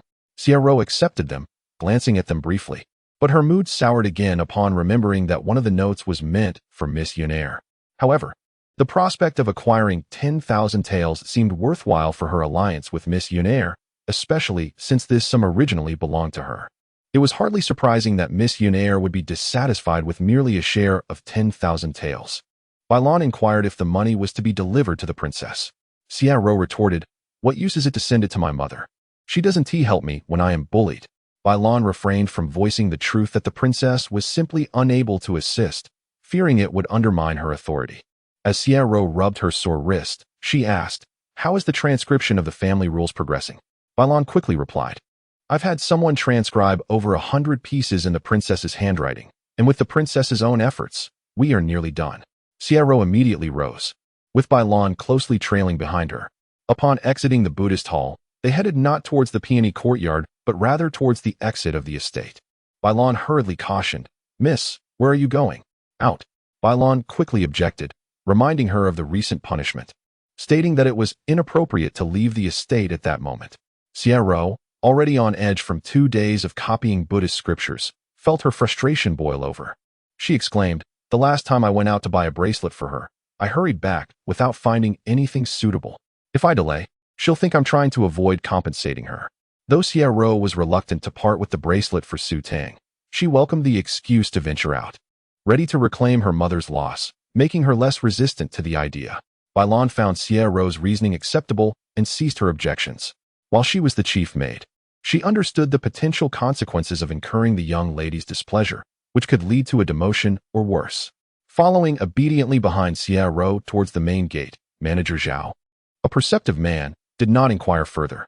Once Xiao boarded the carriage, she directed it straight to Qinyu Pavilion. Upon her arrival, the young clerk at Qinyu Pavilion displayed a flicker of unwelcomeness in his eyes. The last servant who had assisted Miss Xia suffered a gruesome punishment at the hands of the manager, enduring severe beatings and subsequently falling gravely ill, ultimately not surviving to see the next evening. Miss Xia's actions had cost Qinyu Pavilion thousands of taels and damaged its reputation, prompting the manager to seek compensation from the South Jiang princess, who was displeased. Consequently, the manager faced wrath from the owner, leading to a difficult period for the clerks, who were subjected to harsh treatment for the slightest mistake. Just as the manager's anger had begun to wane, Miss Xia returned, heralding another disaster. The clerk, trained to mask his feelings, quickly donned a smile as he greeted Xiao. The jewelry on the first floor failed to capture Xiao's interest, as she typically preferred the selection on the second floor. However, with 10,000 taels in hand, she headed straight up to the third floor. While ascending, she engaged in casual conversation with her maid, rather transparently hinting at her intention to select more jewelry on the third floor, provoking envy among many noble ladies present. One noble lady remarked, "Last time, when Master Xie chose jewelry from Madame Xie, he bought 30 pieces without a single blink. What a pity I was there to witness it. I wonder if Miss Xie can match his audacity?" Another lady laughed, "Even if she falls short, it won't be by much. Let us go see." Although Master Xie was the legitimate heir, the South Jiang princess held the king's favor more than the Xie matriarch. The jewelry worn by Madame Xie came from the third floor of Qinyu Pavilion, and Miss Xie, not wishing to be outdone by her, was determined to maintain her dignity. With a spirit of rivalry, several noble ladies ascended to the third floor, where they found Xiao proudly selecting jewelry. After circling the display twice, she chose 3 sets of headpieces along with several jade hairpins, the total amounting to nearly 10,000 taels. Bailon hurriedly interjected, "Miss, let us stop here for today. We can return when Qinyu Pavilion has new stock." "Very well, these will suffice," Xiao replied, her pride evident. Her lavish spending ignited envy and jealousy among the noble ladies, who had to deliberate over a single hairpin, while Xiao purchased sets without a second thought. The clerk beamed with delight, relishing the presence of such a patron, knowing that the South Jiang princess must have been aware of the grievances Qinyu Pavilion held against her, and was attempting to make amends through her generous spending. As Xiao completed her purchase, the clerk calculated the value of the jewelry at 9,200 taels. Upon receiving the 10,000 tael note from Bailon, the clerk did not suspect its authenticity, promptly accepting it and returning 800 taels in change.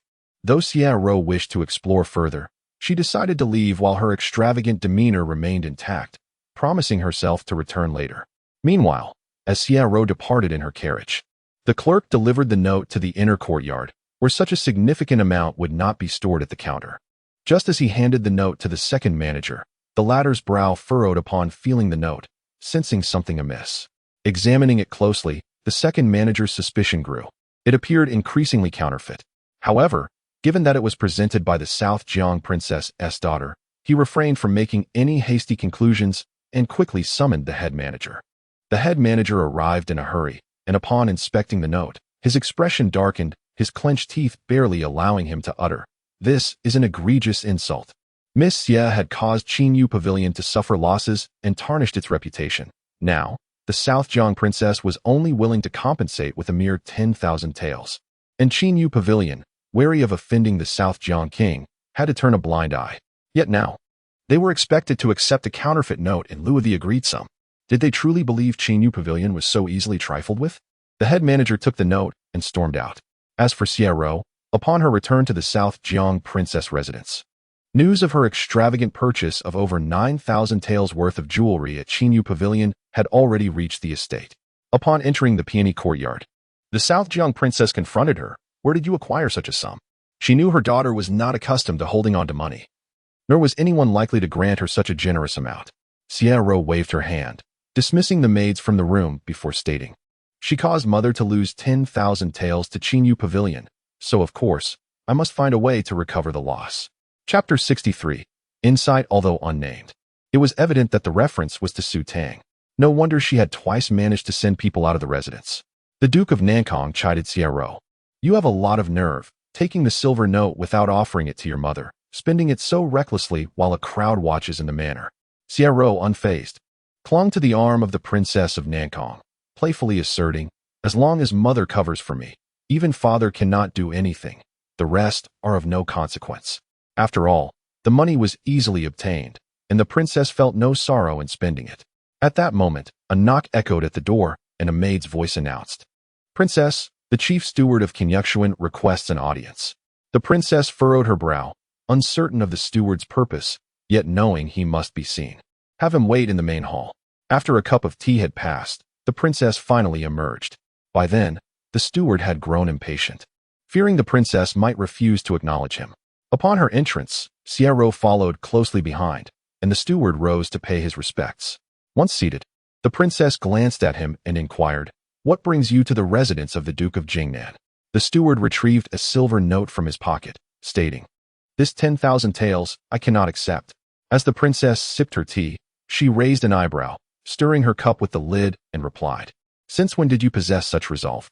Previously, when she had offered to compensate Kinyukshuan with only 10,000 taels for a loss of 15,000, she had left in a huff.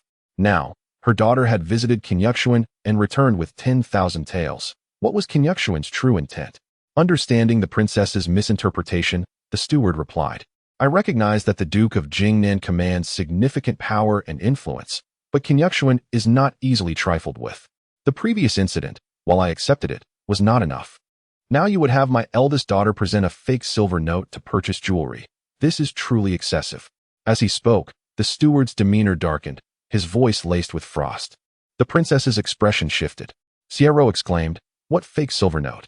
It is you who are being unreasonable." Though she suspected the princess and her daughter would deny all accusations, the steward could not contain his ire. "Even if the Duke of Jingnan stands above all, should you push too far, you shall find no advantage."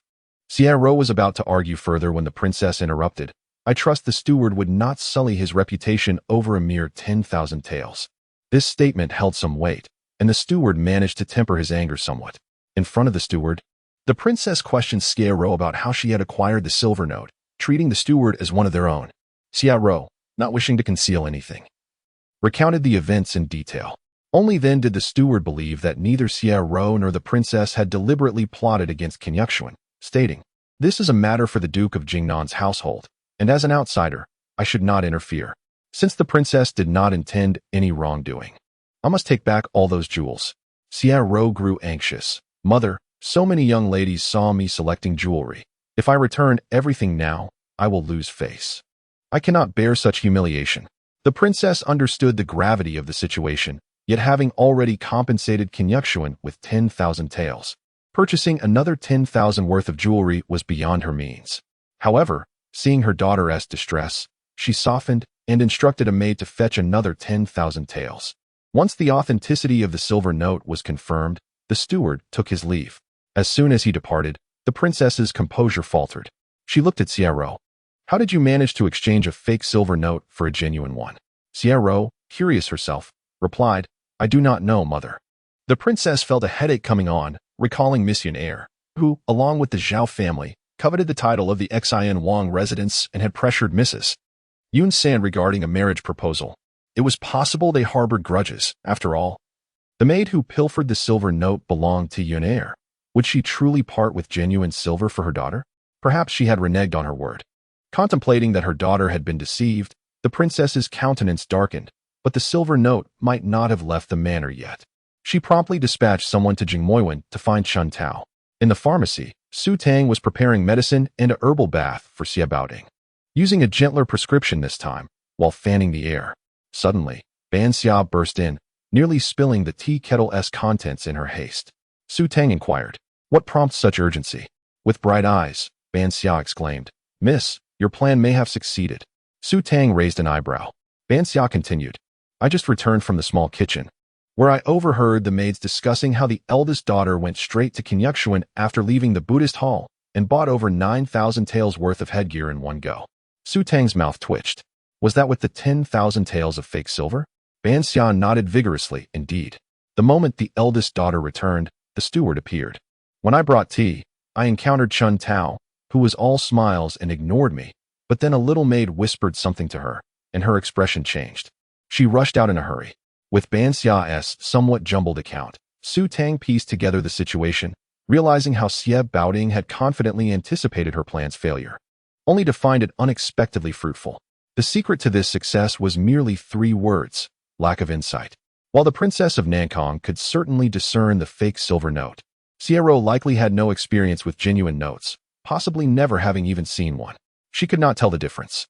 Or else, she would not have rushed to spend it at Kinyukshuan. Xiao did not recognize the counterfeit, but the steward surely did. Thus, he had come to the manor, for in public, he could not directly expose the eldest daughter of the Duke of Jingnan for using a fake silver note to settle her account. The inquiry to Chun Tao must have stemmed from suspicions about the silver note being swapped, or perhaps being a case of being cheated. However, this fire would not burn Su Tang, for she hailed from a small place in Qingzhou, and the silver note was tucked away in her dressing box. She might not even be aware of it. Should she find out, it was unlikely she would exchange a counterfeit for a genuine note just days after her marriage, waiting for them to take the bait. As Abound entered the pharmacy, he saw Su Tang and her maid laughing heartily, their joy infectious enough to draw a smile across his face. What has brought you such merriment? Su Tang, her eyes sparkling, replied playfully, Did you not believe my plan would succeed? Perhaps the outcome will exceed my expectations. Abound mused, such a clumsy plan could succeed. I must suspect Su Tang possesses a natural talent for outwitting the Princess of Nankong. Chapter 64. Commanding returning to Chun Tao, she hurried to the peony courtyard, where Princess Nankong interrogated her about whether the genuine silver notes had indeed been delivered to Miss Yun. This left Chun Tao bewildered, as she recounted 20,000 taels, 10,000 each, as previously agreed. The 10,000 taels belonging to Miss Yun had already been dispatched back to the Wang residence before she handed over the notes to Bailan. Xiao, filled with ire, questioned, You did not deceive me, did you? Chun Tao raised her hand in a gesture of oath, assuring, I would not dare to deceive you or the princess, even if I possessed the heart of a bear or the gall of a leopard. Princess Nankong speculated if the maid had mistakenly swapped the notes. Initially, Chun Tao shook her head, but upon Xiao's insistence, doubt crept into her mind. She had indeed compared several notes, all appearing identical, leaving her incapable of distinguishing the authentic from the counterfeit. Could it be that she had confused them during her examination? Surely not. Chun Tao's thoughts spiraled into chaos, rendering her incapable of recalling the details of that moment. Xiao, in a fit of frustration, contemplated kicking her. She was utterly incompetent, failing even at trivial tasks. How had Miss Yun chosen her companion, made with such poor judgment? Xiao stamped her foot and turned to Princess Nankong, exclaiming, Mother, what shall we do now? Princess Nankong rubbed her temples, a glint of cold light flashing in her eyes. If this maid has indeed bungled the task, a mere glance at the silver notes in the hands of the eldest lady will reveal the truth. In the apothecary, Xie Baiting was soaking in a medicinal bath, while Su Tang administered acupuncture to him. Ban Xia sat in the corridor outside the apothecary, gazing at the sky, where a few birds on the opposing rooftop basked in the sun, occasionally preening their feathers. Engrossed in her observation, she failed to hear the knocking at the study door.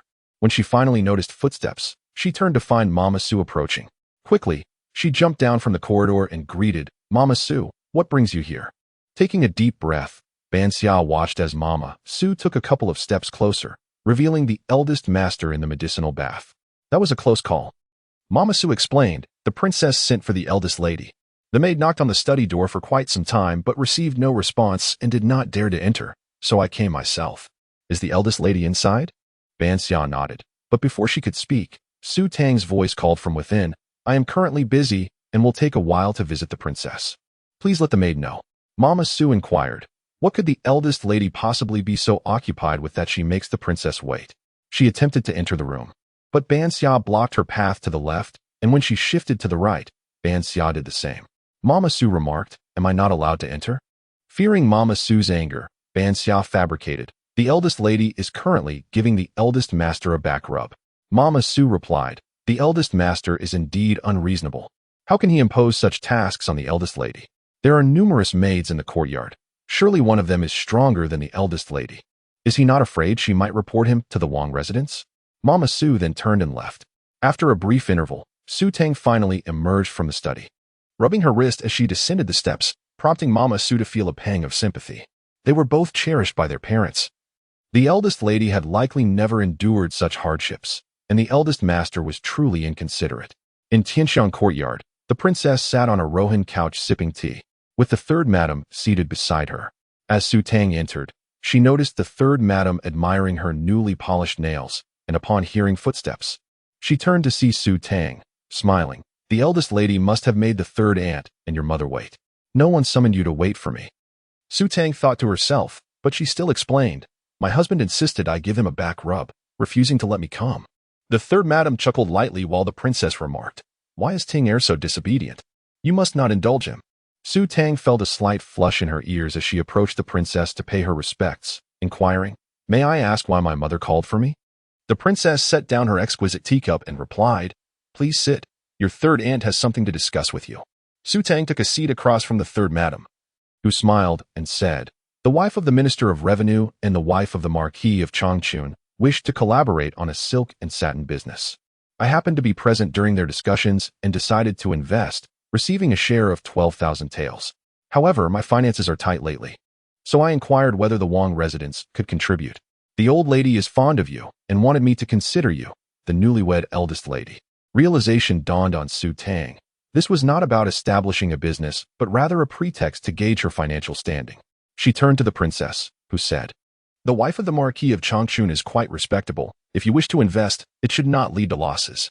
Before Su Tang could respond, the third madam interjected, "Not only will you not incur losses, but you will surely recoup your investment within 2 years. Otherwise, I would not have dared to make this request." Su Tang appeared conflicted, hesitating to voice her thoughts. The third madam, noticing her reticence, encouraged, "We are all family here. If you have something to say, please do so openly." "I wish to invest, but I lack the funds," Su Tang admitted, her voice barely audible. This revelation left both the third madam and the princess momentarily stunned.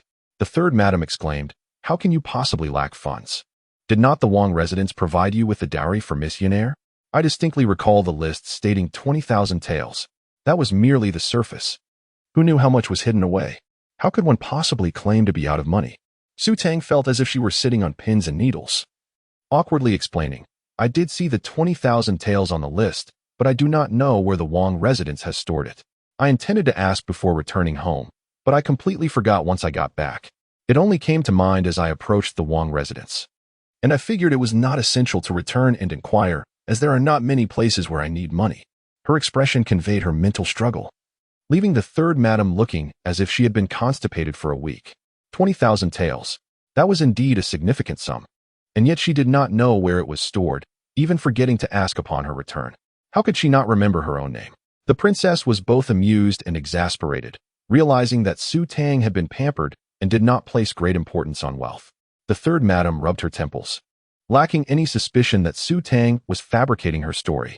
After all, Su Tang had attempted to take her own life on her wedding day, only to awaken and be thrust into a bridal sedan, It was entirely reasonable for her to be oblivious to the location of her dowry. But could she not simply inquire? Her neck bore a head, not a block of wood. A flicker of disdain for Su Tang's naivety crossed the third madam's eyes as she stated, "There's no need to return and ask. The maidens from the Wang residence are all in Jing Mo Pavilion. If you are unaware, one of them surely knows. A simple inquiry would suffice." Su Tang appeared enlightened and promptly urged Ban Xia, "Quickly return and ask." Ban Xia inquired, "How much should I retrieve?" Su Tang looked to the third madam, who replied, "Let us say 5,000 taels."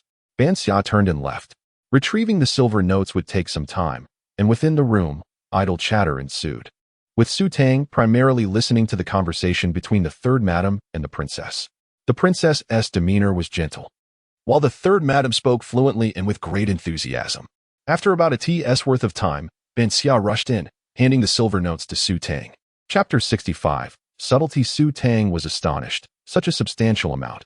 Could there not be something smaller? Ban Xia shook her head, stating there were only 2 notes, both amounting to 10,000 taels each. Su Tang gestured for Ban Xia to present them to third madam. Third madam smiled and remarked that there was only a share of 12,000 taels, and she could only offer 5,000 taels for now, with the promise of future opportunities. Su Tang nodded repeatedly, expressing her gratitude to third madam for considering her in such matters. As third madam took the silver notes and scrutinized them closely, her brow furrowed. The princess, noticing her expression, inquired, "What troubles you?" "There seems to be something amiss with these notes," third madam replied, handing them over to the princess for inspection. After a few moments of examination, the princess's brow knitted as well, and she showed the notes to Mama Ning, who whispered, "I perceive them to be counterfeit." At that moment, Su Tang leaned closer and overheard Mama Ning's words, exclaiming in anger, "These are the dowry given to me by the Prince of Exen.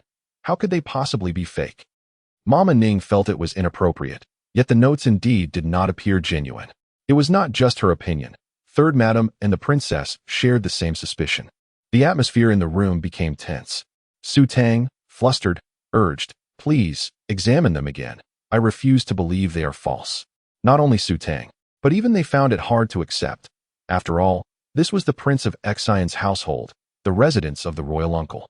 Using counterfeit notes was a criminal act. The late Lord Xian had lived a life of integrity. He would never tarnish his reputation for a mere 20,000 taels. Silence enveloped the room, and Su Tang grew increasingly anxious. The princess reassured her, "Do not fret. Perhaps there has been a misunderstanding. It is not unheard of for servants to be dishonest. If these notes have indeed been swapped, we shall uncover the truth." Third madam added, "The dowry given to the eldest young mistress by the Prince of Exine is unknown even to her.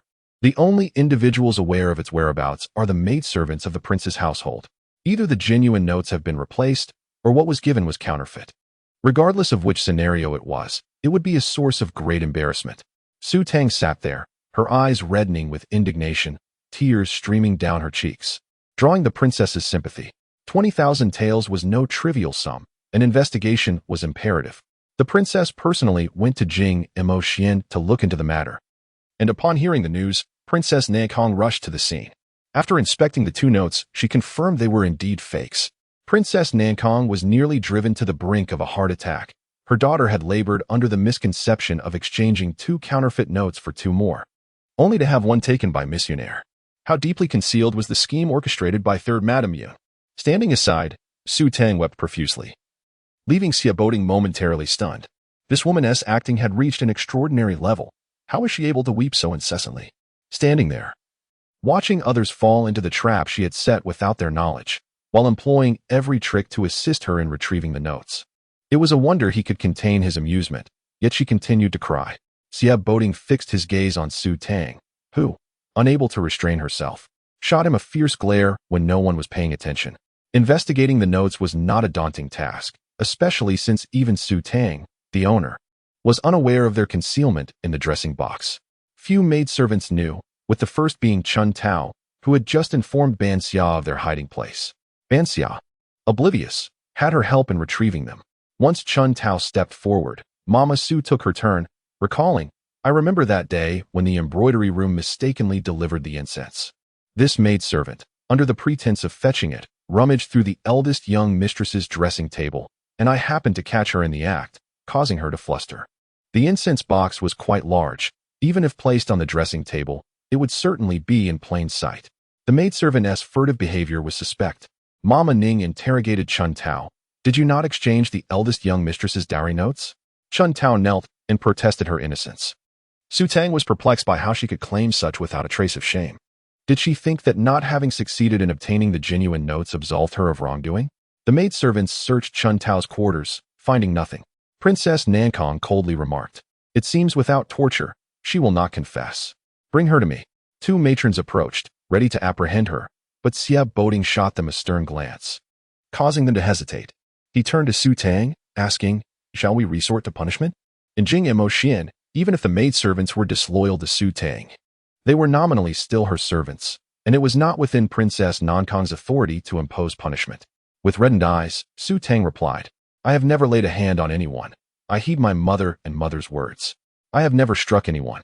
The crowd fell silent, stunned. "Madam, how can you say such things without a sense of guilt?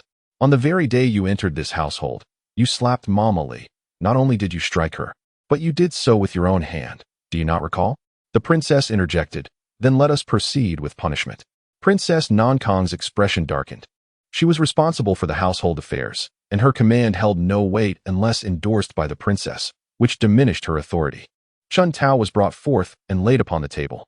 As the first strike landed, she let out a wail, clutching the bench tightly, gritting her teeth as if that would alleviate the pain of the punishment.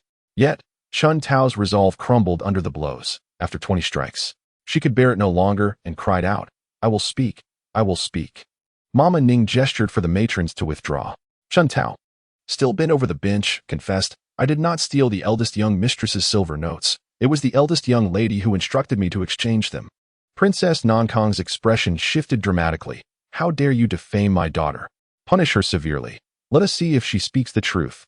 Chun Tao, incensed by Princess Nankong's ire, felt betrayed. Although she had not assisted in stealing the real notes, she had nonetheless played a part and now felt foolish. "The eldest young lady instructed me to take 2 counterfeit notes of 10,000 taels each in exchange for the eldest young mistress's genuine notes. I was unwilling to assist, and she commanded me to return to the Prince of Xian to consult Miss Eyre, who urged me to help the eldest young lady. They intended to split the 20,000 taels, but the notes in the dressing box were already counterfeit." Princess Nankong, both furious and amused, retorted, "Not only do you tarnish my daughter's name, but even Miss Yun Eyre is implicated. Just who is pulling your strings? Such a wicked heart." She cast a sidelong glance at Su Tang, insinuating that the mastermind behind this was she. Su Tang did not even spare her a glance.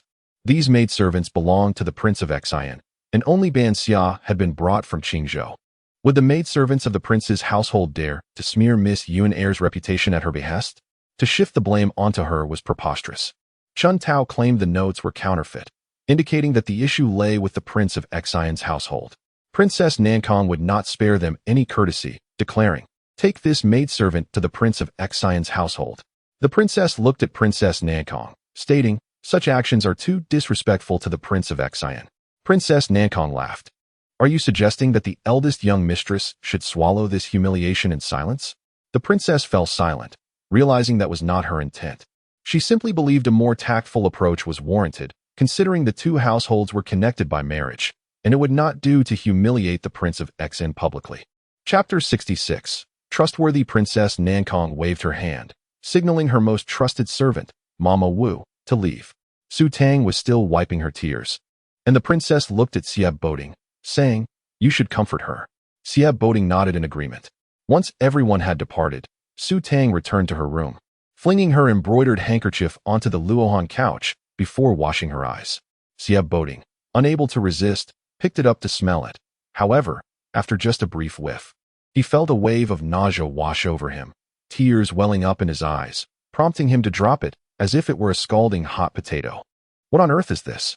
The effect is so potent," he rubbed his eyes and exclaimed. Su Tang, wiping her nose, replied, "It's tear-inducing powder. I just didn't anticipate its strength." Xia Boding's lips twitched. "You concocted it, didn't you know?" Su Tang grinned. "I only used it thanks to your assistance." Xia Boding sighed, realizing that honesty and her were not on good terms. The thought that she might need it again made her regard him with disdain. Xia Boding reflected that he should have remained in the study, as that was where he belonged. Yet, he could not go anywhere, with his beloved in tears. How could he retreat to his books? Su Tang washed her eyes, but the tears continued to flow. Mama Su entered twice, finding her still weeping, and attempted to offer words of comfort, only to be shooed away by Xie Boding. As evening approached, Su Tang pondered whether to have dinner or feign a lack of appetite when a maid entered, announcing, "Madam, Lady Su has come to see you." Lady Su? Her mother? Su Tang hastily rose to greet her, just as she spotted Su Shi approaching. Upon seeing her daughter's reddened eyes, Su Shi's heart ached. As Su Tang descended the steps, she called out, "Mother, what brings you here?" Su Shi replied, "With such a great matter at hand, how could I not come? I cannot bear to see you wronged." Xie Boding stepped forward to bow to Su Shi, addressing her as mother-in-law. Su Shi produced 2 banknotes, worth 10,000 taels each, from her bosom and handed them to Su Tang, saying, "These are sent by the old prince and princess for you."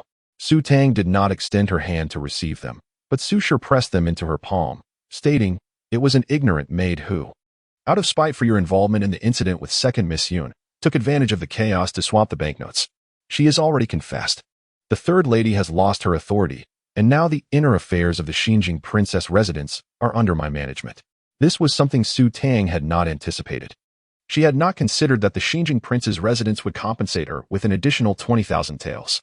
However, it was understandable, as no one could have foreseen her ability to unmask the schemes of Xie Ro and Yun Jia, turning the tables on them. The third lady had stubbornly denied her culpability, and the old prince merely thought her obstinate, as the incident with Yun Jia was indeed a trap laid for her. As night fell, Su Shi decided not to enter the house for tea, but expressed her need to return, prompting Su Tang to ask, "Mother, must you leave so soon?" Su Shi caressed Su Tang's face and replied, "The old princess fears you may become too agitated to sleep tonight, and insisted I deliver the banknotes and offer you some words of comfort. Keep these banknotes safe." She continued, "It is getting late, and I shall not visit Princess Jingnan today. I will come again another time." Indeed, the hour was late, and Su Tang did not insist on prolonging her stay. She accompanied Su Shi to the door, while Xie Boding intended to join them. Su Tang interjected, "I can see my mother off." With him present, she felt unable to speak tenderly. Xie Boding replied, "It is only right for me to pay my respects to my father-in-law." Su Tang looked at Su Shi in surprise. "Is father also here?" Before Su Shi could respond, Xie Boding interjected, "At this hour, how could your father allow your mother to come alone?"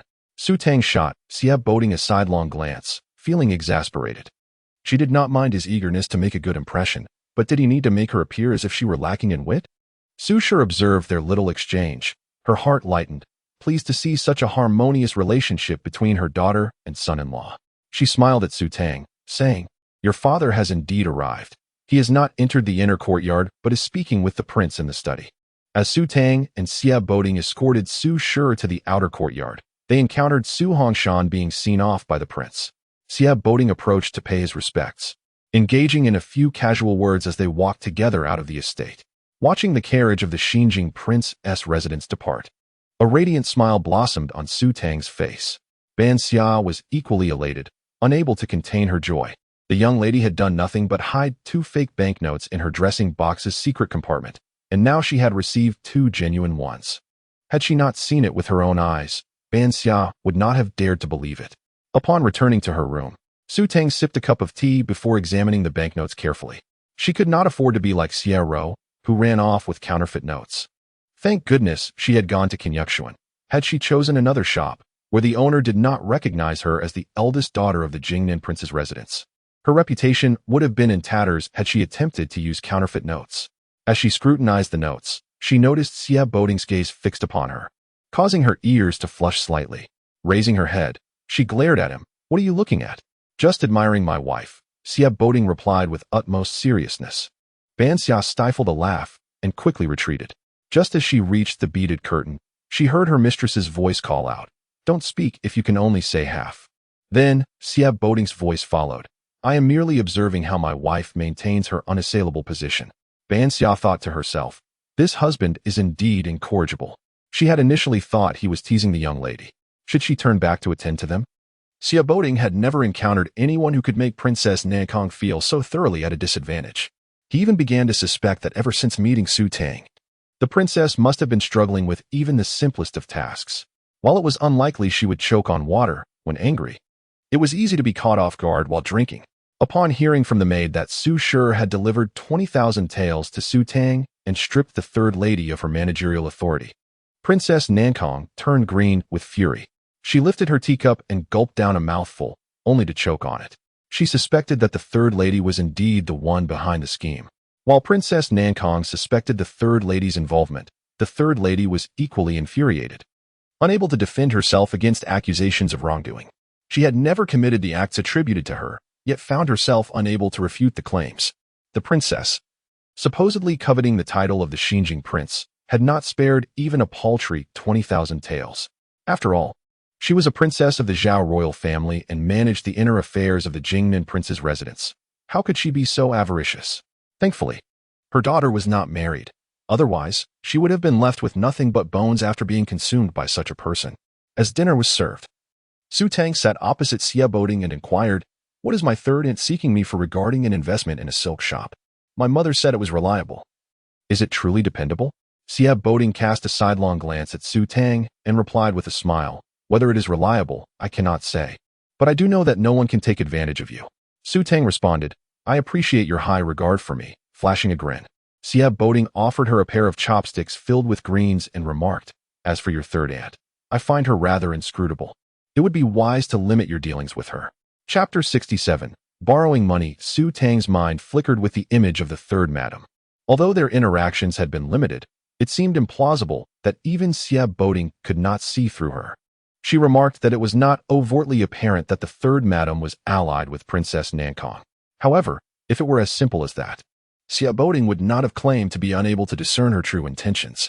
Indeed, Xia Boding continued, she is also a cousin of the Empress Mother. Su Tang was astounded. She had not perceived any familial ties between the princess and the third madam. They did not even resemble sisters-in-law. Clearly, her understanding of the Jingnan Wangfu was still quite superficial. As she contemplated this, she overheard Xia Boding continue. The third madam often appears to lean towards Princess Nankong when one expects her to side with the Empress Mother, and conversely, she supports the Empress Mother when one anticipates her allegiance to Princess Nankong. She is adept at navigating both sides, earning the trust of both the Empress Mother and Princess Nankong. Were it not for Xia Boding's insights, Su Tang would have never deduced the third madam's remarkable skill in gaining the princess's trust. While it was not difficult to win over the gentle-natured Empress Mother, Princess Nankong was known for her suspicion, making it exceedingly challenging to gain her confidence simultaneously. Such a person was best approached with caution. The following day, after breakfast, Su Tang accompanied Xia to Songhang to pay her respects.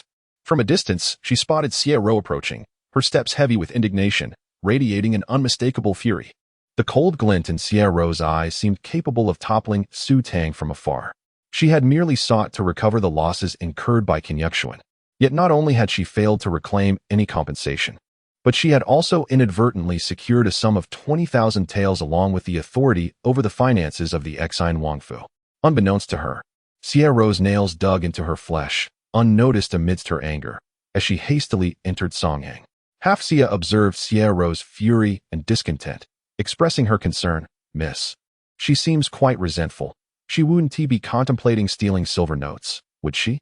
Su Tang replied lightly, "Oh, dear girl, she has devised a plan that accommodates both sides.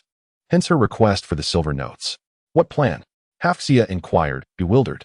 "Investments carry risks. One must be prudent in shareholding," Su Tang stated softly. Her words carried away by the wind, leaving Half Xia in a daze as she processed the implications of her mistress's intent to invest in a silk shop. Upon entering the room, Su Tang reached the screen and overheard the second madam's complaints. "Last time, the third sister-in-law promised me good fortune. Yet ever since the eldest madam entered the household, her attention has entirely shifted towards her, leaving me forgotten." The third madam quickly interjected, "You cannot blame me. It is the old lady who is preoccupied with the eldest madam. I had no idea that investing in shares would lead to such complications." Princess Nankong, seated nearby, coldly remarked, "It was fortunate that this matter was uncovered yesterday. Otherwise, in a month or two, it would have become convoluted." The second madam agreed with a smile. Su Tang stepped inside, bowing respectfully to the old lady before expressing her gratitude to the third madam for her kindness, which she had neglected to acknowledge the previous day due to her poor mood. The third madam smiled, "We are all family. Expressing thanks seems overly formal. However, I must leave shortly to deliver the silver notes to the Duchess of Changchun. Su Tang looked at the third madam and said, I pondered this all night and have decided not to invest. The third madam frowned. Do you not trust me? Su Tang shook her head and produced 1,000 taels in silver notes, placing them beside the third madam. The Empress Mother has deemed the silk shop reliable. How could I possibly distrust you? It's just that you have worked hard to secure this share in a profitable shop. It wouldn't be right for me to take advantage of you. Had it not been for you, I would have remained unaware that the notes in my possession were counterfeit. Seeing that the third madam was in need of 5,000 taels, Su Tang offered her the loan as a gesture of gratitude. It was evident that the third madam had thought of her and shared the opportunity for investment. To outright decline would imply that she was ungrateful. The third madam indeed required 5,000 taels, and lending it to her seemed prudent. The risk of loss in a business investment was one thing, but lending money was another. Su Tang was confident that the esteemed third madam of the Jingnan Wangfu would honor her debt. Surprised by Su Tang's unexpected offer, the third madam was momentarily speechless. She instinctively glanced at Princess Nankong, who sat with concealed fury, displeased that someone had diverged from her plans. However, Su Tang's eloquence was devoid of fault. Princess Nankong smiled. Such a splendid opportunity. Are you truly willing to let it slip away? Su Tang nodded. I have contemplated this thoroughly, and my husband concurs with my decision.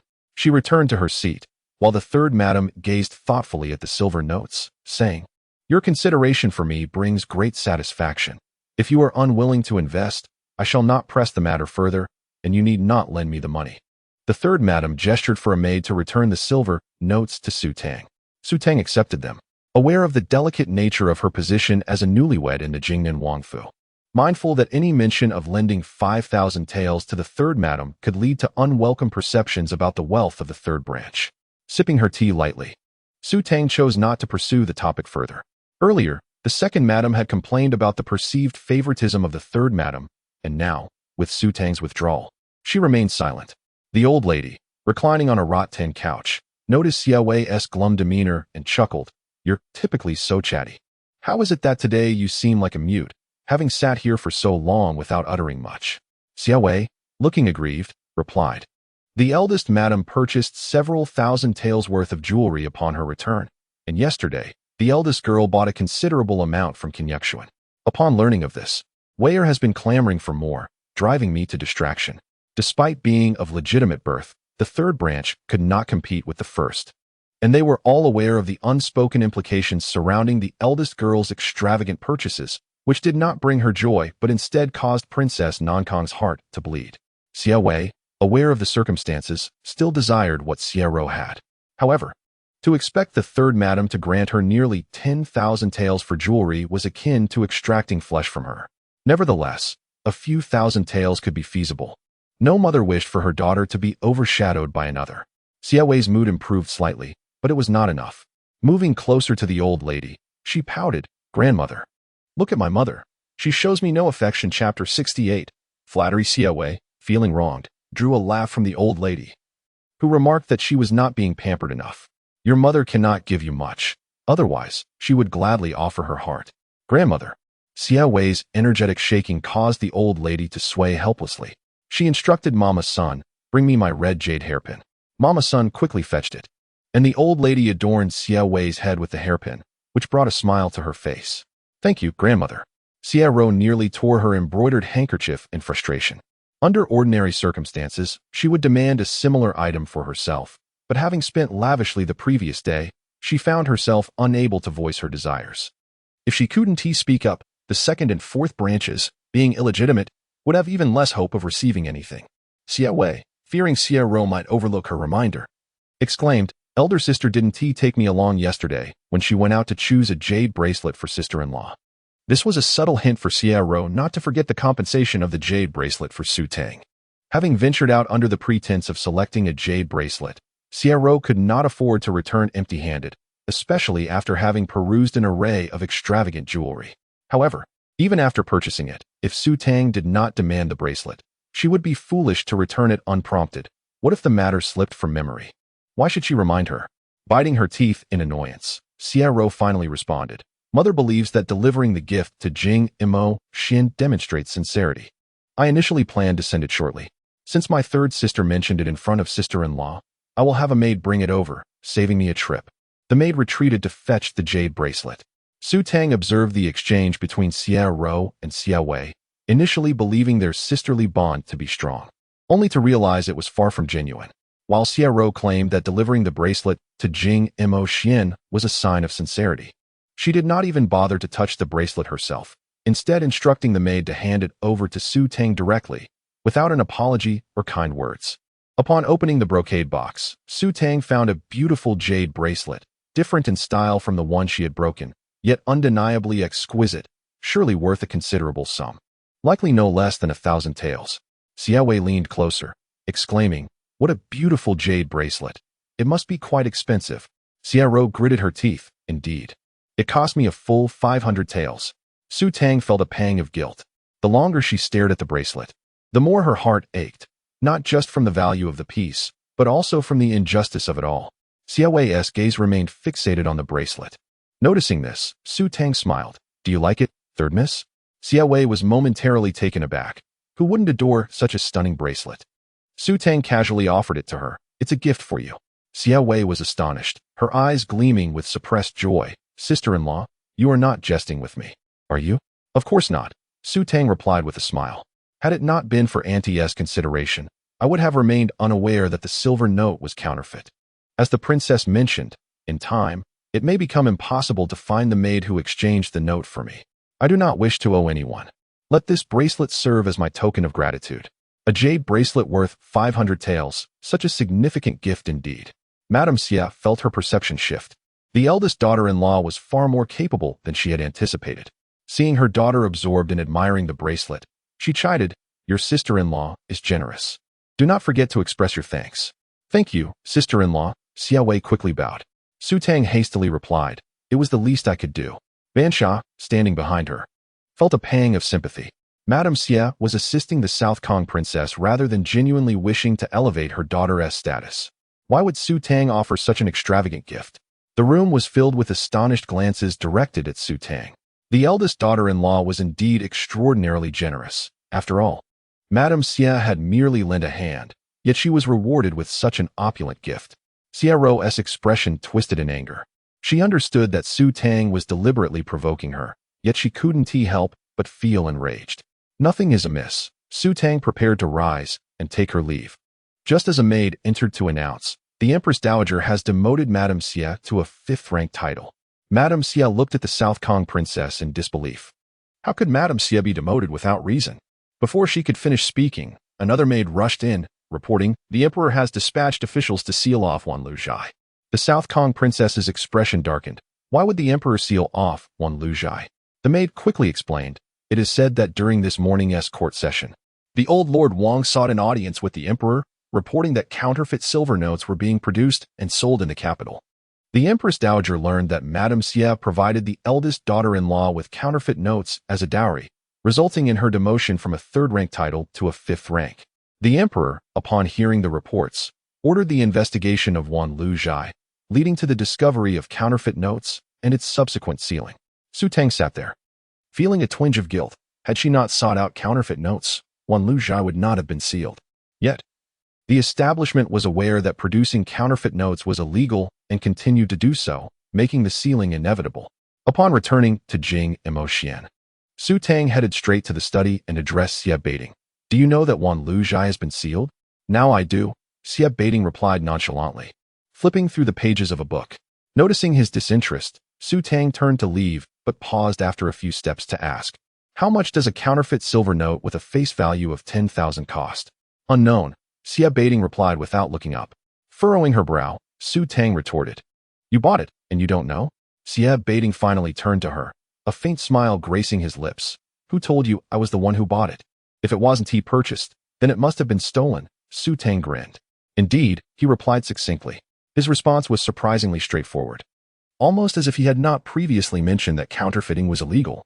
"Stealing is also against the law." Su Tang exclaimed, "If your counterfeit silver notes are stolen, what about the eldest daughter-in-laws?" Xia Baiting chuckled. "If Wan Luzhai had the audacity to produce counterfeit notes, they lacked the courage to sell them openly. I would only know by coincidence that she could easily acquire them," indicating a close relationship with the South Kong princess. now that Wanlu Zhai has been sealed. None of the owners will escape unscathed. He then regarded Su Tang with a knowing smile. It is said that when father stomps his foot, the court trembles for 3 days. I believe if my wife merely raises her hand, the court would quake for half a month. Flattered, Su Tang beamed. You exaggerate. My dear, I would not have given you the opportunity to act, otherwise the court might indeed crumble. Sieb Baiting sighed. In the future, refrain from flattering others without reason. Why? Su Tang inquired, puzzled. I fear they might vanish under your flattery, he replied jokingly. Su Tang shot him a glare before turning to leave. Understanding the deep connection between Wanlu Zhai and the South Khan princess, Su Tang's fleeting guilt dissipated entirely. The scandal surrounding the counterfeit notes would undoubtedly cause a significant uproar in the court. However, she felt indifferent, as it did not concern her. Unexpectedly, she became the first to bear the consequences. Chapter 69. Sincerity. Su Tang returned to her room and read half a book. Feeling utterly bored, she decided to head to the pharmacy to concoct some ointment. However, as she stepped outside, she was met with the grave expression of Sieb Baiting, a demeanor she had never witnessed before. She inquired, what has transpired? Sieb Baiting looked at her and replied, Old Master Yun is critically ill and wishes to see both you and me.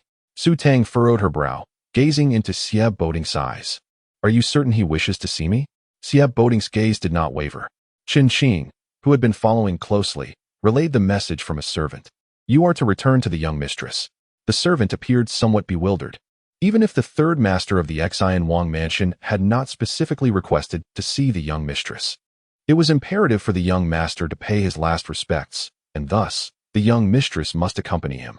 Nevertheless, reiterating the message was not difficult, and the servant quickly added, the servant from the Xian Wang mansion is in the front courtyard.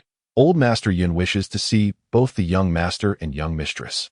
As long as it was not a matter of saving someone, Su Tang thought it would be no trouble to visit the Xian Wang mansion, considering it an opportunity to express gratitude to the old princess for the 2,000 taels from the previous day.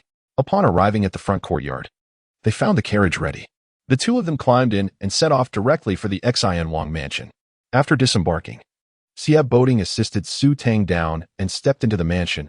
Encountering Manager Li, Sieb Baiting inquired, what led to the sudden deterioration of the third master's health? Manager Li sighed. The third master's condition has never been stable. He learned about the counterfeit banknotes somehow, and with the return of Prince Xian Un and his party to the capital, the third master was overwhelmed with rage and sorrow. He wiped his tears and urged, Mistress, you must hurry. Time is of the essence. Sieb Baiting grasped Su Tang's hand and led her deeper into the estate. Just past the second gate, they encountered Su Hongshan approaching. Su Tang called out, Father. Su Hongshan ignored her, fixing his gaze on Sieb Baiting. Where is the esteemed doctor who healed the old prince's arm with a single needle after years of suffering? Sieb Baiting hesitated, glancing at Su Tang. Su Hongshan frowned. Why are you looking at Tanger? I asked you where the doctor is. Sieb Baiting cautiously scanned the surroundings to confirm they were alone before asking. Is it truly your intent to save the third master? The question darkened Su Hongshan's expression, a sight Su Tang had never witnessed before. It seemed as though he might strike Sieb Baiting. He replied coldly, if saving the third master requires my life, I would not hesitate. Yet, Sieb Baiting appeared conflicted. Furious, Su Hongshan contemplated throwing him out of the estate. Speak plainly. Sieb Baiting did just that. Tanger seems reluctant to assist him. Su Hongshan shot a glare at Su Tang before chastising Sieb Baiting. Tanger is headstrong and lacks understanding. Do you not comprehend the debt of gratitude you owe to young Master Yun for saving your life? If he were my son, I would have struck you already. He unleashed a torrent of reproaches that made Sieb Baiting feel unjustly accused. He wished to repay young Master Yun's life-saving grace, yet he found himself lacking the capability. Seeing Sieb Baiting still standing there, Su Hongshan barked, What are you doing still standing here? Go fetch a doctor at once. Do you truly wish to miss saying goodbye to the third master? Sieb Baiting turned to Su Tang, whose father's temper was nearing a boiling point. Tanger, follow me. Do you truly fear someone will bully you? Unless you summon a doctor, do not return, he declared, dismissing Sieb Baiting as a heartless son-in-law unworthy of consideration. Sieb Baiting had no choice. If he lingered any longer, he would undoubtedly become the first son-in-law in the capital to be struck by his father-in-law. However, he wondered what good it would do to leave. No matter how he turned the capital upside down, he still could not summon a physician. As he stepped away, he glanced back at Su Tang. She wore a troubled expression and said to Su Hongshan, "Father, I shall accompany my husband to fetch the doctor." With that, she hurried off, fearful of being detained by Su Hongshan. Watching them depart, Su Hongshan turned to leave, unaware that behind a nearby rockery, a shadowy figure held her breath. Her face turning purple, waiting until Su Hongshan was far enough away before daring to emerge. Once outside the Xian Wang mansion, Su Tang boarded the carriage.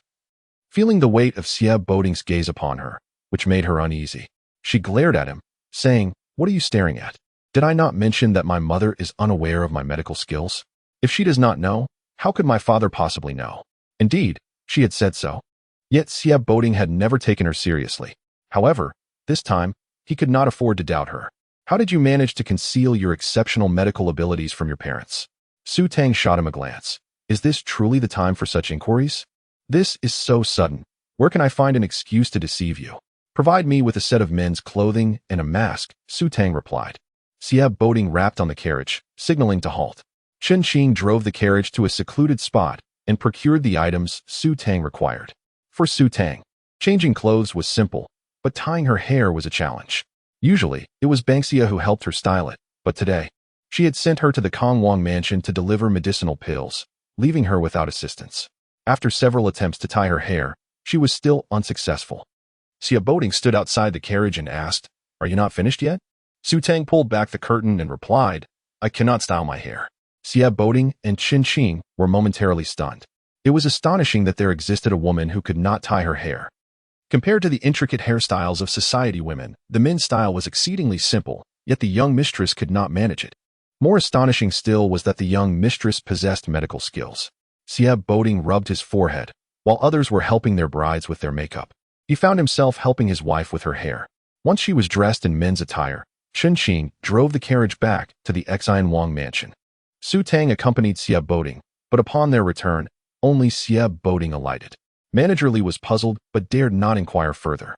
Upon reaching the courtyard where the third master resided, Su Hongshan, not seeing Su Tang, frowned and asked, "Where is Tang Er?" Xie Boding replied, "She was left by Dr. Jia to assist in preparing medicine." Su Tang shot Xie Boding a glare, thinking, could he not have found a more pleasant surname to use? Being addressed as Dr. Jia sent shivers down her spine. Xie Boding felt at ease, leaving his daughter with Dr. Jia, so Su Hongshan did not press further. He turned to Su Tang, "Dr. Jia, please." Su Tang nodded slightly and then entered the inner room.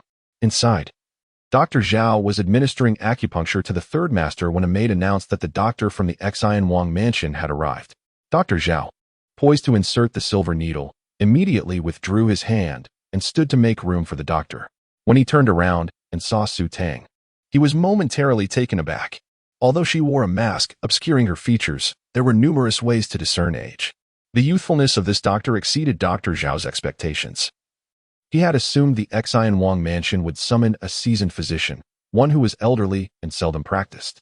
Chapter 70. Improvement. Lord Yun San lay in bed. His appearance gaunt and pallid, his breath faint as a wisp of smoke. His eyes had begun to cloud, and though he attempted to speak, his lips moved without strength, rendering him unable to utter a word. The situation was indeed perilous. Without effective treatment, he had but a couple of hours left. Su Tang settled beside Lord Yun San to take his pulse, conducting the examination with utmost care. She then removed the needles that Dr. Zhao had inserted and reinserted them with remarkable speed and precision, earning Zhao's profound respect. Once the needles were placed, Su Tang rose to prepare a prescription. After blowing dry the ink, she handed the prescription to Stewardly, instructing him to brew the medicine promptly. Stewardly glanced at the old Prince Xian, uncertain whether to show the prescription to Dr. Zhao. However, with a wave of the hand from the old prince, he hurried off to fetch the ingredients.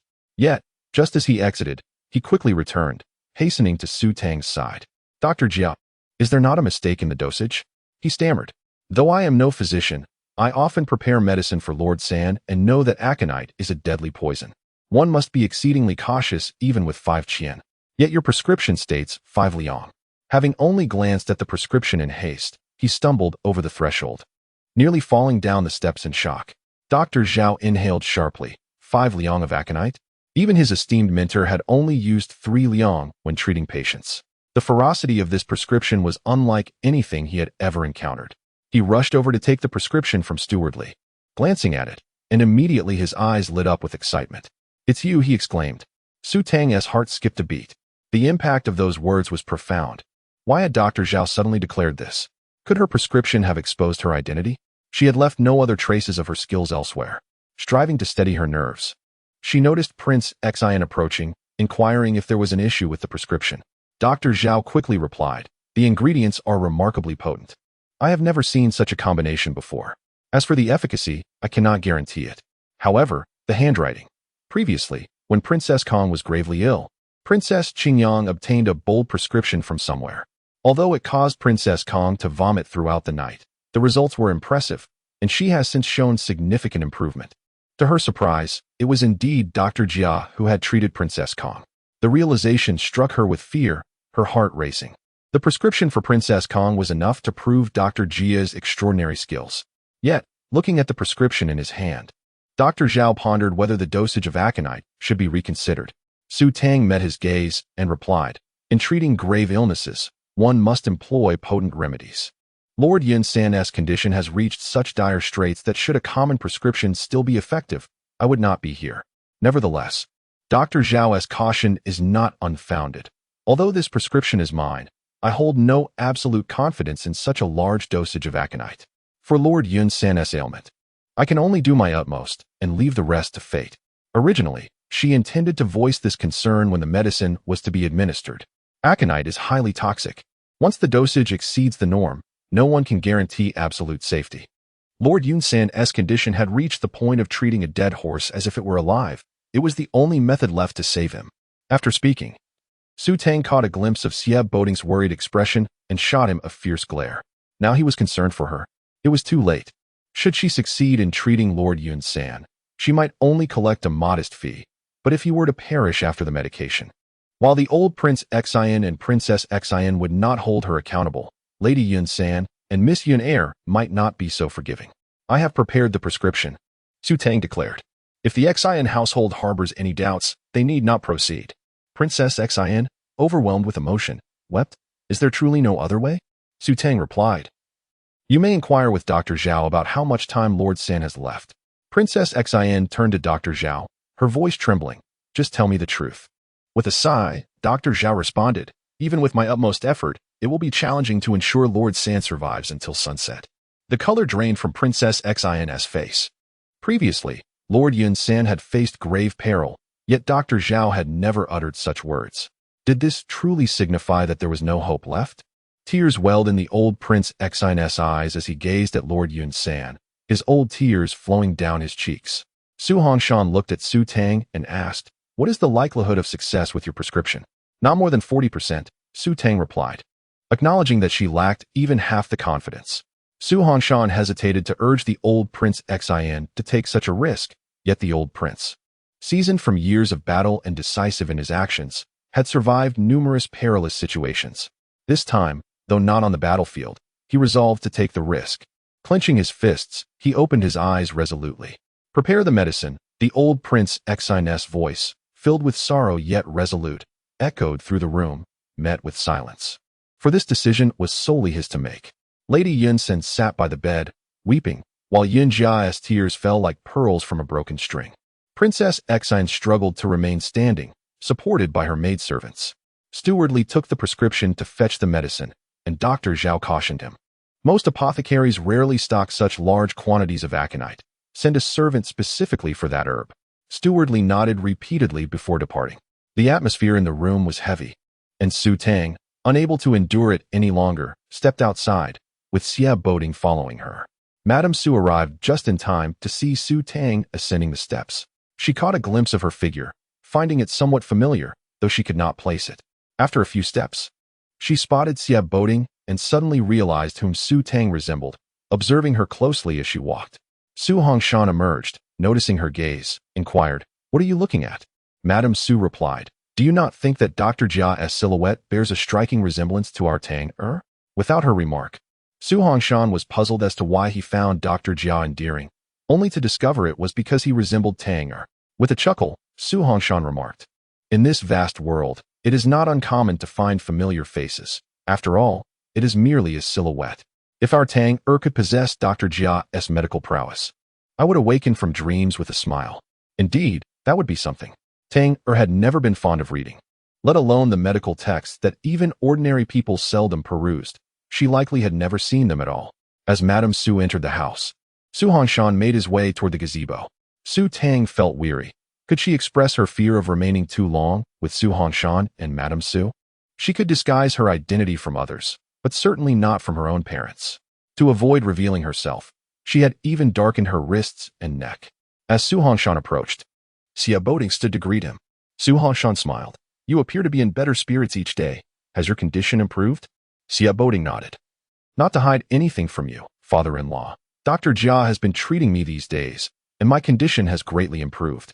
Excitement flickered in Su Hanshan's eyes. Will you recover completely? Yes, Xia Boding affirmed. The joy radiated from Su Hanshan as he patted Xia Boding on the shoulder, exclaiming, Excellent. Tang is indeed a fortunate person. Chapter 71. Consultation fee. In a moment of excitement, Su Hanshan clapped his hands with such fervor that Xia Boding flinched, a jolt of pain passing through his forehead. He quickly remarked that marrying Tang was a blessing for him. Su Tang sat quietly, observing the exchange between her father-in-law and husband, uncertain whether to interject.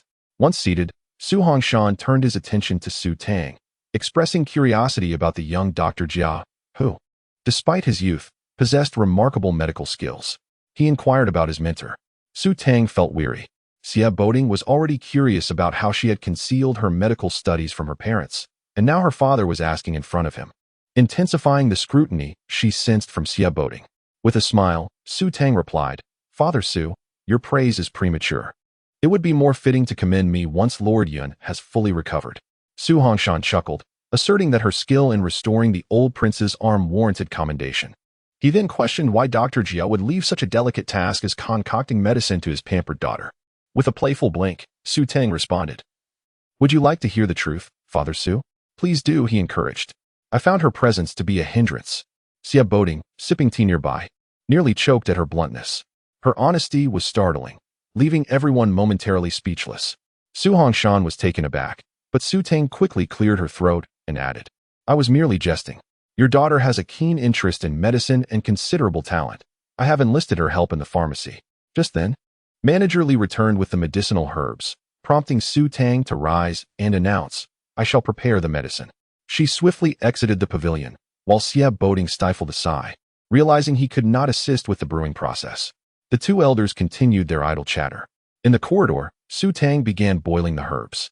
This particular prescription required a substantial amount of aconite, necessitating at least half an hour of preparation. However, that half hour was perilous for Lord Yun, who struggled to breathe several times. Had the doctor not been present in the residence, it would have been too late to summon him. After nearly 30 minutes, Su Tang entered the room to take Lord Yun's pulse. After waiting another quarter of an hour, she poured the medicine into a bowl and carried it inside.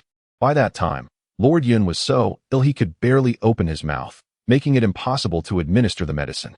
Moreover, the efficacy of the treatment would diminish significantly if the dosage was insufficient. Madame Yun stood nearby, on the verge of fainting from her distress. Su Tang offered her the bowl, instructing, You must feed Lord Yun with your own mouth. The lady's face stiffened, and all eyes turned to her. Trembling, she reached for the bowl, while Su Tang solemnly urged, There is only this one bowl. There is no time for a second. Ensure that Lord Yun consumes every drop. Madame Yun felt the weight of the bowl in her hands as she sat beside the bed, taking a sip of the bitter concoction before leaning down to feed it to Lord Yun. Each spoonful was a struggle, making her wish to discard the bitter taste. After a considerable effort, she finally managed to administer the entire dose, while a maid quickly brought tea for her to rinse her mouth. The potion contained a significant amount of aconite, which, despite being mitigated by other herbs, still posed a risk of poisoning. Zhao Yuanzhong, present nearby, instructed the maid, Prepare more mung bean water for Madame Yun to counteract the aconite's toxicity. After the medicine was taken, Su Tang proceeded with acupuncture to enhance its effectiveness. Zhao Yuanzhong, who had not left, was normally responsible for overseeing the Imperial Medical Institution. However, his curiosity about Su Tang's treatment and Lord Yun's critical condition compelled him to stay. He witnessed firsthand the remarkable improvement in Lord Yun's condition within mere moments after taking the medicine. Once Su Tang withdrew her needles, Lord Yun's breathing had notably steadied. As Su Tang rose, Zhao Yuanjing took his place at Lord Yun's side to assess his pulse, his eyes wide with astonishment and admiration.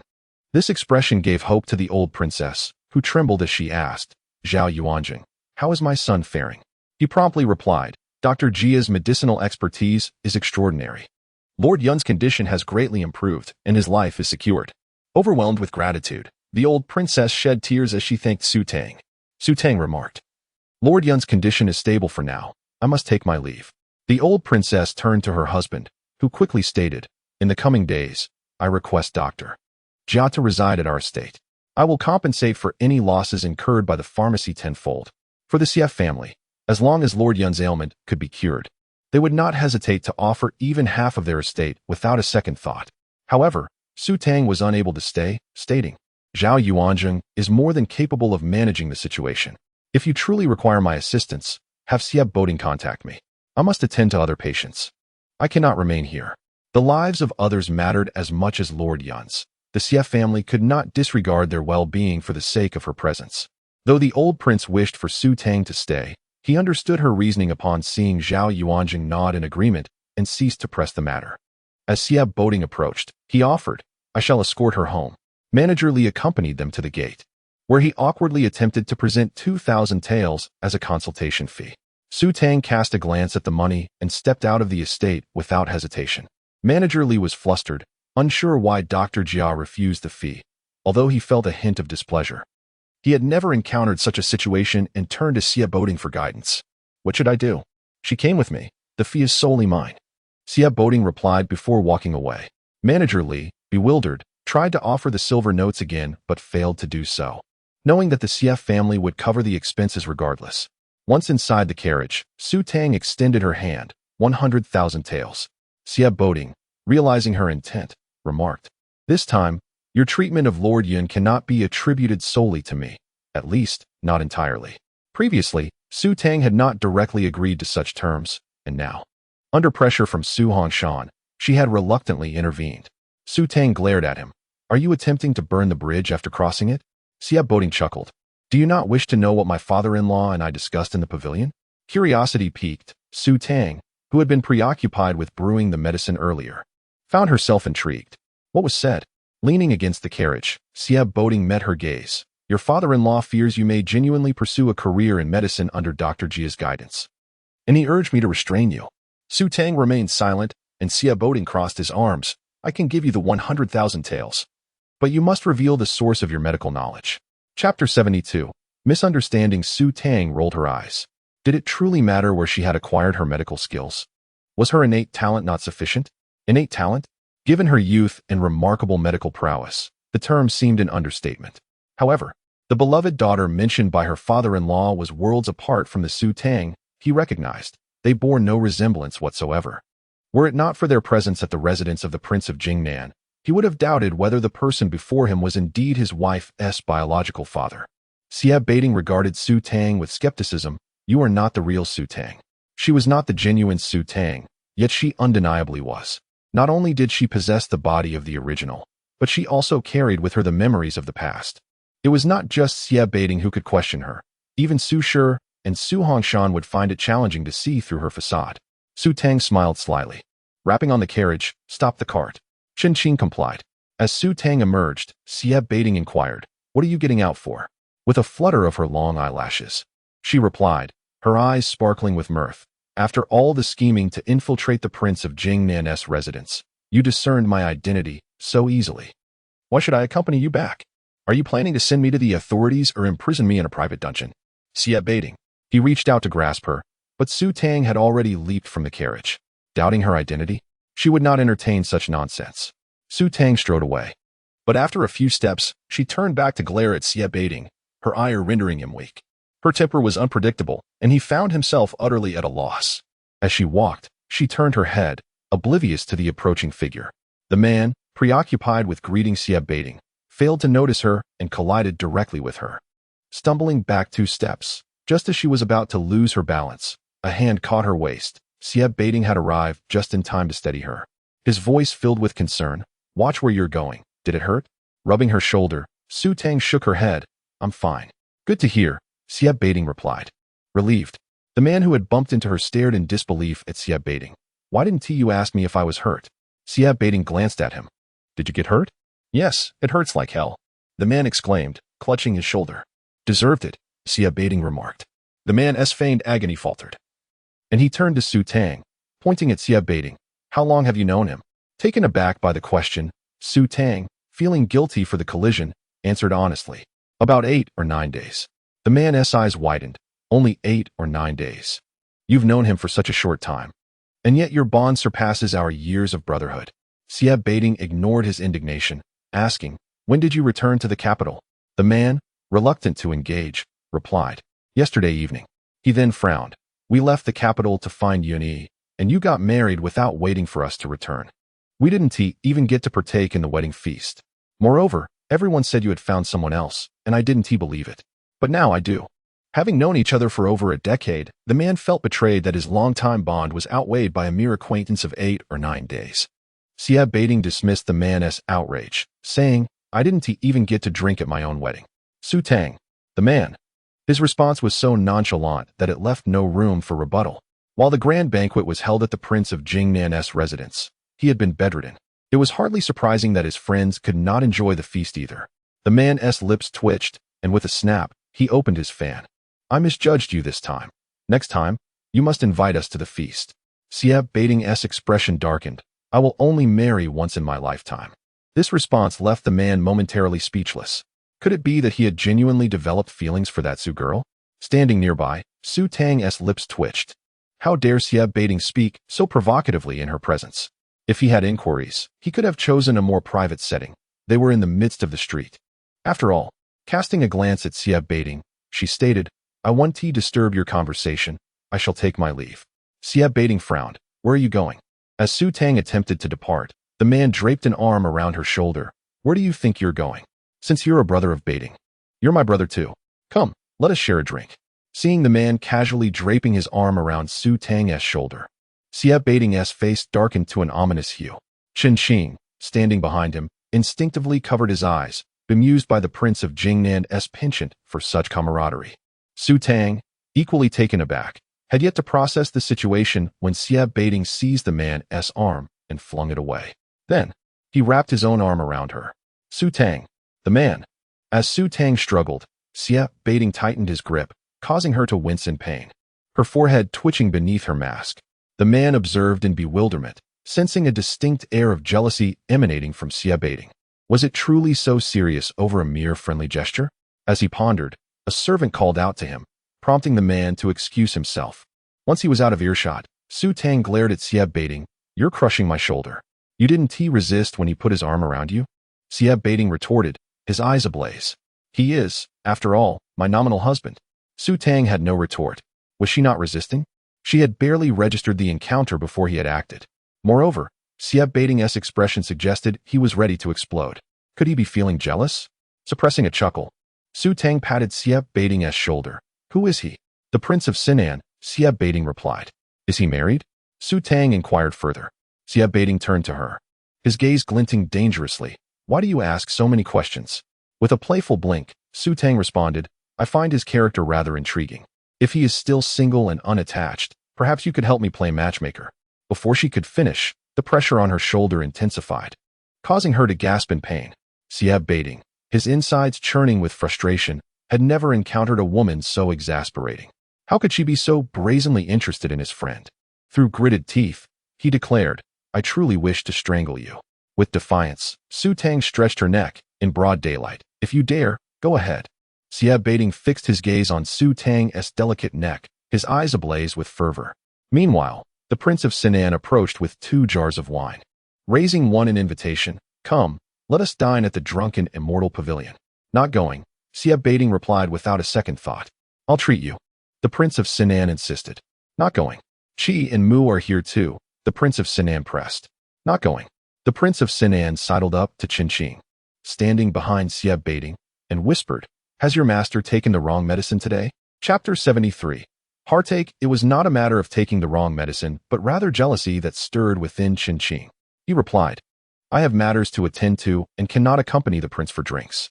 His assumption of discontent was mistaken. The Sinan prince turned his gaze towards Sieb Baiting. increasingly convinced that something was amiss, as Xie seemed to harbor ill feelings towards him. Turning to Su Tang, the prince inquired, "Do you have time?" "I do," Su Tang replied. "Then let us go drink." As she prepared to leave, Xie Boding pulled her back by the shoulder. Looking at the prince, he added, "She is also unavailable." The prince's brow furrowed in confusion. It was clear to him that Boding had misunderstood the situation. He left, glancing back multiple times. Su Tang looked at the prince, while Xie Boding, with a dark expression, stood directly opposite her, blocking her view completely. Frustrated, she glared at him. "What are you doing?" Xie Boding felt a surge of anger rise to his face. "You should not entertain thoughts about him. I am already married." Chen Qing shot a sidelong glance at Xie Boding. Su Tang sighed. Another young man married too soon.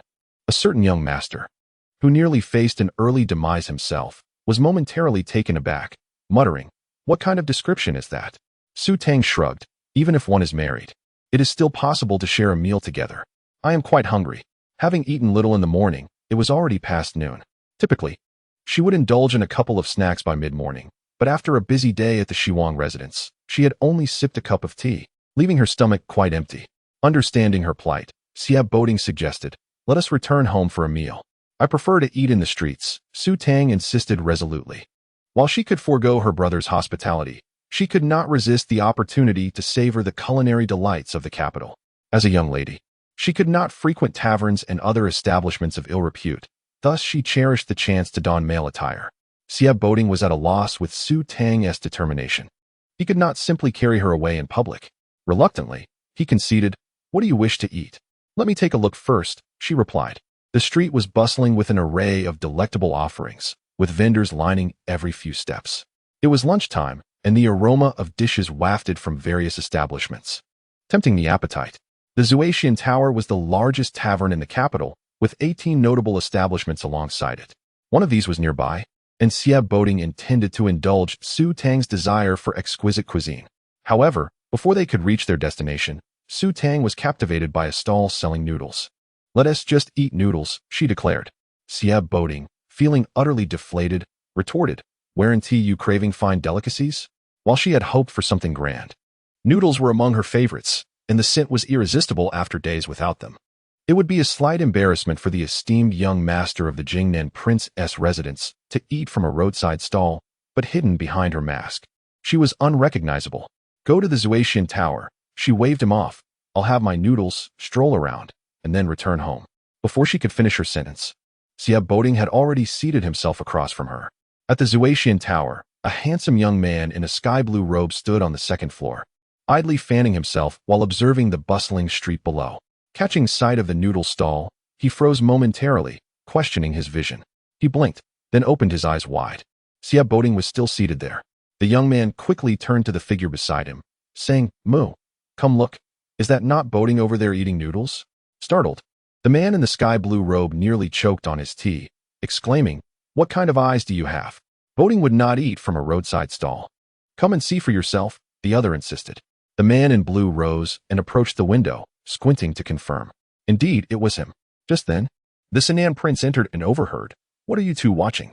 Qi Shaos, the heir of the Duke of Qi, replied. "Boding is eating noodles with a young lady at a roadside stall." The Sinan prince, visibly pained, asked, "Is that young lady wearing a crescent-patterned robe?" "How did you know?" Mu Ji, the heir of the Marquis of Ningyang, exclaimed in surprise. The prince placed the wine jar down, clutching his chest in anguish. "Do not mention it. My heart aches." He had invited them to the Zuaitian Tower for a gathering, but found that Boding had time to eat at a roadside stall instead, and not far from the very tavern he had chosen. Was this not the esteemed young master of the Jingnan Princess residence? They had only been away from the capital for 2 months, and Boding had already become so grounded, shedding the airs befitting a nobleman? Who was that masked young lady who had such a profound influence over Boding in merely a week? It took him years to lead Boding astray without success, and now he was utterly heartbroken. He shared his lament with Qi Shaos and Mu Ji, who were skeptical, insisting that Xie Boding was not that kind of person. Encouraged by the Sinan prince, Qi Shaos and Mu Ji descended to investigate. Approaching the noodle stall, one of them placed a hand on Su Tang's shoulder. Xie Boding's face darkened, and he spat through clenched teeth, "Remove your hands." His voice was laced with irritation, and before they could react, he had already pushed their hands away. Qi Shaos and Mu Ji stood stunned, looking back at the Sinan prince for clarification. The prince shrugged. If you didn't believe him, you are feeling it now, aren't you? Muji glanced at Sieb Boding, his expression peculiar. Sieb Boding struggled to suppress his urge to lash out, but the Sinan prince, Qi Shao's, and Muji had already taken their seats, eagerly introducing themselves to Su Tang. From the moment they arrived, Su Tang's gaze remained fixed upon their handsome faces. It was indeed true that people of similar ilk gravitate towards one another. Sieb Boding's companions were all remarkably attractive. The Sinan prince was already taken, so surely these two were still unclaimed?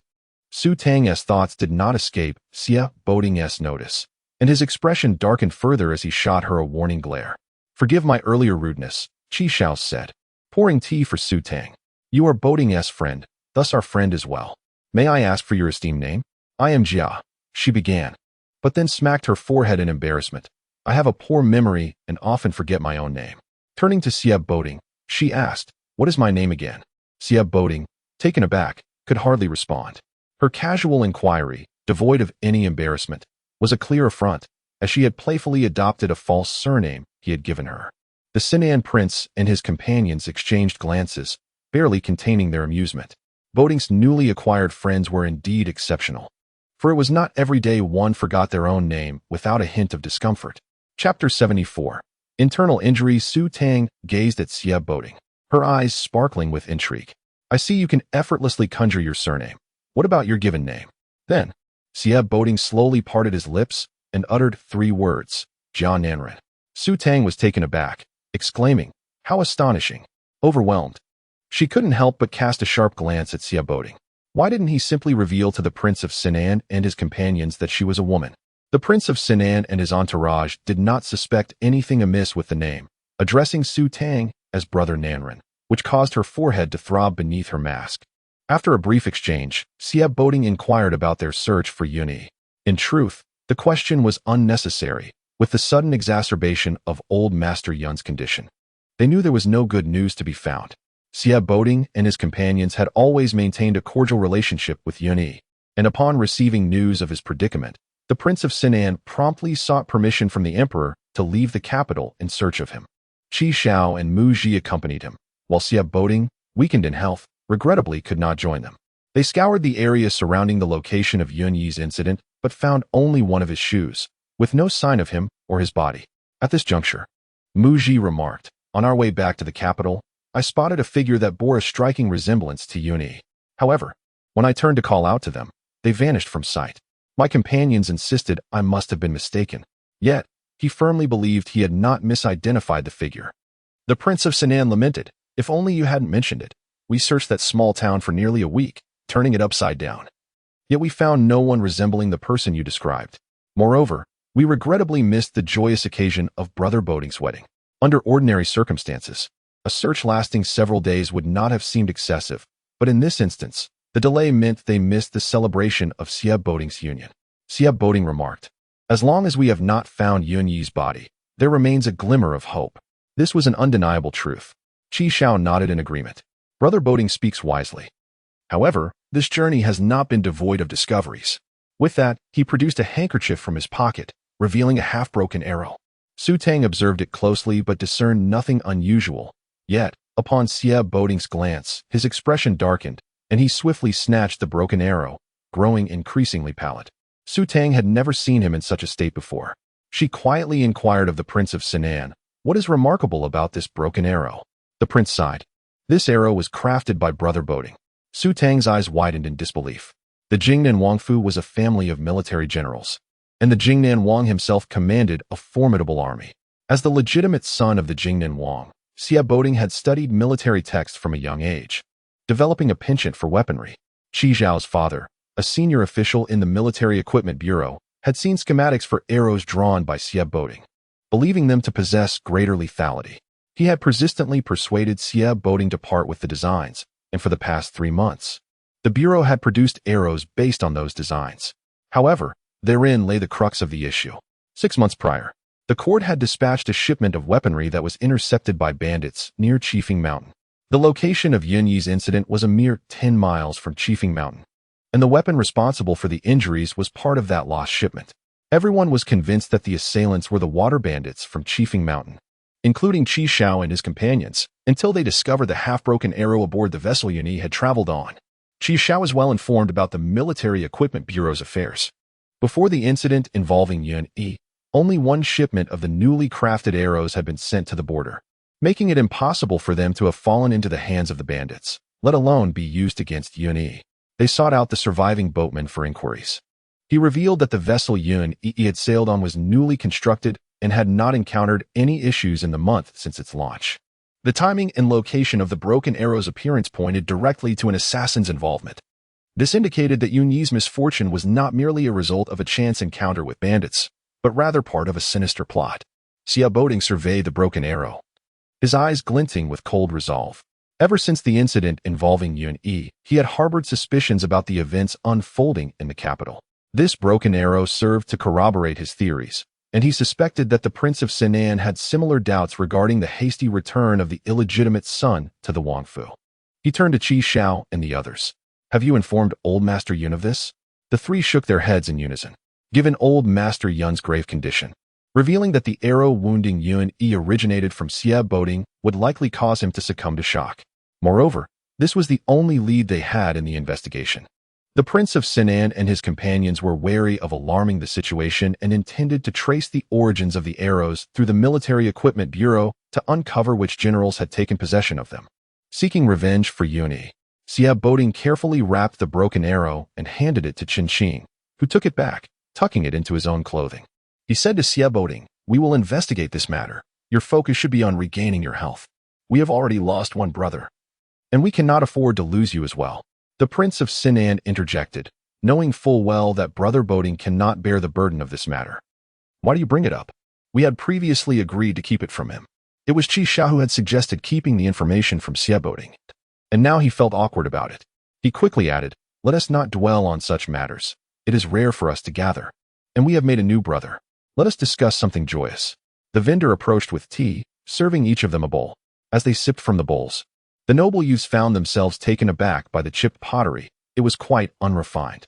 Mu Ji held his bowl, took a delicate sip, and immediately erupted into a fit of coughs, clutching his chest. Observing his condition, Su Tang remarked, "Do you have an internal injury?" Her statement left the Prince of Sinan and Qi Xiao astounded. You can tell he has an internal injury from just a single cough? Given Su Tang's medical expertise, Xia Boding held no doubts. He turned to Mu Ji. "How did you sustain an internal injury?" Mu Ji remained silent, while Qi Xiao spoke up. "Let us not discuss it. On our way back to the capital, we got into a scuffle with some individuals of exceptional martial prowess. Had it not been for the three of us working together, we would have returned with bruises. 3 against 1, and you still did not win?" Xia Boding frowned, fully aware of their martial abilities. "It was actually 3 against 2, the Prince of Sinan corrected." Mu Ji and Qi Xiao exchanged incredulous glances at the prince and spoke in unison. "Do you have no shame?" Clearing his throat, the Prince of Sinan replied, "Let us not dwell on such embarrassing matters. We should return to serious business." Having just discussed Yun Yi's assassination attempt, they were now transitioning to another pressing issue. Su Tang was curious about what this new matter could entail. The Prince of Sinan coughed again and turned to Xia Boding. "I need to borrow some money." Su Tang was taken aback. "Oh, very well. Borrowing money is indeed serious business. How much do you require?" Xia Boding asked. 30,000 taels. "What on earth do you need such a sum for?" Xia Boding inquired. "It's for a legitimate purpose, to open a shop." Chapter 75. The Stingy One. The Duke of Sinan spoke succinctly before extending his hand. Xia Boding remarked, 30,000 taels is no small sum. I will inquire on your behalf later." The Duke of Sinan and his companions were momentarily taken aback and asked, "Who will you ask?" "Your sister-in-law." Xia Boding pronounced these 4 words with emphasis, his eyes blazing with indignation as he noticed a certain lady fixating on his brother without blinking for an extended period.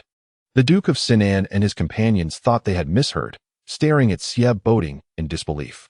"You need the permission of our sister-in-law to borrow money?" Although they had grown up together, not as brothers but as closer than brothers, such a humiliating statement was incomprehensible. By uttering such words, it was as though he had branded himself with the label of being henpecked. Upon hearing this, Xia Boding added, "All my money has been given to her." The Duke of Sinan gasped in astonishment. Everyone in the capital knew of Xia Boding's wealth. After the passing of the matriarch of the Jingnan Wangfu, he inherited all her properties and silver notes. while the others received not a single coin. In terms of affluence, Xia Boding was undoubtedly at the pinnacle among the aristocratic families of the capital. He had been married for only a few days, and yet he had already lost all his money. Was he not afraid of inciting the matriarch's wrath from beyond the grave during their absence? What unbearable treatment had Xia Boding endured? He appeared to be in remarkably good health. The Duke of Sinan observed Xia Boding, noting that his complexion was even better than when they had left the capital. It seemed he was not in such dire straits after all. The Duke of Sinan suggested, "If you require your sister-in-law's consent, it would be better for us to approach her directly, sparing you the awkwardness of being caught in the middle." Qi Shao nodded in agreement, believing it wiser to circumvent Xia Boding. Yet, a question lingered. Qi Shao inquired, "Is your sister-in-law easy to deal with?" "Not at all," Xia Boding replied, causing Su Tang to nearly choke on her saliva. She kicked him, indignant. How dare he tarnish her reputation before her very eyes? "What makes you think I am difficult to deal with?" She retorted. There was still 100,000 taels in silver notes, and she had yet to see a single coin of it. How could it possibly be in her possession? Yet, if it were not hers, Xia Boding had indeed promised it to her. Xia Boding flinched from the kick and urged, "You can leave now." The Duke of Sinan interjected, "I have one last question." Xia Boding regarded him, and the Duke of Sinan asked, with utmost seriousness, "Did your sister-in-law make you kneel on a washboard?" "Get lost." Su Tang managed to suppress her laughter until the three of them had departed, at which point she erupted in mirth, causing Xia Boding's forehead to twitch in irritation. While Xia Boding endeavored to calm his temper, Su Tang, observing their retreating figures, inadvertently added fuel to the fire by patting his chest and exclaiming, "Your other two brothers are quite handsome as well. Are they married?" Xia Boding nearly lost his composure, contemplating the ease with which he could strangle her to prevent her from driving him mad. He gritted his teeth and replied, "Are they more handsome than I am?" "Well, it's different," Su Tang stated. Xia Boding's appearance was beyond reproach, nearly reaching the zenith of creation. Yet the Duke of Sinan and his friends were not lacking in attractiveness either. If Xia Boding was a 10, they were at least an 8. Seeing the admiration on Su Tang's face only fueled Xia Boding's frustration. "Let us go home," he declared. He attempted to grasp Su Tang's hand, but she deftly evaded him, saying, in broad daylight, "Two grown men holding hands? Do you wish to create a scandal across the capital?" While Su Tang wished to indulge in shopping, Xia Boding was in no mood for it, and, fueled by anger, refused to cooperate. Anticipating that Su Tang might threaten him, he decided to take the lead, asserting, "If you do not return with me, I shall carry you back." Xia Boding wore a look that dared her to test him. He was indifferent to his reputation. Fuming, Su Tang nearly stomped her foot in frustration. How dare he threaten her? She reminded him, "Have you forgotten that you once doubted my authenticity?" Xia Boding regretted speaking that line. There was no way a spy could be so brazenly conspicuous within the Jingnan Wangfu. "You have a birthmark. Is it real or not?" "I could easily check," he remarked. Su Tang's ears turned red, and she cursed him for being shameless before striding toward the carriage. In her anger, her steps varied in weight, causing her to nearly collide with someone. Xia Boding promptly caught her arm and pulled her into his embrace, exasperated. "Watch where you're going. It's your fault for making me angry," Su Tang retorted through gritted teeth. The two nearly collided with two women, one of whom, carrying a basket, remarked with a laugh, "Young man, you must be careful while walking. If you bump into us, it might only cost you a bit of medical expenses. But if you accidentally run into a delicate young lady, you might find yourself responsible for her well-being for the rest of your life." Su Tang apologized awkwardly. The two women, engrossed in their gossip, continued on their way, chatting. "What were we just discussing?" "Ah, yes. You mentioned the stinginess of the eldest lady of the Jingnan Wangfu. What a peculiar quirk. Does she have a grudge against doors?" Su Tang, confused, glanced at Xia Boding, who was stifling laughter. "Do you enjoy being stingy?" "I was unaware," he teased. "I wish to know too." The woman carrying the basket chimed in. "What do you mean by stingy?" "It simply refers to someone who is miserly, a tightwad, unwilling to part with even the slightest amount." Su Tang pointed to herself in disbelief. "Me? Stingy? A tightwad? Unwilling to part with a single coin?" She was so incensed she nearly forgot she was disguised as a man and almost confronted them, but Xia Boding restrained her. The other woman insisted that it's impossible. How could a refined young lady be so stingy? The woman with the basket laughed heartily. There are plenty of stingy ladies from respectable families. Not only is the eldest lady of the Xia family stingy, but she insists on being seen as generous. She gifted a fake jade bracelet to the third daughter of the Xie family, claiming it was worth 500 taels. The third daughter, overjoyed, wore it out, only to have someone reveal the truth, leaving her in tears. How embarrassing. With the status of the eldest lady of the Xie family, she could easily afford 5,000 taels. And yet, she is deemed stingy. The voices faded into the distance. Su Tang's face turned green with anger. The fake jade bracelet gifted to her by Xie Ro was something she had recognized, and realizing that the third madam and the princess of Nankong were colluding against her, she had returned the fake bracelet to Xie Wei as a means of reciprocating their insincere gesture. Yet, in this trivial exchange, she was left with a reputation for being stingy, while the truly miserly Xie Ro faced no repercussions. Su Tang felt as though she could burst from frustration. Noticing Xie Boding struggling to contain his laughter, her ire flared further. In a fit of rage, she lifted her foot and stomped down hard on Xie Boding's instep, causing him to wince in pain. "I haven't wronged you," he protested. Chapter 76. Narcissism. How casually she spoke. Su Tang clenched her teeth, each word punctuated with fury. "If I do not marry you, how could I possibly know them?" This statement left Xie Boding speechless. In a huff, Su Tang climbed into the carriage. And Xie Boding, observing her puffed cheeks resembling a pufferfish, felt a surge of amusement. "You think you can incite discord between Aunt San and Princess Nankong with just a single jade bracelet? Such an endeavor is futile." Indeed, Su Tang harbored intentions of sowing discord. She could not merely endure without retaliating. "One won't suffice, but what of 10? She retorted defiantly. Xie Boding met her gaze with a smile. "Perhaps you should give it a try." What was initially a mere jest from Su Tang soon transformed into a reality. Upon returning to the estate, just as they entered the second gate, a maid approached to inform her that Xie Ro and Xie Wei were quarreling in the garden over the matter of the fake jade bracelet. Such commotion was too enticing for Su Tang to miss, and she hurried to the garden. However, she arrived just in time to see Xie Ro departing. Leaving Xie Wei alone, her eyes red with anger and clutching the fake jade bracelet. Feigning ignorance, Su Tang approached. "What is this about me being stingy and gifting you a fake jade bracelet?" Xie Wei, gripping the imitation bracelet, nearly flung it in frustration, exclaiming, "The bracelet you gave me is fake." Su Tang gasped. "How can that be? Wasn't it bought for 500 taels by the eldest lady?" Xie Wei understood that it was not Su Tang's fault for giving her a fake. The intent was kind. Yet the ridicule she faced for being unable to discern its authenticity was mortifying. Those whispers sting like thorns. "Naturally, I cannot bear to face you. I sought out the eldest sister, but she denied it. You may inquire with her yourself." Su Tang, caught in a dilemma, replied, "You are on such good terms with her. If she refuses to speak, I certainly cannot extract anything from her." Although this was the truth, Xie Wei was acutely aware that Su Tang was not easily trifled with. She was bold enough to have Princess Nankong serve her tea, a rarity within the entire Jingnan Wangfu. It was merely due to her desire for the jade bracelet that she hesitated to antagonize Xie Ro. Xie Wei fanned the flames. "I am mocked for being unable to recognize genuine items. The eldest sister faces ridicule for her stinginess.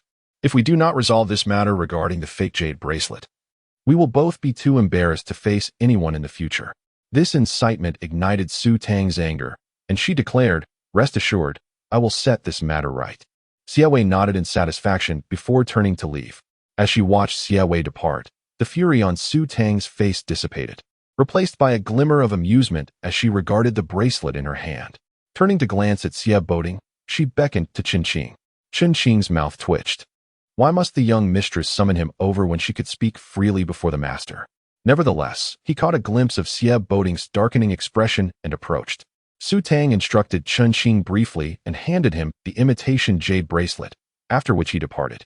When Su Tang returned, Xie Boding inquired, "What did you send Qin Qing to do?" With a playful smile, Su Tang replied, "Following your suggestion, I shall give it a try." The abruptness of her response left Xie Boding momentarily perplexed, but he refrained from asking further, knowing he would learn the details when Qin Qing returned. In less than half an hour, Qin Qing returned. At that moment, Xie Boding was taking a break from reading military texts in the study, and upon seeing Qin Qing leap through the window holding a substantial box, he announced, "Master, the young mistress has instructed me to exchange that fake jade bracelet for 10 genuine ones." Xie Boding nearly choked on his tea. "She actually managed to make the exchange?" he queried, only to realize that Qin Qing was merely informing him rather than seeking his opinion. Opening the box, Xia Boding was met with the sight of 10 exquisite jade bracelets, each worth over 400 taels. This woman was not merely speaking for show. Meanwhile, Su Tang was preparing to brew medicine when she learned of Qin Qing's return. Abandoning her task, she rushed to the study to witness the outcome.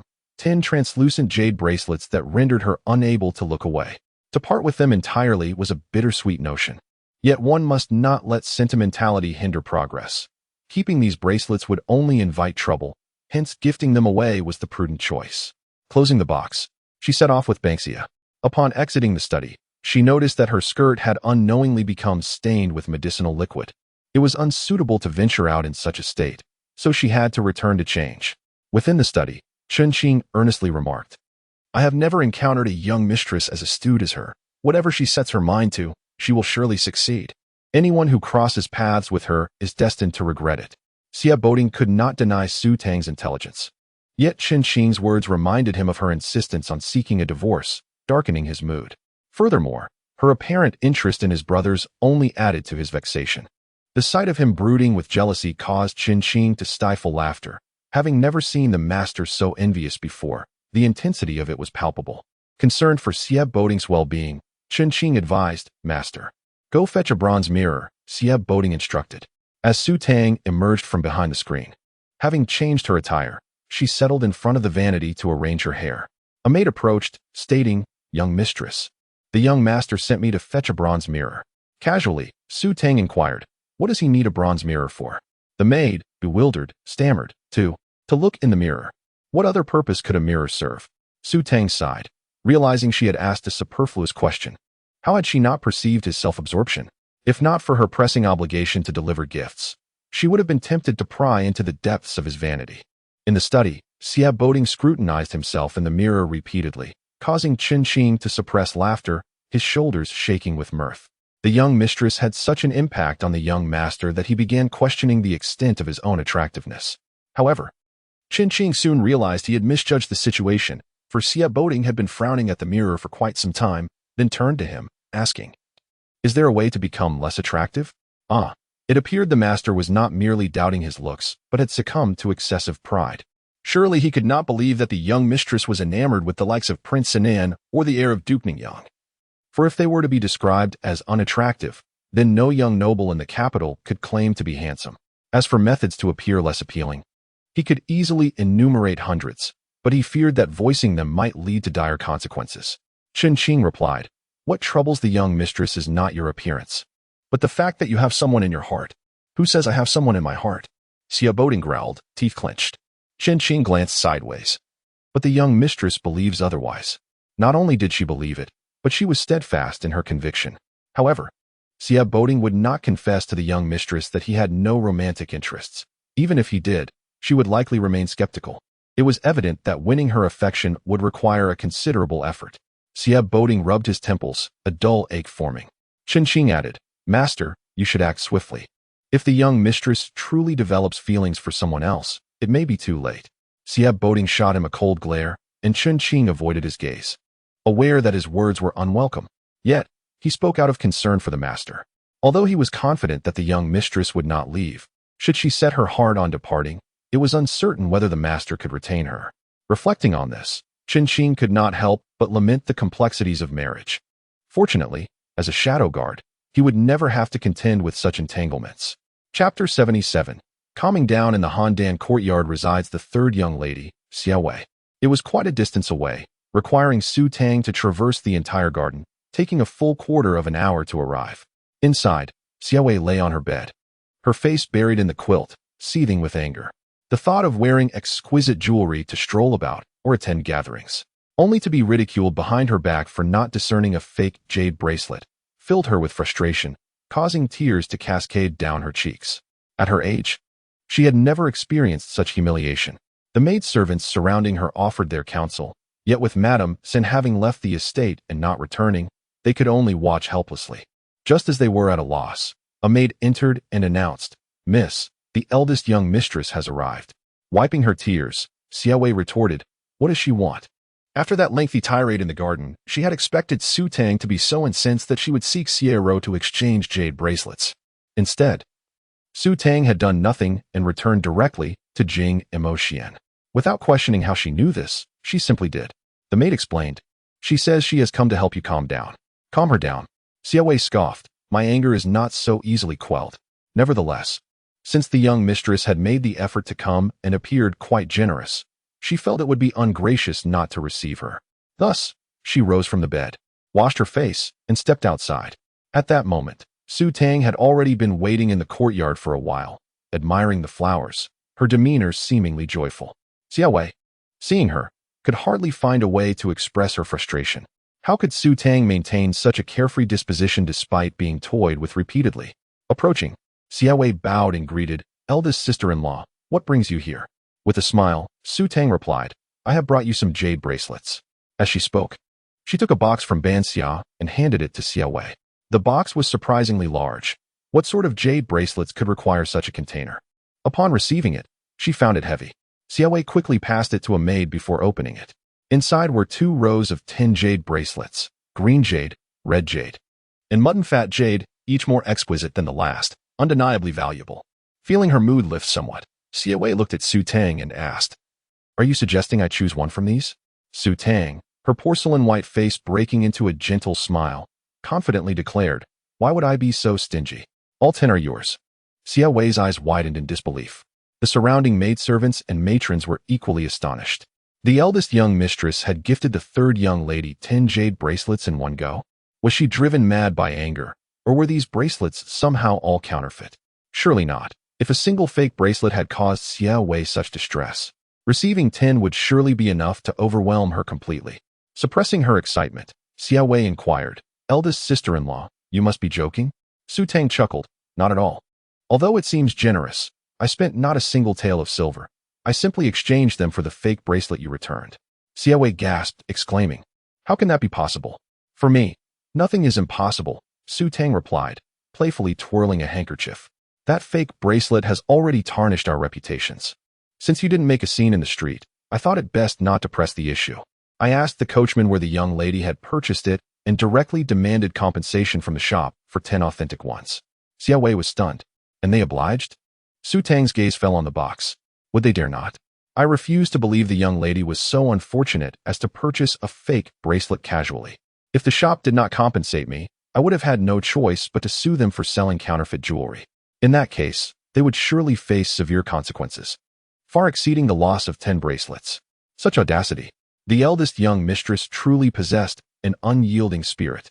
Yet, had she considered that the shop, bold enough to sell counterfeit jewelry to a noble lady, likely had powerful backing? Noticing the silence in the courtyard, punctuated only by the sound of the wind, Su Tang glanced around and remarked, Why such reactions? In business, one must uphold integrity.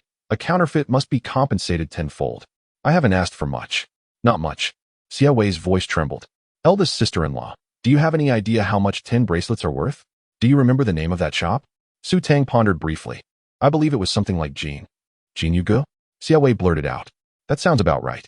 Xiaowei's expression contorted, and the other maidservants were also taken aback. The eldest young mistress was remarkably fearless. Did she not realize that Jin Yugu belonged to the Zhao royal family of the Nankang princess's maternal side? It was understandable that she was unaware, having come from Qingzhou and not having explored the streets much.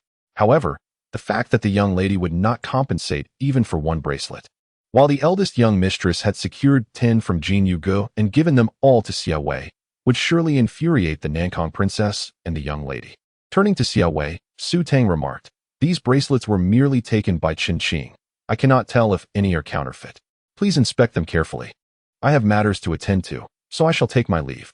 Xiaowei, still reeling from Su Tang's boldness and actions, forgot to invite her for tea and merely stood there, watching as Su Tang and Ban Xia walked away briskly. In the peony courtyard, Nankang princess had just awakened from her afternoon nap. A maid, assisting her to rise, informed her of the rumors circulating outside about the eldest young mistress's stinginess, causing the princess to burst into laughter. Such a reputation was hardly flattering, and once established, would be difficult to erase. After having been so arrogant for so long, she had finally stumbled. Seating herself at the vanity, Nankang princess inquired, Has the third young lady simply let this matter go? The maid hesitated. Speak the truth, the princess urged, gazing into the mirror. The maid complied, relaying, The third young lady demanded a genuine bracelet from the young lady, but she refused. They quarreled in the garden and parted on bad terms. Nankang Princess sighed in exasperation. Her daughter, fiercely competitive, cared little for anything other than jewelry. For her to compensate the third young lady with a jade bracelet was no small feat, however. Madame San was a woman of depth and had shown her kindness. It would be exceedingly unwise to offend her over a mere bracelet. From her dressing box, Nankang Princess retrieved a red jade bracelet, instructing the maid, "Take this to the third young lady."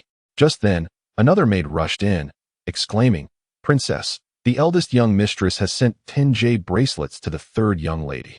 The princess chuckled, bemused, unsure whether to label her foolish or clever for giving away 10 bracelets to counter a reputation for stinginess. The maid hesitated, and Nankang Princess, observing her, urged, "If you have something to say, then speak." In a hushed tone, the maid revealed, "Those 10 bracelets were exchanged by the eldest young mistress for that fake one from Jin Yugo." Before she could finish, the smile faded from Nankang Princess's face, replaced by a furious expression. Gripping a jade hairpin, she slammed it against the vanity, miscalculating the force and shattering it. Her countenance darkened further. At that moment, another maid entered and announced, "Princess, the Zhao Princess consort has arrived." Chapter 78. Eye-catching, the Princess of Nankang yearned to strip away Su Tang's heart, and as she rose to greet the Zhao Princess, she inquired, "Sister-in-law, have you come regarding the matter of Jinhua Pavilion?" The Zhao Princess, somewhat bewildered, asked, "What has happened with Jinhua Pavilion?" Her question indicated her ignorance of the situation. The Princess of Nankang promptly ushered the Zhao Princess inside to converse, asking, "What brings you to seek me?" The Zhao Princess glanced around, and upon seeing that the coast was clear, she remarked, "The lady you helped the young master Xie marry is quite remarkable." She had already discerned this fact. The Princess of Nankang, reluctant to dwell on such foolishness, listened as the Zhao Princess continued. "The prince has just learned that a total of 10 counterfeit silver notes, each worth 10,000, were produced at Wanlu Pavilion. After Roer took two more mysteriously vanished." The Princess of Nankang tensed, her gaze fixed on the Zhao Princess, who informed her, "The collaboration between Roer and Miss Yun San has been uncovered." They cleverly turned the tables, robbing the house of the Prince of 2,000 Taels and seizing the authority of Madame Yun San. They believed themselves to be the hunters, unaware that they had become the prey. The audacity of such a young lady was chilling. Another matter weighed heavily on her mind. The Zhao Princess spoke gravely. The prince just exited the palace and happened to encounter the Zhao Yard chief reporting to the emperor. "It seems that the illness of Lord Yun San is treatable. Young Master Xie has brought a highly skilled physician to the prince's residence. That physician has performed wonders, even curing the Princess of Kong. The physician's surname is Jia. Have you ever met him?" The Princess of Nankang's complexion turned pale. The Zhao Princess could see that the Princess of Nankang was less informed than she was. The Zhao Princess speculated on how the Princess of Nankang managed the household, allowing young Master Xie and his wife to orchestrate such schemes right under her nose. One should not be so blinded by the affection of the Prince of Jing and that they forget their own standing, only to have their title of heir snatched away. If the prince truly cherished her as everyone believed, would he still heed the wishes of the late matriarch, who had passed away several years ago, in declaring young Master Xie as the heir? However, such thoughts remained unspoken. For the Zhao Princess was well aware of how the prince had broken his arm to save the Princess of Nankang. The time was getting late, and having said this much, the Zhao Princess prepared to take her leave. The matter of Jinhua Pavilion could not remain concealed, and upon hearing it directly from the Princess of Nankang, the Zhao Princess's expression darkened considerably. As the Princess of Nankang escorted the Zhao Princess out, they passed through the garden, where the princess was admiring the flowers. The sight of her standing there, a living portrait of beauty, ignited a flicker of jealousy within the Zhao Princess, her long nails digging into her flesh without her noticing the pain. Both women possessed the unwavering affection of a man, yet she had nothing at all. Jealousy twisted the Zhao Princess's features as she remarked, "You have helped young Master Xie secure such a fine lady. The Princess of Jingnan owes you a significant favor. Have her assist you in retrieving those 10 jade bracelets." The Princess of Nankang shared this sentiment, and, upon seeing the princess return to Tianxiang courtyard, immediately dispatched a maid with a message. When the Princess of Nankang returned from seeing the Zhao Princess off, the maid presented her with a brocade box, saying, "The princess says she owes you a favor, as well as one to Madame San. She cannot assist with this matter, but she has sent this jade bracelet for the young lady. The maid opened the box, revealing a red jade bracelet of considerable worth. Yet it paled in comparison to the 10 jade bracelets lost at Jinhua Pavilion. Inside, Su Tang reclined on a small couch, enjoying pastries, when Banksia entered with tea, saying, "Madam, the Princess of Nankong has asked the princess to help retrieve the 10 jade bracelets, but she was unable to assist. However, she did send you a jade bracelet." How shameless, Su Tang mused, irritated that the Princess of Nankong would seek to take credit while harboring ulterior motives. It was astonishing that the princess could be so easily deceived. She pondered the situation, realizing that both the Princess of Nankong and Xie Ro were vengeful. The princess had endured the princess for over a decade. Given the Princess of Nankong's nature, it was unfathomable that she had not demanded the princess yield her position. If the Princess of Nankong were truly resolute in her intentions, the princess's fate would likely be sealed. Yet, the truth remained that the princess thrived, enduring the Princess of Nankong's ire while also relentlessly pursuing her. Was she inherently detestable? Su Tang bit into her pastry, feeling vexed. Banksia, concerned, remarked, "Surely the Princess of Nankong won't ask you to retrieve the jade bracelets?" Su Tang, unperturbed, replied, "If she comes to me, I shall simply pay a visit to the third house once more. If I retrieve the bracelets, Madame San will be furious at the princess for her betrayal. If I fail, the Princess of Nankong will be annoyed at her own foolishness and at Madame San's greed. Regardless, the animosity between the Princess of Nankong and myself has reached such depths that I fear not adding 10 more jade bracelets to the tally. As long as I endure until Xie Boating recovers, I can take my leave. Surely the Princess of Nankong will not send someone to hunt me down?" Well, there was indeed a possibility of that. The question of where to go after leaving the Prince of Jingnan's residence weighed heavily on her mind. As Su Tang continued nibbling on her pastry, she heard footsteps approaching and looked up to see Xie Boating entering the room. With a mere glance, she found herself captivated by his striking appearance, dressed in a sky-blue brocade robe. Wait, hadn't he been wearing something else when he left? Upon closer inspection, she noticed he had also exchanged his headpiece for a more opulent purple-gold crown and his usual jade belt for an extravagant one, exuding an air of nobility that was dazzling. He was truly a sight to behold. Even the most fastidious critic would struggle to find fault with his appearance, save for his unpleasant temperament. As Xie Boating entered, he noticed the astonishment on Su Tang's face, and as her admiration flickered in his eyes, he felt a surge of satisfaction. Just as a smile began to bloom on his lips, Su Tang extended her hand, demanding 100,000 taels. Xie Boating's smile faltered, his expression darkening. "What did you say?" The words escaped his lips through clenched teeth. Su Tang, touching her ear, repeated clearly, "I said I want you to give me 100,000 taels."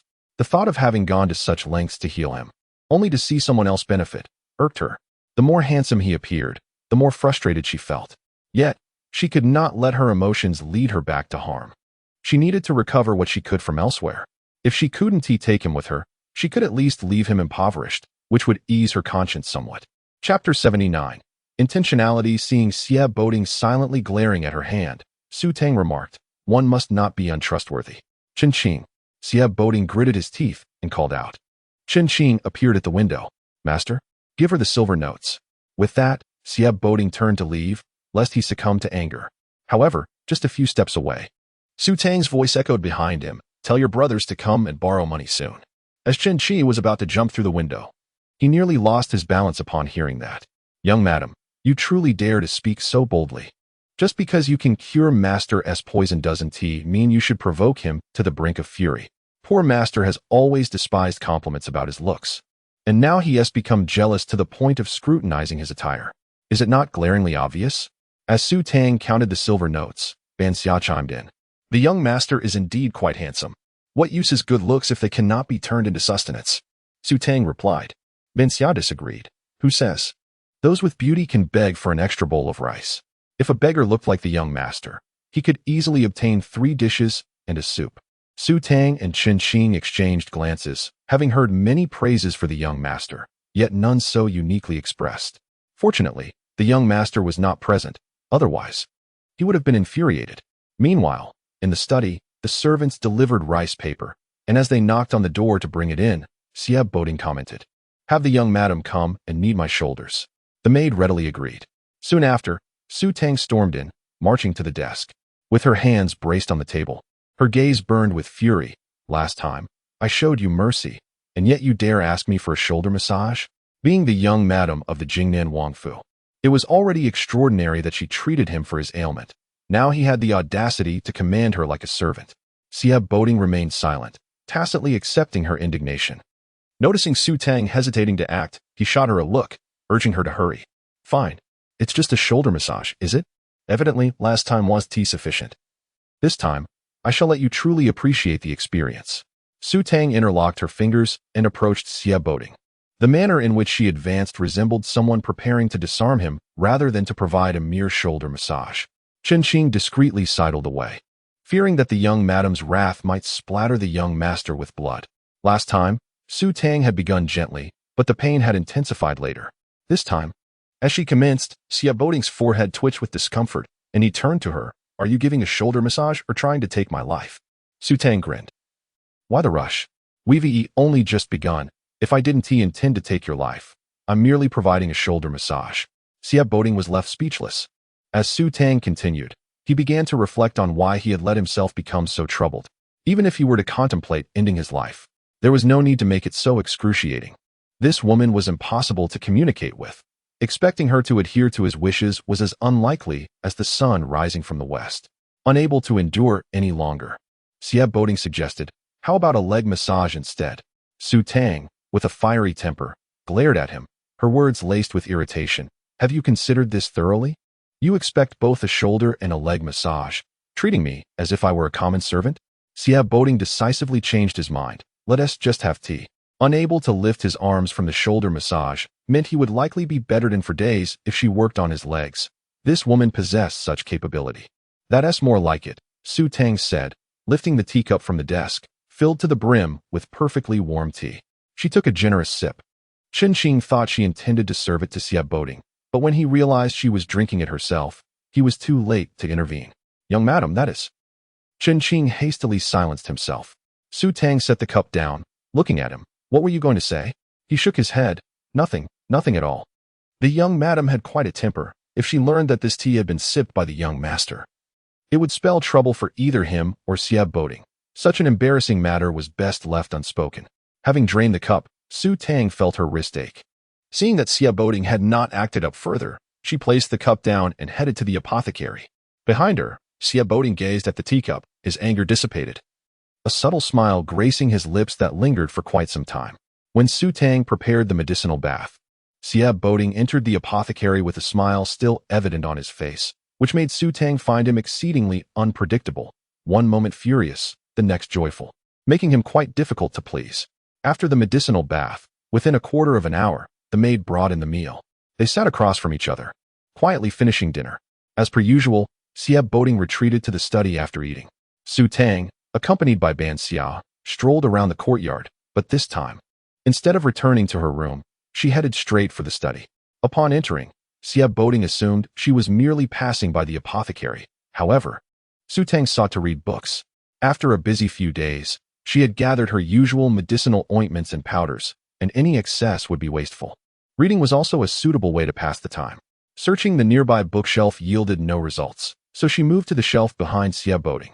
Unable to reach the higher shelves, she tiptoed to grasp the corner of a book, causing Ban Xia to fret. Xia Boding feigned indifference as he flipped through a book. Just then, a loud thud echoed as a book struck his head. Xia Boding's forehead twitched violently. Su Tang. This marked the first time he had called her by her full name. Realizing her fault, Su Tang feigned innocence. Do you believe I did it on purpose?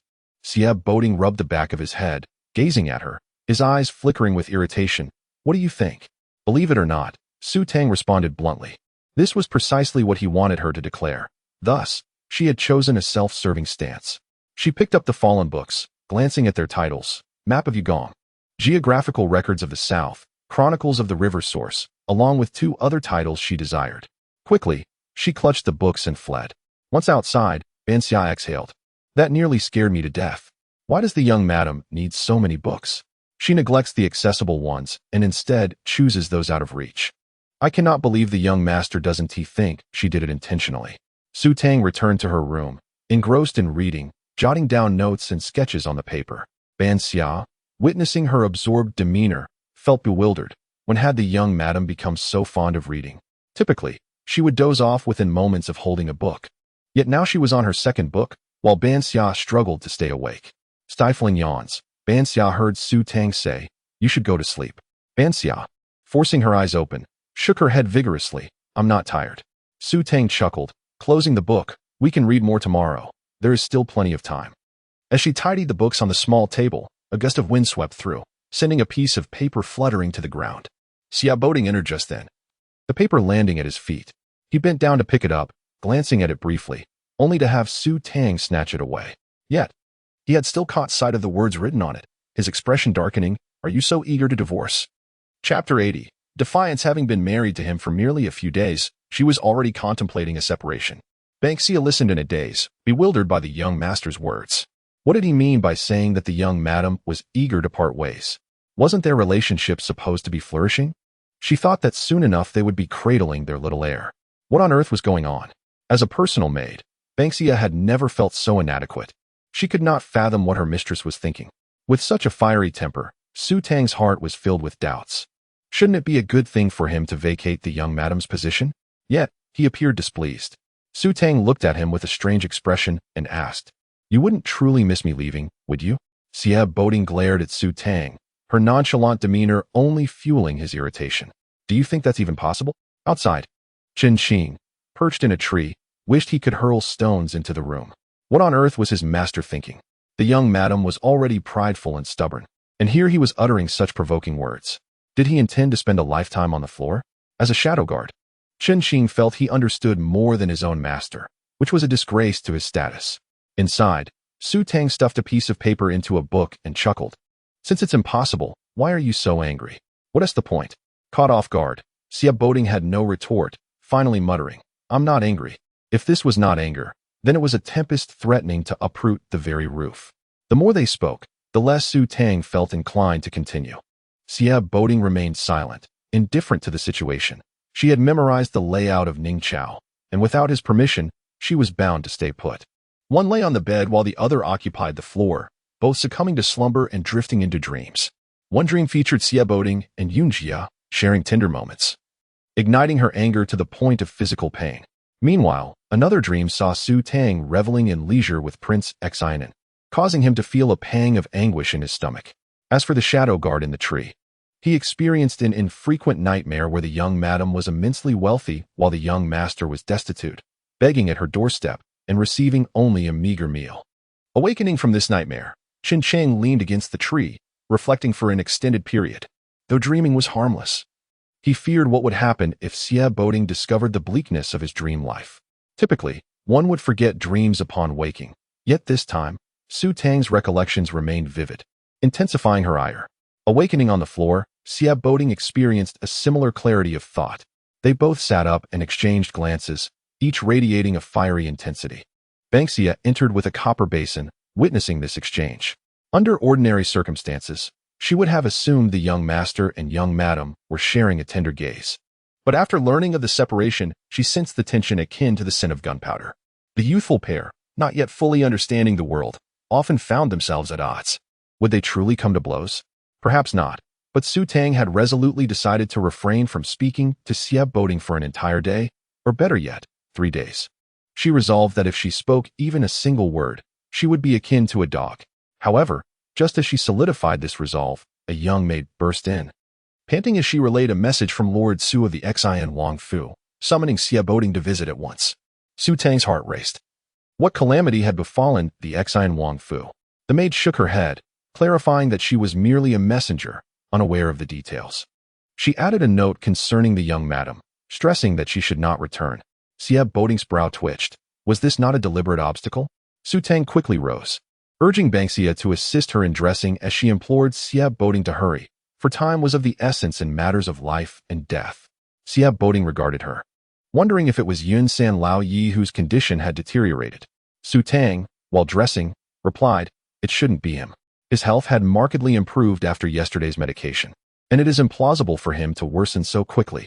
Furthermore, my father would not have specifically instructed me not to return unless it was of utmost importance. Yet this time was different. If the situation had truly taken a turn for the worse, Increasing the dosage of the same medicine would yield little hope. The urgency in Su Hongshan's words indicated the gravity of the situation. As Su Tang struggled with her intricate gown, Xia Boding donned his attire swiftly.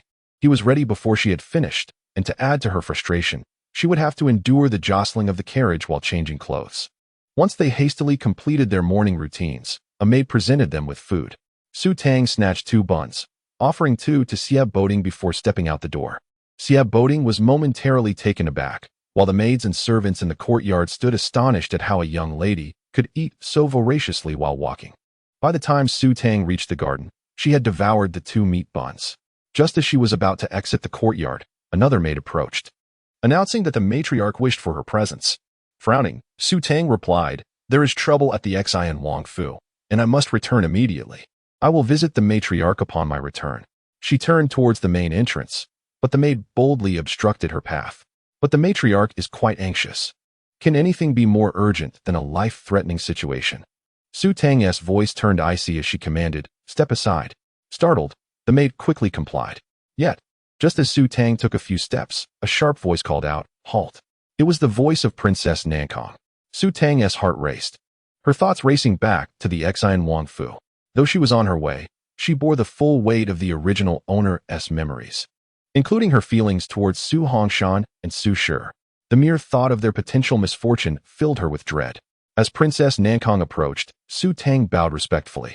The princess coldly remarked, "It is time to pay your respects to the matriarch.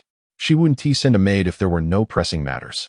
The Xian Wang Fu is indeed in turmoil, yet your message clearly states you are not to return, yet you disregard the matriarch's wishes to meddle." Xia Boding interjected, "I intend to take her back to the Xian Wang Fu. None shall take her." Princess Nankong glared at Xia Boding. "Lord Su is your father-in-law. Do you dare defy him?" Why did she need to add that? Was it merely complicating matters? Su Tang turned to Xia Boding, stating, "In this grand Jingnan Wang Fu, with so many ladies and young women, what could possibly require my presence as the young madam?" After a moment of contemplation, Xia Boding realized there was indeed only one matter of significance, the matter of the jade bracelet. Chapter 81. The Search. Su Tang smiled, realizing that the jade bracelet was no longer in her possession. The third lady was the direct daughter-in-law of the old matriarch, while the third young lady was her granddaughter, thus holding a closer relationship than she, the newlywed young mistress. Whatever the old matriarch wished to do, it would require her to navigate the situation delicately. Taking a deep breath, Su Tang continued, "I understand my parents' disposition. They fear I may worry, which is why they have not allowed me to return home. The opportunity to fulfill my filial duties has been obstructed by a few broken bracelets. This delay could result in a scandal for Jinhua Pavilion, leading to its disgrace and closure." The Princess of Nankong was exerting pressure through the old matriarch, wielding her father's influence as a weapon. While Su Tang felt powerless against her, if the princess sought to undermine Jinhua Pavilion, no one could stop her. Hearing this, Xia Ro approached, stating, "If a single bracelet is deemed counterfeit, the pavilion ought to compensate you for 10. If anything else occurs, it has nothing to do with Jinhua Pavilion. Do you believe that because you are the granddaughter of the late Prince Wang, I, the young mistress of the Jingnan princess residence, am exempt from the law?" Xia Ro's ire struck swiftly, yet Su Tang remained unfazed. The princess of Nankong's expression soured, perhaps recognizing her daughter's folly in providing Su Tang with ammunition. With a smile, Su Tang remarked, "Since the bracelets have no further connection to Jinhua Pavilion, whether I toss, smash, or gift them to the third young lady is of no concern to anyone. Why must you involve me?" Unprepared for her retort, Xia Ro found herself at a loss for words, her frustration manifesting as she tugged at her embroidered handkerchief. The Princess of Nankong coldly declared, "Even if the old matriarch demands your attendance for massages, you have no choice but to comply." As Su Tang began to respond, she was abruptly seized by Xia Baoding, who turned to the Princess of Nankong and said, "I will take her to the Xian Wang residence. Should the old matriarch lay blame, I will bear it all." With that, Xia Baoding pulled Su Tang away. Fuming, the Princess of Nankong clenched her fists, ordering, "Stop them." 2 maids rushed to intervene, but Xia Baoding's icy glare commanded them to stand down. The maids hesitated, caught between duty and fear. "Young master, you should heed the princess's wishes. You go to the Xian Wang residence, and the young mistress will attend to the old matriarch." Before she could finish, Xia Baoding kicked them aside. sending the maids crashing into a cluster of flowers, ruining the blossoms in the process. Amid their cries of pain, Xie Baoting led Su Tang away. Behind them, the princess of Nankang's face was a vivid tableau of rage, her teeth nearly grinding to dust. Once outside the estate, Chen Qing awaited with a horse-drawn carriage. Xie Baoting assisted Su Tang into the vehicle and followed suit. As the carriage lurched forward, Su Tang began changing her clothes. However, the bumpy ride caused her to stumble into Xie Baoting's embrace twice before she could even remove a single garment. "Hold on to the carriage. I will assist you," he offered, his ears tinged with embarrassment. He withdrew his hand from her waist, realizing he had spoken out of frustration from the previous night's unrest. Su Tang, equally flustered, thought it wiser to have Chen Qing find a secluded spot for her change. Just as he was about to stop the carriage, he remarked, "Master, we are being followed." "Eliminate them," Xie Baoting commanded coldly. Chen Qing brought the carriage to a halt and set off to confront the pursuer. Upon realizing they had been detected, the shadowy figure fled, prompting Chen Qing to give chase. Meanwhile, Su Tang managed to change her clothes, and upon Chen Qing's return, he informed her, "Master." It was the second young master's man. Su Tang was perplexed. What were the princess of Nankang and her son plotting? Did her return to the Xian Wang residence truly concern them? It seemed they would seize any opportunity to vex her. As the carriage continued, an unexpected obstacle arose. Several carts transporting grain overturned, spilling rice everywhere and blocking their path, forcing them to take a detour. Just as she thought they might be in the clear, the carriage jolted again, sending Su Tang forward in panic. Peering out, she beheld numerous soldiers carrying large chests from an opulent manor, indicating a search was underway. "Whose residence is being raided?" she asked Xie Baoting. "The Duke of Jinggua's," he replied. Su Tang gasped in astonishment. Had the Duke's estate been searched without any prior news reaching her? Dukes were typically granted titles for military merit. Given that the Ning dynasty had been established for mere decades, the downfall of a duke would surely incite turmoil within the court, and she felt woefully out of the loop. Upon finishing her inquiry, she noticed the silence around her. Turning, she found Xie Baoting looking at her with a dark expression. "What is it?" she inquired. He sighed. "Perhaps you should refresh your knowledge of the prominent families in the capital." Su Tang shot him a disapproving glare, to which Xie Baoting wearily replied, "The Duke of Zhenggua's estate was indeed seized 16 years ago." "What?" she exclaimed, casting her gaze outside. Yet, the commotion seemed indicative of an ongoing search. Xie Baoting also found it strange. The Duke's estate had been confiscated long ago, yet the Emperor had spared the mansion out of respect for the late Empress. It was peculiar to see so many soldiers surrounding the estate now, hauling away chests. At that moment, 2 soldiers struggled with a large chest, and as they descended the steps, they slipped, causing the chest to tumble and spill a significant amount of gold onto the ground. The sight of the gleaming gold in the sunlight was blinding. Due to the blockade, Chen Qing negotiated passage, maneuvering the carriage past the Duke's estate. Su Tang observed the once grand stone lions at the entrance now ensnared in cobwebs, evoking a sense of desolation.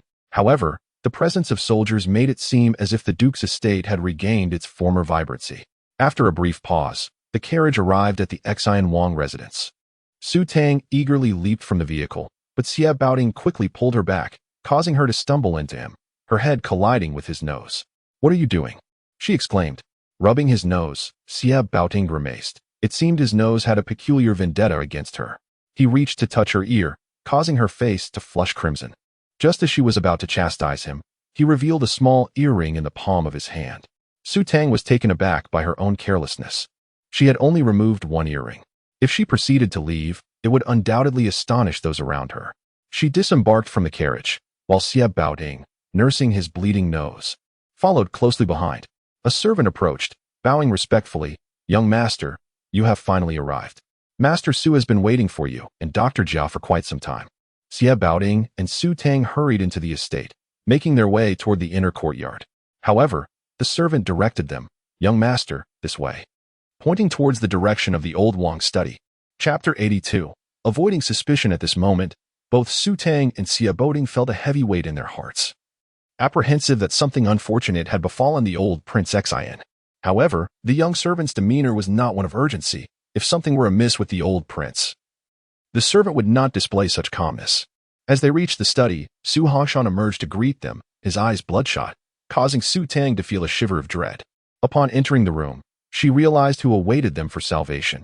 It was Uncle Li, the most trusted individual of Su Hongshan. Su Tang, along with Banksia and the others, referred to him as Uncle Li. At that moment, Uncle Li lay sprawled on a small couch, his back soaked in blood, with an arrow lodged in his shoulder. The cuts on his arms were minor and had already been bandaged, but the severity of his injuries was alarming. Is he treatable? Su Hongshan's voice trembled. I will do my utmost, Su Tang replied, for the injuries were grievous, and she could not guarantee his survival. She approached to examine Uncle Li's wounds, only to discover that the arrow was laced with poison. As she took his pulse, her brow furrowed deeper with each passing moment. What is the situation? Su Hongshan inquired.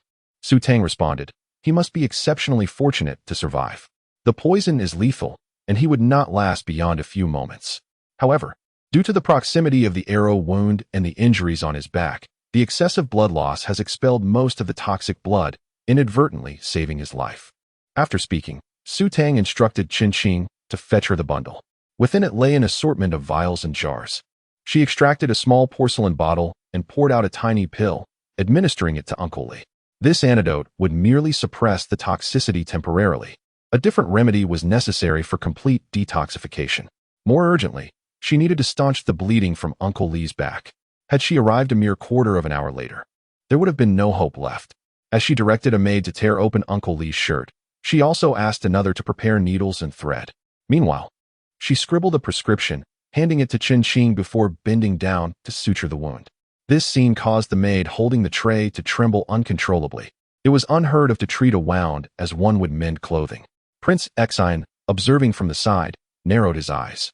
A seasoned warrior, he had witnessed countless injured soldiers and had at least basic knowledge of how to apply a tourniquet. Yet, he had never seen such a method of staunching blood flow. His legitimate second son, Yunji, had succumbed to blood loss from a severe injury on the battlefield. Su Tang worked swiftly. Uncle Li lay there, barely conscious, and she admired his ability to endure such intense pain without uttering a word. Once the wound was stitched, she applied medicine and wrapped it in gauze before addressing the arrow wound. The arrow wound was particularly challenging. It required extracting the arrowhead, a process that would inflict considerable pain. Su Tang's hands became stained with blood, and the study filled with a metallic scent. After exerting great effort, she finally extracted the arrow. Upon seeing the arrowhead, she instinctively glanced at Xia Boding. She could not tell how the other arrowheads appeared, but this one bore an uncanny resemblance to the one shown to Xia Boding by Prince Xin and yesterday. Xia Boding reached out to take it, his expression grim. The arrows he had designed were meant to be dispatched to the battlefield to injure those who invaded the borders of Ning. These arrows had not been employed at the front, but had repeatedly harmed their own, first Uni and now Uncle Li. After treating the wounds, Su Tang felt her waist buckle, beads of sweat forming on her forehead. Prince Xin gazed at her. Will he survive? Su Tang examined Uncle Li's back. The gauze was thoroughly soaked in blood, yet the area was not vast. The bleeding control is satisfactory. There is a 90% chance he will recover, she assured him. Tears welled in Prince Xion's eyes as he exclaimed, Good, good. To survive such grievous injuries and poison. This method could save thousands of soldiers in the army. If only the military physician had known back then, my son would not have perished. Prince Xian placed a hand on Su Tang's shoulder. But as he prepared to pat her again, Xia Boding pulled him aside, saying, Old prince, she lacks martial skills. You mustn't injure her. Feeling ashamed, Prince Xian replied, In my excitement, I forgot. You have saved countless lives with those hands. They must remain unscathed. Your father is also injured. You should tend to him. Father is injured too? Su Tang looked at Su Hongshan, who responded, It is merely a superficial wound, already bandaged. It is nothing to worry about. Unsettled, Su Tang took his pulse. As long as he was not poisoned, superficial wounds would heal in a few days. From the timing of Uncle Li's poisoning, it seemed to have occurred around dawn, a time when they should have been soundly asleep. Yet, both her father and Uncle Li were absent from the Xian residence, returning home injured after roaming under the stars. Su Tang realized that someone sought the life of the Xian family, and they had suffered grievously, some dead, others ill. She genuinely wished for her father and Su Shi to remain unscathed in this turmoil, but given her current status, she felt powerless to voice her concerns. Even if she did, it would likely be futile. Placing various antidote pills down, she declared, This is an antidote I concocted. While it may not cure all poisons, It should sufficiently delay the onset of most toxins. Should there be further injuries, it will at least allow you time to seek my assistance. As Su Hongshan observed Su Tang rummaging through her bundle for vials, his brows knitted together.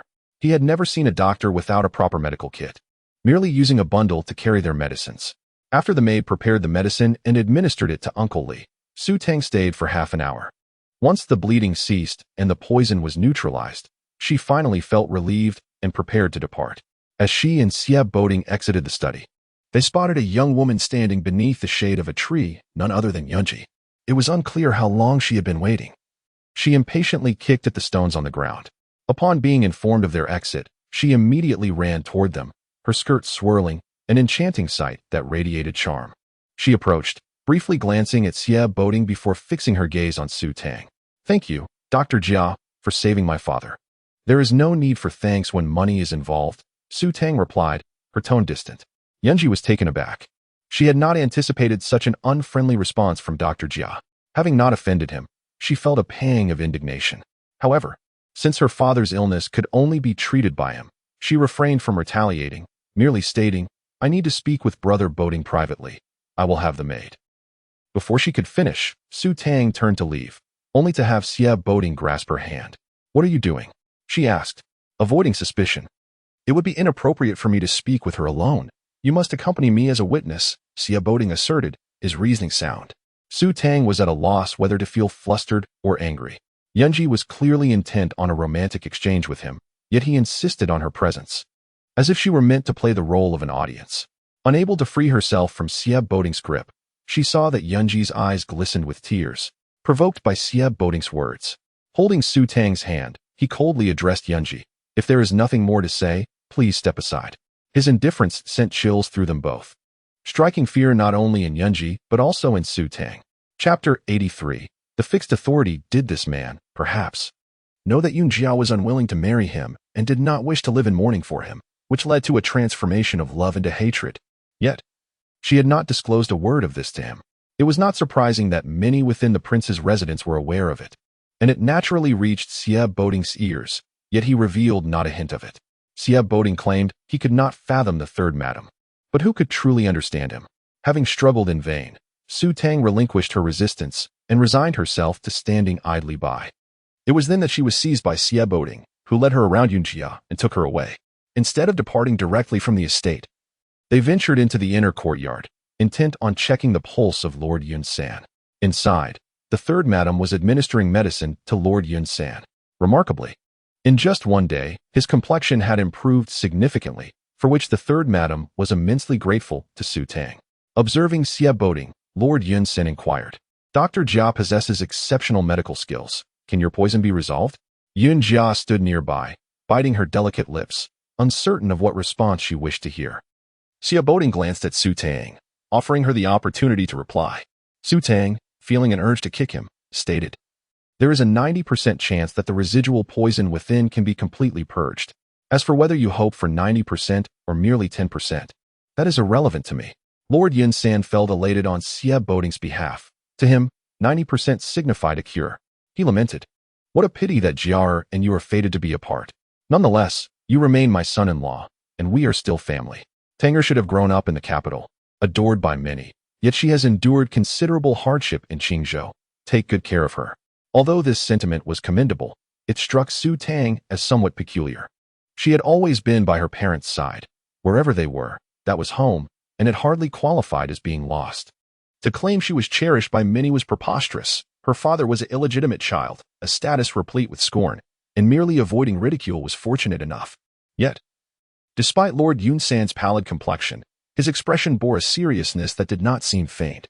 Xia Boding nodded in agreement and exchanged a few more pleasantries. Noticing Lord Yun San's weariness, he took his leave, escorting Su Tang away.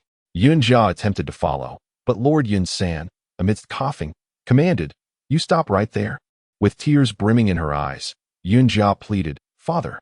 The third madam, witnessing Lord Yun San gasping for breath, swiftly assisted him while saying, "Jar is not so unreasonable, especially with Dr. Jia present. Your health is of utmost importance." Lord Yun San reproached the third madam, "You have raised a fine daughter." The third madam felt wronged. As a mother, Was it a mistake to wish for her daughter's lifelong happiness rather than solitude? Who could have known that young Master Xie's poison could be resolved? Such monumental news, and yet no one had informed her. Had she known, she could have indulged her daughter a little more. As Su Tang and Xie Boding departed in a carriage, their journey to the estate had been fraught with difficulties. Yet their return was smooth, the carriage gliding along without pause. Once Su Tang had changed her attire and styled her hair, she cast a worried glance at Xie Boding. "Do you think the old lady will make things difficult for us?" Leaning against the carriage, Xie Boding replied, "If her inquiry pertains to the jade bracelet, the old lady will not trouble you. However, regarding other matters, I cannot guarantee." Upon their return to the Jingnan Wangfu, they headed directly to the old lady's Songa Hall.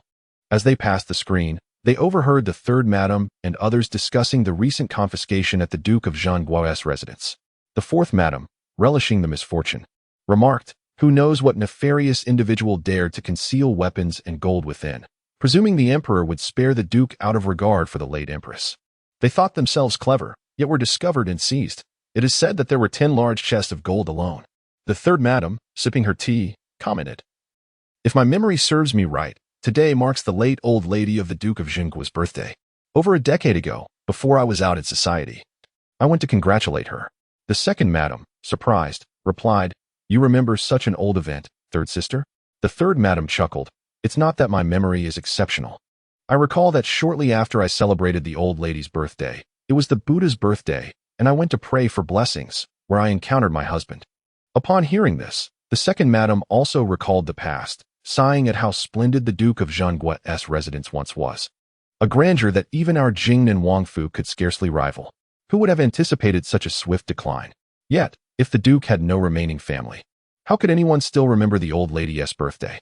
And even if there were a need to pay respects, surely it would be at her grave, not at the Duke's residence? Just then, the third master entered from another side, and the third madam inquired, "Do you know of the situation at the Duke of Zhengguo's?" Taking a seat, the third master replied, "Early this morning, someone from the old prince's residence went out on business and noticed suspicious activity outside the Duke's residence.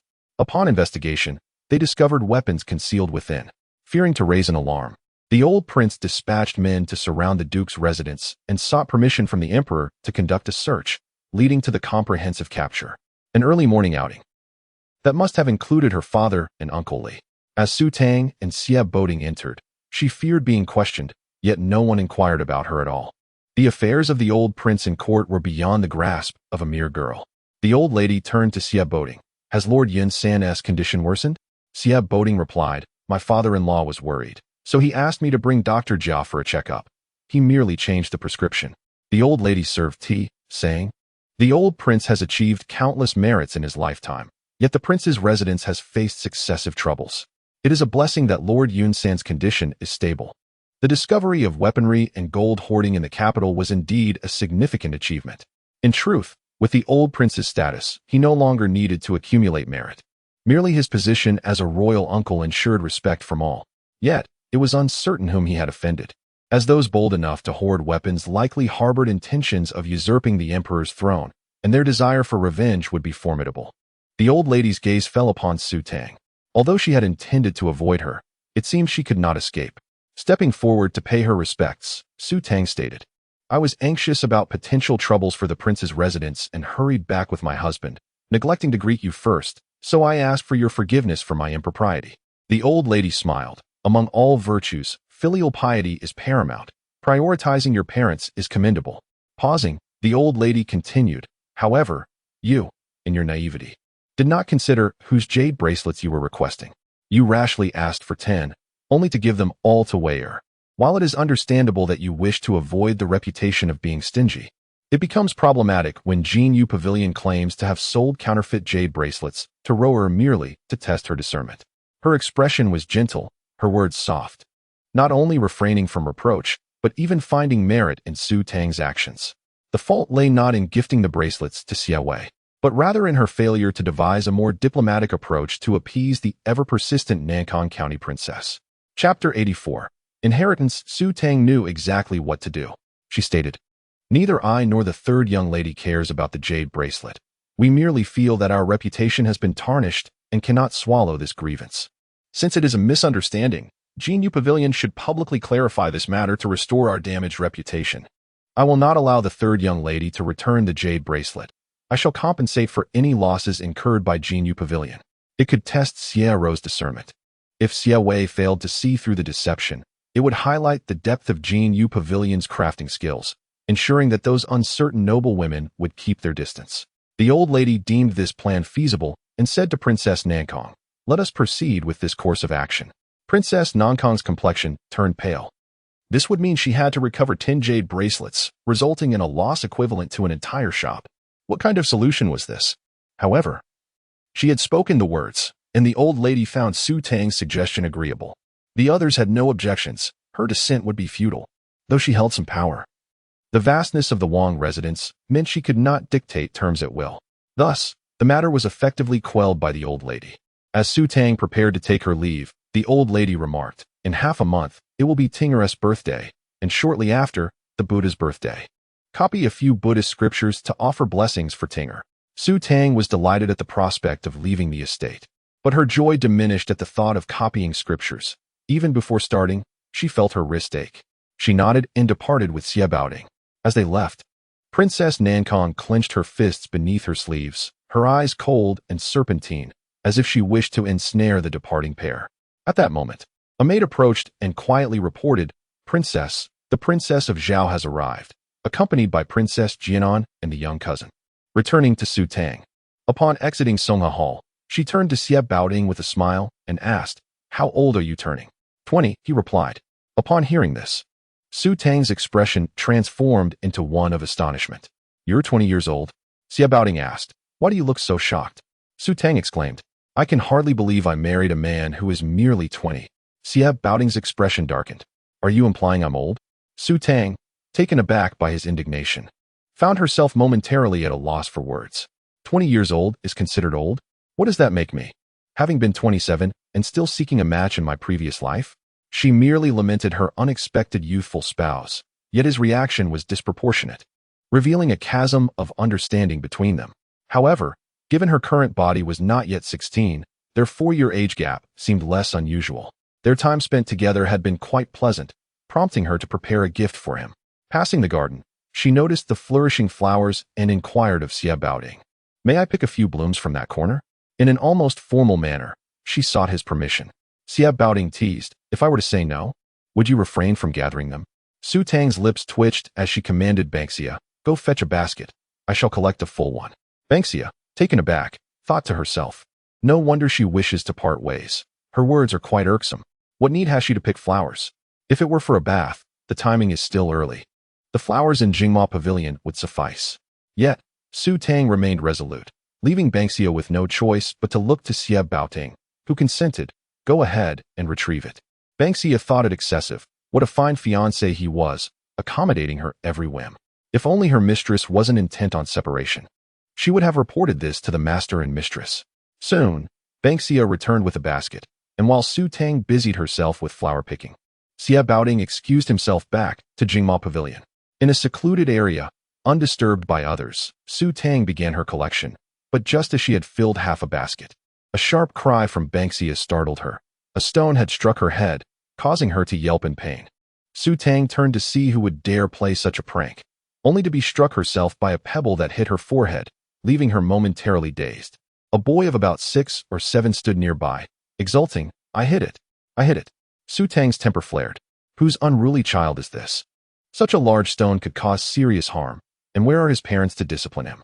Banksia commented, "It seems he is not one of our young masters." The youngest in the residence was already 9 years old, the 7th son born of the 4th branch. Initially, Su Tang had intended to correct the boy on behalf of his parents, but since he was not one of their own, he was a guest, and thus she could only endure the assault. However, her patience waned as the mischievous boy continued to bombard her with stones. One struck her back, drawing a sharp intake of breath. Enough was enough. Banksia seized him. Banksia stealthily approached and captured the boy, who kicked and squirmed, proclaiming, "You dare seize me? I am a young master of Zhao Wangfu. I will have my aunt punish you." Ah, so he had the protection of the illustrious Princess Nankong. With such backing, he could indeed act with impunity within the Jingnan Wangfu. But alas, she held little regard for even his aunt. Su Tang snatched the slingshot from the boy's hand and said, "What have I done to provoke you? Why strike me with your slingshot?" The boy defiantly retorted, "I hit you because you deserve it. Who told your father to seize my title?" Su Tang frowned, recalling that Princess Naokong had been negotiating with Madame Yun regarding the matter of Yunjia's marriage, aiming to adopt the young master of Zhao Wangfu. It was troubling that such a young child was aware of these adult affairs, believing others had taken something that belonged to him. Clearly, the Zhao Wangfu's upbringing left much to be desired. Su Tang contemplated releasing him when the boy, with a fierce glare, demanded, "Give me back my slingshot."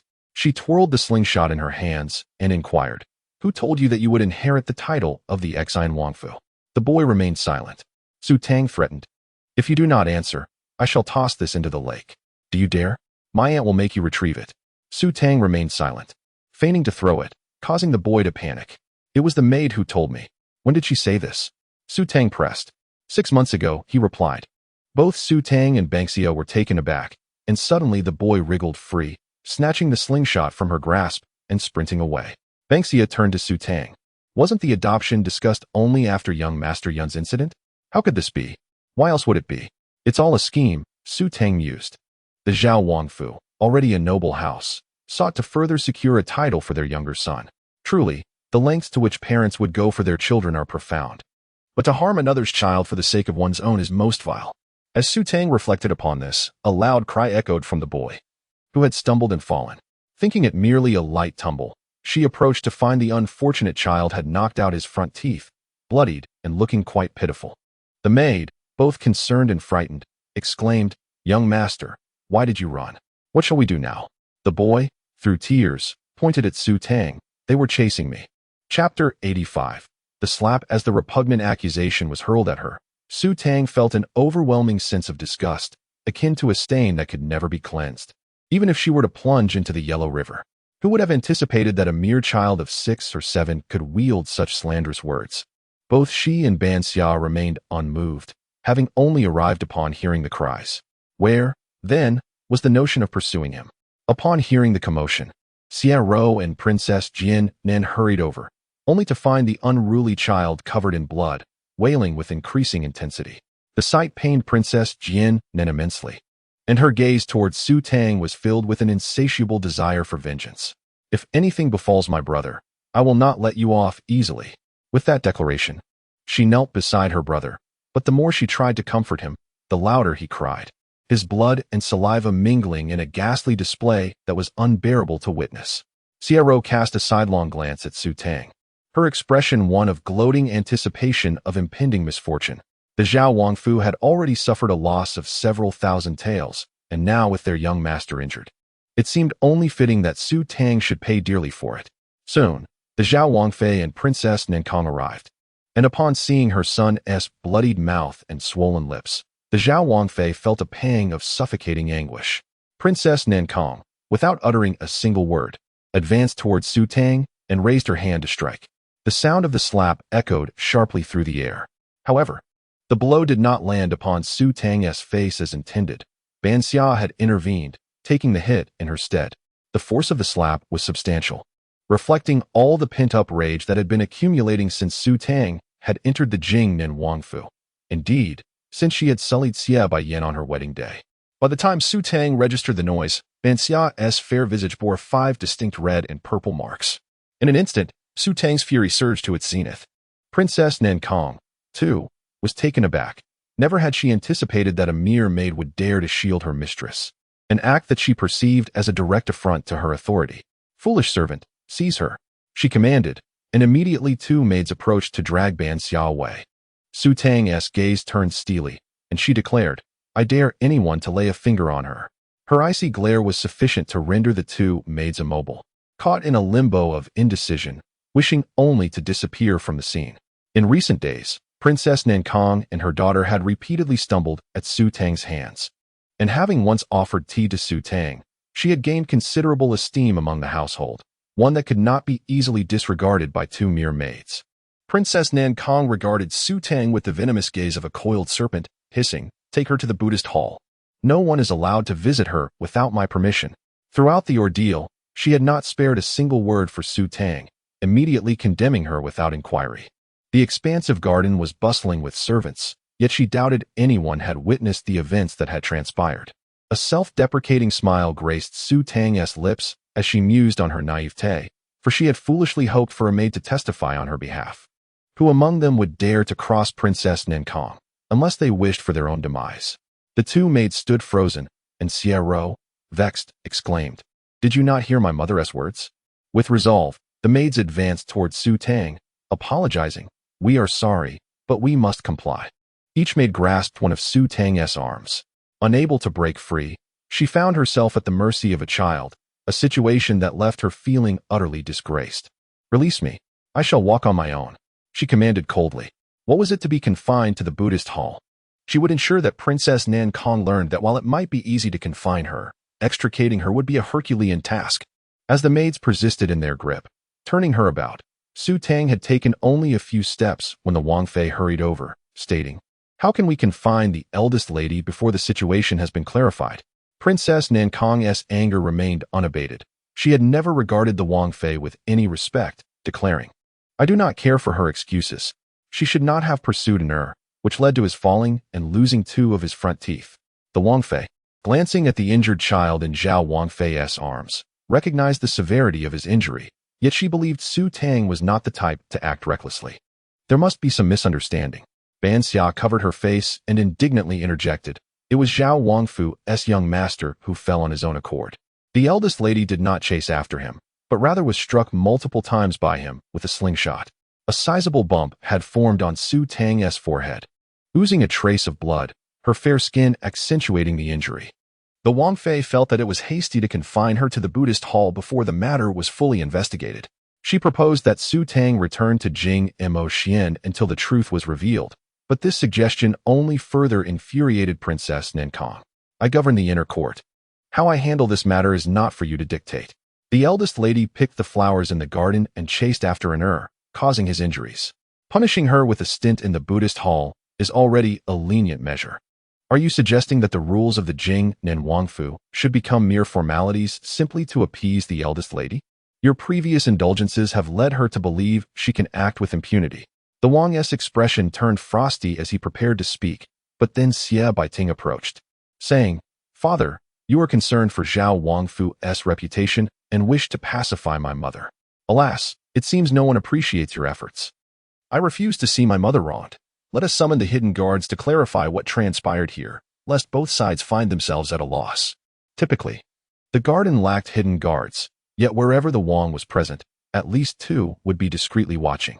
Xie Baiting knew this well, for he was aware that the Wang had been present in the inner court for some time.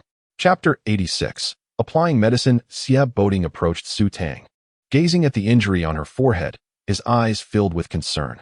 Meanwhile, the Princess of Nankong appeared flustered. The maids and servants in the garden dared not defy her, and the prince's hidden guards would not assist her in deceiving him, especially since he had already allowed for leniency. The prince's gaze swept over the faces of Princess Jianan and Xiao. Xiao averted her eyes, and Princess Jianan, frightened, urged Princess Zhao, "Mother, let us leave quickly." Having been seasoned by battles, the prince exuded an aura of lethal intensity that made even Su Tang's heart tremble, let alone Xiao and Princess Jianan. The Princess of Zhao anxiously prepared to take her son to see a doctor and turned to leave. Su Tang would not permit them to depart so easily. Even if she did not seek justice for herself, Half-Summer's slap could not go unavenged. She coldly remarked, "You falsely accused me and think you can simply walk away?" Princess Zhao turned to look at Su Tang, her face ashen.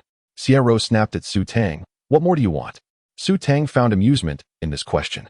Had it not been for the prince's fortuitous presence in the inner courtyard, she would likely have been forced to stay in the Buddhist hall for several days.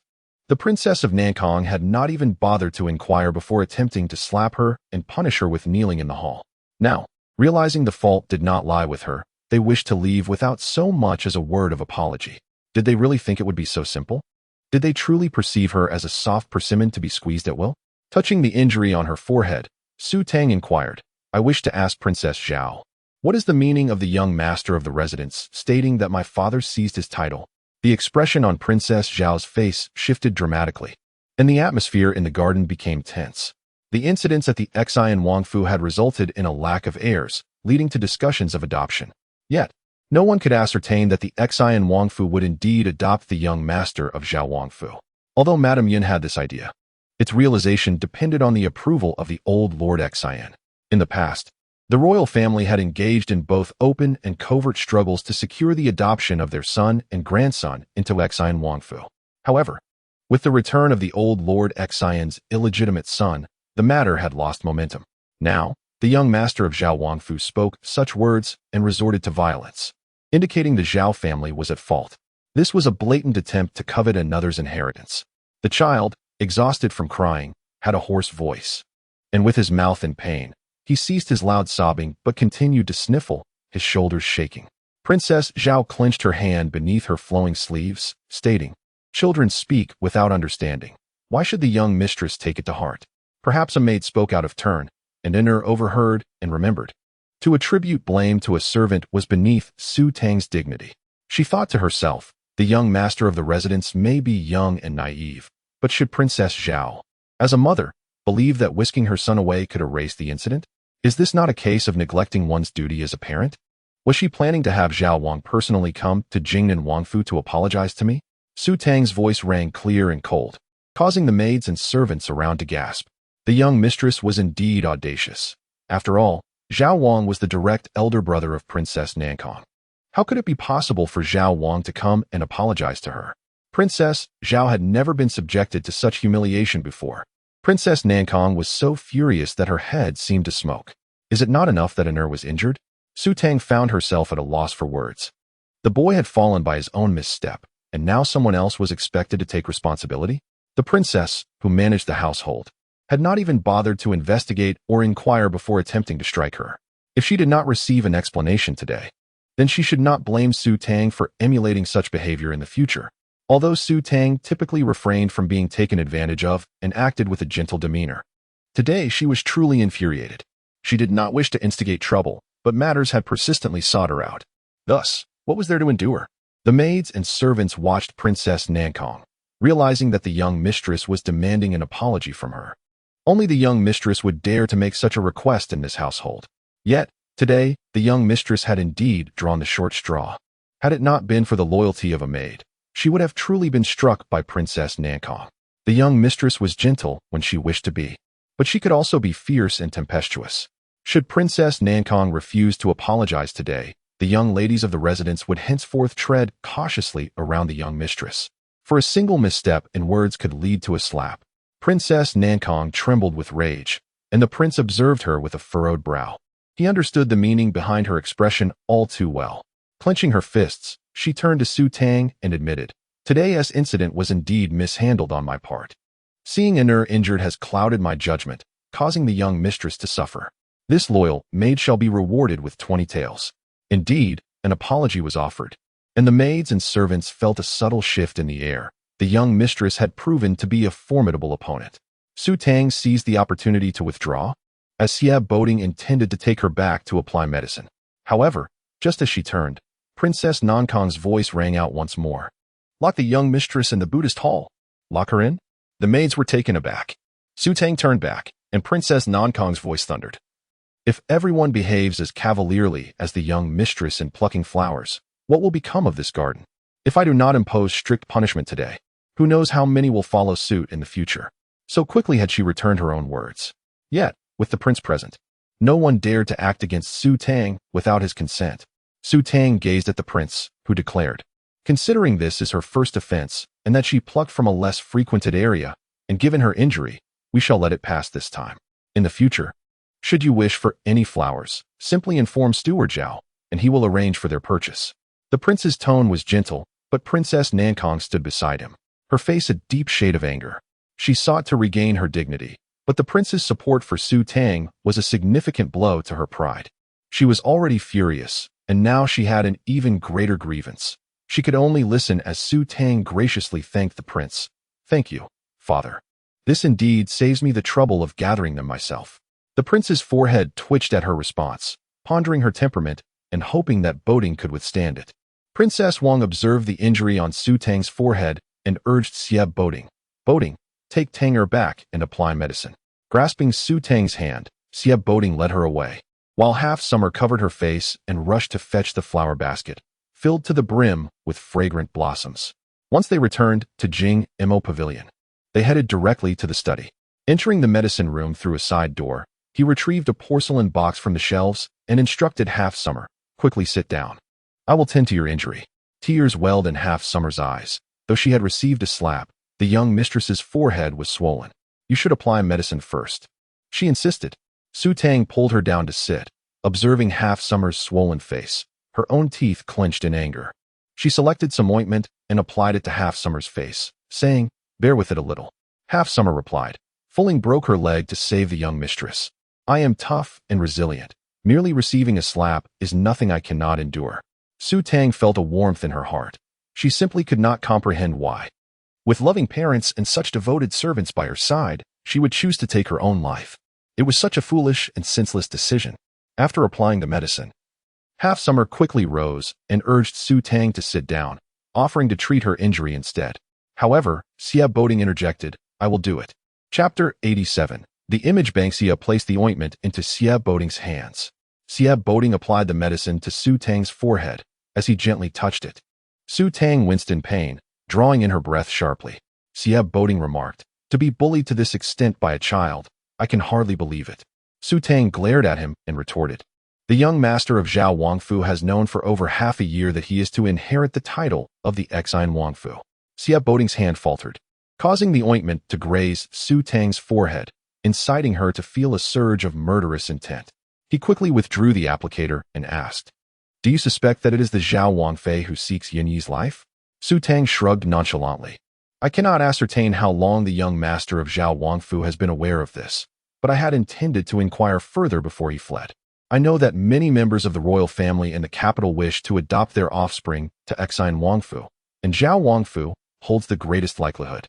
At that time, Xia Boding's life hung by a thread.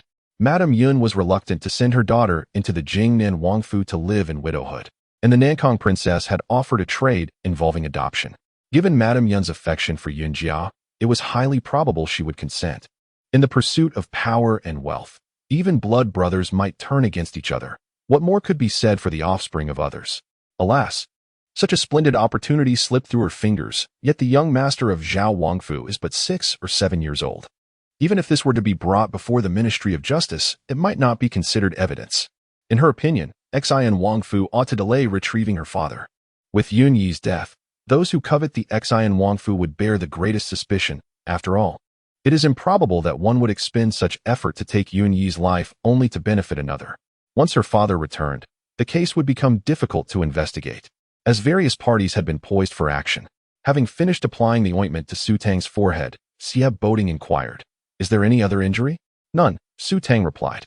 Banksia interjected, "Her back and chest have also been struck." Before she could finish, Banksia was met with a glare from Su Tang, feeling somewhat wronged. As she merely spoke the truth, Xia Boding gazed at Su Tang, who insisted he leave and allow Banksia to continue her treatment. Xia Boding's expression darkened, yet he refrained from saying anything further as Su Tang was injured and exited the room. After he left, Su Tang stepped behind a screen to change her clothes. Banksia, noticing the bruises on her back, couldn't help but mutter a few curses against Zhao Wangfu, then asked, "Miss, have you and your husband not yet consummated the marriage? If you had, it would be impossible for you to be applying ointment while avoiding him." Su Tang remained silent, tacitly acknowledging the insinuation. Banksia continued, "But on your wedding night, did you not tear off your husband's clothing?" Su Tang's lips twitched. That was to save him. Did this maid truly think she had taken advantage of Xia Boding while he hovered on the brink of death? Unbeknownst to Su Tang, Banksia had indeed harbored such thoughts, completely misinterpreting the situation. As she continued to apply the ointment, she remarked, "Your parents would never agree to a divorce, and besides, your husband has recovered. Wouldn't a divorce merely benefit the second daughter? We cannot allow the second daughter to gain anything from this." Banksia was quite resentful. Su Tang remained silent, applying the ointment and donning her attire. In the study, Xia Boding had just settled down when a maid knocked and entered, reporting, "Young master, the Prince of Exine and his entourage have arrived." Upon hearing this announcement, Xia Boding's mind immediately drifted back to the dream he had the night prior. His expression darkened as he instructed Chen Qing, "Tell them to wait for me at the Zui Xian building." Chen Qing stifled a laugh. thinking that the young mistress was likely joking about her interest in the heir of Ningyang Marquis, while the master took it seriously. He reminded, "Master, they have come to borrow money from the young mistress. All the money belongs to her now, and it is unlikely she would lend it out without seeing them. Moreover, they are your closest brothers. Regretting not being able to toast at your wedding, they have now come to call. It would be unreasonable to deny them entry to Jing Emotian. The master could not possibly prevent the young mistress from meeting them for eternity. Furthermore, if the young mistress did not fancy them, she might have set her sights on someone else. The master could not simply restrict her from venturing outside." Xie Boding glared at Chen Qing, gritting his teeth. "I will intercept them. You must tell her that the Empress Dowager seeks her. Regardless, he would not allow them to meet today. He feared another nightmare would plague him that night." Xie Boding stormed off. Once Su Tang finished applying the ointment, she emerged to find Chen Qing hastily informing her, "Young mistress, the Wang Fei has just sent someone to request your presence." Su Tang frowned, yet as she moved, the injury on her forehead throbbed painfully. How odd. Had not the Wang Fei just sent Xie Boding to escort her back for treatment? Why summon her again so soon? Concerned that something might be amiss, Su Tang stepped out, with Banksia closely following. Both of them bore visible injuries, drawing attention as they walked, though the maids and servants quickly bowed their heads, fearful of incurring Su Tang's wrath. As Su Tang approached the garden, she spotted the Wang Fei arriving with her maid. Su Tang approached, asking, "Mother, is there something urgent you require of me?" The Wang Fei paused momentarily. "I am looking for you." Indeed, she was holding a bottle of exquisite ointment known for its remarkable efficacy in alleviating bruises, intended for Su Tang at Jing Emotian. Su Tang inquired, "Why did Chen Qing say you were looking for me?" The Wang Fei chuckled. "Perhaps Ting'er was joking with you. He truly lacks awareness. You are injured, yet still being so reckless." Su Tang maintained a stoic expression, but inwardly, she cursed Xie Boding. "If the Wang Fei has no business with me, I shall take my leave." She did not accept the Wang Fei's medicine, as she had no intention of using it, unaware of the turmoil between the newlyweds. The Wang Fei turned back towards Tianxiang courtyard. Just then, a maid rushed forward, breathless. "Wang Fei, the young master insists you keep the young mistress in Tianxiang courtyard for half an hour." The Wang Fei sighed. Why was this not mentioned earlier? By now, Su Tang has likely returned home, and it is too late to pursue her. Meanwhile, Su Tang was puzzled by Xie Boding's decision to send her away. She felt a surge of irritation. She had been injured, yet he had deceived her. No matter the reason, it was utterly unforgivable. In her anger, she failed to watch her step and inadvertently twisted her ankle while descending the stairs, igniting her frustration further. Had Xie Boding been present, she would have felt compelled to unleash her fury upon him. With a limp, supported by Banksia, Su Tang returned to Jing Emotian. Upon entering the courtyard, she gritted her teeth and demanded, "Where is he?" A startled maid, taken aback by her sudden entrance, quickly replied, "The young master is in the study." Su Tang stormed towards the study, and only then did the maid realize she had neglected to inform the young mistress that the young master was engaged in a meeting. Inside the study, Xie Boding was sharing tea with the Prince of Xianan and his companions. They were frequent visitors to Jing Emotian, typically spending time within the house. However, now that Xie Boding was married, their visits had become less convenient, with the inner chambers becoming off limits. Furthermore, their timing was unfortunate, as the young mistress was absent. As Su Tang approached the study, she found the door firmly closed. Silence filled the air as they enjoyed their tea, and in her fury, Su Tang, in a foul mood, kicked the door open, exclaiming, "Xie Boding, you have gone too far. How dare you deceive me?" Just as she entered, her gaze fell upon the Prince of Xianan and his companions, each holding a teacup, their expressions a mix of shock and bewilderment. The sight effectively rendered her words stuck in her throat, flushing her cheeks crimson. Ah, her image. In that instant, Su Tang felt an overwhelming urge to vanish. Chapter 88. The departure. The eldest son of the Qi State Duke, Qi Shao, held a mouthful of tea but could not contain himself, coughing violently and splattering it everywhere. He coughed incessantly, his face flushed with embarrassment, and he was not the only one suffering. Su Tang felt equally mortified. She recognized the three men before her. Though they did not recognize her, they all turned to look at Xie Boding, wondering if this was the sister-in-law. Xie Boding was taken aback by Su Tang's swift return, but the astonished and slightly sympathetic gazes from his brothers filled him with a sense of relief. Such a fierce woman would hardly be to their liking. Su Tang turned to see the smile lingering at the corner of Xie Boding's mouth. As their eyes met, he hurriedly concealed his amusement, but it was too late. Su Tang had already caught sight of it. She felt an urge to strangle him. After all, he had just publicly criticized her temperament, and her recent behavior only confirmed his words. Xie Boding rose and introduced her, stating, "This is my wife." The three men stood up in unison, greeting her. "We have met the sister-in-law." Su Tang could hardly muster a smile. Could it possibly get any more awkward? Yes, indeed it could. Frustrated, she seized the opportunity when they were distracted to pinch Xie Boding's waist, causing him to gasp in pain, successfully redirecting their attention back to him. Though by the time she withdrew her hand, it was too late. The Prince of Sinan's lips twitched uncontrollably. Had he not witnessed it himself, he would have found it hard to believe that a man like Boding could be so thoroughly dominated by his wife after marriage. Su Tang felt she could no longer stay. If she lingered any longer, she might unleash her fury on Xie Boding right before them. Half-Summer quickly assisted her away, while Xie Boding, noticing her sprained ankle, asked, "What happened to your foot?" How could he still have the audacity to inquire? Su Tang wished she could pounce on him and end him right then. Although she said nothing, Xie Boding deduced her feelings and was left feeling overwhelmed. This woman had quite the temper and was not easily placated. Half-Summer helped Su Tang back to their quarters. Xie Boding felt it inappropriate to abandon his brothers to chase after her, so he turned back. Seeing his three brothers staring at him with wide eyes, he asked, "Why are you all looking at me like that?"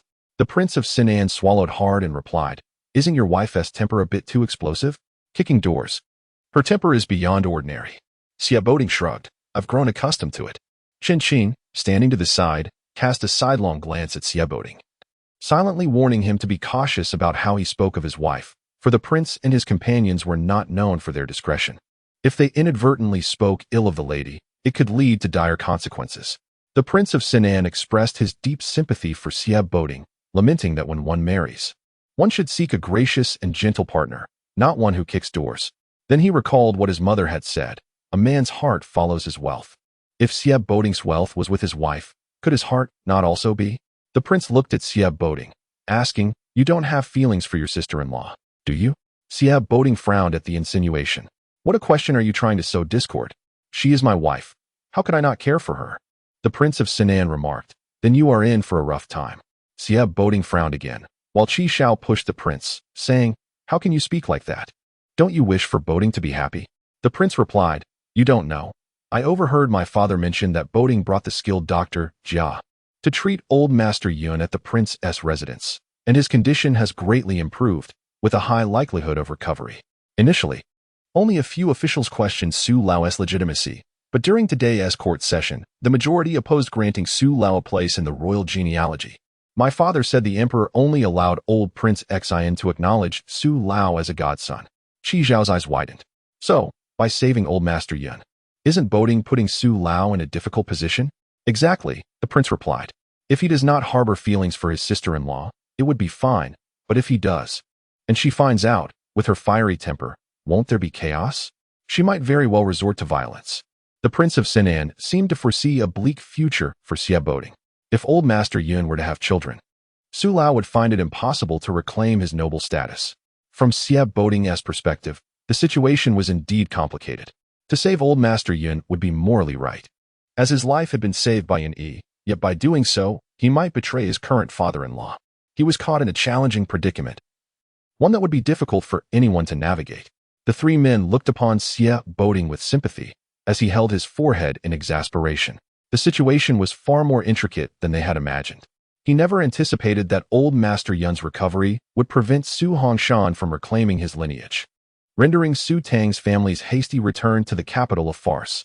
Xie Boding dreaded to think how furious Su Tang would be upon learning this news. In her rage, she might very well consider poisoning him. At that moment, there was a knock on the door, and a maid entered, carrying a tray. On it were 2 roasted ducks.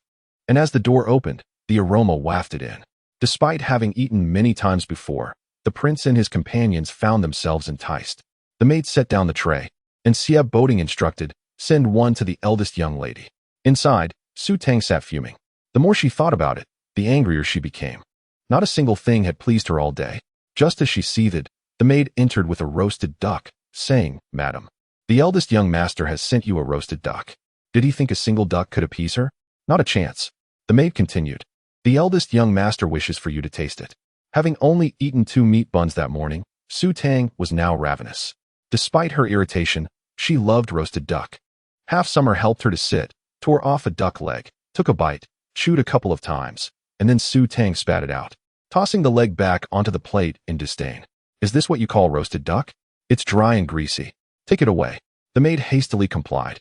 Taking the duck away, Su Tang reached for some pastries and told Half Summer, go fetch 40,000 taels in banknotes for the Prince of Sinan and his companions.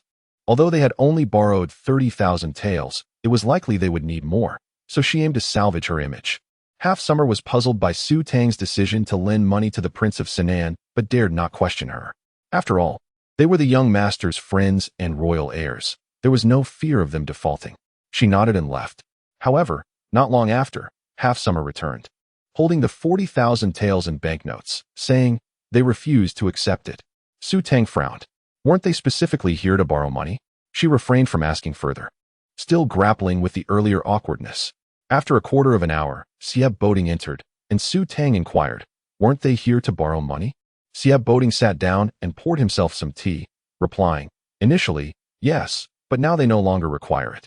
Su Tang was left utterly bewildered. What did that even mean? Chapter 89. The roast oven. Sieb Boating gazed at Su Tang, a twinkle of mirth in his eyes. During their journey back to the capital, they stumbled upon a roast duck shop that they found quite delightful, surpassing even the renowned Zui Xianlu. However, due to unforeseen circumstances, they decided to bring the owners back to the capital with the intention of opening their own roast duck establishment. Today, they had specially brought a sample for them to taste, but Su Tang had expressed that it was both tough and greasy. With such a critique, how could they dare ask for financial assistance again? They had already abandoned the idea of opening a shop. Su Tang. Sieb Boating took a sip of tea, only to have Su Tang snatch it from him. Why didn't you tell me? Sieb Boating chuckled lightly. Had I informed you, would I have received such a harsh critique? Su Tang nearly suffered a heart attack. Did her opinion not matter? All she needed was the money. Surely it was better than Zui Xianlu. Zui Xianlu was the largest restaurant in the capital, frequented by the noble prince of Xianan and his companions, who undoubtedly held discerning palates. Her judgment was based on her previous experiences, setting an exceedingly high standard. Sieb Boating responded, the roast duck is indeed superior to that of Zui Xianlu, but it is not quite exceptional enough to establish a foothold in the capital solely on one dish. His brothers operated more on passion than reason, and he did not support their venture into the roast duck business. However, Su Tang held a different perspective. She could not become a stumbling block in their path to success, especially after having already left a poor impression. She fixed her gaze on Sieb Boating. You did this on purpose, didn't you? Knowing I was upset, you still sent a roast duck here. Even if it were delicious, I would say it was terrible, especially since it truly wasn't tea that good. Sieb Boating reclaimed his teacup, declaring, as long as I live, you shall not entertain any thoughts of them. He added with a smirk, and do not dare to entertain others. It was evident that this was a matter of pride for him. Su Tang's clear eyes sparkled with determination. Was it so difficult to take his life? The two locked eyes, the air between them crackling with intensity. Bansha stood nearby, exhausted. This was no longer a couple, it resembled a clash of adversaries. A gust of wind rattled the windows, prompting Bansha to hurriedly close them. Moments later, the sky darkened ominously, signaling an impending downpour. Originally, the Prince of Xianan and his entourage intended to stay for a meal, but fearing they would be unable to leave due to the rain, they took their leave. Outside, maidservants began bringing in dishes, unaware that the prince and his party would be departing. Nevertheless, the kitchen had prepared an abundance of dishes, 10 courses, and a soup, featuring an array of meats and fish, all beautifully presented and fragrant. As Su Tang chewed on the food, she had already shot Sieb Boating countless glares, yet he remained in high spirits, with a hearty appetite. Su Tang resolved that once her sprained ankle healed, she would personally cook to redeem herself, to restore her image, and most importantly, to prevent Sieb Boating from having the last laugh. Life was not merely about competition, it was also about dignity. Not long after lunch, a fierce wind arose, followed by a torrential downpour. It wasn't until the following morning that the rain paused briefly. Su Tang's ankle had healed, and she promptly took Bansha to the small kitchen. The small kitchen was bustling with preparations for lunch. Upon seeing Su Tang, the head cook, Mama Lu, hurried out. The floor is wet, and the kitchen is filled with smoke. What brings you here, young mistress? Su Tang replied, I wish to use the roast oven. Mama Lu quickly asked, what dish do you wish to prepare? Just give the order. This rain shows no sign of stopping. Perhaps you should return indoors. Having arrived, Su Tang had no intention of leaving easily. She walked straight to the oven. The small kitchen housed a roast oven, though it was not large and typically went unused. When roast duck was desired, they would usually inform the main kitchen to prepare it. Su Tang assessed the oven and instructed the maidservants to start a fire, preparing 4 plump ducks as she directed. Originally, she had intended to roast 5, but only 4 remained in the main kitchen. Her presence had disrupted the usual rhythm, leaving the staff unsure of how to proceed. Seeing them standing there, flustered and uncertain, Su Tang encouraged, I will handle the oven. You all continue with your tasks. No need to concern yourselves with me. Despite her words, who would dare disregard the orders of a young mistress who had once demanded an apology from the noble princess of Nankong? After the incident in the garden, the servants would undoubtedly weigh their loyalties more carefully when the young mistress and the princess crossed paths again. Even the prince, who doted on the princess, seemed to lean more towards the young mistress now. Thus, Su Tang busied herself in the small kitchen. After a lengthy period of reading, Xia Boding grew weary and returned to the inner quarters, only to find Su Tang absent. He frowned slightly and inquired of the maidservant dusting the furniture. Where is the young mistress? The maidservant replied promptly, the young mistress has gone to the small kitchen to cook. She can cook? Xia Boding exclaimed in disbelief. However, considering Su Tang's medical prowess, it was hardly surprising that she could also cook. He was curious about her culinary skills and felt a sense of anticipation. With Su Tang absent from the inner chamber, he barely finished half a cup of tea before returning to his study. After a considerable amount of time, the maidservants in the small kitchen looked upon Su Tang with admiration. The roast duck she prepared was absolutely exquisite, filling the air with an irresistible aroma. The dining conditions at the Jingnan Wangfu were quite good, and the servants enjoyed meat daily, with roast duck served once or twice a month. Yet, even the main kitchen's roast duck paled in comparison to what Su Tang had just cooked, stirring their appetites. Su Tang removed the roast duck from the oven and placed it into 3 food boxes while grappling with a dilemma. The ducks were ready, but how to deliver them to the Prince of Xianan and his party? The only person Su Tang could think of was Qin Qing. In the study, Xia Boding was engrossed in his book when Qin Qing poured him tea. At that moment, there was a firm knock at the door. Qin Qing went to answer it and returned to inform Xia Boding, Sir, the young mistress has sent me to the small kitchen.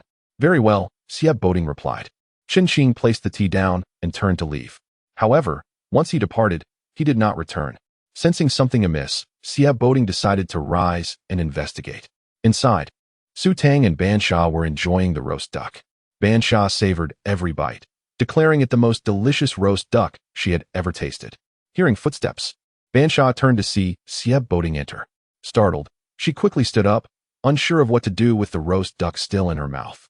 Hastily trying to hide it behind her, Xia Boding's expression darkened as he inquired, Where is Qin Qing? Su Tang blinked innocently. I sent him to deliver roast duck to the Prince of Xianan, the Duke of Qi, and the Marquis of Ningyang. Did you not know? Of course, he did not know, for she had explicitly instructed Qin Qing not to inform him. Otherwise, the roast duck would not reach its destination. Xia Boding felt a surge of frustration. What about my roast duck? I only prepared 4. There's none for you. Su Tang replied nonchalantly. She had made it specifically for his brothers, and even the maidservants received portions, yet he, her husband, was left out. Infuriated, Xia Boding stormed off. Ban Sha, feeling apprehensive, looked at Su Tang and said, The master is angry. Su Tang bit into her roast duck defiantly. He embarrassed me yesterday. I have yet to cool off. If she were to fear Xia Boding's anger, she would never take such actions. Chapter 90. Default in the study. Xia Boding sat there, feeling a pain in his chest from anger. How could he have married such an infuriating wife? Even if the poison were to be neutralized, she would eventually drive him to an early grave. When Qin Qing returned with the roasted duck, he was met with the glare of the young master, which made him want to laugh, but he could not, causing his cheeks to ache. He placed a food container on the desk. Xia Boding asked, What is this? Your subordinate obtained the roasted duck you requested, Qin Qing replied, opening the container to reveal 3 roasted duck legs, still steaming from being reheated. He had delivered 1 to each of the princes, leaving no portion for the young master. After delivering the ducks, he had managed to procure a leg for himself. Xia Boding was furious, his eyes darkening. They all know that the young mistress has portions for them, but not for her own husband? Chen Qing remained silent, tacitly acknowledging the situation. Sieb Boding snapped, "Take it away." Chen Qing looked at him. "Are you really asking me to take it away? Then I shall eat it." He picked up the food container and took a large bite of a duck leg, having longed for it. Sieb Boding glared at him, fire in his eyes, and squeezed out 2 words through clenched teeth, "Put it down." Chen Qing felt a pang of sympathy for his master, torn between wanting to taste the young mistress's cooking and maintaining his pride. With no one else in the study, why bother? After staring at the 2 remaining duck legs for a moment, Sieb Boding finally picked one up and took a bite. After chewing a few times, he frowned. It was sour, certainly not delicious. Sour? Chen Qing was taken aback, glancing at the bone he held from his own duck leg. This roasted duck was delectable, perfectly seasoned, and he wished he could devour every morsel. How could it be sour? Seeing Sieb Boding's look of disdain, Chen Qing quickly understood and stifled a laugh. "Master, are you feeling jealous? At this rate, you must have brewed an entire vat of vinegar." Sieb Boding's face darkened, his voice rising sharply. "What did you say?" "Oh, so you are jealous and yet do not wish to admit it," Chen Qing remarked. He hastily poured tea. "Please drink some tea to calm your anger before eating." Sieb Boding set the duck leg down and took a few sips of tea. Chen Qing explained, "The young mistress did not intentionally omit your portion. She ordered 5 ducks, but the kitchen had only 4 left. The princes could not take the last one, so you were left with nothing." Sieb Boding shot Chen Qing a sidelong glance. "You certainly explain her well. How could I not? Without an explanation, who knows how long you would remain sulking?" Sieb Boding finished his tea in one go and picked up a book, but his gaze drifted back to the roasted duck. Chen Qing quietly turned to leave. It was indeed challenging to have a master so concerned with face. After Chen Qing exited, Sieb Boding finally took another bite of the duck leg. It was no longer sour, yet his brow furrowed even more. Could it be that he truly felt jealous? Impossible. He was merely angry. Anyone would feel this way if their wife prepared food for another man, but excluded their own husband. Having consumed the 2 roasted duck legs, he still felt unsated. Inside, Su Tang and Banksia had finished 1 roasted duck, feeling slightly stuffed. They planned to take a stroll in the courtyard to digest. But just as they were about to step outside, the rain began to fall again. The drizzle was light, but they could not venture out, leaving them confined indoors once more. This confinement lasted for 3 days. By the evening of the 3rd day, the rain finally ceased. After a night's rest, the ground was mostly dry by the following morning. The post-rain sky was a clear, vibrant blue, resembling a flawless sapphire, shimmering without a hint of imperfection. Having not visited Songha Hall for 5 days due to the continuous rain, Su Tang prepared to go out after breakfast, with Sieb Boding accompanying her. As soon as they stepped outside, Su Tang sensed something was amiss. The maids were whispering among themselves. Upon seeing her and Sieb Boding emerge, they quickly dispersed, some sweeping, others moving flower pots. Initially, Su Tang thought the maids feared being reprimanded for slacking off, so she paid it no mind. However, as they passed the garden, she noticed the maids pointing at her, and they showed no signs of restraint. Frowning, Su Tang pondered how her reputation had diminished during her absence. Previously, even a glance in her direction would make them shudder, yet now it seemed her standing had waned. Upon reaching Songha Hall, Su Tang soon understood the subject of the maids' gossip. Just as she and Sieb Boding rounded the screen, the Nankong princess set down her teacup and remarked, "I never imagined that after the illness of Lord Yun San improved, the emperor would deny Lord Xian recognition of his illegitimate son, only granting him the status of an adopted son." The words adopted son were pronounced with particular emphasis, as if the Nankong princess feared Su Tang might not hear. Su Tang's face stiffened, and she shot an angry glare at Sieb Boding. His expression remained unchanged, showing no sign of surprise, which only infuriated her further. "Did you know about this all along?" Sieb Boding did not respond, merely acknowledging her accusation. Su Tang was filled with indignation. Was she truly the only daughter in the world to be so wronged? To prevent her from becoming overly distressed, Sieb Boding said, "We are not the only ones who have wronged your father. He has wronged himself as well. Had it not been for Su Hongshan's desperate plea to save Lord Yun San, even at the cost of his own life, Su Tang would never have intervened merely for the sake of his wealth. However, she was kind-hearted. Upon witnessing Lord Yun San in dire straits, she would have acted to ensure his survival, even if she could not heal him. Though they had not spent much time together, Sieb Boding believed he understood Su Tang somewhat. At that moment, the second madam interjected, "The doctor who cured Lord Yun San was brought in by our young master." How will he face Su Lao Yi in the future? The Nankong princess, having suffered defeats at Su Tang's hands, was in a rare good mood and stated, "Young master Yun's a life debt to our young master. If he prioritizes his father-in-law's well-being over Lord Yunsan's life, he will surely be ridiculed. I believe Su Lao Yi would not accept a heartless and ungrateful son-in-law." The fourth madam added, "I heard that Lady Yun San has been pressuring many officials in the court. One must look out for oneself in this world. Lady Yun San's actions are not entirely unjustifiable," the second madam remarked. Yet she does not consider the young master. This act of gratitude might cost him his father-in-law's title and fortune. Would Su Lao Yi let him off easily? If he were my son-in-law, I would scold him for 3 days and nights without respite. Moreover, the young mistress's fiery temper could lead to a tumultuous scene. Chapter 91. The medical fee. Su Tang stepped forward, and the murmurs around her gradually subsided, all eyes fixated on her visage. Yet, contrary to expectations, there was no trace of fury. It was as though they were not discussing her father at all. Having thrown a punch with no visible effect, Princess Nankong could endure. But Xiao could not contain herself. She remarked, "Sister-in-law, you don't seem angry at all." Even if she were upset, she could not afford to show it, allowing them to revel in their secret glee. Su Tang smiled and replied, "My parents had no intention of inheriting the Exine Wangfu. Whether they acknowledge their ancestry is of little consequence." Xiao chuckled. "Such words are mere fabrications. Who would not desire the prestige of the esteemed Prince Exine, a royal uncle favored by the emperor, wielding military power that could shake the capital with a mere stamp of his foot? It is simply a case of sour grapes." She pressed Su Tang further. "If you do not wish to acknowledge your ancestry, why hurry to the capital?" The persistence of this individual was indeed vexing. Not only did she demand an answer, but she also sought to provoke her anger. Su Tang replied, "My father merely fears that the old Prince Exine might be distressed. He does not wish for ill-intentioned individuals to succeed. More than anyone, my father hopes for Lord Yunsan's recovery." TSK, such sweet words, but they require belief, she thought, marveling at how effortlessly Su Tang spoke without flinching.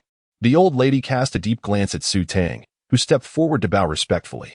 The third madam scrutinized Su Tang from head to toe and remarked, "I have heard from the maids that the eldest daughter-in-law can roast duck, even surpassing the chefs of the grand kitchen." Princess Nankong, admiring her freshly painted nails, declared with delight, "Few noble ladies in the capital can distinguish between chives and garlic sprouts. Who would have thought our eldest daughter-in-law of the Jingnan Wangfu possesses such culinary skills? We must taste her cooking." Seizing the opportunity to belittle her for hailing from a small place like Qingzhou, they sought to enjoy her roasted duck while harboring no fear that she might add something unsavory to it, leaving them in distress. Rather than outright refuse, Su Tang delayed. "Let us wait until after the birthday celebration of the Buddha. My arm was injured a few days ago, and I have not copied many sutras. I have been busy with that these past few days." Copying sutras was an order from the old lady. It was unreasonable to expect her to listen to the sutras without also copying them before making roasted duck. The old lady smiled. "Tomorrow is the Buddha's birthday. It is not proper to eat too rich a meal before the worship. We can eat afterwards." Su Tang thought she would be the only one to attend the prayers, not realizing that the old lady would also go. With the old lady attending, there would surely be a crowd accompanying her. Su Tang had initially intended to copy a few sutras to appease the situation, but now she needed to take it seriously. After sitting for a short while, Su Tang prepared to take her leave when a maid entered, reporting, "Old lady, Madame Yun San from the Exine Wangfu, and Miss Yun Air have arrived." Su Tang's brows furrowed instantly, and the source of her annoyance was yet to come. Princess Nankong looked at her and said, "You should go welcome them." The princess's demand was entirely justified. The Exine Wangfu was Su Tang's maternal family. No one was more appropriate to welcome them than she. However, how could Madame Yun San be considered family? She had obstructed her father from acknowledging his ancestry, a fact known to all. It was infuriating to have just spoken on this matter and now be commanded to greet them. Su Tang glanced at Xiao, who stood and said, "I will accompany you." He extended his hand towards Su Tang. Princess Nankong, displeased, declared, "It suffices for the eldest daughter-in-law to welcome them." Su Tang remained silent, while Xiao added, "Her familiarity with the Wangfu pales in comparison to Madame Yun San's. She may not know where to lead them." Just then, the princess entered, gently saying, "There is no need to welcome them. I have already sent Mama Ning." Princess Nankong ceased her comments. allowing Xie Baoding and Su Tang to hold hands and go greet Madame Yun San and Miss Yun Er, an act that felt more like a provocation than a welcome. The princess greeted the old lady before taking her seat, sipping from a cup of tea. Moments later, Mama Ning led in Madame Yun San and Yun Jia. The moment Yun Jia entered, her gaze fixated on Xie Baoding, brimming with affection, unable to look away, as though deeply smitten. Convinced that Su Tang had stolen her ideal match, Madame Yun San approached, paying her respects to the old lady, saying, "It has been quite a while. You appear even more robust than when we last met."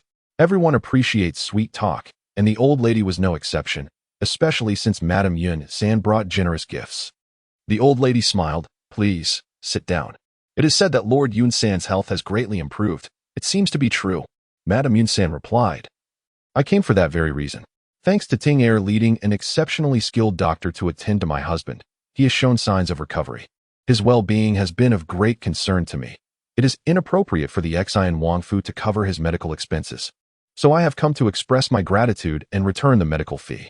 She gestured, and a maid behind her produced a banknote of 10,000 taels, which Yun Jia eagerly accepted, beaming as she handed it to Xie Baoding. Su Tang's eyes grew cold. Madame Yun San had indulged her daughter in eloping, casting Su Tang into the flames. Now that her daughter was married, Yun Jia regretted it. But could a mother so indulgent truly have no shame? The agreement of separation between her and Xie Baoding was a matter solely between them. It was not for this mother-daughter duo to dismiss him and then reclaim him at their whim. Yun Jia presented the banknote to Xie Baoding, and everyone anticipated that he would refuse it. However, he accepted it without hesitation, only to promptly hand it to Su Tang. Before Su Tang could express her indignation, she was left bewildered, wondering what he was attempting to do. Su Tang looked at him. "This is for your medical fee. What do you give it to me for?" "What is mine is yours," Xie Baoding replied, his voice rich and intoxicating. Su Tang raised an eyebrow. "When did you secretly study at the Male Virtue Academy?" "What if I spend it all?" "It is meant for you to spend. If it is not enough, come to me for more," he said, his expression one of indulgence. Was he trying to provoke Madame Yun San and her daughter to be cast out of the Jingnan Wangfu?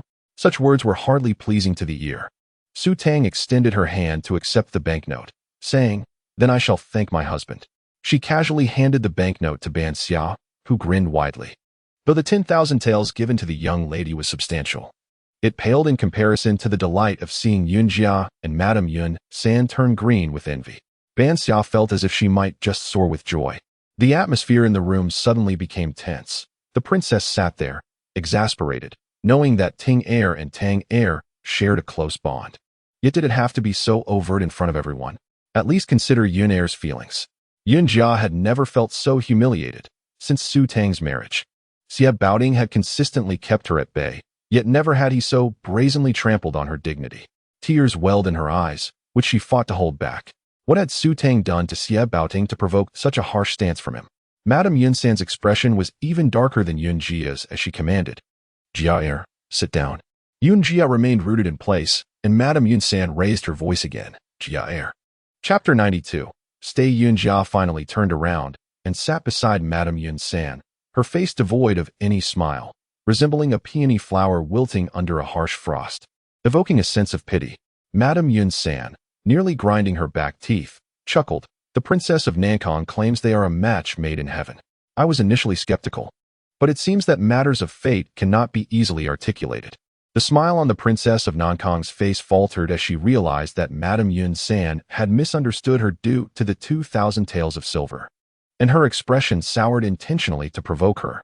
Su Tang sat for a brief moment before excusing herself under the pretense of copying Buddhist scriptures to pray for Xie Baoding's well-being. Xie Baoding left with her. Upon exiting Songa Hall, Su Tang remarked to Xie Baoding, "It is one thing to anger Yun Jia, but to also vex Madame Yun San.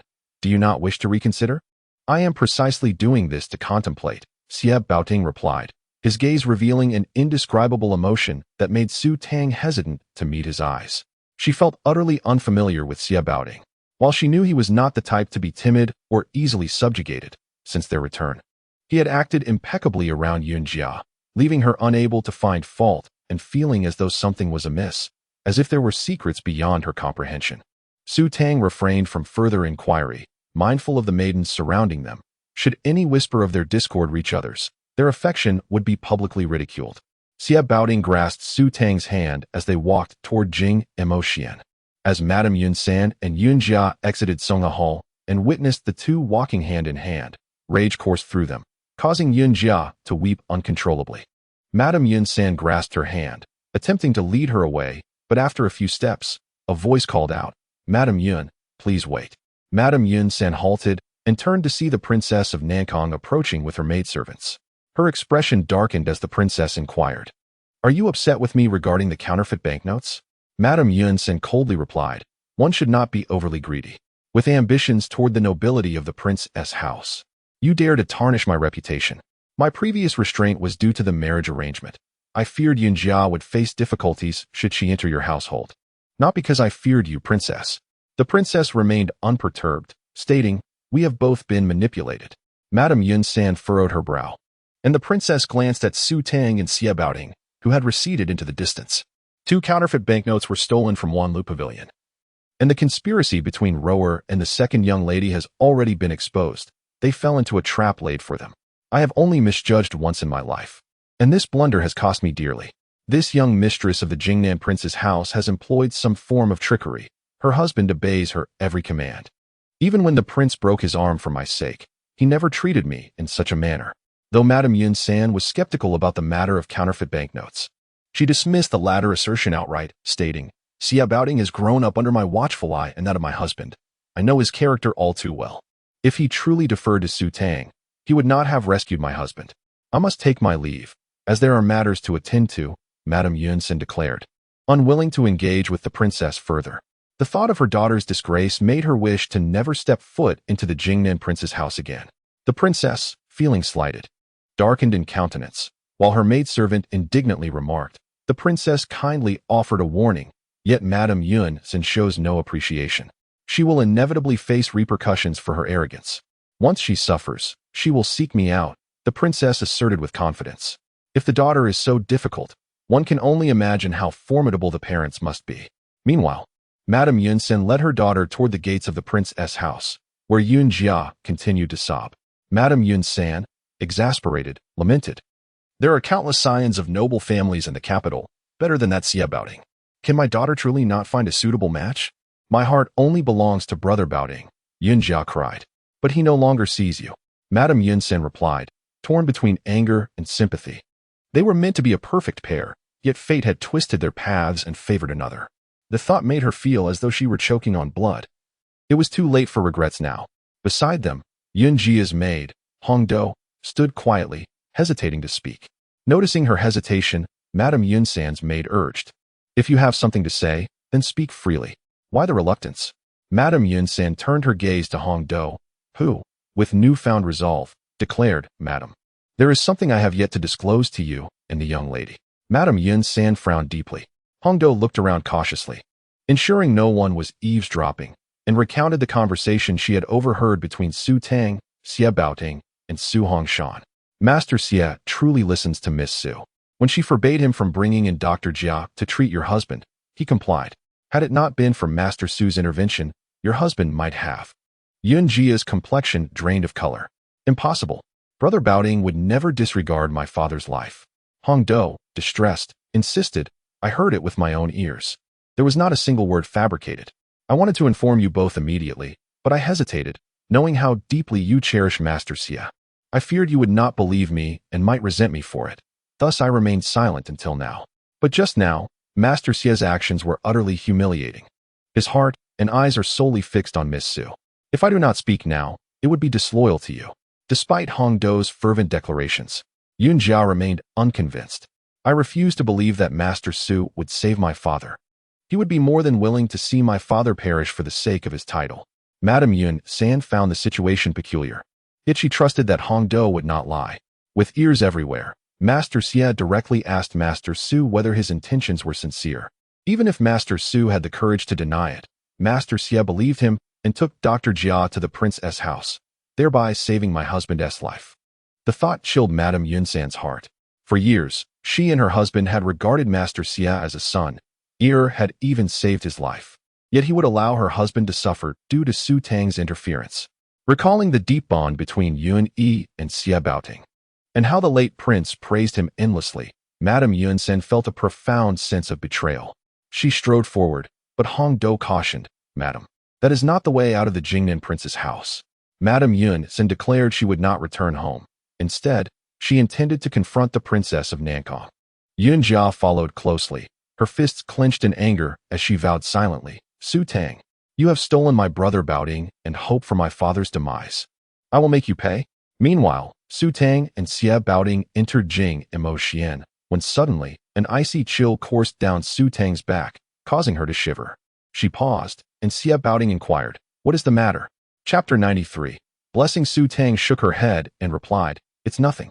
I'll head to the pharmacy to expel the poison." After soaking in medicinal baths for several days, it was time to purge the toxins. Inside the pharmacy, Su Tang was preparing the medicine when Banksia entered with pastries and tea, saying, "Miss, Madame Yun has not left the residence. She has gone to the peony courtyard." As Su Tang fanned herself with a hand fan, her brows furrowed at the news. The suspicions surrounding Yun E's death primarily fell upon the Zhao royal mansion and the South Kong County princess. Madame Yun's close association with the South Kong County princess was troubling. One could not help but wonder if she might one day be betrayed and compensated for her troubles. However, this was not something she could meddle in. If she were to directly confront Madame Yun about it, the latter might very well inform the South Kong County princess. And why should Su Tang worry about a matter that did not concern her, especially when the princess herself was not in a hurry to seek vengeance for her son? Continuing her work, Su Tang brewed the medicine. Afterward, she soaked Xie Baoding in the bathing tub, administered acupuncture, and pricked his finger to draw out the toxic blood. By the time she finished, she was exhausted, her waist aching and drenched in sweat. She remained in the pharmacy all day, copying Buddhist scriptures. It took her an entire afternoon to complete just a few pieces, and by evening, she managed to copy a total of 20. The next day, as dawn broke, Su Tang was in a deep slumber when Banksia roused her. "Miss, it's time to get up." Su Tang groggily opened her eyes to see the candles flickering in the room. "Why wake me so early?" she mumbled, though Banksia would have preferred to let her sleep. They were scheduled to visit the Daja temple for blessings, and Mama Su had insisted that she awaken Su Tang to avoid keeping the old lady waiting. Feeling quite annoyed, Su Tang thought it unnecessary to rise so early for a mere blessing. While they could forego sleep, surely the bodhisattvas needed their rest. Nevertheless, she had to adhere to local customs. Half asleep, Su Tang was pulled up by Banksia, managed to dress, and sat before the vanity in a daze. Banksia, at her wit's end, applied a cool cloth to Su Tang's face to help wake her up. Once she was refreshed, the maidservant brought breakfast. By now, the maid had grown accustomed to seeing Xie Baoding sleeping on the floor without flinching. Su Tang noticed Xie Baoding still sitting on the ground and remarked to Banksia, "Why the rush when he hasn't even gotten up yet?" "The master is not going," Banksia replied timidly. Su Tang was momentarily taken aback, raising her hand to her forehead. Since marrying into the Jingnan Wang mansion, she and Xie Baoding had always entered and exited together. She had never considered going to the Dazhao temple for blessings on his behalf, especially since he did not need to attend. Well, if he is not going, then so be it. I've heard the market near the Dazhao temple is quite lively. I can take Banksia to explore a bit. As soon as Su Tang sat down and picked up a bun, a maid entered from outside, standing by the beaded curtain and announcing, "Madam, someone from the front courtyard has come to convey a message. We will depart for the Dazhao temple in a quarter of an hour." "Understood," Su Tang replied. She managed to eat only half a bowl of porridge and 2 vegetarian buns. By the time she reached the front courtyard, the old lady was already seated in the soft sedan chair, and everyone had arrived except her. Arriving late, she could not escape a few remarks from the South Kong County princess. Su Tang rolled her eyes in her heart, thinking that if she had known they were leaving this early, she would not have stayed up late copying scriptures, which had left her arms sore now. Her annoyance only grew as the old lady and the South Kong County princess settled into their sedan chairs. The soft sedan moved slowly, and the carriage following behind could not keep pace. What should have been a half-hour journey to the Dazhao temple turned into an hour of jolting in the carriage. And they had barely reached halfway up the mountain when the sun was already high in the sky. She had foolishly thought the old lady was eager to arrive in time for the morning incense. With a sore backside, Su Tang lifted the curtain to see throngs of pilgrims ascending and descending the mountain. The distant hills were lush and green, accompanied by the resonant sound of temple bells, which soothed her restless heart. After what felt like an eternity, the carriage finally came to a stop. As soon as it halted, Su Tang eagerly climbed out, squinting against the dazzling sunlight that caused her right eye to twitch involuntarily, stirring an inexplicable sense of unease within her. The old lady, weary from the long journey, exited the sedan chair, her face lined with fatigue. Third Madam approached to support her, expressing concern, "In the future, let us younger ones handle such blessings. We cannot have you exhausting yourself." The old lady waved her hand dismissively. "While we can still manage, let us take advantage and come more often. In a couple of years, we'll have the will, but not the strength."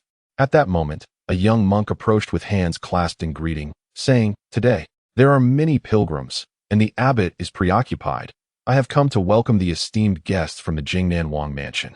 The Dazhao Temple is the most revered temple in Ning Dynasty. It is said that during an assassination attempt on the founding emperor, the temple intervened, enabling him to escape unharmed. Following the establishment of the Ning Dynasty, the emperor allocated substantial funds for the temple's expansion and made annual visits to pray.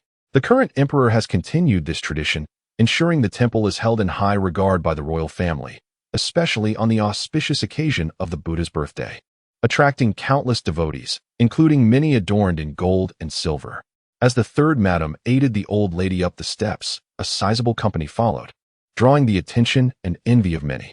In front of the Mahavira Hall stood a grand four-cornered bronze incense burner, exuding an imposing presence, with incense thicker than an arm rising in curling wisps, evoking a sense of reverence. Navigating around the incense burner, the old lady approached the hall to pray. But as she reached the entrance, she encountered a richly adorned lady exiting. Upon seeing them, she beamed and greeted them warmly. "What a coincidence. I was just thinking of visiting your residence in a few days to pay my respects to the old lady. And here we are." She bowed to the old lady, who replied with a smile, "Why is it only Madame Zhao who is here? Did Miss Yin not accompany you?" Among the numerous young ladies in the capital, it was only Miss Yin who had captured the old lady's admiration. This lady was the wife of the current Right Chancellor. Upon hearing her daughter praised, Madame Zhao's smile widened. Yin enjoys lively gatherings. After the prayers, she took her maidservants to explore the market. She will come later to pay her respects to you, old lady. As she spoke, her gaze fell upon Xie Ro, showering her with compliments, leaving Xie Ro blushing and speechless. After Madame Zhao departed, Su Tang learned from Xie Li and Xie Qi that Madame Zhao had taken a liking to Xie Ro and wished to arrange a marriage between her son, the eldest son of the Right Chancellor, and Xie Ro, though the South Kong County princess was not particularly keen. Meanwhile, the old lady had her eyes set on the Right Chancellor's daughter, Miss Zhao Yan, hoping to arrange a marriage between her and the fourth young master, Xie Buyan.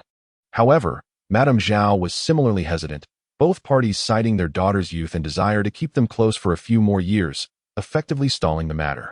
Parents often sought the most suitable match for their daughters, unlike Su Tang, who had been hastily married off without much consideration. Upon entering the Mahavira Hall, the old lady knelt on the central mat, with the princess and South Kong County princess flanking her. Behind them were the second, third, and fourth madams, followed by Su Tang and the others, creating a sea of kneeling figures. Unaccustomed to kneeling, Su Tang's knees began to ache after a short while. Yet the old lady persisted in reciting several Buddhist scriptures. As the old lady remained on her knees, none dared to rise. After what felt like half a TS worth of time, the old lady finished her prayers, and with the South Kong County princess assisting her, they finally stood, allowing Su Tang and the others to rise, their knees numb from kneeling. At that moment, a young monk approached, saying, "Old madam, this way, please." Chapter 94. Physiognomy. It is a rare occasion for the old lady to visit the Dazhao Temple, as she wishes to listen to the high monk's teachings. Naturally, Princess Nankong and her companions will accompany her, while the younger girls, such as Xie Ro, lack the patience to sit through the tedious scriptures. The old lady does not impose restrictions on them, allowing them the freedom to explore and play, observing their excitement, almost as if they could soar into the sky.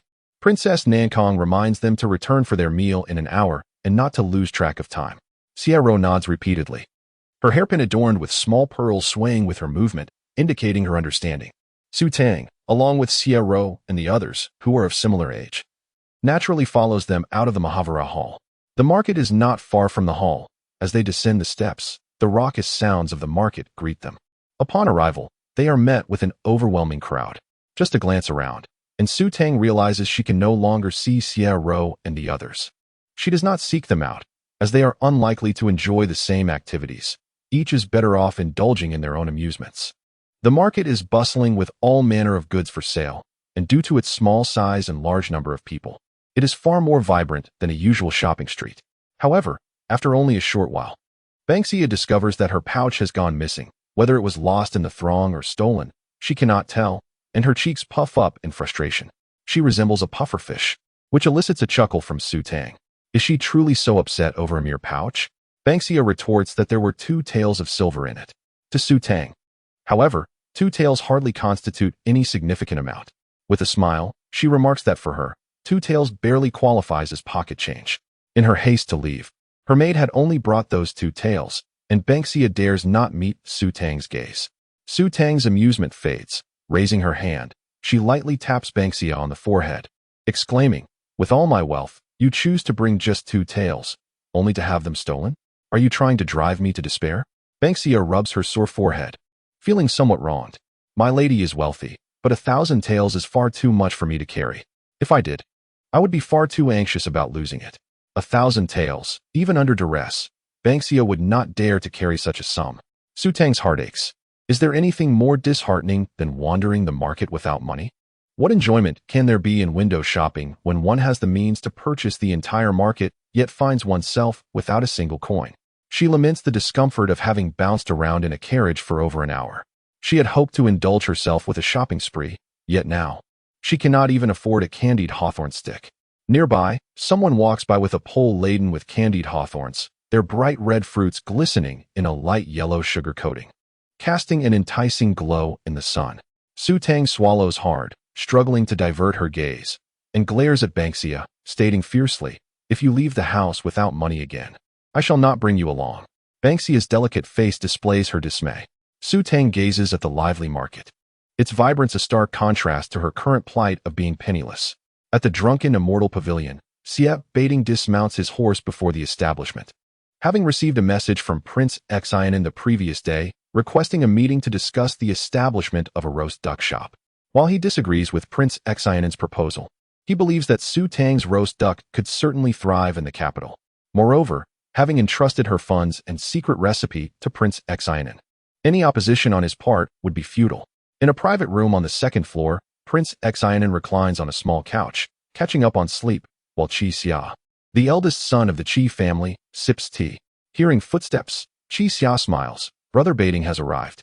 As soon as he finishes speaking, Siep Baiting enters, and Prince Xianen rises, saying, "You arrived so late. We have been waiting for you."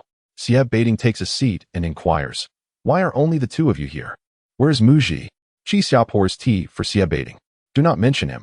We had agreed to meet at the drunken immortal pavilion, yet unexpectedly, the wife of Duke Ningyang learned that the wife of the Minister of Revenue had invited Madame Lu of the Astronomical Bureau to Dazhao Temple to help evaluate potential daughters-in-law.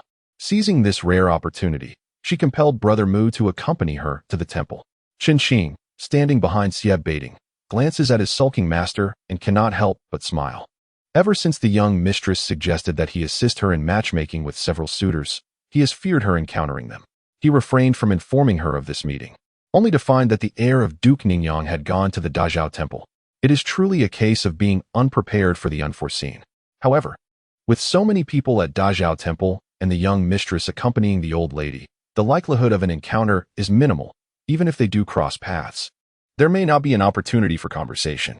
Meanwhile, Su Tang, having wandered the market for a while, finds herself increasingly despondent, yearning for the items she cannot purchase. With no money, she resolves to forego shopping altogether and instead enjoy the scenic surroundings of Dazhao Temple. Banksia trails behind her, not daring to utter a word. As Su Tang approaches the Mahavira Hall, she encounters 2 ladies descending the steps. One of them, her gaze landing upon Su Tang's face, displays an unmasked look of astonishment. As Su Tang brushes past, the lady's eyes follow her intently. In her distraction, the lady nearly stumbles down the steps, saved only by her companion's timely grasp. "What is it about that girl that has captured your attention so thoroughly that you nearly lost your footing?" The nearly stumbled lady chuckles awkwardly. "That girl possesses an extraordinary countenance, the likes of which I have never seen. I wonder which family she hails from. She looks unfamiliar." This lady is none other than Madame Lu, the wife of Lord Lu from the Astronomical Bureau. while the one who caught her is Madame Li from the Ministry of Revenue. Madame Lu is quite a remarkable woman, having come from a merchant background before marrying Lord Lu. Among the 4 classes of society, merchants rank the lowest. After marrying Lord Lu, she endured much ridicule for her copper smell and lack of scholarly refinement. Young and impetuous, Lord Lu was displeased with his father's decision to marry him to a merchant's daughter and rarely entered Madame Lu's quarters. Bored, she began to read to pass the time. Despite the sparse selection of books in Lord Lu's study, those on astrology and divination quickly became her favorite. To her surprise, she found herself mastering the craft, surpassing even Lord Lu, who soon became wary of her prowess. However, due to the restrictions on women holding official positions, Madame Lu's talents in divination remained confined to the domestic sphere. 2 years ago, she showcased her skills when a family sought advice on marrying off their daughter. They had 2 suitors vying for her hand, and the girl's mother, a friend of Madame Lu's, sought her counsel. Madame Lu advised that one suitor had a more auspicious physiognomy. The family accepted her guidance, choosing the suitor with the better features, while the other met an untimely demise just 2 months later. This incident spread throughout the capital, and soon all of the noble ladies were aware of Madame Lu's talent and physiognomy, which spared the girl from a life of widowhood or the stigma of being a man-killer. Since then, anyone with even a slight acquaintance with Madame Lu, whether for marriage alliances or prospective sons-in-law or daughters-in-law, would seek her insights. Madame Lu has thus become a highly sought-after figure in the capital, having encountered countless distinguished young women, including princesses from the palace. That girl just now indeed possesses an uncommon beauty, but the high praise from Madame Lu astonishes Madame Li, who questions, could she really be so remarkable? Chapter 95. The bottom line. Madame Lu lamented, that young lady is adorned in exquisite silk brocade. Her status must be remarkable. Alas, my Lu family cannot aspire to such heights. She also had a son of marriageable age, and her visit to Dezhou Temple today was not solely to assist the Minister of Revenue's wife, but also to seek a suitable daughter-in-law for her son. Upon hearing this, the minister's wife became intrigued. While the Lu family may not be attainable, the minister's residence could very well be. She promptly dispatched a maid to inquire further. However, by the time the maid ascended the steps, Su Tang's whereabouts had become elusive. Su Tang wandered to the right after passing before the great Buddha Hall, surrounded by lush trees and picturesque scenery. The beauty of the landscape made her feel that not carrying money was a blessing, for it prevented her from missing such delightful sights. The pair meandered forward. The bustling market below the temple was lively, yet few were there to appreciate the tranquility of this place. As they strolled, Banksia exclaimed softly, hastening a few steps ahead to bend down and retrieve a jade pendant from the underbrush. I wonder whose jade pendant this is, she said, handing it to Su Tang. The pendant gleamed with a lustrous sheen, intricately carved, and felt warm to the touch, a truly rare gem. Su Tang remarked, this jade pendant is exquisite. Its owner must be frantic to find it. Please take it to the monks at Dezhou Temple and inquire about its owner. Banksia looked at Su Tang and asked, aren't you coming with me, miss? Su Tang gestured towards a nearby pavilion, saying, I shall wait for you there. Banksia nodded, do not wander too far. I shall return swiftly. Su Tang chuckled softly, for she lacked the energy to run. The meager breakfast she had consumed felt long digested, and all she desired was a quiet place to rest. As Su Tang made her way toward the pavilion, she had taken only a few steps when her right eyelid began to twitch again, more violently this time, stirring a sense of unease within her. Worrying for Banksia, she contemplated joining her, but upon turning around, she was confronted by 2 masked figures clad in black, advancing toward her in broad daylight. Despite the palpable sense of danger, their audacity in wearing black and concealing their faces under the sun was quite disrespectful. The taller of the 2 men, with a lewd glint in his eye, remarked, this deal is quite favorable. Such a beautiful woman must be a delightful experience. The frail man added, is she so frightened that she cannot flee? The taller man chuckled. She knows her place. If she escapes from us, we might as well abandon our pursuits. As they inched closer, rubbing their hands together, the taller man beckoned, come here. Let me take care of you. Su Tang felt her breakfast threaten to rise, her gaze icy. Having been in this place for only a short while and never having instigated trouble, she found their despicable intentions crossed her limits. As they approached, Su Tang stepped back, her voice trembling. Who are you? Who sent you? The taller man swallowed hard. After I'm done with you, I'll tell you. In disbelief, Su Tang thought, in your dreams, As they drew near, she swiftly flung a pouch of poison powder at them. The two men reacted quickly, raising their arms to shield their eyes. Realizing the gravity of the situation, Su Tang cursed under her breath. Despite their masks, the wind dispersed the poison powder before it could take effect. With her previous experience in mind, she knew it would be difficult to succeed now. Turning on her heels, she fled. Although the men managed to shield their eyes, some of the powder still made contact, leaving them momentarily dazed as they collapsed to the ground. This woman carries poison. The frail man struggled to rise. Quick, pursue her. Don't let her escape. Exhausted and famished, Su Tang could hardly run fast. She needed to find a hiding place before they caught up. Glancing back, she saw no sign of her pursuers but faintly heard their voices. She decisively tossed her embroidered handkerchief aside and fled in the opposite direction. In her moment of desperation, she spotted several rock formations and concealed herself behind one. She remained hidden for what felt like a long while, praying they had been misled by her handkerchief. If she could just hold on for another moment, surely the poison would take effect. With her ears perked, she discerned footsteps approaching, her heart racing in her throat. Just as she prepared to peek, she overheard a woman's voice, sultry and beguiling. "Oh, don't be like that," followed by a man's flirtatious tone. "If not this way, then what about that? How annoying." The woman sighed softly. Su Tang, concealed behind the rocks, felt as though struck by lightning. Could it be that these two were here for a clandestine rendezvous? If they discovered her presence, they might silence her for good. What a stroke of misfortune. She felt as if death itself were looming. Fearing exposure, she dared not breathe too heavily. Yet the intimate exchange between the two was crystal clear. The woman breathed lightly. "When will you come to my home to propose?"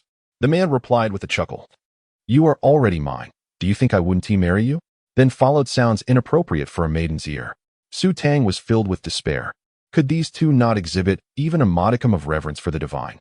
In broad daylight, engaging in such acts at Dezhou Temple? And how foolish was this girl? If he truly intended to marry her, would he not have proposed properly instead of luring her here for such purposes? The chances of this couple finding happiness seemed slim indeed. Their whispers floated through the air, leaving Su Tang wishing she could cover her ears. Meanwhile, the two masked figures had arrived, frustrated at having pursued the wrong direction. "Where did that woman go?" one of them growled. Before Su Tang could fully comprehend the situation, a cold voice from the man echoed, "You ruined my mood. You're asking for death." Su Tang sprang to her feet, and to her astonishment, saw the man leap forward, clad only in his undergarments, landing directly in front of the two black-clad figures. Upon seeing his face, their expressions shifted dramatically. Song Shitsi." They uttered 3 words before fear seized them, and they turned to flee. Yet the man was not about to let them escape. He leapt forward, grasped each by the throat, and with a swift motion, they fell lifeless to the ground. Su Tang felt a mix of relief and frustration. While she was glad to be free from the immediate danger, she had hoped to interrogate the black-clad men once the poison took effect. She had few enemies, but among them were Princess Nankong, the Wangfei of Zhao, and Madame Yun San, all of whom harbored motives against her. Chapter 96. The vegetarian meal. A man approached, having committed a murder. Through a small opening in the artificial rockery, Su Tang clearly observed the man's visage. He was quite handsome, though certainly not comparable to the likes of Xie Boding, that exquisite anomaly. Nevertheless, he was still good-looking, possessing an appearance that was pleasing yet devoid of virtue. While the man's looks were commendable, Su Tang could not see the woman's face, obscured as it was by the rockery, and she held no interest in it. All she wished for was for them to conclude their business quickly. Missing the vegetarian meal might earn her a reprimand. Leaning against the rockery, she sat down, her anxiety mounting as time dragged on. Suddenly, her expression shifted as she spotted a green snake slithering toward her. Su Tang suppressed a scream. Could her luck be any worse? Summer had not even arrived, and snakes were already making their appearances. Her mind raced. She carried antidote pills with her. A bite from a venomous snake would not be fatal, but if she cried out and drew attention to herself, it would be a different story. With the martial prowess of the man, survival would be a miracle. From her pocket, she retrieved an antidote pill and swallowed it just as the snake turned and slithered away. Su Tang let out a breath, relieved but still shaken. However, before she could fully recover, she heard a distant voice calling out. It was Banksia's voice. Panic gripped her heart as she fervently prayed, "Please, don't come this way." Alas, her prayers were in vain. The voice grew closer. Miss, where are you?" Despair washed over Su Tang. How had Banksia managed to find her here? Having fled from the dark-clad men. Don't come any closer, run, she thought, for she was barely able to protect herself, let alone save Banksia. She did not wish for both mistress and servant to perish together. Banksia's voice continued to draw near, but ultimately, she did not approach. From a distance, she beheld two dark-clad figures lying motionless on the ground, their eyes open in death, causing her to nearly lose her wits. Terrified, she turned and fled. Su Tang's heart, which had been lodged in her throat, finally settled heavily in her chest, causing her pain. This day had been far too exhilarating. Her fragile heart could scarcely endure it. A woman nearby expressed concern. Do you think anyone will discover us? The man, unfazed, replied, if they find us, it would be fortuitous. I would take you home and cherish you every day. How vexing. The woman teased playfully. My mother must have been searching for me for ages. I must take my leave. Finally, she departed. Su Tang exhaled softly and, after a while, rose to her feet. Her legs had grown numb from squatting for so long, and she limped out from behind the rockery. As she took a few steps forward, her eyes involuntarily darted to the battlefield, where she noticed a hint of flowing silk at the foot of the rockery. Approaching it, she discovered a jade pendant shaped like a lotus flower lying there. The lotus, rising unsullied from the mud, is a symbol of purity, yet it had been lost in this place. Su Tang bent down to pick it up, noting that its reverse bore an inscription, July 18th. She merely glanced at the pendant before placing it back down, fearing the owner might come searching for it. Hastily, she made her way toward the two dark-clad figures. Her embroidered handkerchief must be with them. Though this area was secluded, it was not devoid of visitors. If someone were to discover the two slain men, along with her handkerchief, she would find it impossible to explain herself. As Su Tang had surmised, her handkerchief was indeed in the possession of the dark-clad men. After retrieving it, she hurried away, unaware that someone was already coming to look for the pendant. In a more populated area, Banksia spotted Su Tang and rushed towards her, nearly in tears. Miss, where have you been? I searched everywhere for you. The maid was oblivious to the danger Su Tang had just escaped, and Su Tang refrained from alarming her. I was merely exploring the surroundings, she replied. Banksia placed a hand over her heart, still shaken. After delivering the pendant to a young monk at the Great Jiaoxi Temple, she had lost sight of Su Tang and felt immense relief at finding her safe. This place is not safe. We must hurry. The vegetarian meal will be served soon. The two of them made their way toward the Mahavira Hall. Just as they arrived, they encountered Mu Ji, the heir of the Ningyang Marquis. With a smile, Su Tang greeted him, and Mu Ji bowed in return. I did not expect to see you here, sister-in-law. I was just hoping to find you to lodge a complaint. Su Tang was taken aback. A complaint? About what? Mu Ji chuckled. Naturally, it concerns brother boating. Previously, I made a fool of myself in front of you, and you graciously gifted us a few roasted ducks.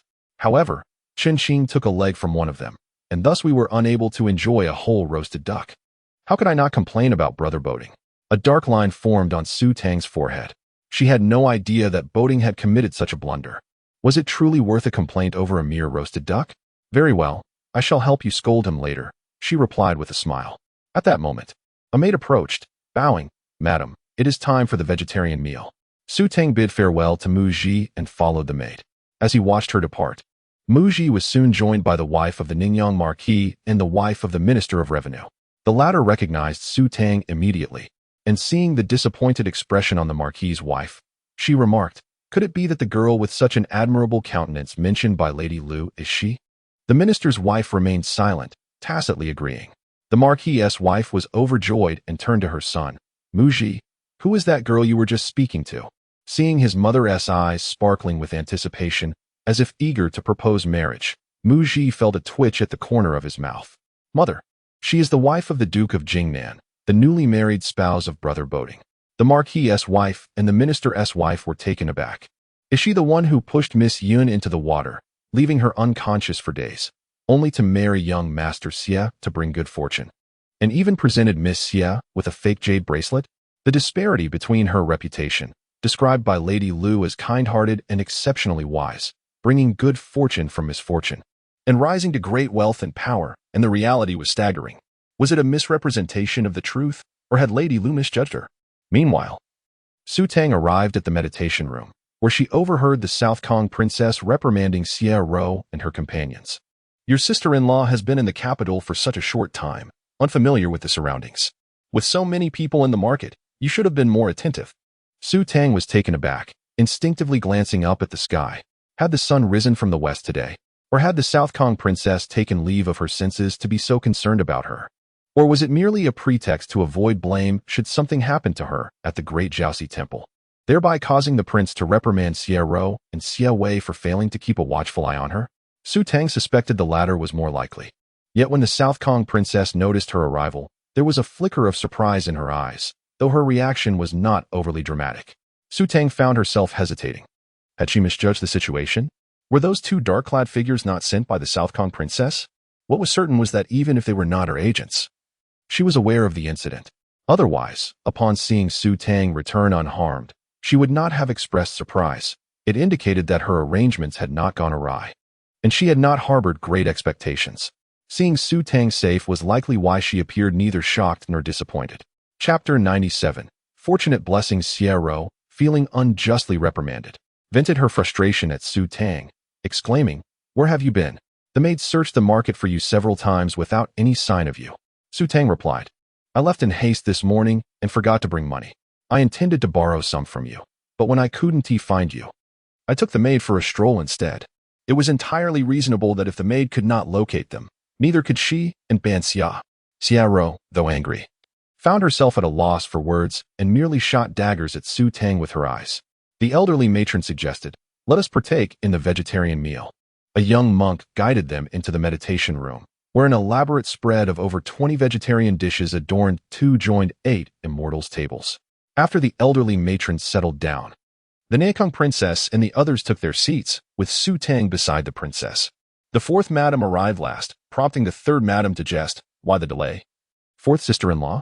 The fourth madam chose not to respond to her, but instead turned to Su Tang, smiling, "Upon your return to the estate, do remember to style your hair properly, and wear a peach blossom hairpin when you go out again." Su Tang appeared somewhat perplexed, leading the third madam to inquire, "What is the reason for this?" The fourth madam took her seat and explained, "Our esteemed eldest daughter-in-law of the Jingnan Wangfu did not grow up in the capital. Having only recently arrived from Qingzhou, she married into our family. The noble ladies of the capital do not recognize her. Today, Madame Liu, the wife of Lord Liu from the Astronomical Bureau, was invited by the Minister of Revenue's wife to the Dazhao Temple to assess potential brides for her son. Guess what? Madame Liu immediately took a liking to our esteemed eldest daughter-in-law. The Minister of Revenue's wife has been dispatching inquiries to uncover which family this young lady hails from." The surrounding maids and matrons trembled with anticipation, casting furtive glances at Su Tang, who sensed that this meal would be far from enjoyable. The fourth madam, having finished her remarks, discreetly glanced at the Nankong princess. Having lived under the same roof for many years, they were well acquainted with one another. Although the Nankong princess had indeed consulted Lord Liu, it was certain that she would not allow Su Tang to be welcomed into the family unless Lord Liu praised her fortune, as Madame Liu had done. Nevertheless, what Lord Liu had actually said remained a mystery to all. However, the entire capital was aware that Madame Liu's insights surpassed even those of Lord Liu. Lord Liu had examined the eldest daughter-in-law's destiny without ever having met her, while Madame Liu had seen her in person, yet not her destiny. Both had concluded that the eldest daughter-in-law was blessed with fortune, which was likely true. The Nankong princess, lost in thought, recalled the day she had asked Lord Liu to compare the destinies of Su Tang and Xie Baiting. As Lord Liu scrutinized the characters, the Nankong princess, lacking patience, directly stated, "The prince desires Miss Su to enter the household. You know what to say, right?" Upon hearing this, Lord Liu had looked up at her, stating, "Miss Su and Master Xie's destinies are incompatible. They should not marry." She had assumed this was Lord Liu's calculation, feeling quite pleased. However, it now appeared that Lord Liu had misunderstood her intentions, believing she did not wish to act according to the prince's desires and aimed to dissuade him from his thoughts. It was fortunate she had cautioned Lord Liu to inform the prince that they were a match made in heaven, and only by marrying Miss Su could Master Xie have a glimmer of hope. At that moment, Lord Liu had agreed without hesitation, a realization that should have raised her suspicions. The Nankong princess nearly bit her silver teeth in frustration. She composed herself and turned to the fourth madam, saying, "Lord Liu only mentioned that the eldest daughter-in-law is Master Xie's sole hope for survival. He did not elaborate further. I did not inquire, but what did Madame Liu discern?"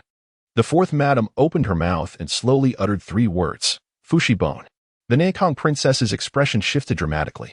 Even the elderly matron gasped, casting a glance at Su Tang. The atmosphere in the room grew tense.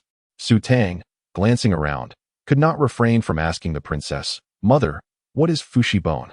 The princess replied, "Fushi bone is the most esteemed bone in the world, signifying immense wealth and longevity, endowed with the blessings of emperors, and at the very least, it indicates the potential for greatness. Those blessed with it are wise, valiant, and clever, capable of discerning the nation's fortunes and misfortunes, bringing joy or calamity to the populace." The current emperor possesses Fushi bone. It was precisely because the current emperor bore this trait that many were aware of it. The third madam observed Su Tang and, upon closer inspection, realized that the eldest daughter-in-law's forehead bore a striking resemblance to that of the emperor. The present emperor was merely a son born of a concubine, having lost his mother at birth. While he possessed strength, much of his ascent to the throne stemmed from sheer luck. The Nankang princess's face turned a deep shade of liver, realizing that she had chosen a daughter-in-law from Master Xie, who possessed Fushi bone. Fushi bone, a harbinger of fortune, a reversal of misfortune. She was determined to see if the legends surrounding Fushi bone held any truth. The Nankang princess cast a glance at the maid standing nearby, who nodded slightly in response. Throughout the course of the vegetarian meal, Su Tang endured the furtive gazes cast in her direction. Having already been startled multiple times that day, her appetite had waned, and the scrutiny from others extinguished what little remained. Had it not been for the exquisite vegetarian dishes at the Daja temple, she doubted she would have managed to consume even a single bite. The elderly matron, fond of the temple's vegetarian fare, only set down her chopsticks once she had finished her meal. The soft sedan chair jostled like a carriage. After eating, one could not immediately board a vehicle but needed to walk a bit to aid digestion. Upon exiting the meditation room, the elderly matron smiled. "We shall return to the estate in a quarter of an hour. You young ones may continue to explore if you wish. There is no need to accompany us." The market was not far from where they had parked the carriage, and they hastened towards it. Su Tang, lacking funds, felt little enthusiasm but still made her way toward the market. Just as she reached the entrance, a child of around 8 or 9 years old, playing with a bowl, collided with her despite her attempts to avoid him, spilling green bean soup all over her. With a crash, the bowl shattered on the ground, and the child bolted away, while Banxia attempted to catch him but was unsuccessful. However, even if she had caught him, what could be done? He was merely a child under 10, and it would not be appropriate for a young lady to hold a grudge against him, especially since he appeared pitiable in his ragged clothes. Su Tang shook her damp skirt, while Banxia lamented, "Such a newly acquired outfit, ruined just like that." Su Tang replied, "But I have a change of clothes." Banxia nodded, confirming that the spare clothes were in the carriage. It was customary to carry a change of garments whenever they went out, and this morning, Mama Feng had even reminded her specifically. Su Tang proceeded to the carriage to change her attire, feeling uncomfortable in the wet fabric. As she retrieved her bundle from beneath the seat, she inadvertently caught the golden hairpin in her hair on the carriage curtain. As she stood up, the pin came loose, causing her hair to fall apart. Truly, when misfortune strikes, it seems unending. She merely wished to change her clothes, and now she found herself needing to redo her hairstyle. After a failed attempt to fix it herself, she prepared to ask Banxia for assistance. However, before she could voice her request, the horse suddenly became unruly, rearing and whinnying. The carriage tilted backward, and Su Tang's head struck the carriage with a heavy thud, causing her vision to blur with stars. Chapter 98.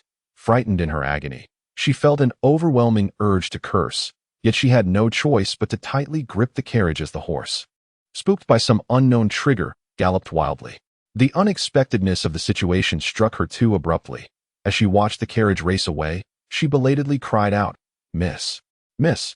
She chased after the carriage, but, alas, not only did she fail to catch up, she stumbled and fell forward. Inside the carriage, Su Tang was tossed about violently.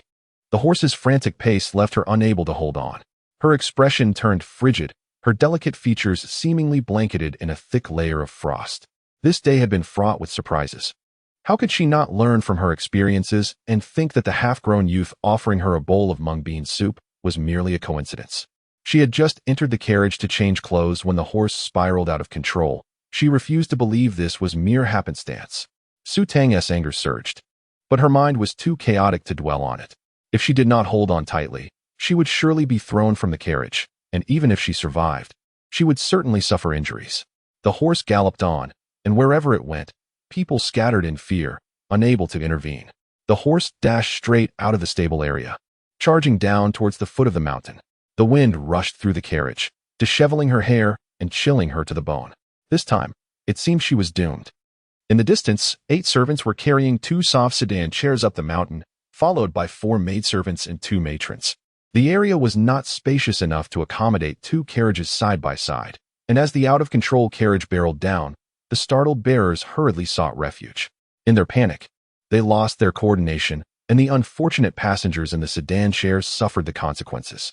One of the bearers stumbled on a stone, twisting his ankle, causing the chair to tilt and eject the occupant. "Madam." The scene descended into chaos. Although Su Tang could not see it from her position in the carriage, she could certainly imagine it. The horse galloped faster, and Su Tang's heart raced in tandem. She remembered the route up the mountain, noting a sharp bend ahead. Without a driver to rein in the horse and steer it, both horse and carriage would surely tumble down. The wind blew open the carriage curtains, and from afar, Su Tang spotted that very bend. Strangely, her trembling heart found calm. Death was not so terrifying. Had she not just tumbled down right here? Perhaps she might return once more. Her only regret was that she could not assist Xie Boding in neutralizing the poison. Having only managed to expel half of it, he could survive at most 3 more years. Closing her eyes, Su Tang awaited the arrival of death. However, mere moments later, her waist was enveloped in an embrace, and a familiar scent of pine wafted into her nostrils. Upon opening her eyes, she beheld Xie Boding. "Do not be afraid." The words flowed into her ears, and Su Tang felt a wave of emotion surge as tears cascaded down her cheeks. Xie Boding held her tightly, forcefully striking the carriage with his palm, then leaping from the vehicle with her in his arms. Yet, the speeding carriage could not withstand the force, and they tumbled onto the ground, rolling a few times. Chen Qing, seated at the front, could not control the reins, and, knowing that Xie Boding and Su Tang had jumped from the carriage, rolled aside just in time as the carriage careened off the turn. Meanwhile, Xie Boding and Su Tang rolled together for 4 or 5 times before coming to a stop. With him lying on the ground and Su Tang sprawled across his chest, they gazed at each other, lost in their own worlds.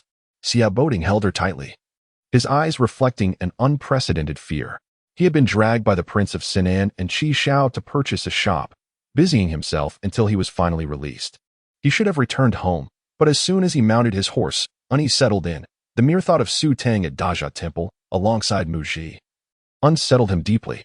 With nothing pressing at home, Xie Boding had come to Dajia Temple. Just after rounding the bend, he spotted the familiar carriage, and his heart leapt into his throat. He had no idea if Su Tang was inside. He had not heard any cries for help, and it could have simply been an empty carriage. Yet he dared not take that gamble, leaping onto the carriage and lifting the curtain to reveal Su Tang's despair-ridden face. Though they had only recently wed, Su Tang had always exhibited a resilient spirit, never bearing such an expression before. His heart ached at the sight. "Thank goodness, you were unharmed." Gazing into Su Tang's eyes, he saw a reflection of himself in her tear-filled gaze, and he smiled. "How long do you intend to weigh down your husband?" Su Tang's ears flushed as she hastily rose. Upon her standing, Xie Boding also got up, but as he did, he swayed slightly, his expression shifting as he coughed up blood. "Are you?" Su Tang quickly supported him. "I'm fine," Xie Boding replied weakly, wiping the blood from his mouth. He had thought that as long as Su Tang was not pressing on his chest, he could suppress the urge to vomit. But in the end, he could not hold it back. Chen Qing, having rolled on the ground a couple of times, got to his feet and, upon seeing Xie Boding spit blood, felt his heart leap with anxiety, fearing another fainting spell. Yet, this time, Xie Boding merely coughed up blood without losing consciousness. Chen Qing's eyes brimmed with moisture. At Dajia Temple, before the Mahavira Hall, the old matron prepared to descend the stairs to return home when a young servant hurried over, exclaiming, "It's bad. The young madam is in trouble. The carriage has spooked and is racing down the mountain with her." The gentle expression of the princess turned pale in an instant. Had she not been supported by her maid, she might have fallen. "Ning Mama, quickly, gather people to rescue the young madam," the young servant hurriedly replied. "Manager Zhao has already taken people to pursue her." Seeing the princess in distress, the third madam comforted her. "The young madam possesses the bones of Fuxi. She will surely turn misfortune into good fortune. Do not worry too much." The South Kong princess interjected, "People missing limbs can still live to be 80 or 90. Before her words had settled, Another young servant rode in, dismounting before reporting, "Princess, the young madam is safe. Manager Zhao feared you, and the old matron would worry. So he sent me to inform you." The South Kong princess's face froze, as if she had been dealt a few harsh slaps. The princess sighed in relief. "The young madam is unharmed, I hope?" The young servant shook his head. "The young master arrived in time and saved the young madam. She merely suffered a scare and is not injured." Tinger. The princess was momentarily stunned, clearly not anticipating her son could save anyone. Just days ago, he had fainted from blood loss while rescuing Su Tang at Kinyukshuan. How could he possibly have rescued someone from a runaway carriage? The South Kong princess quickly descended the steps, asking, "Are you certain it was the young master who saved her? What is there to doubt?" "It was indeed the young master who saved the young madam. We all witnessed it." The third and fourth madams exchanged astonished glances before inquiring, "Is the young master all right?" The young servant shook his head. "The young master merely coughed up blood. He did not faint and has already mounted his horse to take the young madam back home." If the young master, having coughed up blood and not fainted, could still ride back with the young madam, then in his view, he was perfectly fine. Manager Zhao was not only unconcerned, but quite pleased. Overcome with joy, the princess wept tears of relief. The prince had mentioned that Ting was improving, and she had been skeptical. Now, seeing him able to cough up blood without fainting, she realized the prince had not deceived her. As the young servant stood there, observing the varied expressions on their faces, he added, "The young madam is fine after the horse's fright. The one in trouble is the left minister's wife."